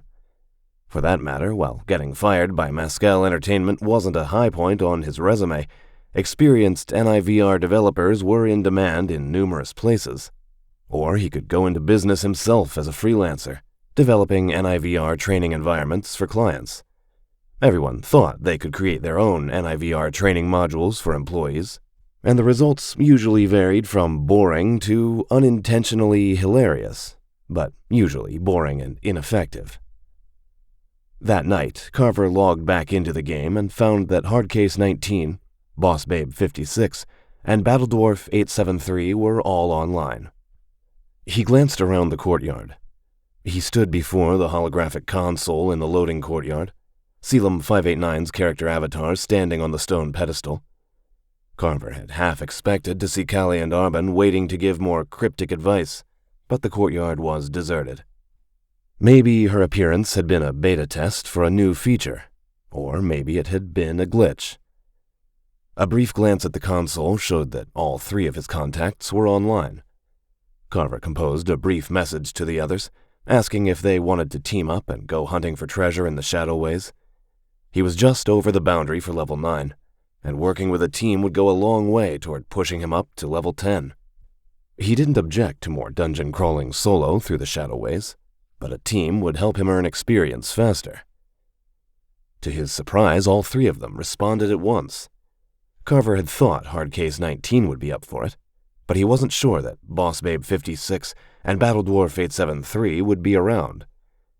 His guess was that Hardcase 19, if she didn't work as a Mescal security employee, owned a small business of some kind, which likely gave her more flexibility to set her own hours than a regular employee. Boss Babe 56 and Battledwarf 873 seemed to have regular employment, which meant they would be around more regularly at night. After some back and forth, they agreed to use the funerary chapel from the starter quest as their spawn point, since all four of them had it on their characters' maps. Carver left the console, walking to his character's avatar, and touched it. Golden light filled his vision, and when it cleared, Carver found himself standing in the funerary chapel, wearing the studded leather armor from the Meridoc camp and the Cloak of Shadows. More pulses of golden light appeared, and Hardcase 19, Boss Babe 56, and Battledwarf 873 materialized nearby. Hardcase 19 didn't look any different from their session this morning, but both Battledwarf 873 and Boss Babe 56 had upgraded their equipment. Battledwarf 873 had new armor, a chainmail hauberk reinforced with steel plates on the shoulders, and carried a new axe. Boss Babe 56 had better leather armor, though she had still set the slider to show her midriff and upper legs, and carried a new staff. Carver checked them both and saw that Battledwarf 873 was at level 9 and Boss Babe 56 was at level 8. "Hail and well met, noble friends," boomed Battledwarf 873 in his bad attempt at a Scottish accent. "Shall we venture forth to glorious battle once more?" "Hey guys," said Boss Babe 56. She squinted at them. "Wow, you really leveled up." "We had some fun with Meridocs," said Carver. "Ugh, those guys," said Boss Babe 56. "I don't know who thought that putting giant rat dudes in the game was a good idea. They're so gross." "The Meridocs were in the original books," said Battledwarf 873. "Yeah, Mescal Entertainment paid so much for the rights to those books," said Hardcase 19, a sarcastic edge on her voice. "Gotta make their big investment back." "Hardcase 19 and I are almost up to level 10, said Carver. "It looks like you guys are getting close as well." Aye, said Battle Dwarf 873. Soon I shall be able to take up the noble mantle of Dwarven Defender. And, I'll be able to become a Magistria, said Boss Babe 56. I am totally going to be the best healer, ever. Glad to hear it, said Carver, because I think we should spend some time in the Shadowways. An old-fashioned dungeon crawl, said Battle Dwarf 873. He looked at Boss Babe 56, or up at her, since he was a good foot shorter. Aye, that would be welcome, for riding after the Heptarchy orcs with the noble Sir Niall was engaging sport, but such combat soon becomes wearisome. He's right, said Boss Babe 56. The horseback riding was fun, because you get to ride horses when chasing the orcs, right? I got to go horseback riding when I was a teenager, but it's painful. It felt like the horse's spine was going to go right up my, She glanced at Hardcase 19. You know. Probably not an experience they want to put in a NIVR game, said Hardcase 19 in a dry voice. Oh, bleep no. Who'd pay for that? Said Boss Babe 56. What manner of adventure do you propose? Said Battle Dwarf 56. Simple, said Carver. We go into the Shadowways. He pointed at the broken ramp. And we kill stuff till we all get to level 10. A fine plan, said Battle Dwarf 873. Lead on. A moment, said Carver. You're a dwarf and Hardcase 19 is a cloak elf, so you can both see in the dark. Shall we not light torches to, enlighten our way? Said Battle Dwarf 873. We could, said Hardcase 19. But any enemies would see us coming a long way off. Oh, said Battle Dwarf 873. That's a good point. I've got potions of night vision, said Carver to Boss Babe 56. Your character is human and can't see in the dark, so I've got it covered, said Boss Babe 56 with a big grin. She lifted her hand, and Carver saw a ring with a pale blue stone glinting on her finger. I found this on this one Heptarchy battle mage we killed outside Centaura. It was a ring of night vision. I almost sold it, but I thought I might want to do a dungeon crawl later. Keeping it was a good choice, said Carver. He produced one of his potions of night vision and drank it, giving him the night vision ability for the next 2 hours. Shall we? He led the way down the rubble ramp and into the orcish catacomb gallery, the others following. At the base of the ramp, Carver checked his map. He and Hardcase 19 had explored quite a bit of the zone between them, but a significant chunk of it remained unexplored. Let's go this way, said Carver, and turned to the left, heading down the unexplored portion of the gallery. No enemies presented themselves at first. They passed an archway that led into a crypt with several sarcophagi, symbols glowing upon their sides. Perhaps we can smite whatever undead lurk within those tombs, said Battle Dwarf 873. Trust me, said Hardcase 19. That is not a good idea. They left the tombs undisturbed, and the gallery ended in a round chamber with a domed roof. More passages led off in 3 directions, and firelight glowed from the gallery in the center. I see light in yon direction, said Battle Dwarf 873. Forsooth, do you think they be friend or foe? Probably foe, said Carver. Then shall we attack? Said Battle Dwarf 873. Better scout first, said Hardcase 19. If we rush ahead, we might run into an Urvolg or an Urvol or something worse. What happens if we run into an Urvol? Said Boss Babe 56. Total party kill, said Battle Dwarf 873. He's right, said Carver. I have the highest stealth skill at the moment, so I'll sneak ahead and see what I can find out. Good luck, said Hardcase 19. We'll wait here. If you get killed, we'll be sure to avenge your death. Or, run very fast in the other direction, said Boss Babe 56.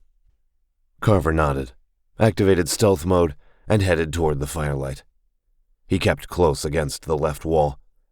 Finally, he came close enough to see the archway at the end of the gallery. It opened into another round chamber, though this one was partially damaged, broken slabs of stone lying on the floor. Kobolds moved through the chamber, speaking to each other in their hissing language. In the game, kobolds were lizard-like creatures that preferred to live underground, often serving as the minions of more powerful masters. They were about 4 feet tall, with spindly limbs and long, waving tails. Black talons tipped their fingers and toes, and gray scales sheathed their bodies. Elaborate crests of crimson scales crowned their heads, and Carver always thought that the kobolds looked vaguely like small dinosaurs that happened to have opposable thumbs and the ability to speak. There were about 20 kobolds in the chamber. Most of them were level 3 or 4 kobold scouts, armed with short bows and stabbing spears.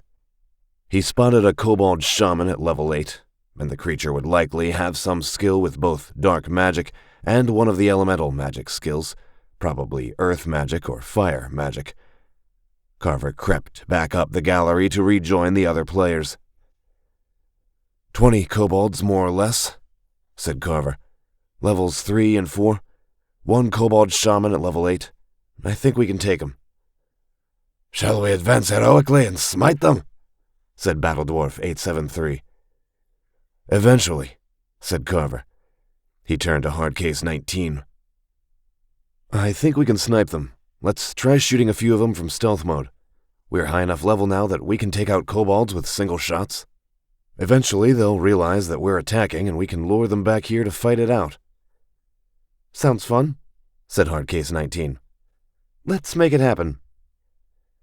They both activated stealth mode and crept up the gallery to the kobold's lair.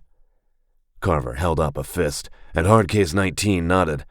Together they lifted their bows, picked their targets, drew back the strings, and released. Arrows leaped from their weapons and plunged into 2 separate kobolds. The stealth modifier meant their attacks did enough damage to one-shot kill the kobolds. Carver noted that Hardcase 19's attack did much more than his. Her archery skill was considerably higher. But the kobolds had been killed so quickly that the others hadn't noticed, which meant that Carver and Hardcase 19 could still attack from stealth. They drew their bows again, and 2 more kobolds went down. Their arrows took down a total of 6 kobolds before the rest of the creatures realized that they were under attack. The stealth eye on the HUD popped wide open, and every single one of the kobolds looked in their direction and started screeching. "Go!" said Carver. They took off running, sprinting for the other players. Carver swapped his bow for his daggers as they ran, his normal steel dagger in his left hand, the enchanted dagger with the poison effect in his right. Arrows skipped off the flagstones as they ran, but they were moving fast enough that the kobolds couldn't get a clear shot. They reached the others in the domed chamber. Battledwarf 873 grinned behind his beard and banged his axe against his shield. "My axe thirsts," he bellowed. "The foe comes!" "We noticed," said Carver, coming to a halt next to Battledwarf 873. Hardcase 19 took up position next to Boss Babe 56, raising her bow as she did. Another arrow flew from her bow and plunged into one of the spear-armed kobolds. An answering arrow came from the kobolds. Carver tried to dodge, but the arrow still clipped him for 7 points of damage. Battledwarf 873 shouted, banged his axe against his shield once more, and used one of the bonus abilities granted by a high enough shield skill. It was called Challenging Taunt, and it drew the attention of foes upon a player, allowing the player's allies to attack from the flanks and the back. Several of the kobolds veered towards Battledwarf 873. Boss Babe 56 struck the end of her staff against the floor and cast a spell, white light flaring around her. Boss Babe 56 has cast Lesser Aura of Battle. For the next 30 seconds, you will receive +3 to all weapon skills. Her skill with light magic had improved. The last time it had been +2 to all weapon skills. Hardcase 19 drew another arrow and released it. She struck a kobold, and the creature spun around and hit the floor. Boss Babe 56 cast another spell, more white light flaring in the gloom of the shadow-ways. Boss Babe 56 has cast Lesser Aura of Defense. For the next 30 seconds, you will receive +3 to all armor skills. The kobolds converged on Battledwarf 873, and Carver attacked. Battledwarf 873 was bellowing like a madman, swinging his axe back and forth, and bashing with his shield as he did. The kobolds were attacking him, but between his armor, his heavy armor skill, and the boost from Boss Babe's defensive buff, he wasn't taking all that much damage. Battledwarf 873 was dishing it out, though, and each strike from his heavy axe did almost enough damage to finish off a kobold. "You wound them," shouted Carver. "I'll finish them off." He stabbed one of the kobolds that Battledwarf 873 had wounded, driving his daggers into the creature's back. The strike didn't get the kind of damage multiplier that attacking from stealth mode did, but stabbing the kobold in the back did get a damage boost. Something that one of his more competent commanding officers had said flashed through Carver's mind. The best kind of fight, the officer had said, was the sort of fight where the enemy never even got the chance to fight back. Carver's right-hand dagger would do poison damage over time, so he focused on hitting as many of the kobolds as he could, letting the weapon's poison enchantment do its work. The net effect proved beneficial, though not for the kobolds. As the poison weakened the wounded kobolds, Battledwarf 873 struck them down with his axe. The poison also weakened them enough that Hardcase 19 started one-shot killing them. Blue light flared further down the gallery, and the kobold shaman cast a spell. The kobold shaman has cast Lesser Aura of Undoing. For the next 30 seconds, you will suffer -2 to all armor skills. Given that Boss Babe 56's Lesser Aura of Defense was still active, Carver's defenses were still higher than they had been.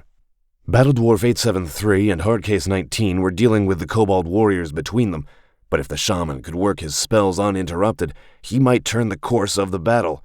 Carver sprinted forward, charging at the kobold shaman. The creature looked like the other kobolds, lizard-like and spindly, but it carried a wooden staff topped with a human skull. The shaman also wore a variety of amulets made from bone and stone, probably imbued with enchantments to increase his skill at dark magic. He saw Carver coming and shifted his stance, blue fire playing around his staff as he cast a spell. Instead of attacking, Carver changed direction and flung a throwing knife. The weapon hit the kobold shaman in the right shoulder. The impact didn't inflict that much damage, but it did throw off the shaman's balance. A blast of blue fire and shadow leaped from the end of the staff, but Carver's dexterity was high enough to allow him to dodge. He hit the ground, rolled, and came up with his daggers in hand, landing hit after hit. The kobold shaman struck him a few times with his staff, but didn't inflict that much damage, and Carver cut down the shaman. He turned, looking for more foes, but saw that they had won the fight. All the kobolds had been cut down, and Battledwarf 873, Hardcase 19, and Boss Babe 56 were hurrying forward. Boss Babe 56 was casting a healing spell on Battledwarf 873, getting his hit points back up. "'Twas a most glorious battle," announced Battledwarf 873. "We smote the scaly foe." "And we got good experience bonuses," said Hardcase 19. "Like, I know," said Boss Babe 56, who sounded very pleased. "I didn't even actually kill anyone and I still got experience. I, don't know why it works that way, but I'm glad it does." "To encourage cooperation between players," said Carver. "That way we're less likely to spend all our time stabbing each other in the back, rage-quitting, and finally getting annoyed enough that we cancel our subscriptions." "Mascal Entertainment needs its profits," said Hardcase 19 with a hint of sarcasm. "Every business does, I'm afraid," said Battledwarf 873, his bad accent fading as it nearly always did when he talked about something money-related. "A business can only sustain a loss for so long, especially under a heavy debt load. When the interest payments on the debt start to exceed operating revenue, well, the writing's on the wall." He shook his head, his accent returning. "But come, let us see our profits from this glorious battle." They took a few moments to search the dead kobolds, turning up a decent amount of gold coins, some gemstones that could be sold or used for crafting components, and healing and magic potions. Boss Babe 56 took the magic potions, since she was the only one who could currently cast spells, and they split the healing potions 4 ways. Once you guys get to level 10, said Boss Babe 56, that will be really good. It'll be nice not to be the only spellcaster in the group. We're getting closer, said Carver. Let's see if we can find another few groups of kobolds. Carver and the other 3 players spent the next 4 hours of game time exploring the Shadowways and hunting down groups of both kobolds and muradocs. The fights went well. The group worked together smoothly, and their various classes complemented each other effectively. They would have been more effective if they could have recruited another fighter or spellcaster, but nonetheless they won every encounter, collected a good amount of loot, and racked up more experience points. At the end of the session, they had all reached level 10. I think I'll have to assign my skill points tomorrow, said Battle Dwarf 873. I need to log off and do some work stuff. So do I, said Boss Babe 56.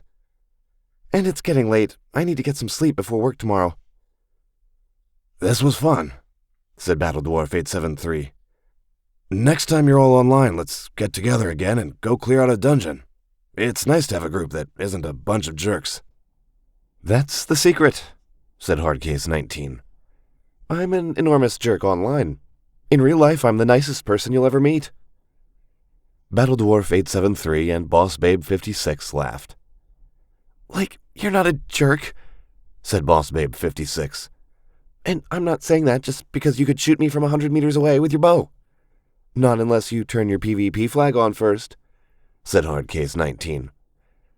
With that, Battle Dwarf 873 and Boss Babe 56 logged out of the game, their characters vanishing in flashes of golden light.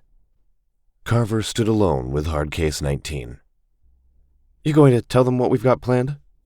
Said Hardcase 19. No, said Carver. I don't think they would go for it. They both seem like they've got steady jobs and don't need the money the way we do. Were you going to tell me about it? Said Hardcase 19. I wasn't, said Carver. He might as well tell her the truth. But you figured it out, so I invited you in. I might be able to pull it off myself with just the invisibility spell, but it's more likely to work if I have help. And you know what you're doing. Hardcase 19 shrugged. You did send me those 22 credits. I was half sure you'd disappear with the money. Not that only 22 credits makes much of a difference, but I was curious to see what you'd do. When's the next time that you can be online? Said Carver. Tomorrow night after 7 p.m., said Hardcase 19. That's the central time zone in the northern continent. They were indeed in the same time zone. Going to be a busy day. Want to wrap it up by robbing a rich noble and hopefully making some money? Said Carver. Why not? Said Hardcase 19. Though you'll be the one with the invisibility spell. But you know all this NIVR stuff well enough that I suppose you've got a clever trick or two.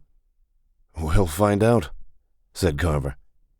I'm going to level up, take the Nightblade class, and then see if I can have a quick look around the inside of Lord Hadrian's mansion. I want to scout around before we attempt anything. When you log in tomorrow night, let's meet by the respawn point in the funerary chapel. Sounds like a plan, said Hardcase 19. See you tomorrow. With that, she vanished in a flash of golden light. Carver stared at where she had stood for a few seconds. Yet again, the concern flickered through his mind that she was working for Mescal Entertainment, that she was here to spy on him. If his plan worked tomorrow, they could potentially sell any ultra-rare items from Hadrian's strong room for thousands of credits. It was exactly the sort of situation where, if Carver wanted, he could take the money and disappear. Maybe Hardcase 19 had decided, for whatever reason, to trust him. Which seemed odd. Carver's overall impression of Hardcase 19 was a combination of competence and cynicism. She didn't seem like someone who would trust easily. Perhaps Carver was just that charming. He snorted at the thought.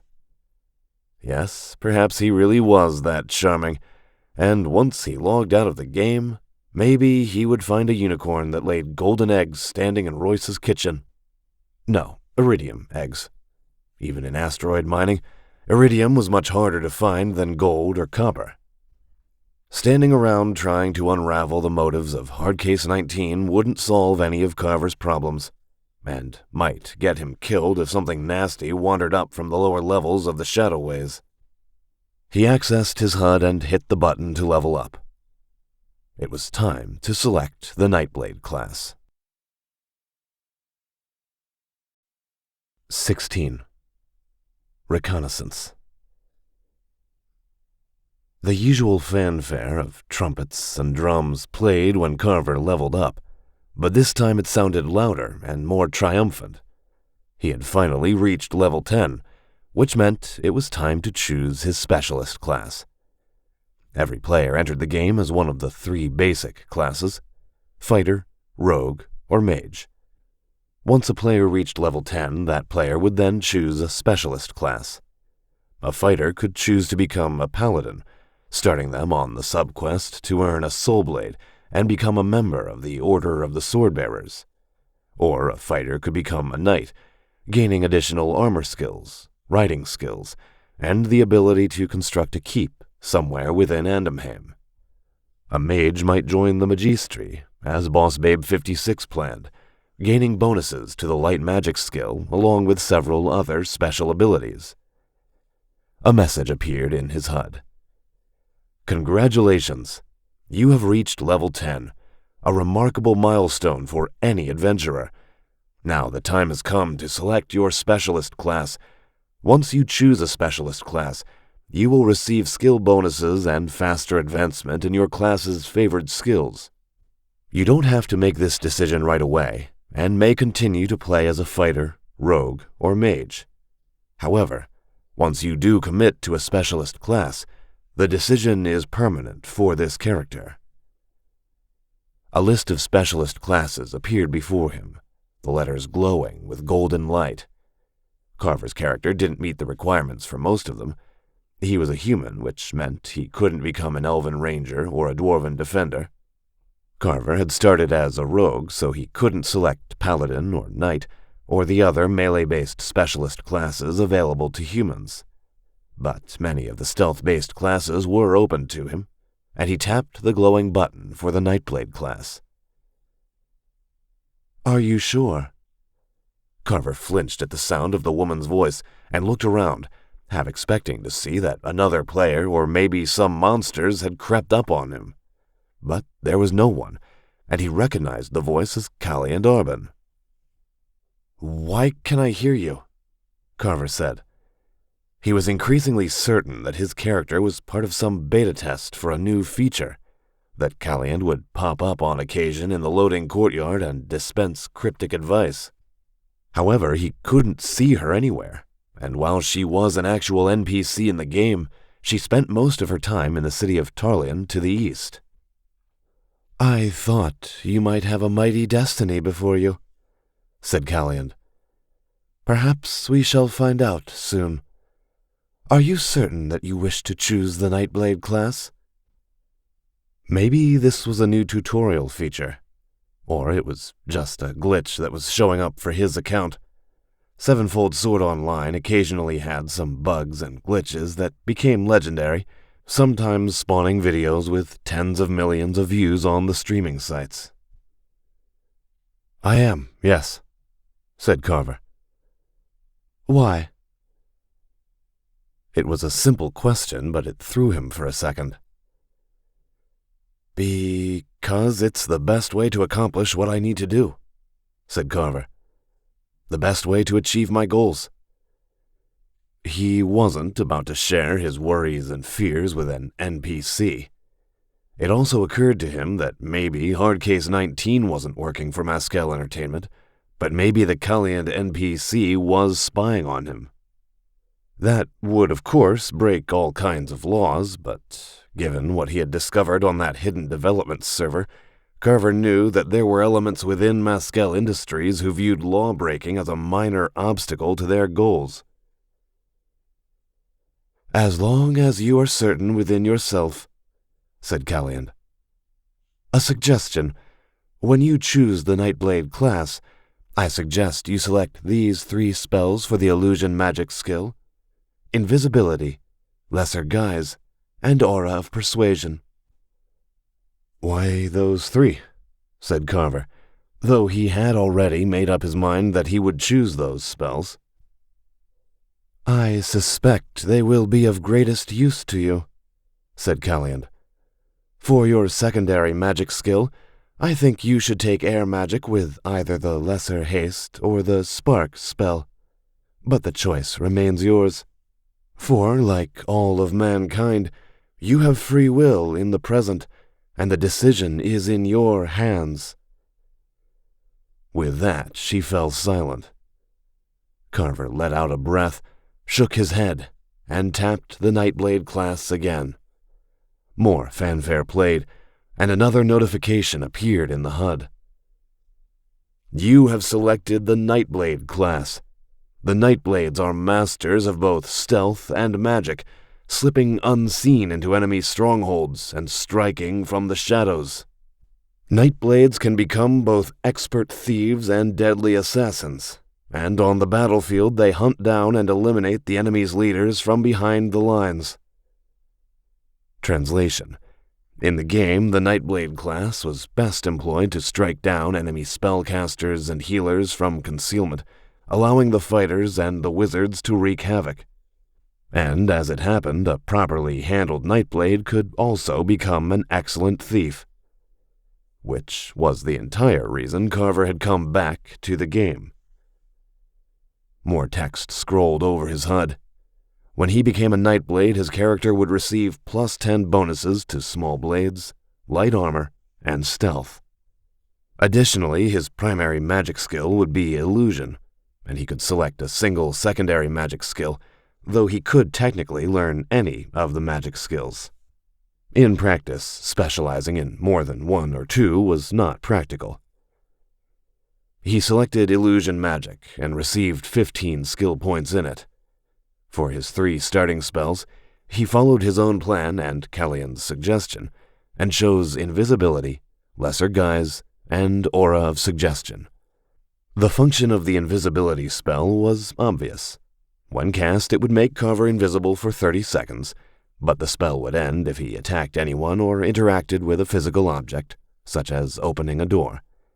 He could also be detected by certain spells and special abilities. As he raised his illusion magic skill, he would receive several bonuses with the spell, such as increasing its duration and remaining undetected while interacting with physical objects. But that was a long way off yet. The lesser guise spell would cause him to assume the appearance of another creature. For example, he could take the appearance of a kobold and remain unnoticed among them until he attacked.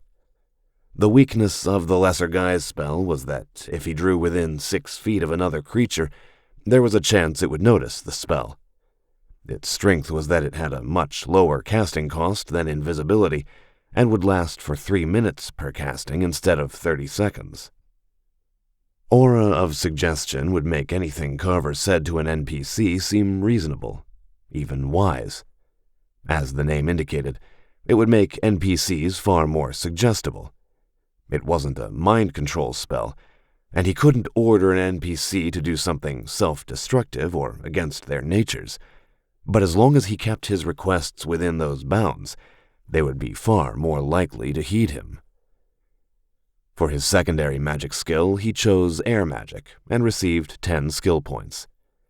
Carver could pick 1 spell of air magic, and after a few seconds of hesitation, he chose the spark spell. It would work much like the Firebolt spell Boss Babe 56 and the other mage players used as their starting attack spell, but with 2 key differences. Spark only did half as much damage as a Firebolt, but so long as the target was carrying metal, the spell couldn't be dodged. Indeed, it would act like a homing missile, even following a retreating target around a corner. There were creatures in the game that could only be damaged by magic, and now that he had reached level 10, the odds of encountering them would only go up. Best to be prepared for that moment. Carver finalized the changes and the leveling screen closed. One more blast of heroic fanfare, and the background music changed to the usual slow, ominous sounds of the Shadowways. His character sheet as a Nightblade looked like this. Name, Selim 589. Race, Human, Centaura Commoner. Class, Nightblade. Level, 10. Attributes: Strength, 21. Endurance, 28. Dexterity, 27. Intelligence, 15. Willpower, 16. Charisma, 13. Skills: Small Blades, 53. Light Armor, 31. Stealth, 54. Lockpicking, 18. Archery, 17. Illusion Magic, 15. Spells: Illusion Magic spells: Invisibility, Lesser Guise, Aura of Persuasion. Air Magic spells: Spark. It was time to put his new skills to work. Carver returned to the cavern where he and Hardcase 19 had tricked the Muradocs into attacking the undead orcs, passed through the next gallery, and climbed the rubble ramp to Hadrian Vinden's funerary chapel. He drew out the iron key that Mariah Lordsbane had given him, but this time he opened the lock. It released with a dull click, and Carver activated stealth mode and slid the door open. Beyond, a single flight of stone stairs rose upward, firelight visible at the top. He checked his night vision status. 70 minutes remained on his current night vision potion. That was good, since those potions were expensive. Night vision was a spell offered in illusion magic, and Carver intended to learn it as soon as possible. Right now, invisibility, lesser guise, and aura of persuasion would serve him far better. Though he really needed to get the night vision spell as soon as possible, Carver eased up the stairs and came to a closed wooden door, firelight leaking around the jamb. He pushed open the door on silent hinges and stepped into a large kitchen. 2 hearths blazed along one wall next to 4 closed ovens. A half-dozen servants tended to the food cooking in the ovens and the hearths. They would be level 0 NPCs acting as Lord Hadrian's household servants, possessing a high degree of skill in a subsection of the game's overly elaborate, in Carver's opinion, crafting system, specifically in the cooking skill, but they would have no combat abilities whatsoever, and Carver evaded them with ease, crouching behind the heavy wooden tables as he came to a door on the far side of the room. This door led into the inner courtyard of Lord Hadrian's mansion. Carver took a deep breath. It was time to see if all his effort to reach level 10 and the Nightblade class had paid off. He cast the invisibility spell and stepped into the courtyard, remaining in stealth mode. The interior courtyard was an ornate space. An elaborate colonnade encircled the base of the mansion, and a fountain bubbled in the center. A plinth rising from the fountain supported a statue of an armored knight, pointing a longsword at the gate to the street. 4 of the elite level 150 guards patrolled the courtyard. Given the difference in their levels, there was absolutely no way Carver's stealth skill would conceal him from their detection. But thanks to the invisibility spell, the guardsmen didn't see him. Carver was acutely aware that casting invisibility had used about 1/3 of his magic points, and that the spell was only going to last 30 seconds. Keeping stealth mode active, he hurried across the courtyard as fast as he could.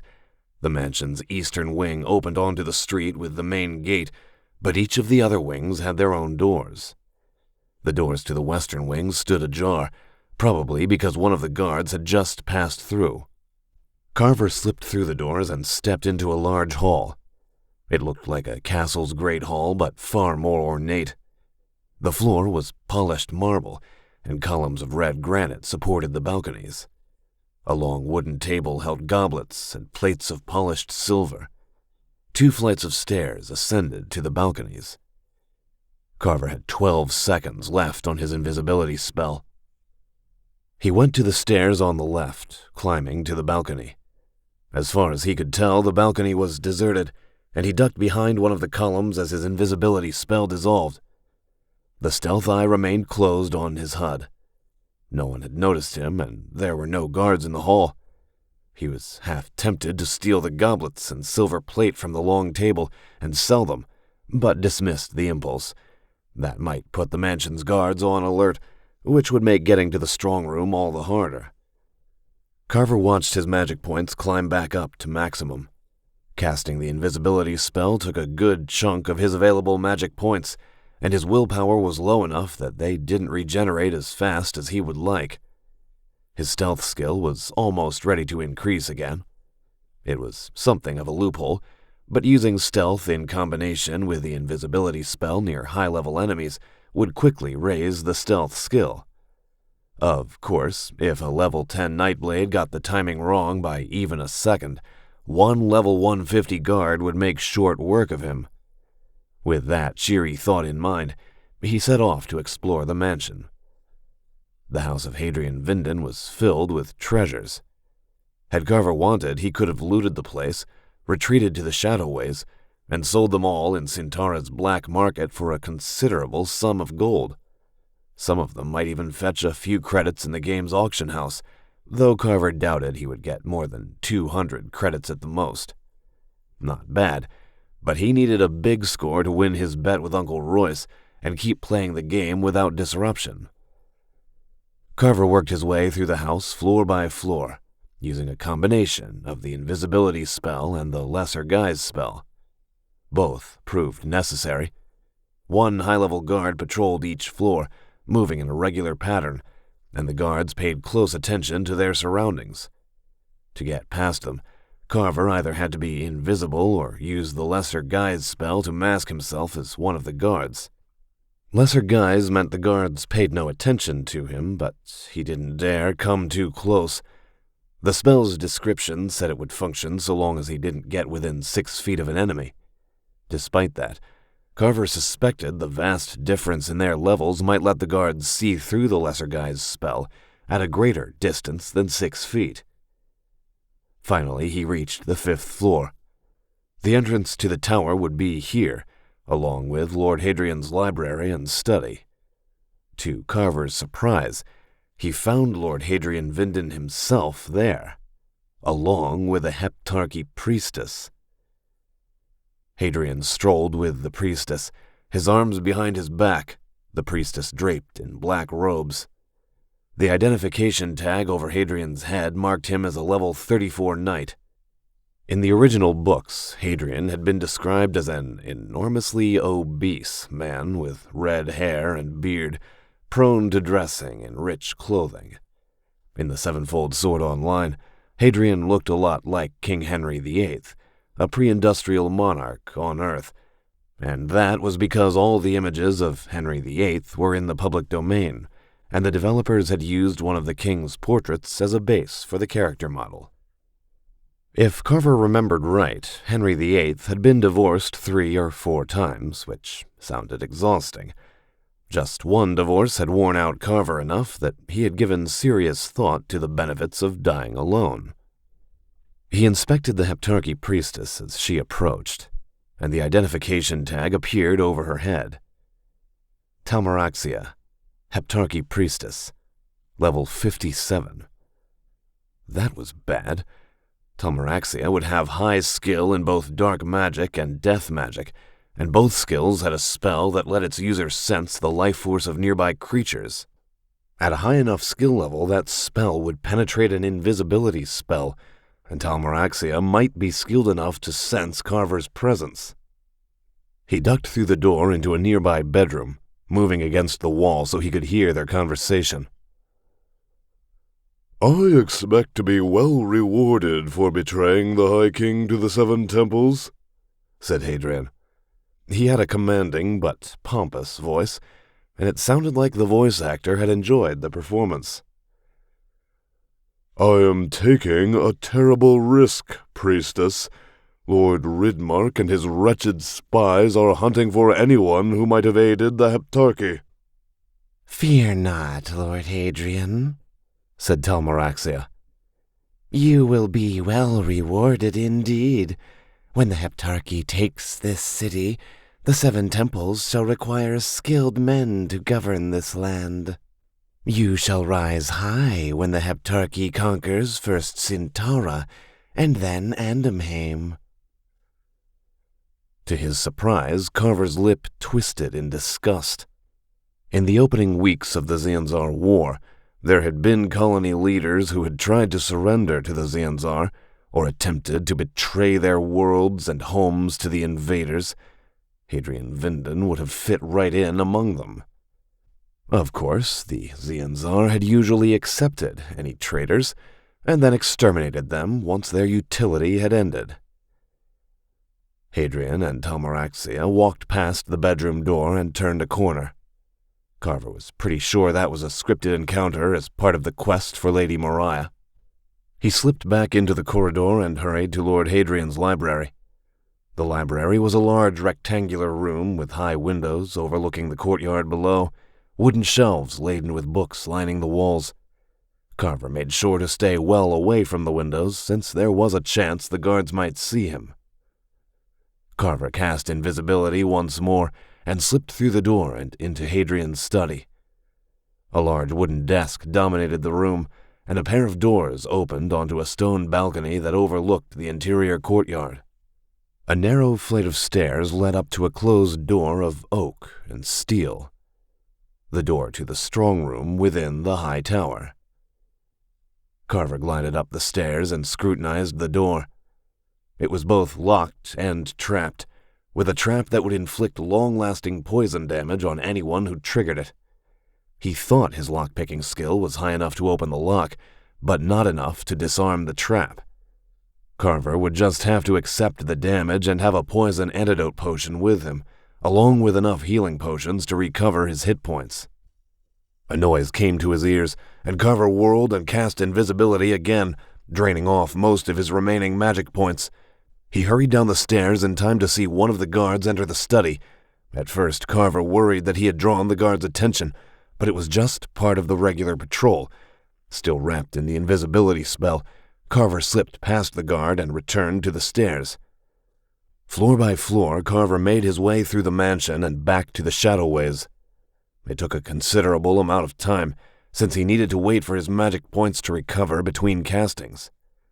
He didn't want to use any potions to recover his magic points, preferring to save them for the moment he broke into the strong room. At last he returned to the kitchen, descended to the funerary chapel, and locked the door behind him. Carver didn't know if the guards would check it or not, but if they did check it and found the door unlocked, they might start patrolling the funerary chapel. The AI that governed high-level NPCs like the guardsmen was clever enough to pull tricks like that.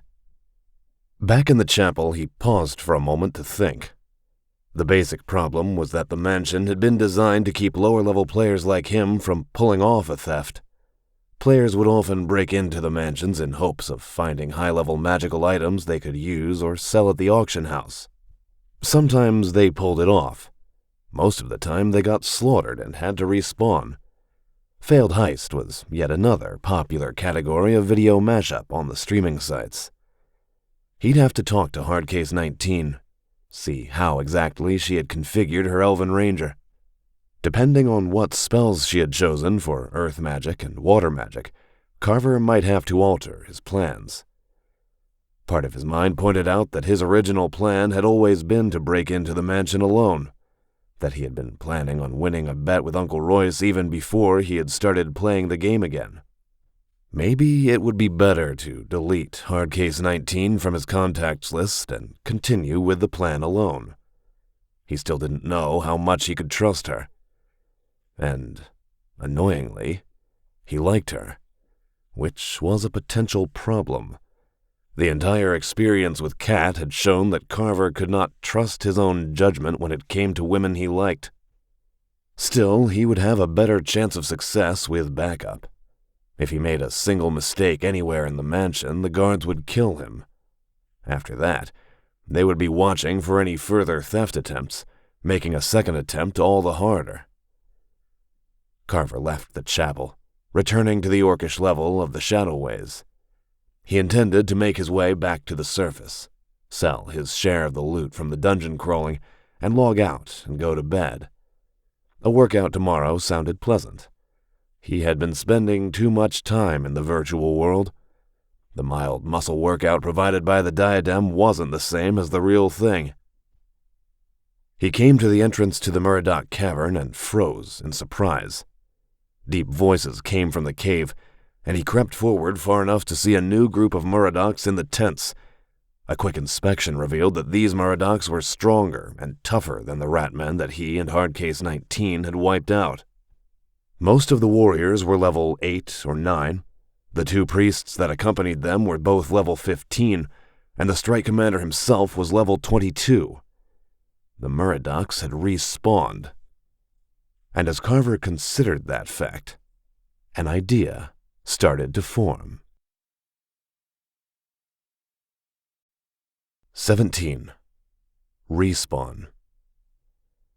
The next morning, Carver awoke at 6, went downstairs to the gym, got in a workout, and came back to the apartment for a shower and breakfast.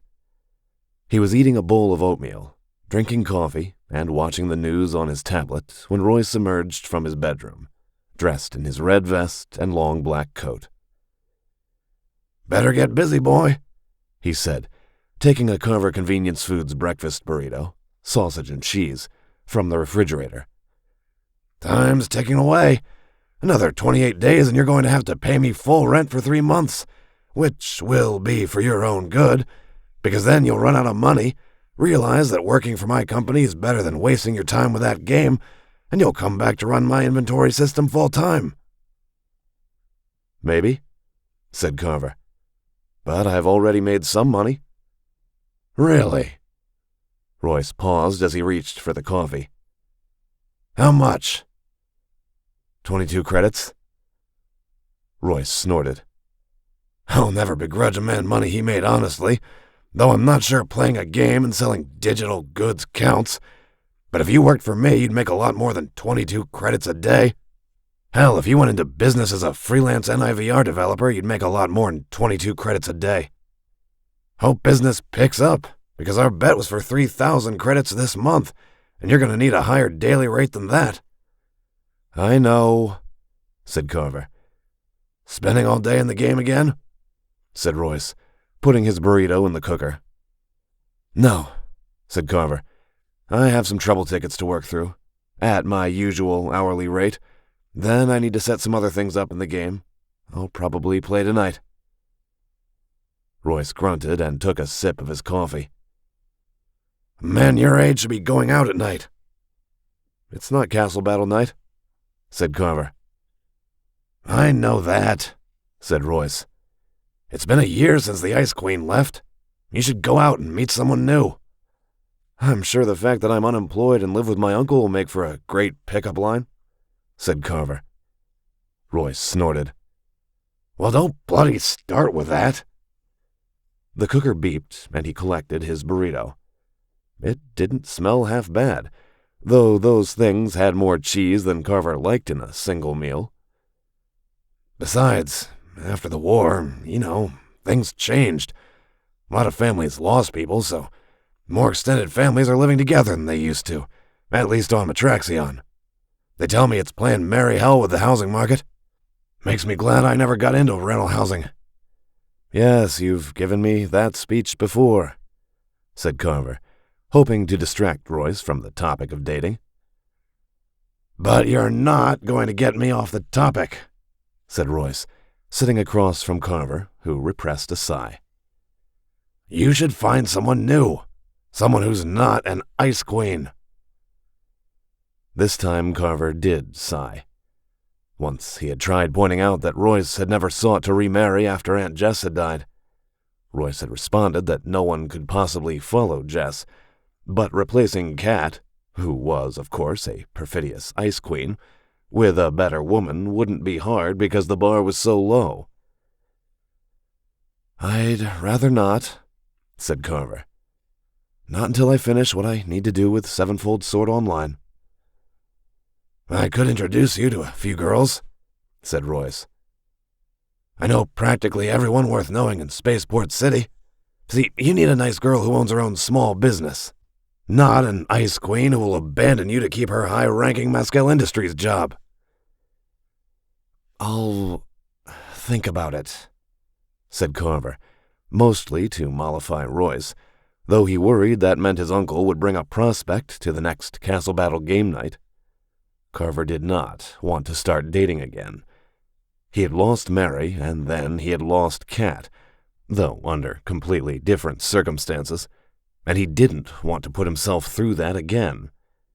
He knew that Royce thought his divorced nephew needed a push, maybe a firm push, to get back out there. But after Kat, Carver was quite content not getting out there at all, even if his mind sometimes wandered to the way Elaine Vaccaro had looked as she did dumbbell squats in a tank top and very snug leggings. That's good, said Royce. Though, to be fair, I won't start looking until after you lose your bet with me. He washed down a bite of his breakfast burrito with coffee. If you fall head over heels in love, you'll get distracted and lose your bet, and I prefer to win fair and square. He grunted and pointed with the burrito. You watch the news about that game now? No, said Carver. He glanced at his tablet. No, wait, that actually looks interesting. He tapped the screen and the tablet's holoprojector came on, displaying the image of a news show. The newscaster was talking about the mysterious author of the books that had inspired the setting of Sevenfold Sword Online. The World Economic Council, in the years leading up to Earth's destruction, had been very thorough about destroying any historical data from the previous centuries that might make them look bad, and the centuries between the year 2000 AD and the start of the Commonwealth calendar were fairly murky.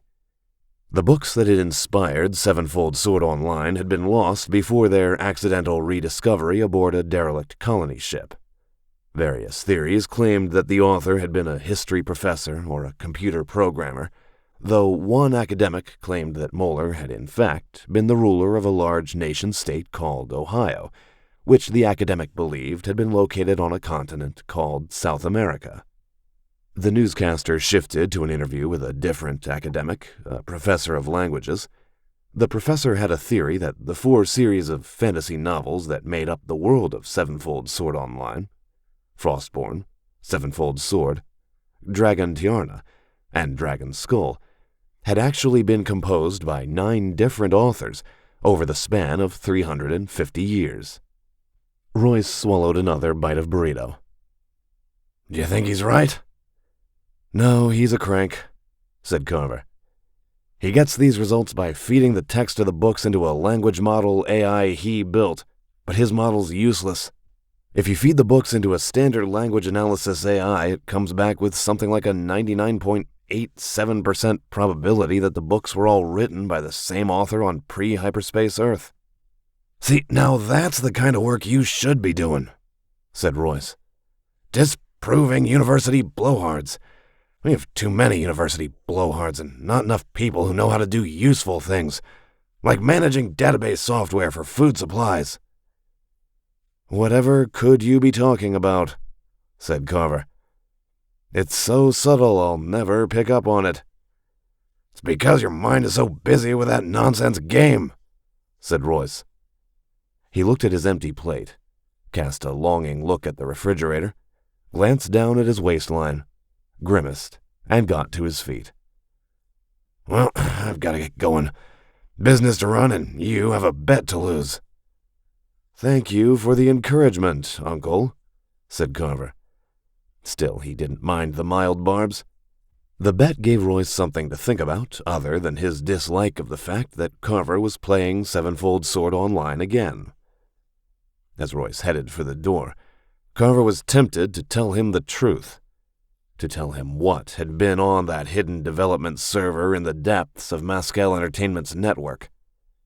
But that would be too dangerous for them both, because Carver would have to explain how he recognized the contents of that server, which would constitute felony-level sharing of classified information, and it might put Royce's life in danger. No, Carver had to keep the truth to himself, at least until he found irrefutable proof.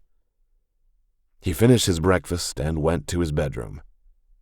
Before breaking into Hadrian Vinden's house a second time, he needed to discuss his plan with Hardcase 19. But she would not be back online until tonight, which meant he had some time to explore the Shadowways and rack up experience and gold. The more gold he had, the better, because Carver was going to need to buy a lot of potions. He logged into the game and got to work. That night, Hardcase 19 was back online, and so were Battledwarf 873 and Boss Babe 56. Like Carver, they had all chosen their specialization classes. Battledwarf 873 proudly announced that he was now a Dwarven Defender, ready to vigorously smite the enemies of Dwarvenkind with his axe. Boss Babe 56 had taken the Magistria class and was very pleased with her boosts to the light magic and fire magic skills. But she was much more impressed with one of the bonuses that Hardcase 19 had gotten for becoming an Elven Ranger. "Oh my God," she said. "He's just, so totally cute." Hardcase 19 wrinkled her nose. "Cute?" The Northerland wolf sitting next to her observed the exchange with impassive dignity. As she had planned, Hardcase 19 had taken a Northerland wolf as her animal companion. The animal was enormous, the top of his head coming to the bottom of Hardcase 19's ribs, with equally impressive fangs and claws. The wolf sort of reminded Carver of some special forces operators that he had known, operators who had sat with the relaxed calm of men confident in the knowledge that they could kill everyone in the room if necessary. "Cute, Magistria," said Battledwarf 873. "If we met this mighty hound's kinsmen in the wild, they would not be so cute, for they would be trying to bite off our faces." "I know, but this isn't the wild. Can I pet him?" She started to reach out a hand, thought better of it, and looked at Hardcase 19. "Can I pet him?" Hardcase 19 looked at the Northerland wolf and nodded, and Boss Babe 56 squealed a bit and stepped forward to scratch the wolf behind the ears. She did it with the confident motion of someone familiar with and comfortable with dogs. The wolf accepted it with the grave dignity of a lord granting a boon to a favored peasant. What's his name? Thundercloud? He totally looks like a thundercloud. Ooh, or Stormwolf. I like Stormwolf. That would be, so totally badass. "Chester," said Hardcase 19, voice quiet. "Chester?" said Boss Babe 56 in surprise. "I mean, he's your dog, and you can totally name him whatever you want, but he doesn't look like a Chester." "I'm not really a dog person," said Hardcase 19. "But, my dad was. When I was a kid, he had a dog named Chester, and he loved that dog. Took him everywhere. The year he died, Dad was inconsolable. There was a lot of other stuff going on, but I thought I would name the wolf Chester." Carver understood. He had named his AI assistant after a woman who had died on Haven Colony all those years ago. "Oh my God, that's so sweet," said Boss Babe 56. She scratched Chester behind the ears again. "But you're going to be a good boy for Hardcase 19, aren't you? Yes, you are." Chester endured the scratching with solemn dignity, but his tail did thump against the floor a few times. "Shall we discuss our pets more?" said Battledwarf 873. "Or shall we get to the adventuring?" "Let's go," said Carver.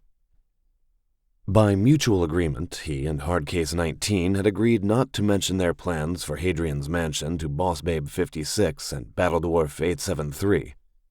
Both were good players and seemed free of the personality defects that often seem to plague players of NIVR games. Yet Carver wasn't willing to bring them into the plans for the theft. For one thing, he didn't think they needed the money the way that he did, and the way that Hardcase 19 claimed that she did. For another, The plan would require considerable use of the stealth skill, and Carver knew that neither one of them had invested many skill points into it. And, for some reason, he found himself inclined to trust Hardcase 19. Carver wasn't sure why, and he didn't want to put too much credence in the feeling. Yet there was the fact that she trusted him to sell anything they stole from the mansion at the auction house and split the money with her. Why, though? Perhaps he would find out soon enough. But when the time for the theft came, it would be advantageous to have as much skill points and experience as possible, and Carver was going to need to stock up on some potions for both himself and Hardcase 19. Every bit would help.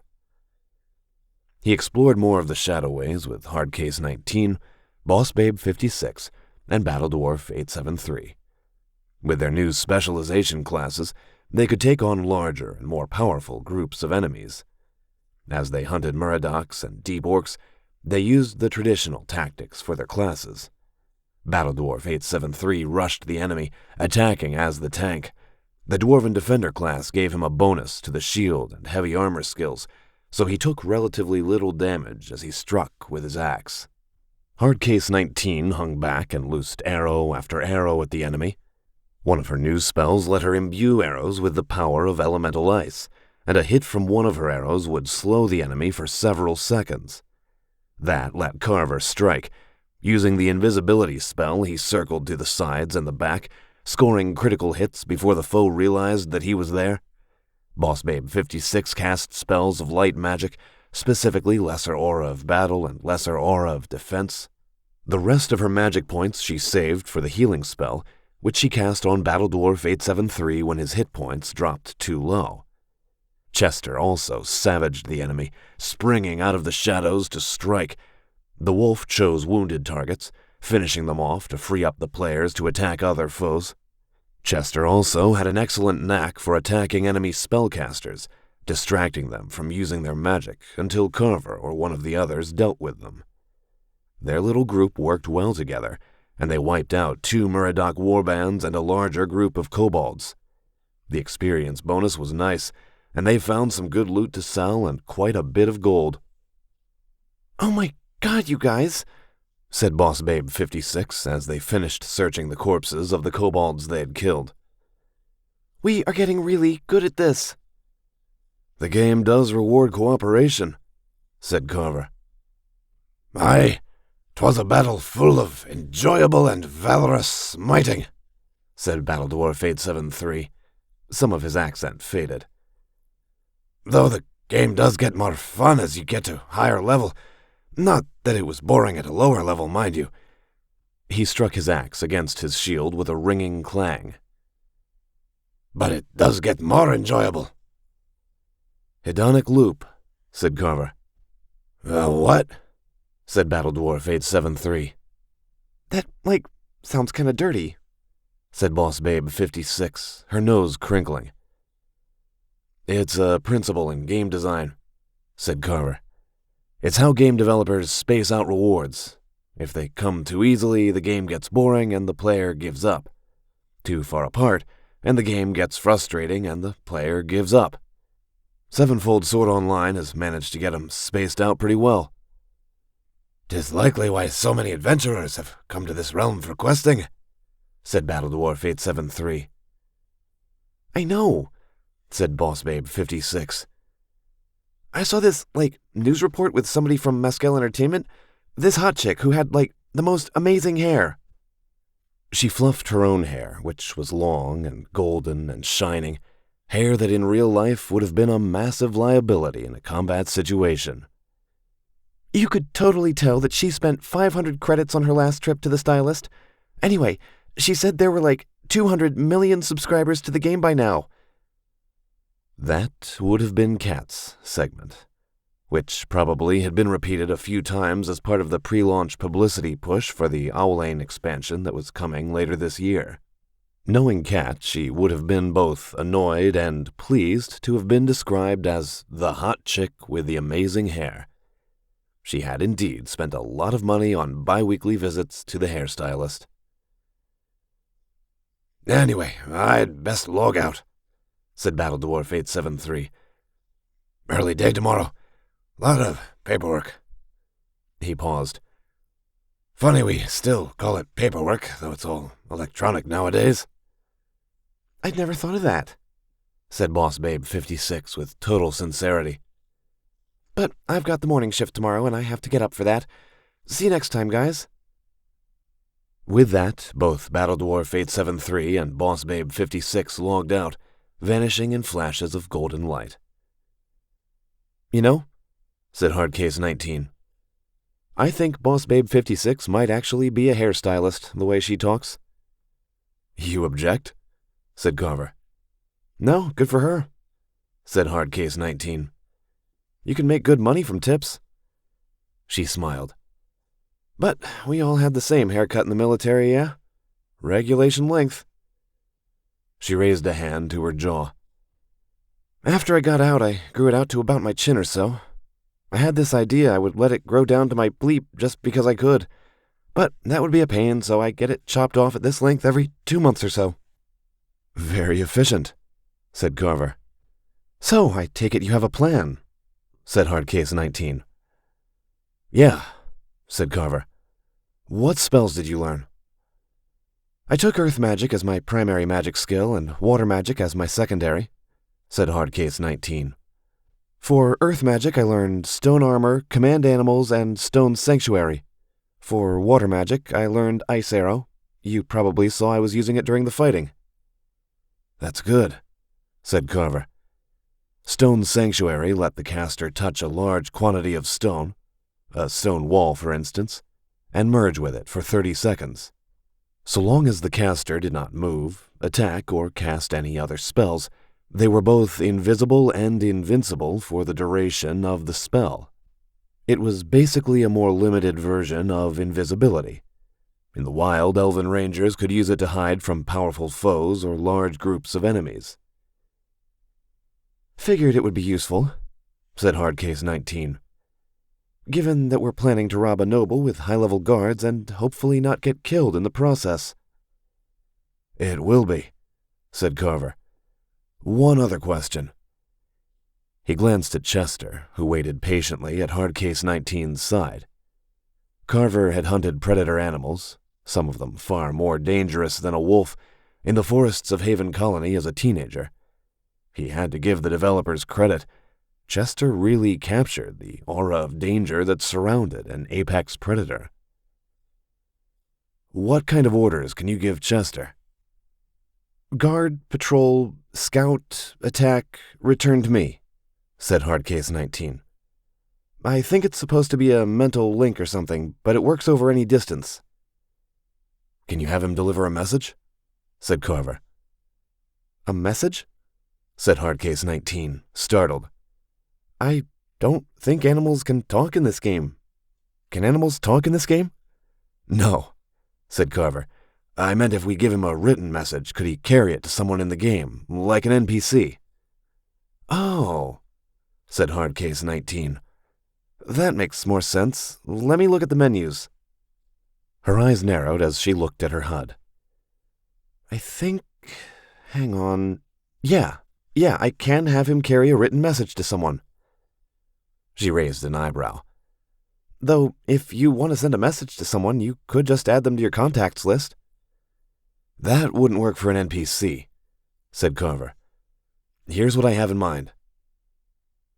He sketched out his plan for breaking into Hadrian Vinden's mansion and getting out alive again with the loot.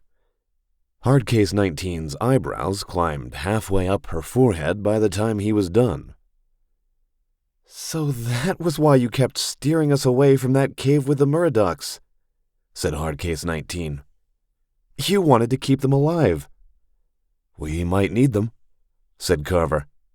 We're going to need them, retorted Hardcase 19. She let out a laugh. This is like some sort of crazy heist movie, isn't it? Like the ones where they tunnel into the bank to steal the gold and one guy's pretending to be the bank manager, and the one girl on the crew is wearing tight shorts and a wet t-shirt to distract the guard. Do you want a wet t-shirt? Said Carver. He was annoyed with himself the minute the words left his mouth. For some reason, he kept trying to flirt with her, and that hadn't even been good flirting. "If I wanted to, I could adjust the skimpiness slider on my armor the way Boss Babe 56 does," said Hardcase 19. "Then I could be running around in a leather miniskirt, a bustier, and high-heeled boots too."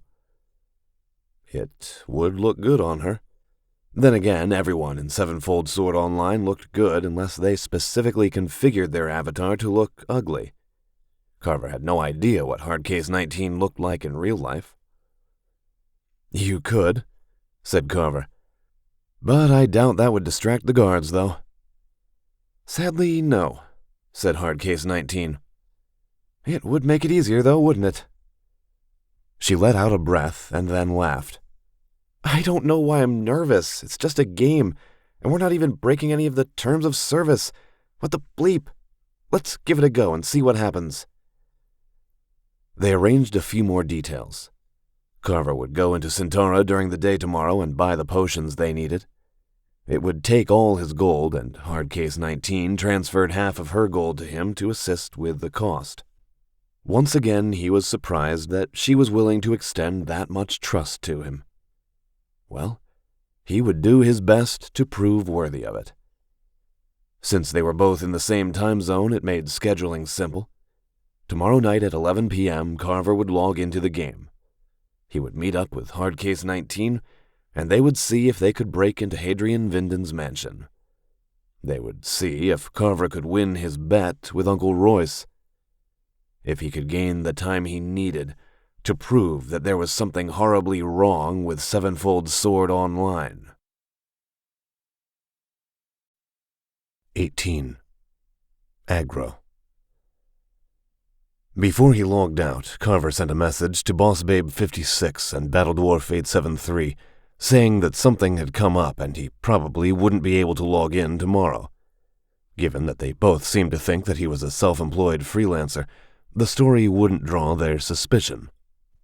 The next morning, after a long run under the somber glare of the gray moon's light, he logged back into the game and made his way to the surface. Carver spent all his gold on potions, specifically a few night vision potions for himself, healing and magic potions for both him and Hardcase 19, a cure poison potion for the trap on the strongroom door, and 2 invisibility potions for Hardcase 19. He also visited the Loyal Man and paid a visit to Helmut. Carver wanted to price out the cost of additional spellbooks for illusion magic. The problem, of course, was that according to the game lore, illusion magic was not officially condoned in the realm of Andamheim. In the books, it was even stricter than that, with all magic users forced to join the Magistri or the Arcanius Knights under penalty of exile or death. In the game, that meant that while magic users could purchase spellbooks for light, fire, water, earth, and air magic in Andamheim, spellbooks for other magic skills were not officially available, unless you purchased from NPCs with underworld connections like Helmut. But one look at Helmut's prices put an end to that plan, at least for now. Helmut did indeed have spellbooks available for illusion magic, including one that would teach the night vision spell which Carver needed, but the cost was prohibitive. Maybe once the theft was over, he would have enough gold to buy at least one of the spells that Helmut had for sale, assuming the plan worked. Once that was done, Carver logged out and spent the rest of the day working on the inventory database for Carver Convenience Foods. Compared to the scale of something like Sevenfold Sword Online, it was a relatively simple piece of software. Nonetheless, it was still complex, especially given the number of automated food kiosks Royce had throughout both Spaceport City and Arcology City. The metadata, in particular, tended to get out of sync, and some of the kiosks in the Arcologies had less than reliable connections to the servers, which meant their inventory totals got out of balance on a regular basis. Had it been for anyone other than Carver Convenience Foods, Carver would have handed the software over to someone else after a modicum of training. But he wasn't going to leave Uncle Royce high and dry, and Carver did enjoy the work. Besides, he needed the money from the billable hours. Again, he felt the desire to abandon Sevenfold Sword Online entirely to come work for Royce full-time. But his sense of responsibility refused to allow it. That night at about 10 p.m., he sat on one of the couches on the living room, working on his laptop and watching a comedy show in the background. The show, as far as Carver could determine, featured a group of friends living in an arcology that was a poorly disguised substitute for Mascal Tower. Hilarity ensued as they had various problems. Uncle Royce sat on the other couch, a bottle of beer in hand, and laughed merrily every few lines. Carver never argued with him about what to watch because it was Royce's apartment, and he didn't actually care. He usually worked or read on his tablet while Royce watched a show. "I'm glad they're making shows like this again," said Royce. "For a while during the war it was all stuff that was basically propaganda. I understand the need for it, but if I had to see one more show about stern-faced young people in a military base—" "The tastes changed after the war," said Carver, remembering Kat's interview on the morning news show. "People want escapist entertainment now. Comedies, romances, and stuff like Sevenfold Sword Online. Entertainment that'll take their minds off everything that happened during the war." That never really worked for him, though. He had seen too much.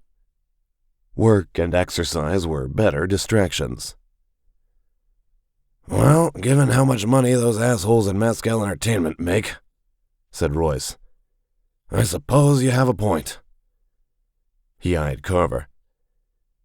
"How many billable hours am I going to get at the end of the week?" "However many it is," said Carver. "It will still be cheaper than losing a pallet of chicken protein because the inventory system forgot it was there." Royce grunted. "Good point." "And I thought you wanted me to spend less time playing Sevenfold Sword Online," said Carver. "But if you've changed your mind—" "Don't be snide with your elders, boy." The comedy show finished, and Royce heaved himself to his feet with a grunt. He staggered sharply enough that Carver almost stood to help him, but Royce caught his balance after a step. "Have you been to see the physical therapist lately?" said Carver. Royce scowled. "Bloody woman will just lecture me about my diet and have me do a bunch of pointless exercises." "If you did those exercises, you'd have an easier time standing up," said Carver. "If you spend less time playing Sevenfold Sword Online, you'd be happier," said Royce. "Are we done with the part of the night where we give each other advice we'll both ignore?" Carver rolled his eyes. "And if you must know, I have an appointment on Monday. I can pay for it with the rent reduction you won't be getting." "Good to know," said Carver. "Good night, boy," said Royce, limping towards his bedroom door. "Don't stay up too late if you're going to get up at the crack of dawn to exercise." "Guess we really are at the part of the night for ignoring advice," said Carver. Royce barked out a laugh and disappeared into his bedroom.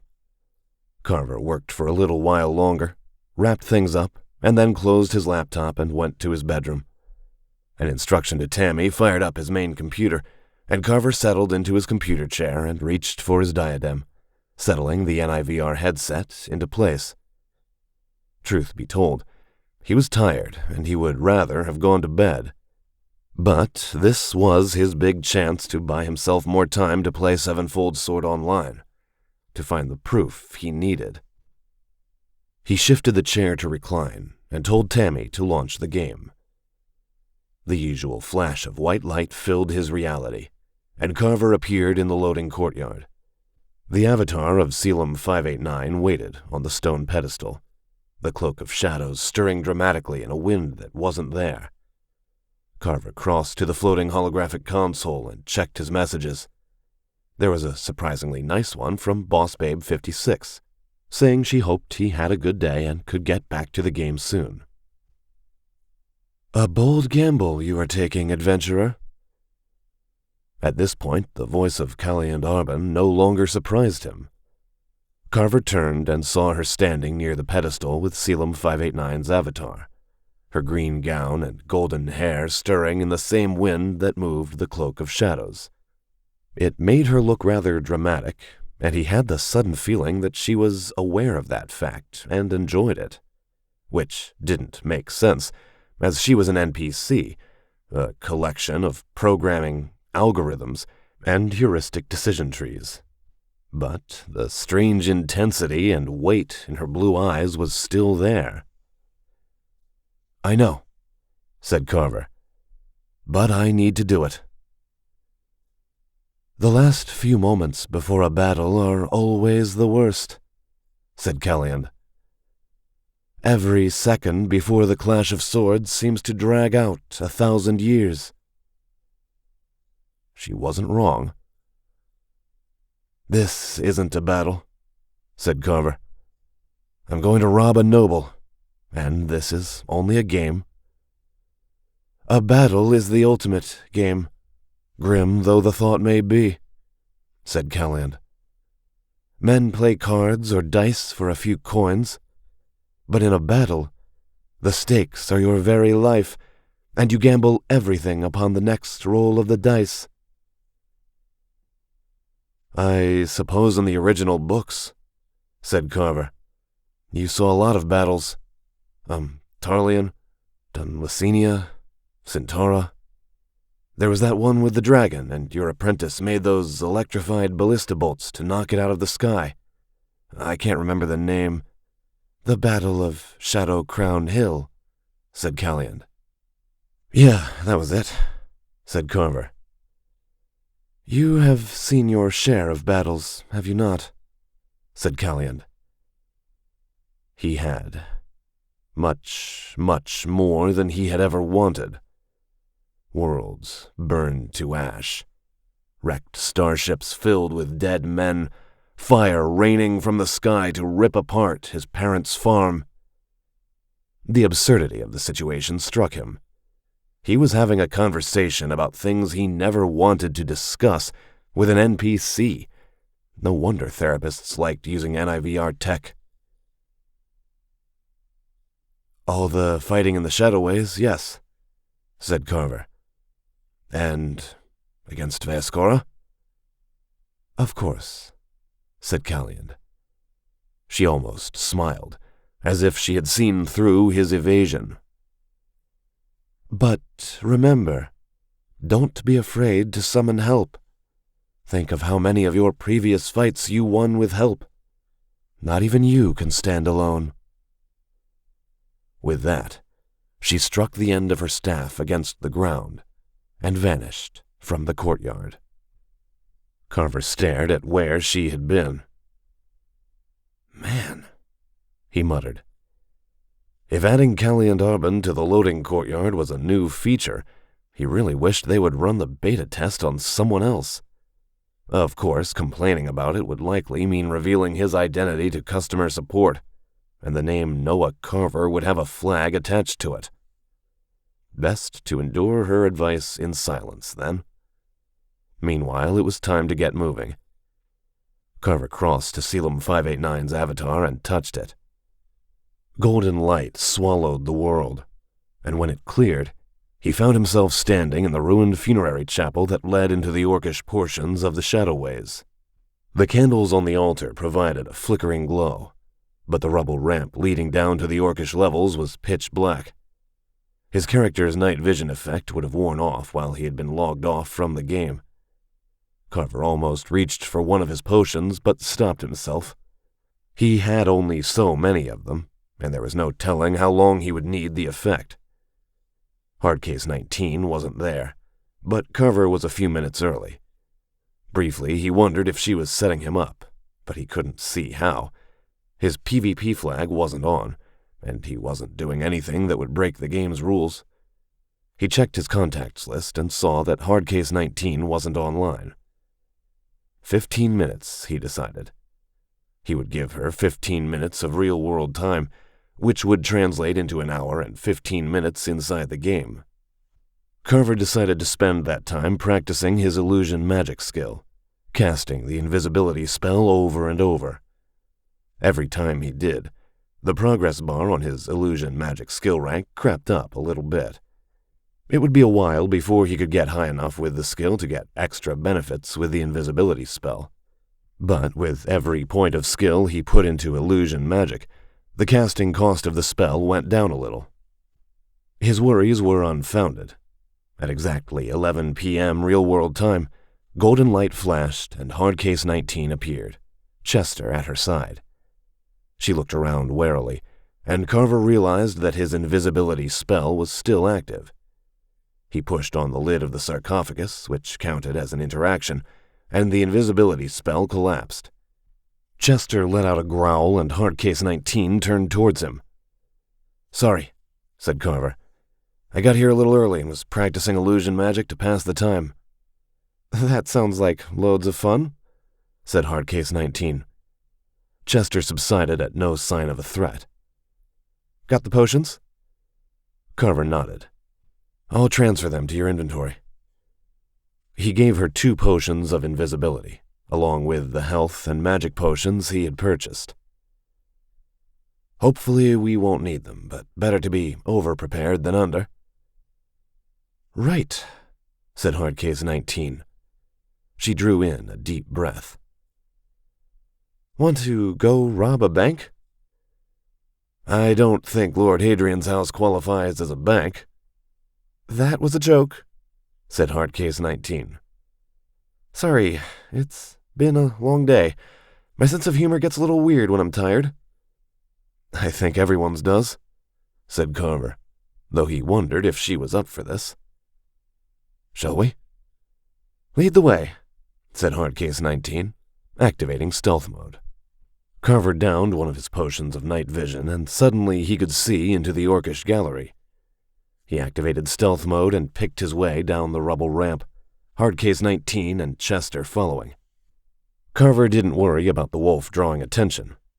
A Northerland wolf bonded as an animal companion had such high stealth that it was far more likely that any enemies would notice Carver long before they saw the wolf.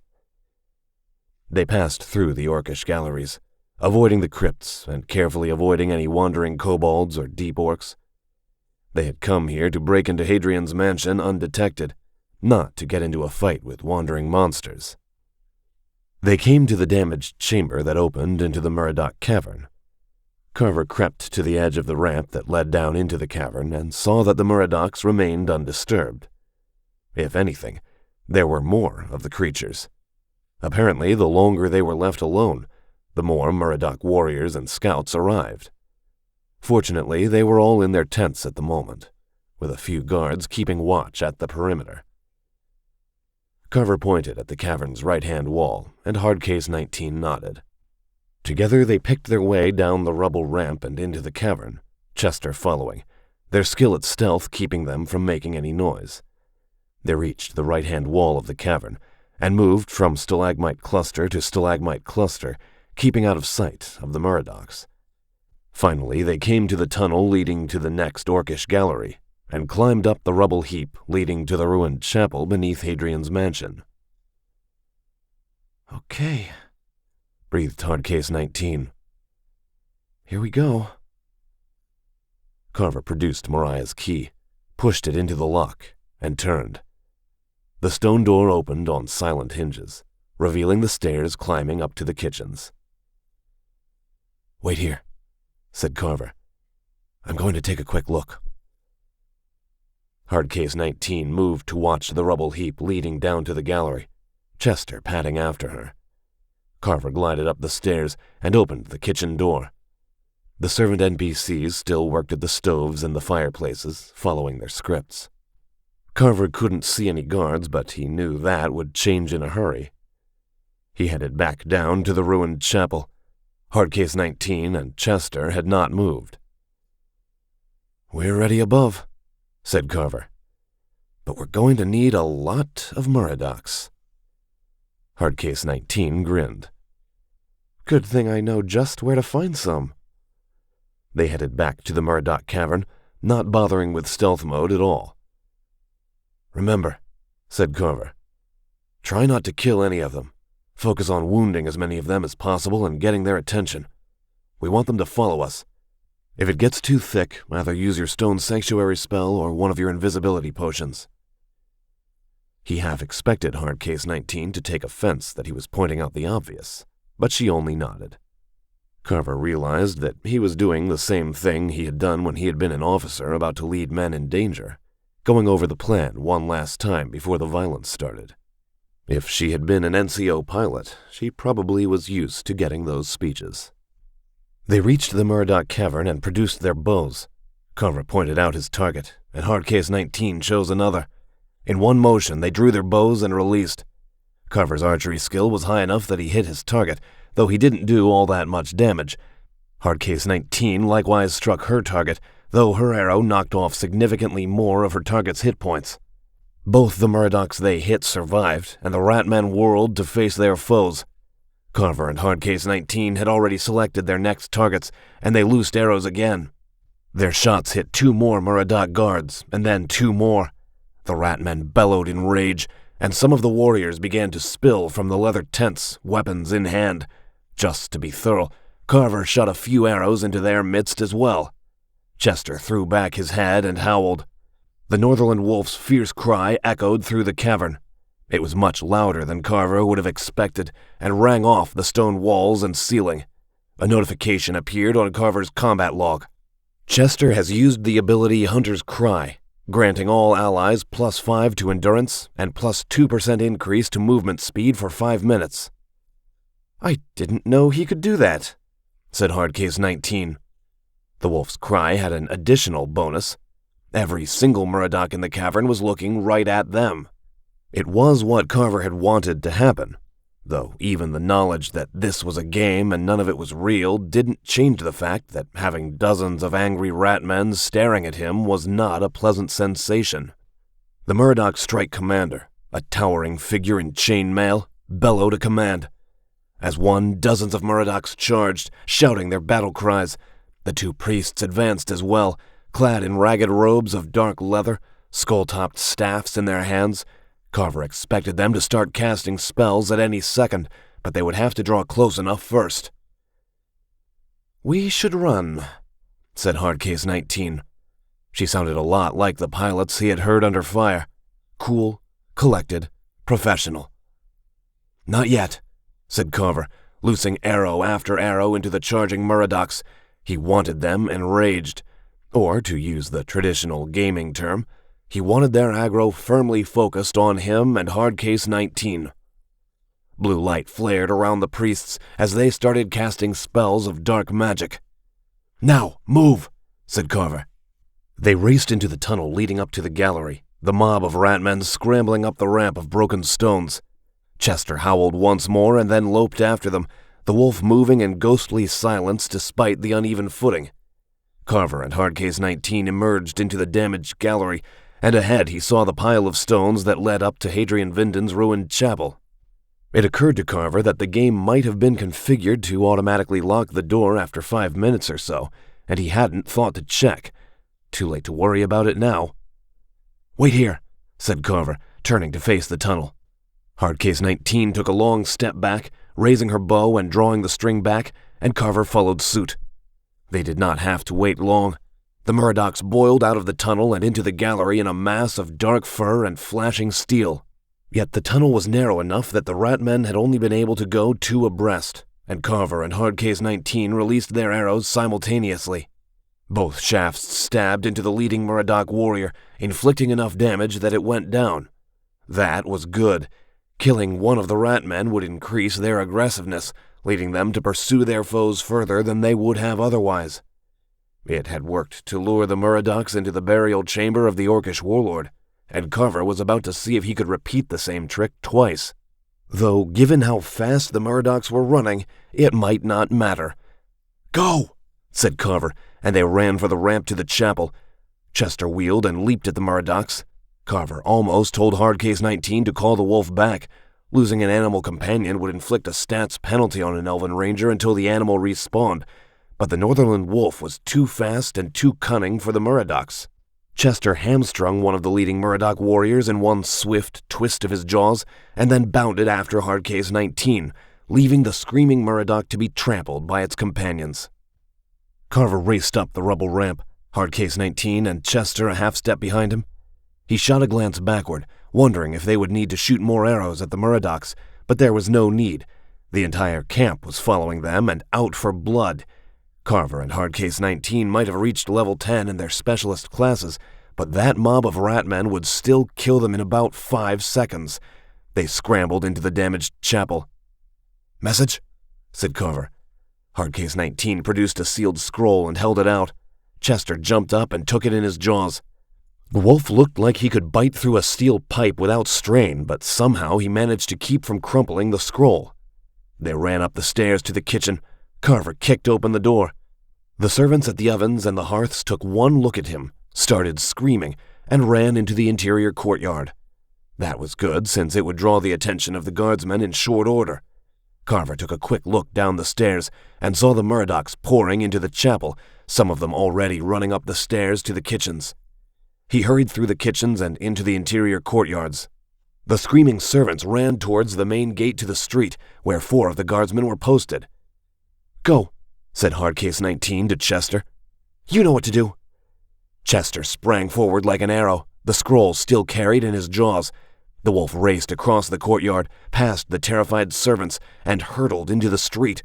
The 4 guards were looking in astonishment at the servants, and then turned to watch Chester run past.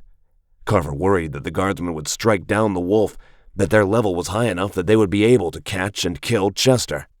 But the guards had been taken by surprise, and Chester was moving too fast. The wolf vanished into the nighttime streets of Centaura, and the guards gaped after him for a second. Then, as one, they turned and saw Carver and Hardcase 19 standing in the courtyard. "Hold!"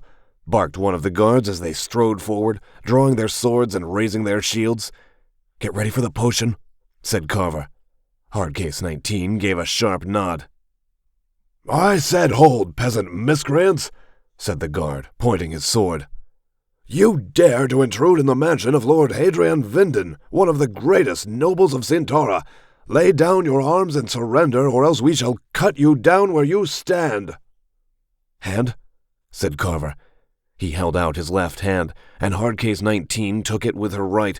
Her grasp felt warm and firm against his fingers.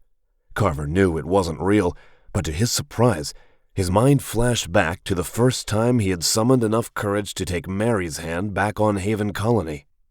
Vaguely, he wondered what the boy he had been would have thought of the man he had become, of how his life was so much different than what he had imagined it would be like when he asked Mary Crane to marry him. The guards advanced, swords lifted, shields raised. And then the Murdochs burst from the kitchen. The ratmen poured into the courtyard, dozens of them, their beady eyes still fixed on Carver and Hardcase 19. But the guardsmen froze for a half second, their eyes moving back and forth between the 2 groups of intruders. "Now," said Carver. Hardcase 19 drank one of the potions of invisibility, while Carver cast the invisibility spell at the same moment. They both disappeared, and he tugged on her hand, leading her toward the doors to the mansion's western wing. Carver had a timer in the corner of his HUD, counting down on his invisibility spell. The spell lasted for 30 seconds, as did the potion, and those seconds seemed to be going by far too quickly. Funny, there had been times in his life when 30 seconds seemed like an eternity, usually when someone was shooting at him. Now it seemed like barely any time at all. But he guided Hardcase 19 towards the doors to the western wing. Behind them, a battle broke out as the Murdochs swarmed the guards. The guardsmen were much higher level than the Murdochs, but there were only 4 of them, and there were a lot more Murdochs, with more emerging from the kitchen. Hardcase 19 had 1 more potion of invisibility left, and he could cast the spell at least twice more before he needed to break into his magic potions to recover his spellcasting ability. But if the guards saw them even for a second, they might forget about the Murdochs and attack. Or, depending on how they were scripted, the guards and the Murdochs might forget their enmity and attack Carver and Hardcase 19. If that happened, they were screwed. 12 seconds remained on his spell when the doors to the western wing burst open and 2 more guardsmen came charging out. Carver squeezed Hardcase 19's hand and broke into a light jog, and together they darted through the open doors and into the elaborate entry hall he had seen earlier. They ducked behind one of the pillars, and the invisibility effect dissolved a second later. "Whew," said Hardcase 19, grinning. The sounds of battle came through the open doors. That was the second craziest thing I've ever done while a guy was holding my hand. "Second craziest?" said Carver. Classified, said Hardcase 19, and he stifled a laugh. The noise might have drawn the attention of the combatants outside. "Let's move," said Carver. "Remember, stay in stealth mode, and if anyone approaches, use Stone Sanctuary while I use invisibility." Got it, said Hardcase 19. Let's roll. They crossed to the stairs and climbed upward. Twice they had to hide from guards rushing to join the melee in the courtyard. Carver cast invisibility, and Hardcase 19 touched the wall and used Stone Sanctuary, vanishing into the rock. Once the guards passed, they resumed their upward climb. Stone Sanctuary had a much higher casting cost than invisibility, soaking up nearly 70% of Hardcase 19's magic points with every use. They were both using potions to replenish, and Carver hoped they would not run out, that he had not miscalculated just how much they would need. They had to hide from one more guard on the 5th floor, and then they hurried through Lord Hadrian's library and into his study. The room was empty, though Carver heard the fighting through the balcony doors. He looked up the stairs to the strong room door and saw that it had remained unchanged from his last visit. "I'll stand guard," said Hardcase 19, and Carver nodded and jogged up the stairs. He knelt before the door, produced his lockpicks, and went to work. Immediately he triggered the trap, a poison needle jabbing into his hand. A wave of cold numbness rolled through him, and Carver's hit points began dropping. No, not just falling, but plummeting. The poison was so exceptionally lethal that it would kill him in a matter of seconds. In haste, he produced his potion of antivenom and drank it, hoping that it would prove effective against the poison. It did, though not before the poison had wiped out 70% of his hit points. The antivenom potion tasted exactly like cherry soda. "You okay?" said Hardcase 19. "You just lost a ton of health." "Fine," said Carver, drinking 2 of his healing potions. "That trap had a heck of a kick to it." "Hurry," said Hardcase 19. Carver set to work. The lock was a good one, but not beyond the reach of his lockpicking skill. He suspected that was a lure to draw in rash players, letting them think the relatively easy lock would allow them to open the door, only for the poison needle to finish them off. He got the door open on the 5th try. Carver swung it open and stepped into the strong room of Lord Hadrian Vinden. For all the effort that it had taken him to get here, the interior of the room was relatively unadorned. A simple wooden table took up most of the floor space, holding a staff, a longsword, a helmet, and a shield. Several metal boxes rested on a wood shelf. Carver flipped them open, grabbing several thousand gold coins and numerous gemstones, and he took the items on the table. He didn't have time to look at them for long, but he saw they were the highest level of rarity, with additional enchantments that were only able to be used by characters above level 90. They would fetch a high price in the auction house. Carver took one last look around the strong room. They had already been here too long, and they needed to get out of the mansion, or at least down to the lowest floor where they had a far better chance of escape. Yet there ought to be a quest object in here, evidence he could bring back to Mariah to complete the quest and get some experience. There, a locked iron strongbox sat in the corner. Carver knelt, undid the lock, and opened the lid. Inside was a bundle of letters. Carver took them, and they appeared in his inventory as treasonous letters, proof that Hadrian Vinden was conspiring with the Heptarchy. That would satisfy the quest from Mariah Lordsbane. More gold and gems were in the box, along with 4 magical rings. Carver took all of them, and a ragged piece of parchment lay at the bottom of the box, looking as if it had been torn from a larger document. Dwarven glyphs marked the parchment, along with lines that looked like part of a map. Carver froze in shock. He had seen that map before. It had been concealed on the hidden development server he had found, the server that had gotten him fired and caused the end of his marriage. What the hell was it doing here? "Hey!" Hardcase 19 called up the stairs. "Hurry! Sounds like the fighting's getting worse. Carver broke out of his shock and snatched the parchment. It appeared in his inventory as unknown map. He could figure out what it was later. Right now, they needed to get the hell out of here. Turning, he hurried down the stairs and back to the study. You've got the stuff? She said. Yeah, said Carver. Let's move. Best idea I've heard all day, said Hardcase 19. They activated stealth mode and went back into the hallway. It was still deserted. Carver took a single step forward. The stealth eye on his HUD popped open. A woman in a dark robe strode from the stairs. She cast back her cowl and flung aside her robe. Beneath it, she wore dark armor similar to the armor Vaescora had worn during the starter quest, but much more ornate and glowing with magical runes. Like Vaescora, she had red hair, brilliant green eyes, and pointed elven ears. Unlike Vaescora, her hidden eyes had opened, which meant 6 more eyes glowed upon her forehead and temples.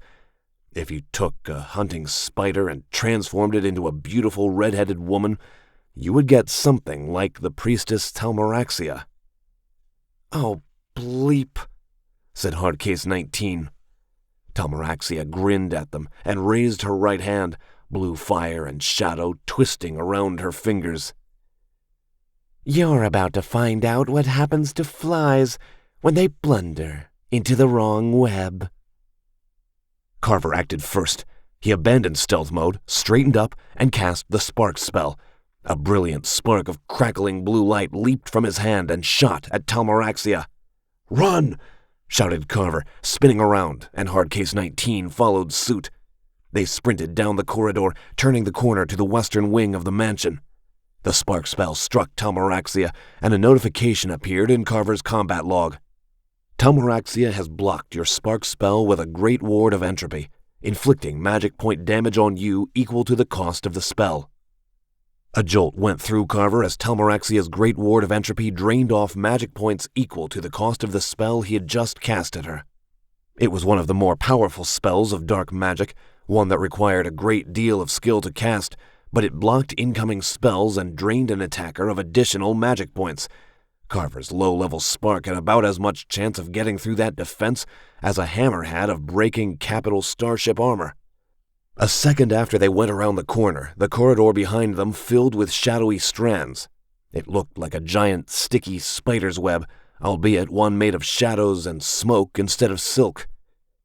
You have eluded Talmaraxia's greater web of draining. They had just missed getting killed by a half-second. Greater Web of Draining was a powerful death magic spell. Had the spell struck them, it would have held them motionless while the web drained their hit points. Talmaraxia could have cast more spells at them with impunity, or, given the vast difference between their levels, the web most likely would have killed them before they could move. They reached the stairwell of the north wing and hurtled down it at full speed. Stealth mode would have been useless. Talmaraxia knew they were here, and she would not stop pursuing them.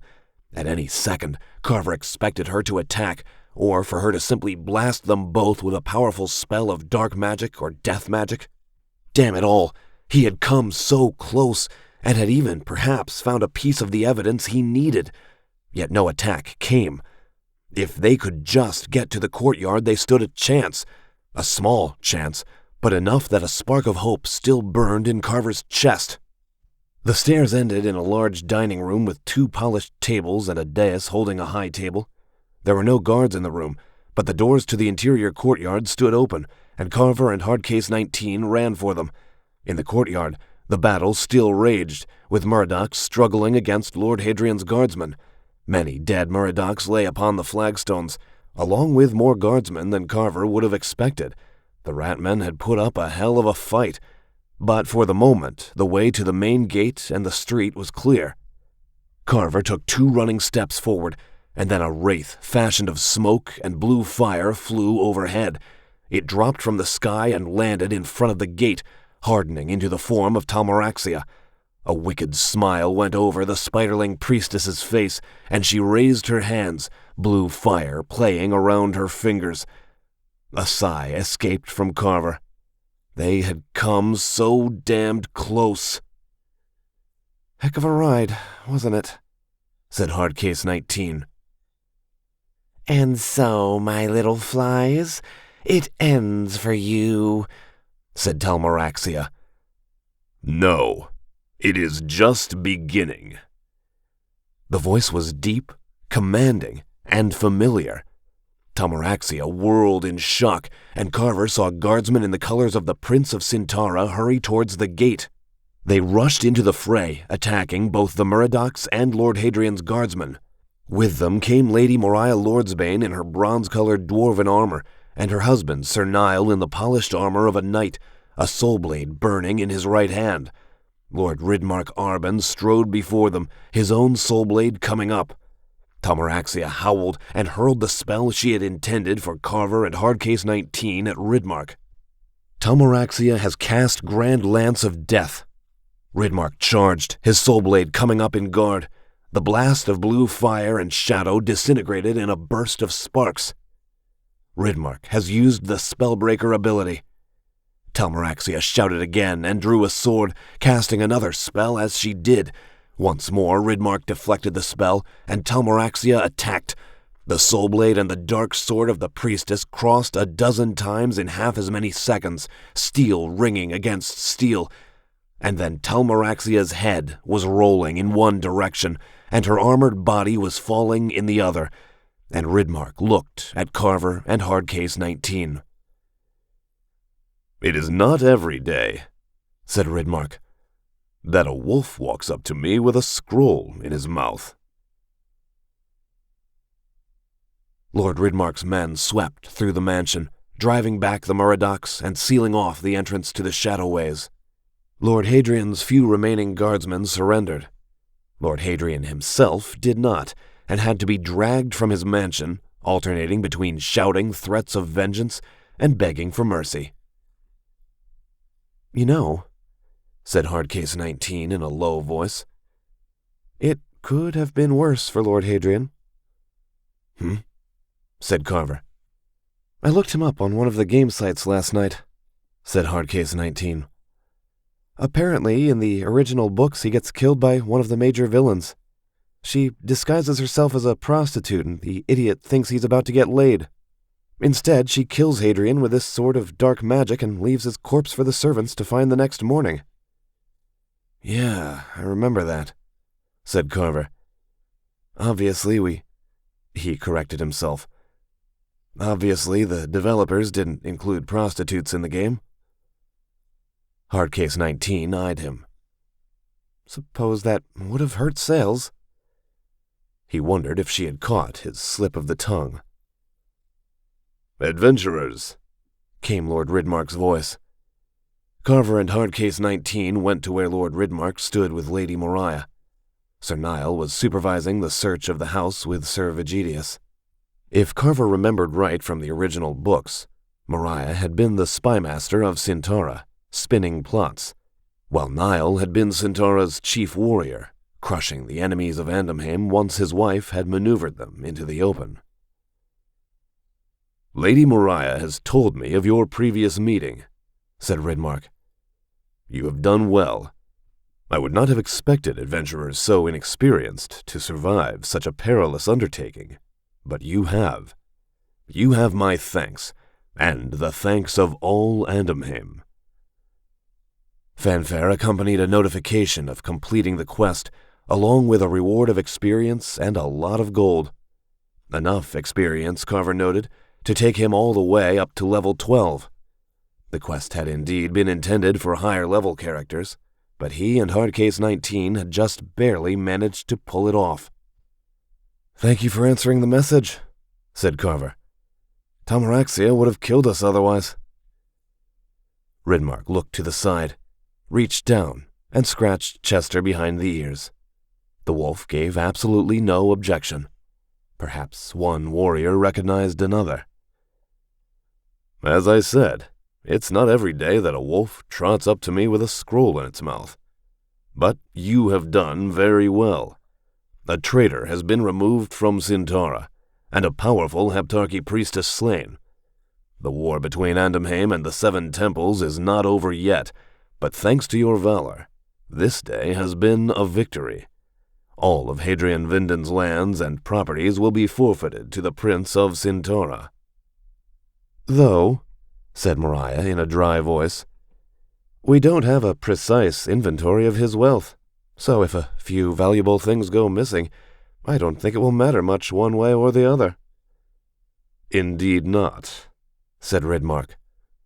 I wonder whatever you could mean. He turned back to Carver and Hardcase 19. But you have my gratitude. Perhaps you should speak to me, Lady Mariah, or Sir Niall in the future. We may have more work for you. Thank you, said Carver. We will be on our way then. Fare you well, adventurers, said Ridmark. With that, Ridmark turned back to Mariah, speaking more about the war with the Heptarchy. In real life, Carver had never stolen anything. When he was in the Navy, he hadn't even borrowed from his roommates without first asking. The sensation of having stolen merchandise threatening to burn a hole in his pocket was a new one. Carver felt the overwhelming urge to run carrying his extremely valuable stolen items, but kept his pace steady as he walked through the gate. Despite that, he couldn't resist looking back over his shoulder as they reached the street. Ridmark was looking right at him, and again Carver felt that uncanny sense of presence, of age. And then, very slowly, Ridmark winked. Carver blinked in astonishment. Ridmark turned back to Mariah once more, resuming their conversation. Carver tried to put it out of his mind. 19. Trust is more valuable than money. Holy bleep, said Hardcase 19 as they walked together down the street. We actually pulled it off. Yeah, said Carver. In hindsight, choosing a Northerland wolf as your animal companion was a really good idea. I'll say, said Hardcase 19. So, what did we get? A bunch of stuff, said Carver. First, your half of the gold and gemstones from the strong room. He opened his inventory screen and transferred a large sum of gold and gemstones to her. And quite a few extremely rare and valuable magical items. All of them are locked to level 90 or higher and have powerful enchantments. He didn't mention the map fragment. Carver had a creeping suspicion that it wasn't supposed to be in the game at all. You think we'll get any money for them? Said Hardcase 19. Yeah, said Carver. Some. I don't know how much, but a 4-figure sum is likely. Maybe mid-4 figures, possibly higher if the bidding goes crazy. Have you ever used the auction house before? I know it exists, said Hardcase 19. Okay, I'll try to walk you through it, said Carver. I'll transfer half the stuff to you. No, said Hardcase 19. You'll sell it all and then send me half the money. Carver frowned. Are you sure? We're talking about a lot of money and you don't know me all that well. The money isn't that important to me, said Hardcase 19. Wait, that's not true. I do like money a lot. My dad was terrible with money, so I suppose I learned from his negative example. She shrugged. My business has tight margins, and I wouldn't mind, say, another 3,000 credits landing in my account, but I won't exactly starve or go out of business either. I'd rather find something else out instead. What? Said Carver. She met his gaze. If I can really trust you, not just in the game, really trust you. I don't understand, said Carver. I don't entirely understand either, said Hardcase 19. But I need to do this, so I'm going to find out if I can actually trust you. Carver said nothing for a few seconds. Was this a sort of interpersonal game? If it was, he couldn't see why a Mescal security employee would play it. Nothing they had done had broken the rules of the game or circumvented the terms of service. Granted, maybe Carver had exploited the rules of the game a bit, but exploiting the rules was not the same as breaking them. But if Hard Case 19 was not a Mescal security employee, then who was she? From what she had said, she disliked Mescal Entertainment. Mescal Industries dominated Matraxion's economy, but the company had dedicated enemies both on the planet and in the rest of the Royal Terran Commonwealth. Maybe she was some sort of activist looking to take down Mescal Entertainment from the inside. Or perhaps she was something else entirely. "All right," said Carver. "I'll put the stuff on the auction house tonight. It should sell quickly since it's so high level. If everything goes well, I should be able to send you some money later this afternoon, but it might not be for 2 or 3 days." "Okay," said Hard Case 19, taking a step back. "Sounds like a plan." She grinned. "I hope it turns out that I can trust you.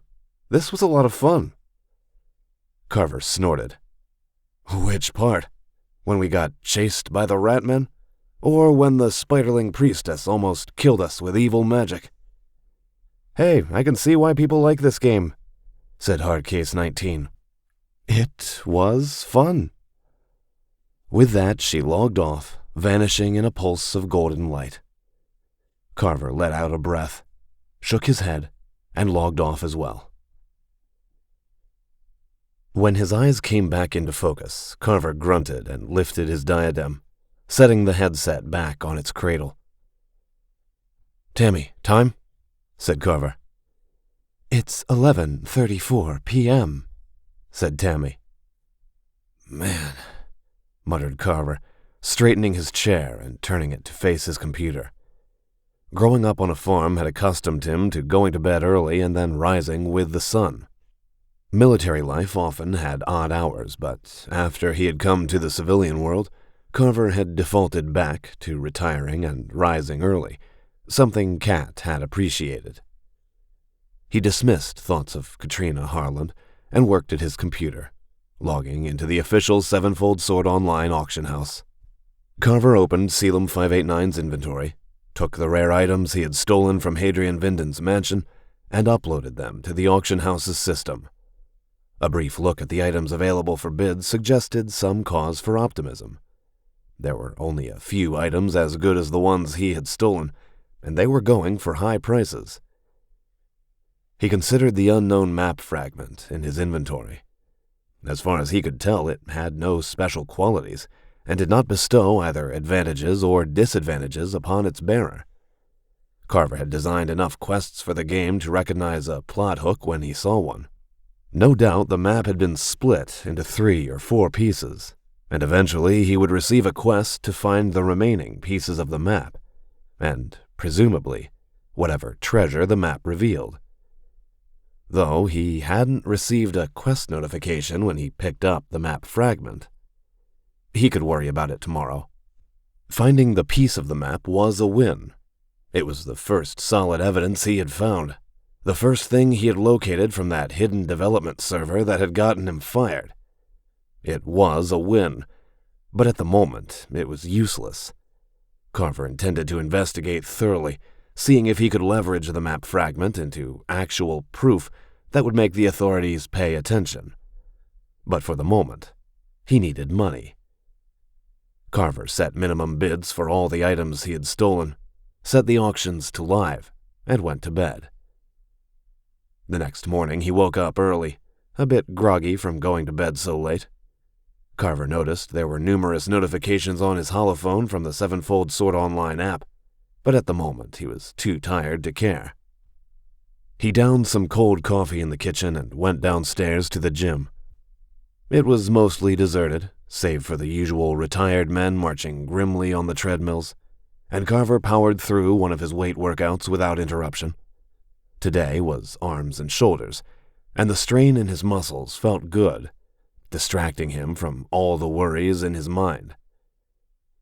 Royce had already left for the day by the time Carver returned to the apartment. He showered, got dressed, and ate breakfast with a cup of coffee, scrolling through the news on his tablet.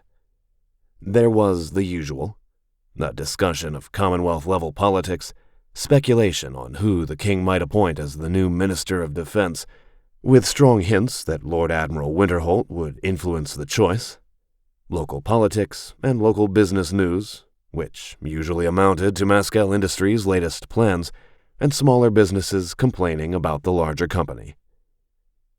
Carver saw an article which disturbed him. Mascal Entertainment was considering licensing Sevenfold Sword Online for use on other Commonwealth worlds. It was impossible to maintain a single online game outside of a radius of about 1,000,000 kilometers or so. Mankind had figured out how to travel faster than light via hyperspace, but no one had yet worked out how to transmit data faster than the speed of light, so it would be impossible for Mascal Entertainment to build a single Commonwealth-spanning NIVR game. Given that all the other Commonwealth worlds had their own game companies, Mascal Entertainment would have a hard time finding a foothold on any of them. It was another worry for later. He finished his breakfast, went back to his bedroom, and seated himself in his computer chair. "Tammy," he said, "please bring up the auction house." His central monitor came to life, displaying the game's online auction house. Carver scrolled through the results, and a smile went over his face. All the notifications on his holophone had been from the game's app, recording various bids for the items he had posted. The bidding had gone very high in the initial hour after he had posted, though it had cooled off since. Carver thought it had gone as high as it was going to go. He accepted all the bids on the stolen items, waited a few moments for the system to process and confirm payments, and then the transactions were finalized.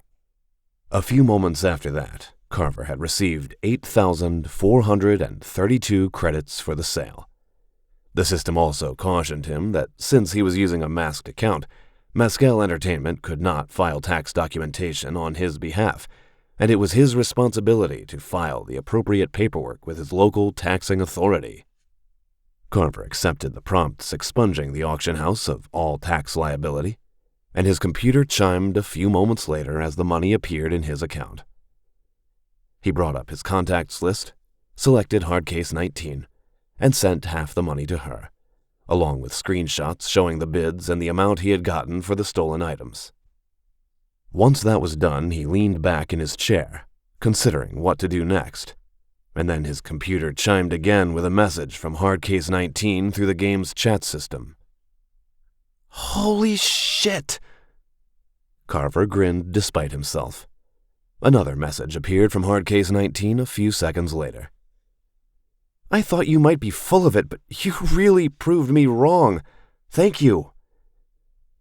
Carver considered that for a few seconds and then composed a response. "I've been burned a few times, so I know how hard it is to trust anyone. But I couldn't have pulled this off without your help. You earned that money." Her response came almost at once. "We rightfully earned that money that we rightfully stole, is that it?" He laughed. He kept doing that when talking with her. Another message appeared. "I have to ask you a question. You might not want to answer it, but did you work for Mascal Entertainment?" Carver sighed and typed out his reply. "I did. I was fired because I had concerns. I agree with a lot of your criticisms of the company." He stared at the screen, wondering if she would reply.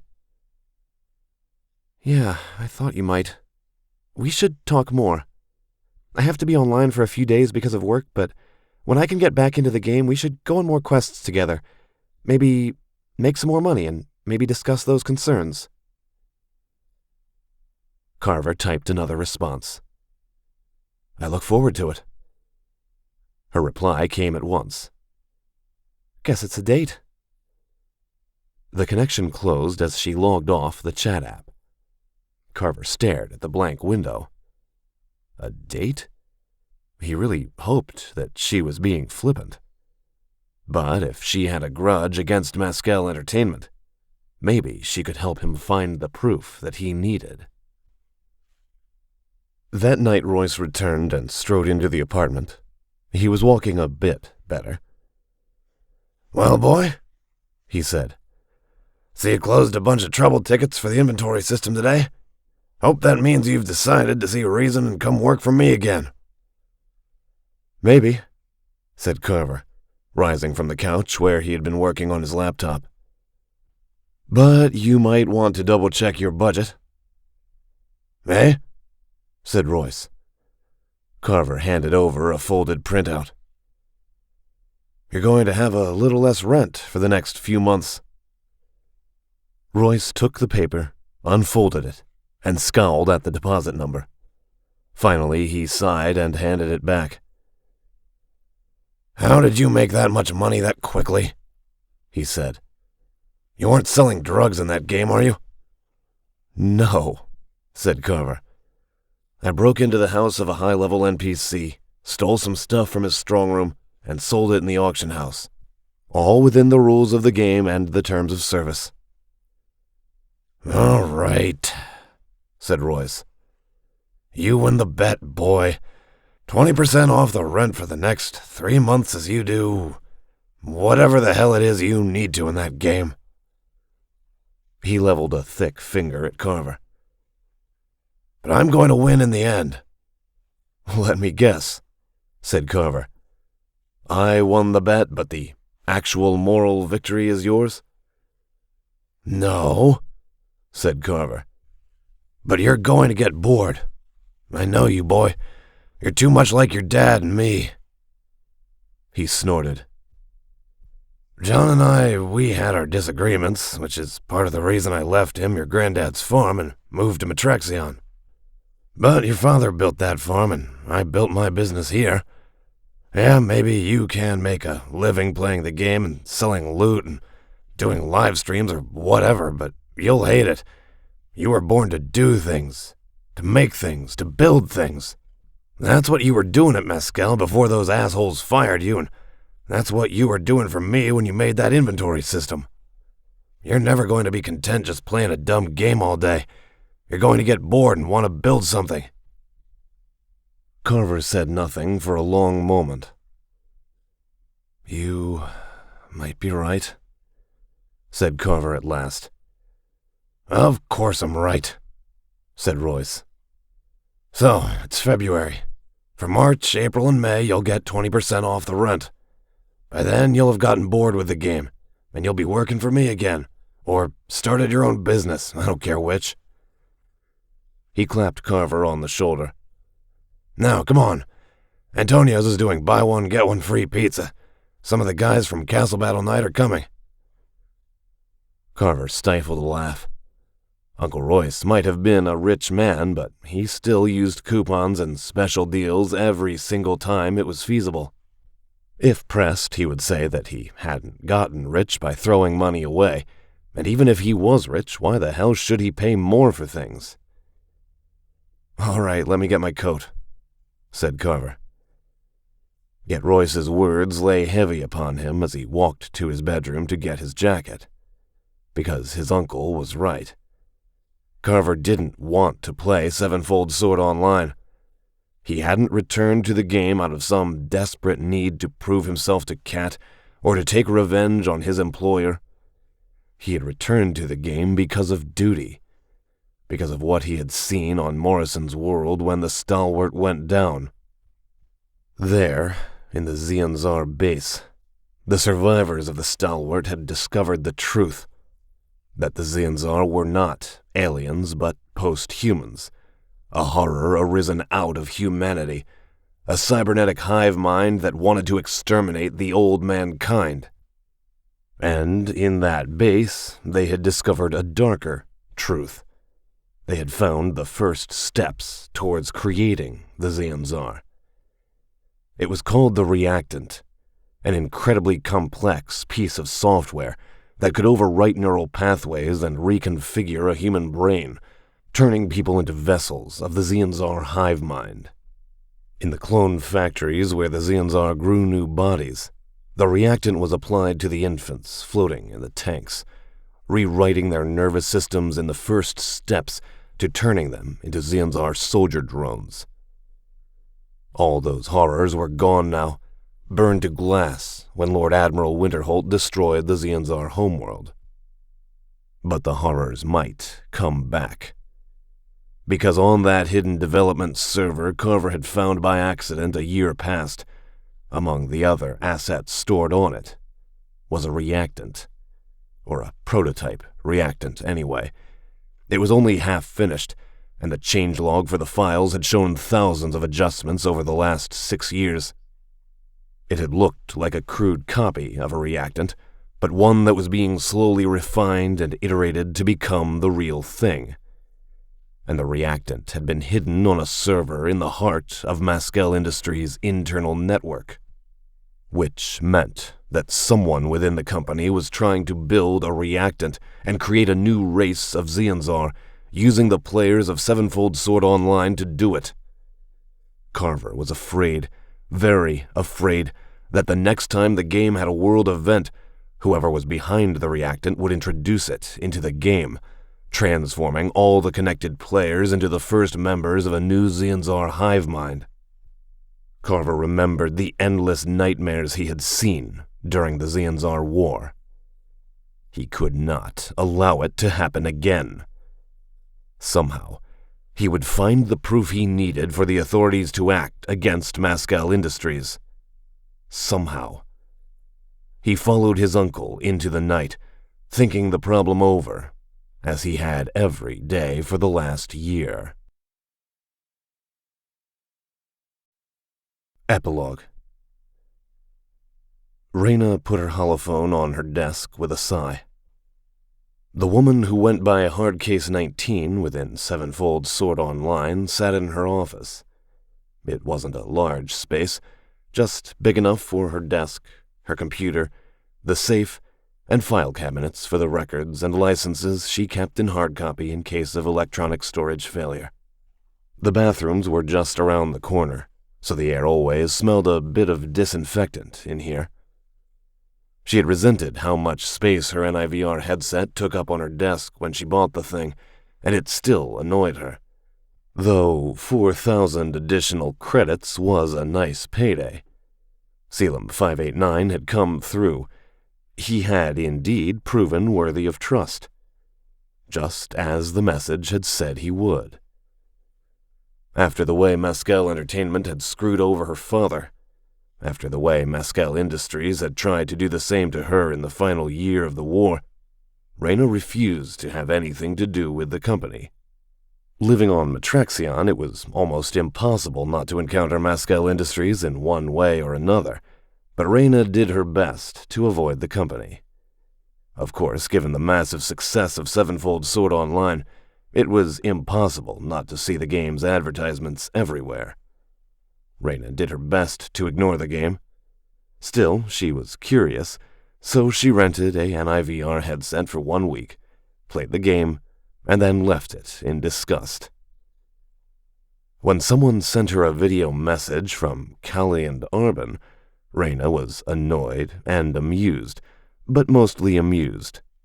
Likely it was one of her employees or her friends, using her well-known dislike for Mascal Industries to play a joke on her. Given that creating a video message with Callian's likeness was technically violating Mascal Entertainment's copyrights, Raina didn't mind. Then she played the message. In it, the avatar of Callie and Arbin had told Raina things that no one else knew, secrets that only Raina herself had known. Or so she had thought. "I want to help you, Raina," said Calliand. "You can prove what happened to your father, and you can help a lot of other people. Log into Sevenfold Sword Online on February 7th. The first male player you meet will help you. You can trust him, and he will help you find proof of the truth." It had been ludicrous, insane. But whoever had really recorded that video message had known things that only Raina herself had known. She had to find the truth. So, she had logged into the game, created a new character, and met Selim 589. And, just as Calliand had said, he had proven trustworthy. 4,000 credits was a lot of money. Reyna wasn't exactly poor, but it was still a lot of money. A lot of trust. Selim 589 could have simply taken the money and disappeared. She had given him every opportunity to take the money and ghost her. It was what she had thought he would do. What Reyna had secretly hoped he would do. Because that would mean the message wasn't real. Reyna had told Selim 589 that she needed a few days to get caught up on work. That was true. Owning your own business meant that you set your own hours, but the work never really stopped. But it was only half the truth. She needed a few days to wrap her head around what had just happened. Reyna sighed, shoved away from her desk, and got to her feet. Hopefully, she could stay busy enough that what Kallian's video message had said would not weigh upon her mind. Within Sevenfold Sword Online, on the western edge of Andamheim's continent, rose the mighty citadel of Erd Morlamok. It was the fortress of the Warden, the mightiest archmage of the Dark Elves, master of dark magic, and was filled with undead and urvolgs and other creatures beyond count. It was the most dangerous dungeon in the game. High-level players had journeyed there several times, seeking the great treasures concealed within the haunted fortress. Sometimes the Citadel's guardians killed them. Other times the Warden captured them, and, as in the original books, offered the players a challenge, giving them a chance to escape with treasures. So far, every single player had failed. The Warden was the single most powerful NPC in the entire game, or so everyone thought. Only a very few knew that the Warden was not actually an NPC, or that the man who controlled him did not need to use a NIVR headset. His mind had evolved. Thanks to the technology taken from the Xianzar, his intellect had expanded a dozen times, allowing him to divide his concentration in a way that would have been impossible for an unmodified human. And with that technology and his intellect, he would perfect the reactant and transform mankind.